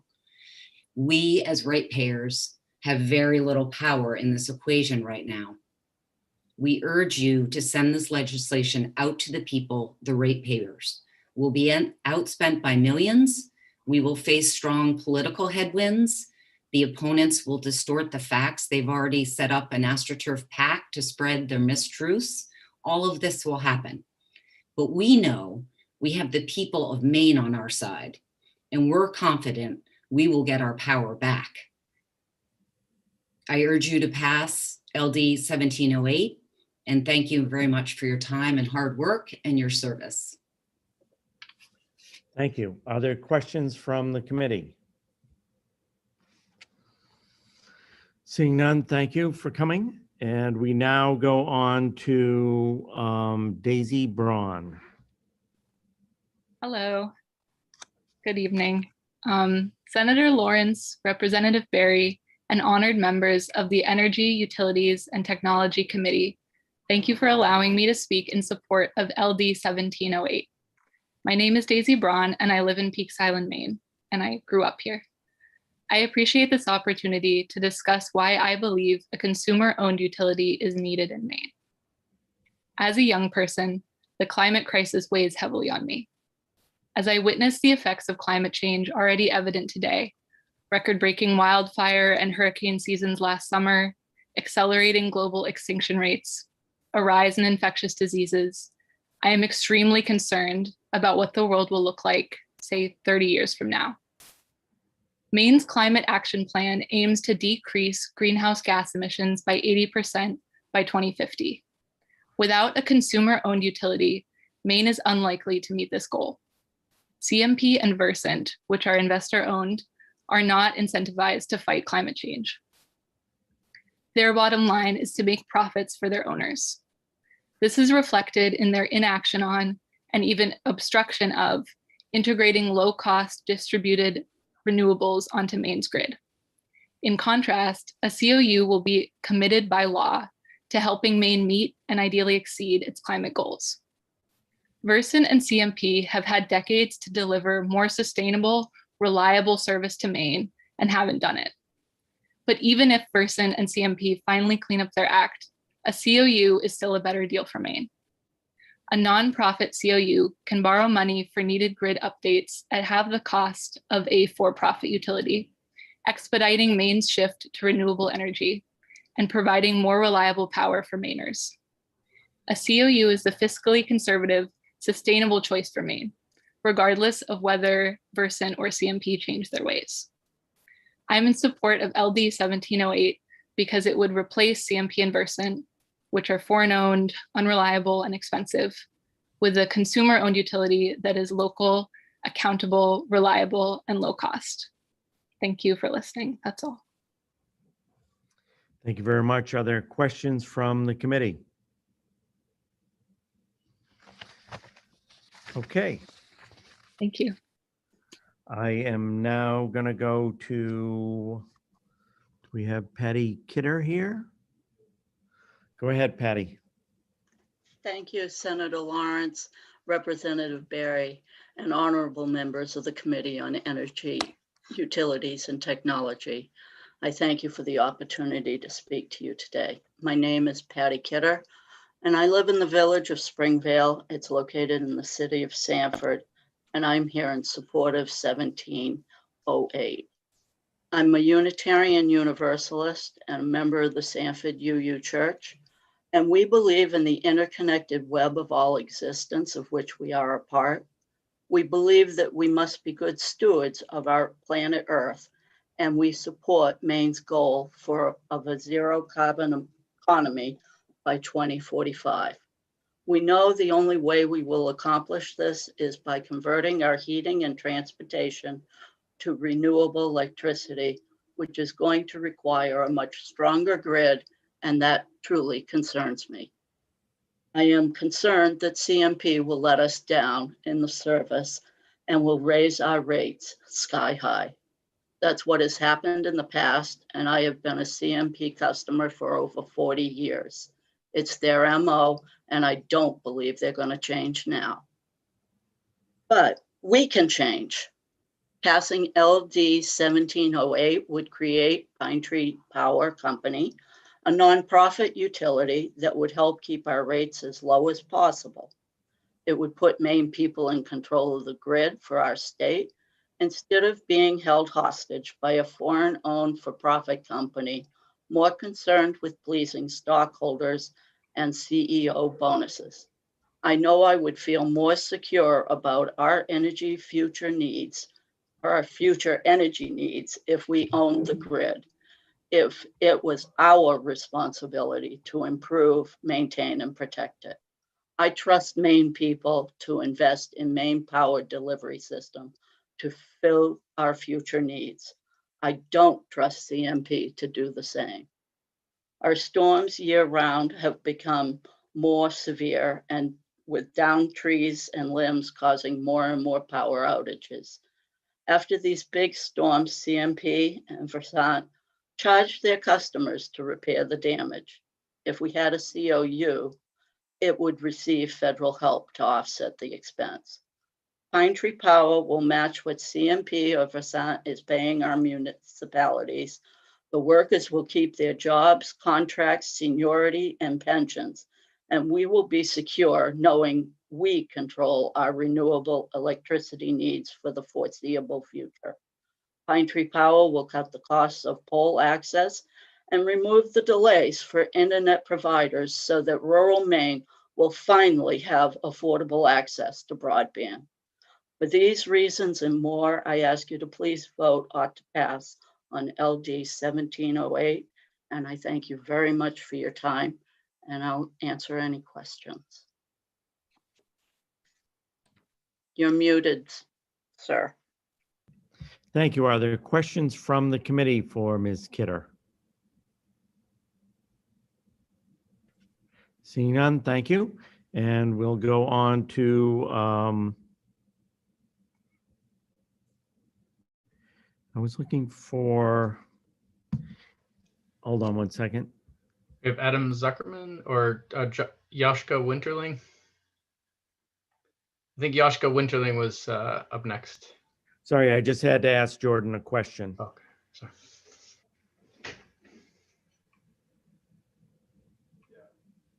Okay, we'll now go on to Joshka Winterling. Good evening, Senator Lawrence, Representative Berry, and members of the Joint Committee on Energy, Utilities, and Technology. I'd like to thank you for the many hours that you've put in today. And my name is Yoshka Winterling. I live in Bangor, Maine, and I'm here to testify in support of an act to create the Pine Tree Power Company. For most of the time that my parents have been alive, Maine's electric utilities were owned by local companies, headquartered in our state and accountable to the people of Maine. Sadly, that is no longer the case. Our current companies are foreign-owned, CMP by Spanish energy conglomerate Iberdrola, and Versant is entirely owned by the city of Calgary in Canada, and they are both accountable only to overseas shareholders to return a profit. During a bad storm in October of 2019 that affected much of the state, a large tree fell across my mother's driveway and was touching the electricity lines. Considering the fire risk, she contacted Central Maine Power and asked them to send a crew out to remove the section of tree that was touching the lines. She was very patient, understanding that the storm had affected much of their service area and they were busy restoring power. But after several days of not hearing anything, she reached out again. She was informed that a technician had driven past her driveway and not seen any issues. After pressing the person on the phone a little bit, she found out that someone had indeed driven past her house number, but on a different road, despite clearly giving her accurate address in the original email she sent. It ended up taking CMP 3 weeks after the storm to send an arborist out to remove the tree.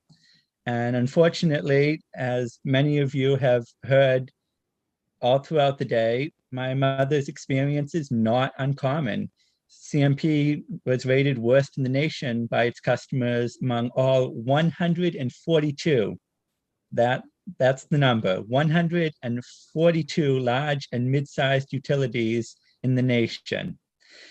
And that's been 3 years in a row. Versant is rated third worst, and I experienced just last winter during a storm a power outage right here in Bangor, 15 hours. My landlord informed me that it was the longest power outage he remembers in the 10 years since he built the house that I'm living in. So clearly, outsourcing our electricity distribution has not proven beneficial to Mainers.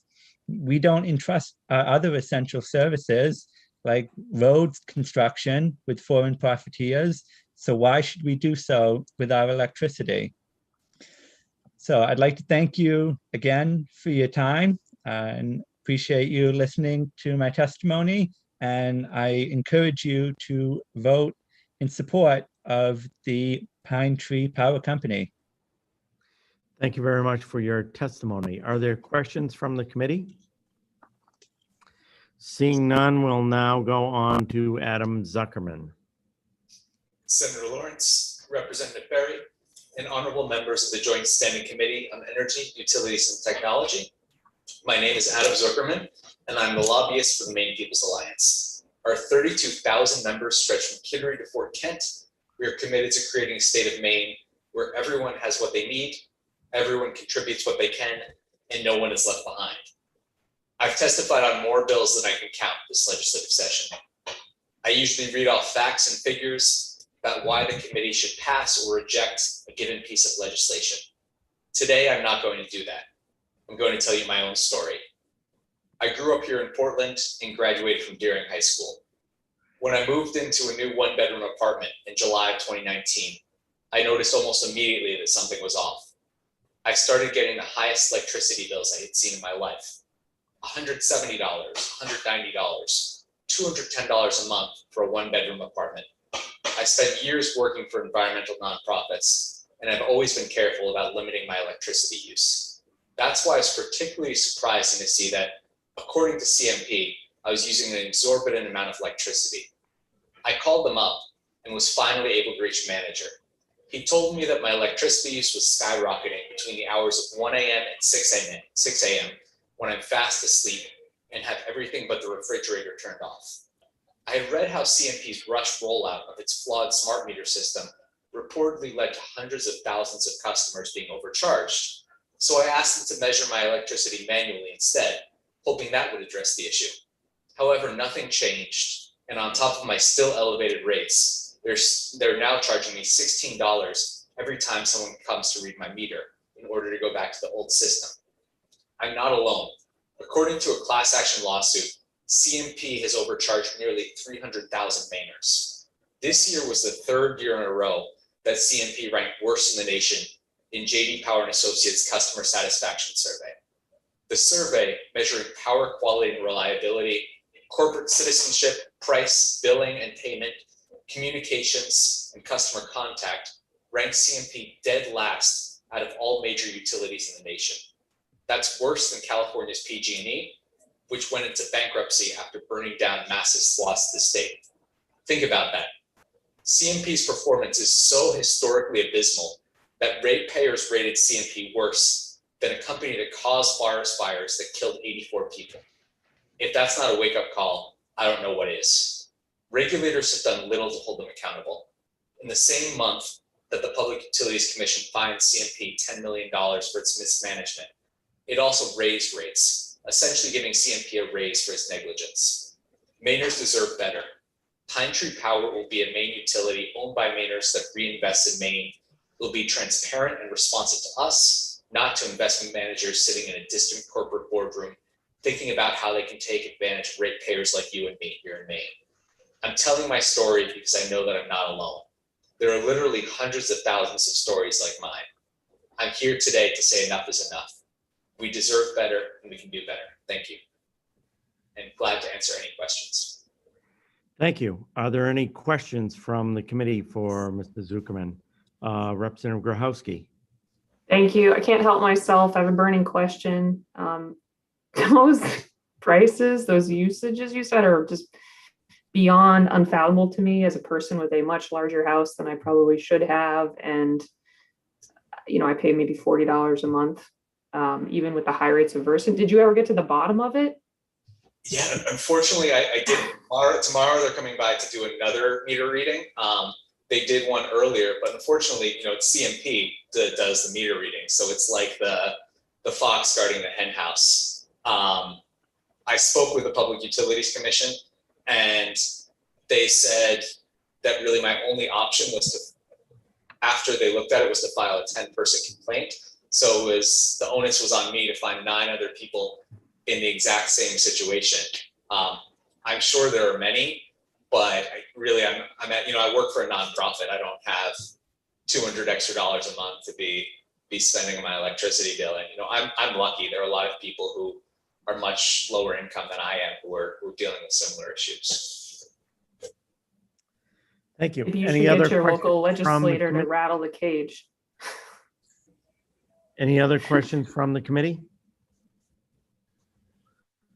Seeing none, and I want to thank you all for waiting. We're down to, I believe, 5 or 6 people left to testify. So I think we should be done by right around 9 o'clock, and we'll go on to Randall Parr.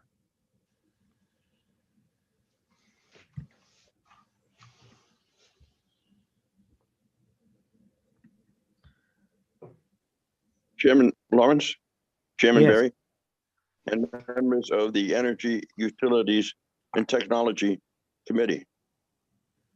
I, Randall Parr of Appleton, was born in Camden, Maine, have lived and worked as a data architect, and has invested over $32,000 in renewable solar energy with net metering in my Appleton house, earning over $9,000 for Solar Edge, my inverter company, in net energy credits in the past 5 years. Please vote yes or to pass to create a customer-owned public utility, LD 1708, patterned after the successful customer-owned utility in Vermont, Green Mountain Power, and other utilities. The charge of politics against customer-owned power is an erroneous fictional fallacy.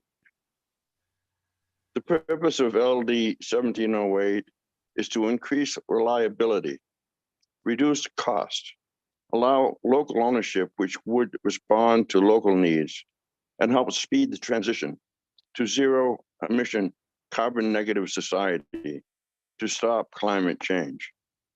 In recent years, there have been more power outages for longer durations, and customers have been badly overbilled, with major errors in invoices received from Central Maine Power, which is owned by U.S. subsidiary of an investor-owned Spanish corporation, Iberdrola. Existing structure is a single point of failure and national security danger. The Central Maine Power Corridor, CMP corridor, seeks to destroy the largest wild forest east of the Mississippi River to add a high voltage power line from Canada to serve Massachusetts. Much false advertising has been saturating the media at the expense of ratepayers to make this happen. The overwhelming majority of witnesses at hearings on this were opposed to the CMP corridor, yet construction seems to have started, even though they haven't gotten all of their permits yet, apparently. We need to return authority to customers and power to the people. Please vote or to pass on this bill to create a customer-owned utility. And thank you for putting up with all of the testimony today. It's been a very, very long haul. Thank you very much, Representative Berry, for your support of this project. Thank you very much. Randall Parr, Appleton. Thank you very much. Are there questions from the committee for Mr. Parr? Seeing none, thank you. And we'll go on to Steve Hudson. Thank you, Mr. Chairman. I hope the committee will excuse my informality. It's been a very long day for you. My written testimony has been 4 hours ago. I boiled it down to 5 points. An hour and a half ago, I boiled it down to 2. The IECG is in tentative support of LD 1708. As our president said, our support is almost neither for nor against. Why is that? Because even though we agree that there are very real savings that we can potentially get, how we're going to ensure that is still very much open to question. And while we see this bill as an improvement, it's still, the committee needs to really dig into it. But most importantly, the caveat for our support is that we think that this bill should go to referendum at a general election. We think it should be decided by the greatest number of Maine voters as possible. And so if it goes to an off general election year for referendum, we would probably oppose that. Glad to answer any questions. We will be here at the work session, obviously. Thank you very much. Are there any questions for Mr. Hudson? Seeing none, thank you. And we'll now go to John Brodigan. Thank you, Senator Lawrence, Representative Berry, and esteemed members of the Joint Standing Committee. Thank you for hanging in there today. My name is John Brodigan. I'm a 25-year resident of Falmouth. I'm on the board of Our Power, but this testimony is my own.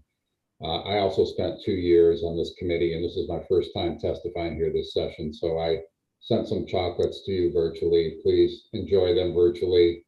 They are non-caloric, locally sourced, and gluten-free. First, this bill is not about good people or bad people.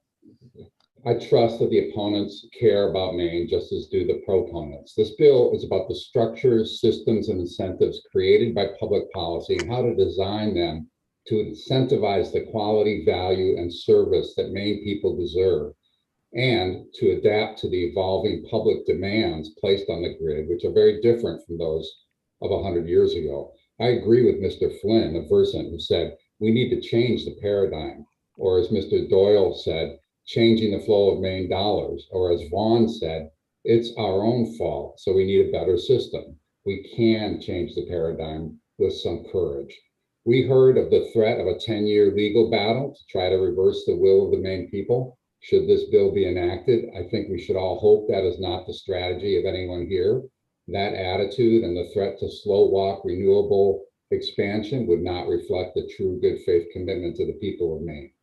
I agree with my friend David Littell that long litigation would be a losing outcome for everyone, but I don't agree that it's inevitable. And the bill provides for a definite time frame for deciding the payment amount, which in my assessment, based on many years practicing law, will be the only real dispute. Mr. Stiniford said that the supporters of LD 1708 are contradicting themselves by accusing investor-owned utilities of overinvesting and then also accusing them of underinvesting. He says that both can't be true. In fact, both are true, and they both can be true and both are true. Utilities tend to overinvest in large-scale transmission where returns on investment are greater and mostly go to shareholders, and they underinvest in neighborhood poles and wires where returns on investment are less and benefit the customer relatively larger. The most complete answer is that IOUs don't have the full incentive to target investment where it helps people the most. Mr. Stiniford also testified that CMP needs to obtain a heightened rate of return on equity to compensate investors for the risk of utility ownership. In reality, any prudent investment by utility is not at risk. The utility can recover that investment at rates even if something unforeseeable goes wrong. The only investment they might not recover is one that is not prudent and is not good policy to incentivize imprudent investment. Earlier this afternoon, Mr. Broder testified that he was very worried that the leaders of Just to let you know, consumer- John, we're approaching the 3 minutes. Okay. It's better to have a Maine utility that's responsive to the people of Maine than to the people of Calgary. And finally, I agree with Gordon Weil, whose testimony notes that Mainers are capable of great ingenuity, hard work, and innovation. If all the talents assembled here today were harnessed for this effort, this would be a rousing success. Thank you for your long service. I wish you the courage to do the right thing as you consider this very important bill. Thank you. Are there questions from the committee? Representative Grochowski. Thank you, Mr. Chair. Mr. Brodiam, I'm familiar with the fact that you've been involved in a lot of ballot questions, citizens initiatives, that sort of direct democracy. A thought or a question was posed earlier on about whether or not this happens often, that the legislature believes that something is so important that the people of Maine should decide. And I didn't know if you had any familiarity with any instances of that. Yeah, I'm looking forward to reading Jim Mitchell's testimony because he really got wound up there and never quite finished this point about legislating between the people and the legislature. But there's been about a dozen bills in my lifetime that have been sent to the people by the legislature. Things like seatbelt laws, bills on radioactive waste, term limits, the state lottery, the bottle bill, and even a bill about a bridge over the Fore River. So this idea of that it's a rarity to do this co-legislating in Maine, it doesn't fit the historical record. Thank you. Representative Kessler. Thank you. Good evening. Could you finish your thought about Mr. Broder's testimony? Yeah, I think the point was that he felt like, he was concerned that the people would be like responsive, excuse me, the leadership of the COU would be responsive to the general public, who is, the ultimate decider. And the point is that he was here on behalf of a company that's wholly owned by the government of Calgary, where the ultimate decider is the people of that great city. You know, I've never been there, but isn't it better to have a Maine utility be responsive to the people of Maine rather than to the people in a faraway city like Calgary? It's a strange argument to be made by, particularly by a company like Versant. Other questions? Representative Grochowski?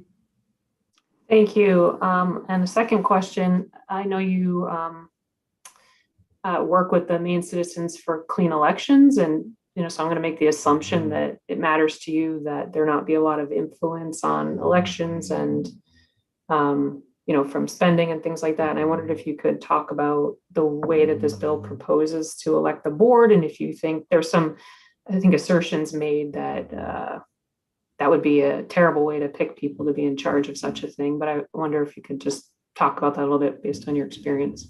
No, both in terms of the method of election and the method of financing the election, I think it fits right in with a tradition that's been in Maine for 25 years now. And I think it'll go smoothly, and I think it's appropriate considering, the primarily economic interests that are being regulated here. It's appropriate to have the option of being able to campaign without having to raise private special interest money. Any other questions from the committee?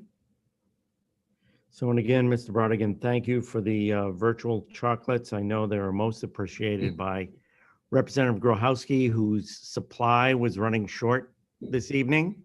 I think she's down to her last chocolate, and we were taking up a collection to have Amazon deliver an emergency supply to her so she could make it through the end of this evening. Okay, we'll go on to Anya Fetcher. Anya? Hi, good evening, Senator Lawrence, Representative Berry, and members of the Joint Standing Committee on EUT. My name is Anya Fetcher. I'm the State Director of Environment Maine. We're a citizen-based environmental advocacy organization. We work to protect clean air and water, wildlife and open spaces, and a livable planet for future generations. Thanks for the opportunity to speak today and for your patience. On behalf of our thousands of members across the state, I am testifying today in support of LD 1708. You've already heard numerous strong arguments in favor of switching to a COU, and they're all valid. However, Environment Maine's and my personal reason is fueled by one thing, and that is that in order to prevent the worst impacts of global warming, we must rapidly decrease greenhouse gas emissions and transition to 100% renewable energy. Before I get into things, I want to just share a quick personal story. 3 years ago, motivated by a mixture of love for this beautiful planet and by a fear for what's going to happen to it, I left New York City. I left my career and embarked on a path to advocate for the environment. This issue is honestly almost all I think about, and it terrifies me to think about what's happening to this planet, to our communities, and what isn't being done to stop it. And some people say that things like transitioning to a community-owned utility might be too big, but I think it's exactly the kind of thing that needs to happen in order to confront this climate crisis.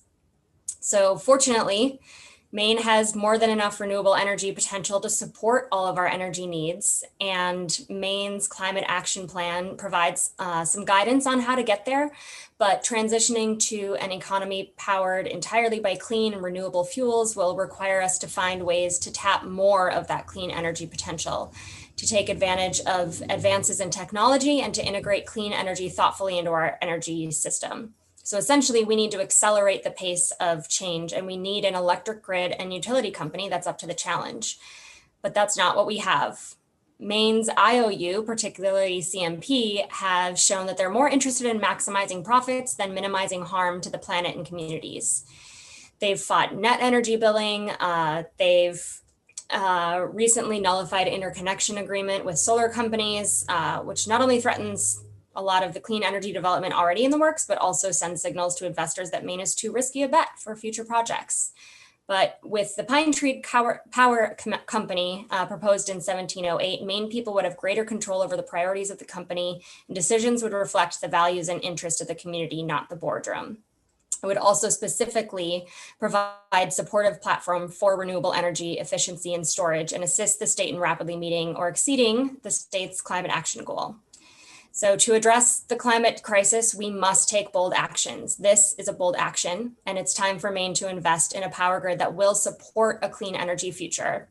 Environment Maine feels that the Pine Tree Power Company can provide that. We therefore urge the committee to vote ought to pass on LD 1708. Thank you for your time, and I'm happy to take any questions.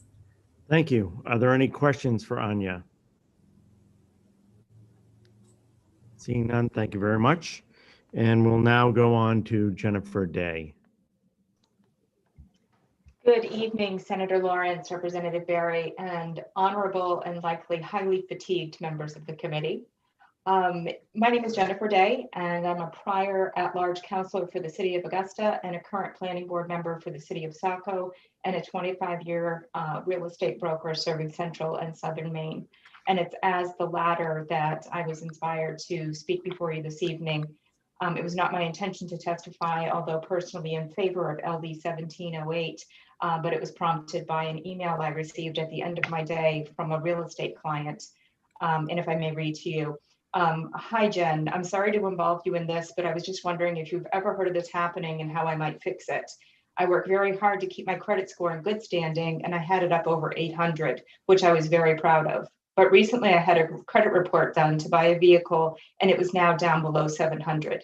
The bank said that there was a $595 bill from CMP that went to the credit bureau last month. Come to find out, this was in reference to a property you sold for me in 2016 with an attached apartment.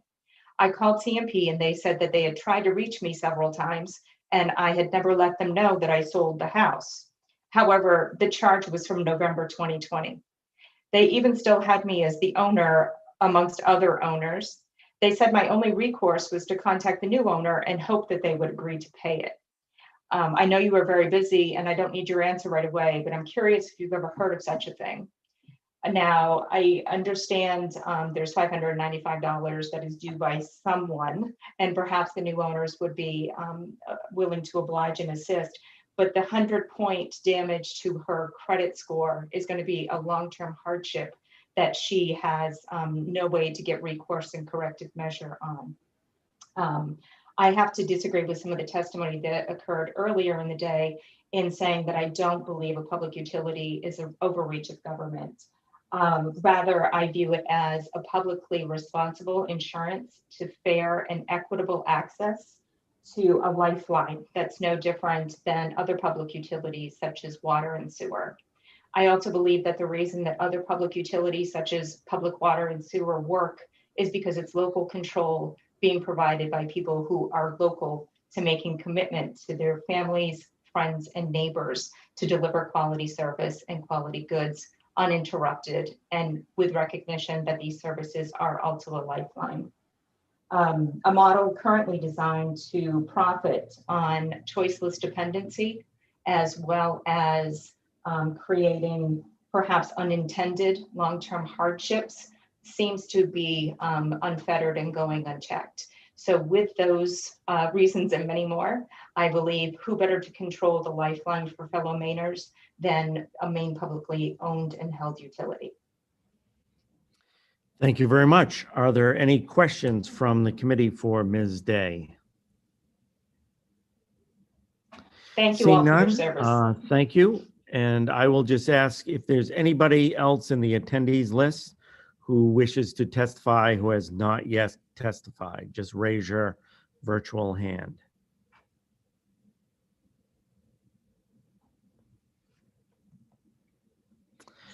Okay, I think we reached the end of the testimony. I'm going to have to filibuster for 6 minutes so we get to 9 o'clock, like I promised. That's fine. So everybody, we have 9 o'clock tomorrow morning. We're going to do hearings. I just need 7 people there so we can get a quorum to start the hearings. And we need to, according to what the presiding officers have said, We need to complete all our hearings tomorrow. And then next week, I believe Deirdre is going to schedule work sessions for each and every day so we can work to get all our bills out that we possibly can by Friday. So buckle your seatbelts and let's get through this next week. Deirdre, do you have anything to add? Just that we're actually not winding up having any hearings tomorrow, so it should be pretty quick. It's all work sessions. And that next week, a lot of the schedule that you might see tomorrow will say to be determined, because it's going to depend on a lot of other pieces falling together. Great. So we're starting work sessions at 9 o'clock, correct? Correct. And a couple language reviews, and that's it. I would be surprised if it takes more than an hour. Okay. And remember, Deirdre promised that, so she has to keep her word.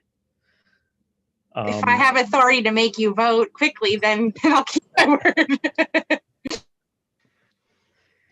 Okay, so everybody have a good night. Turn off your video, turn off your mic, and leave the Zoom.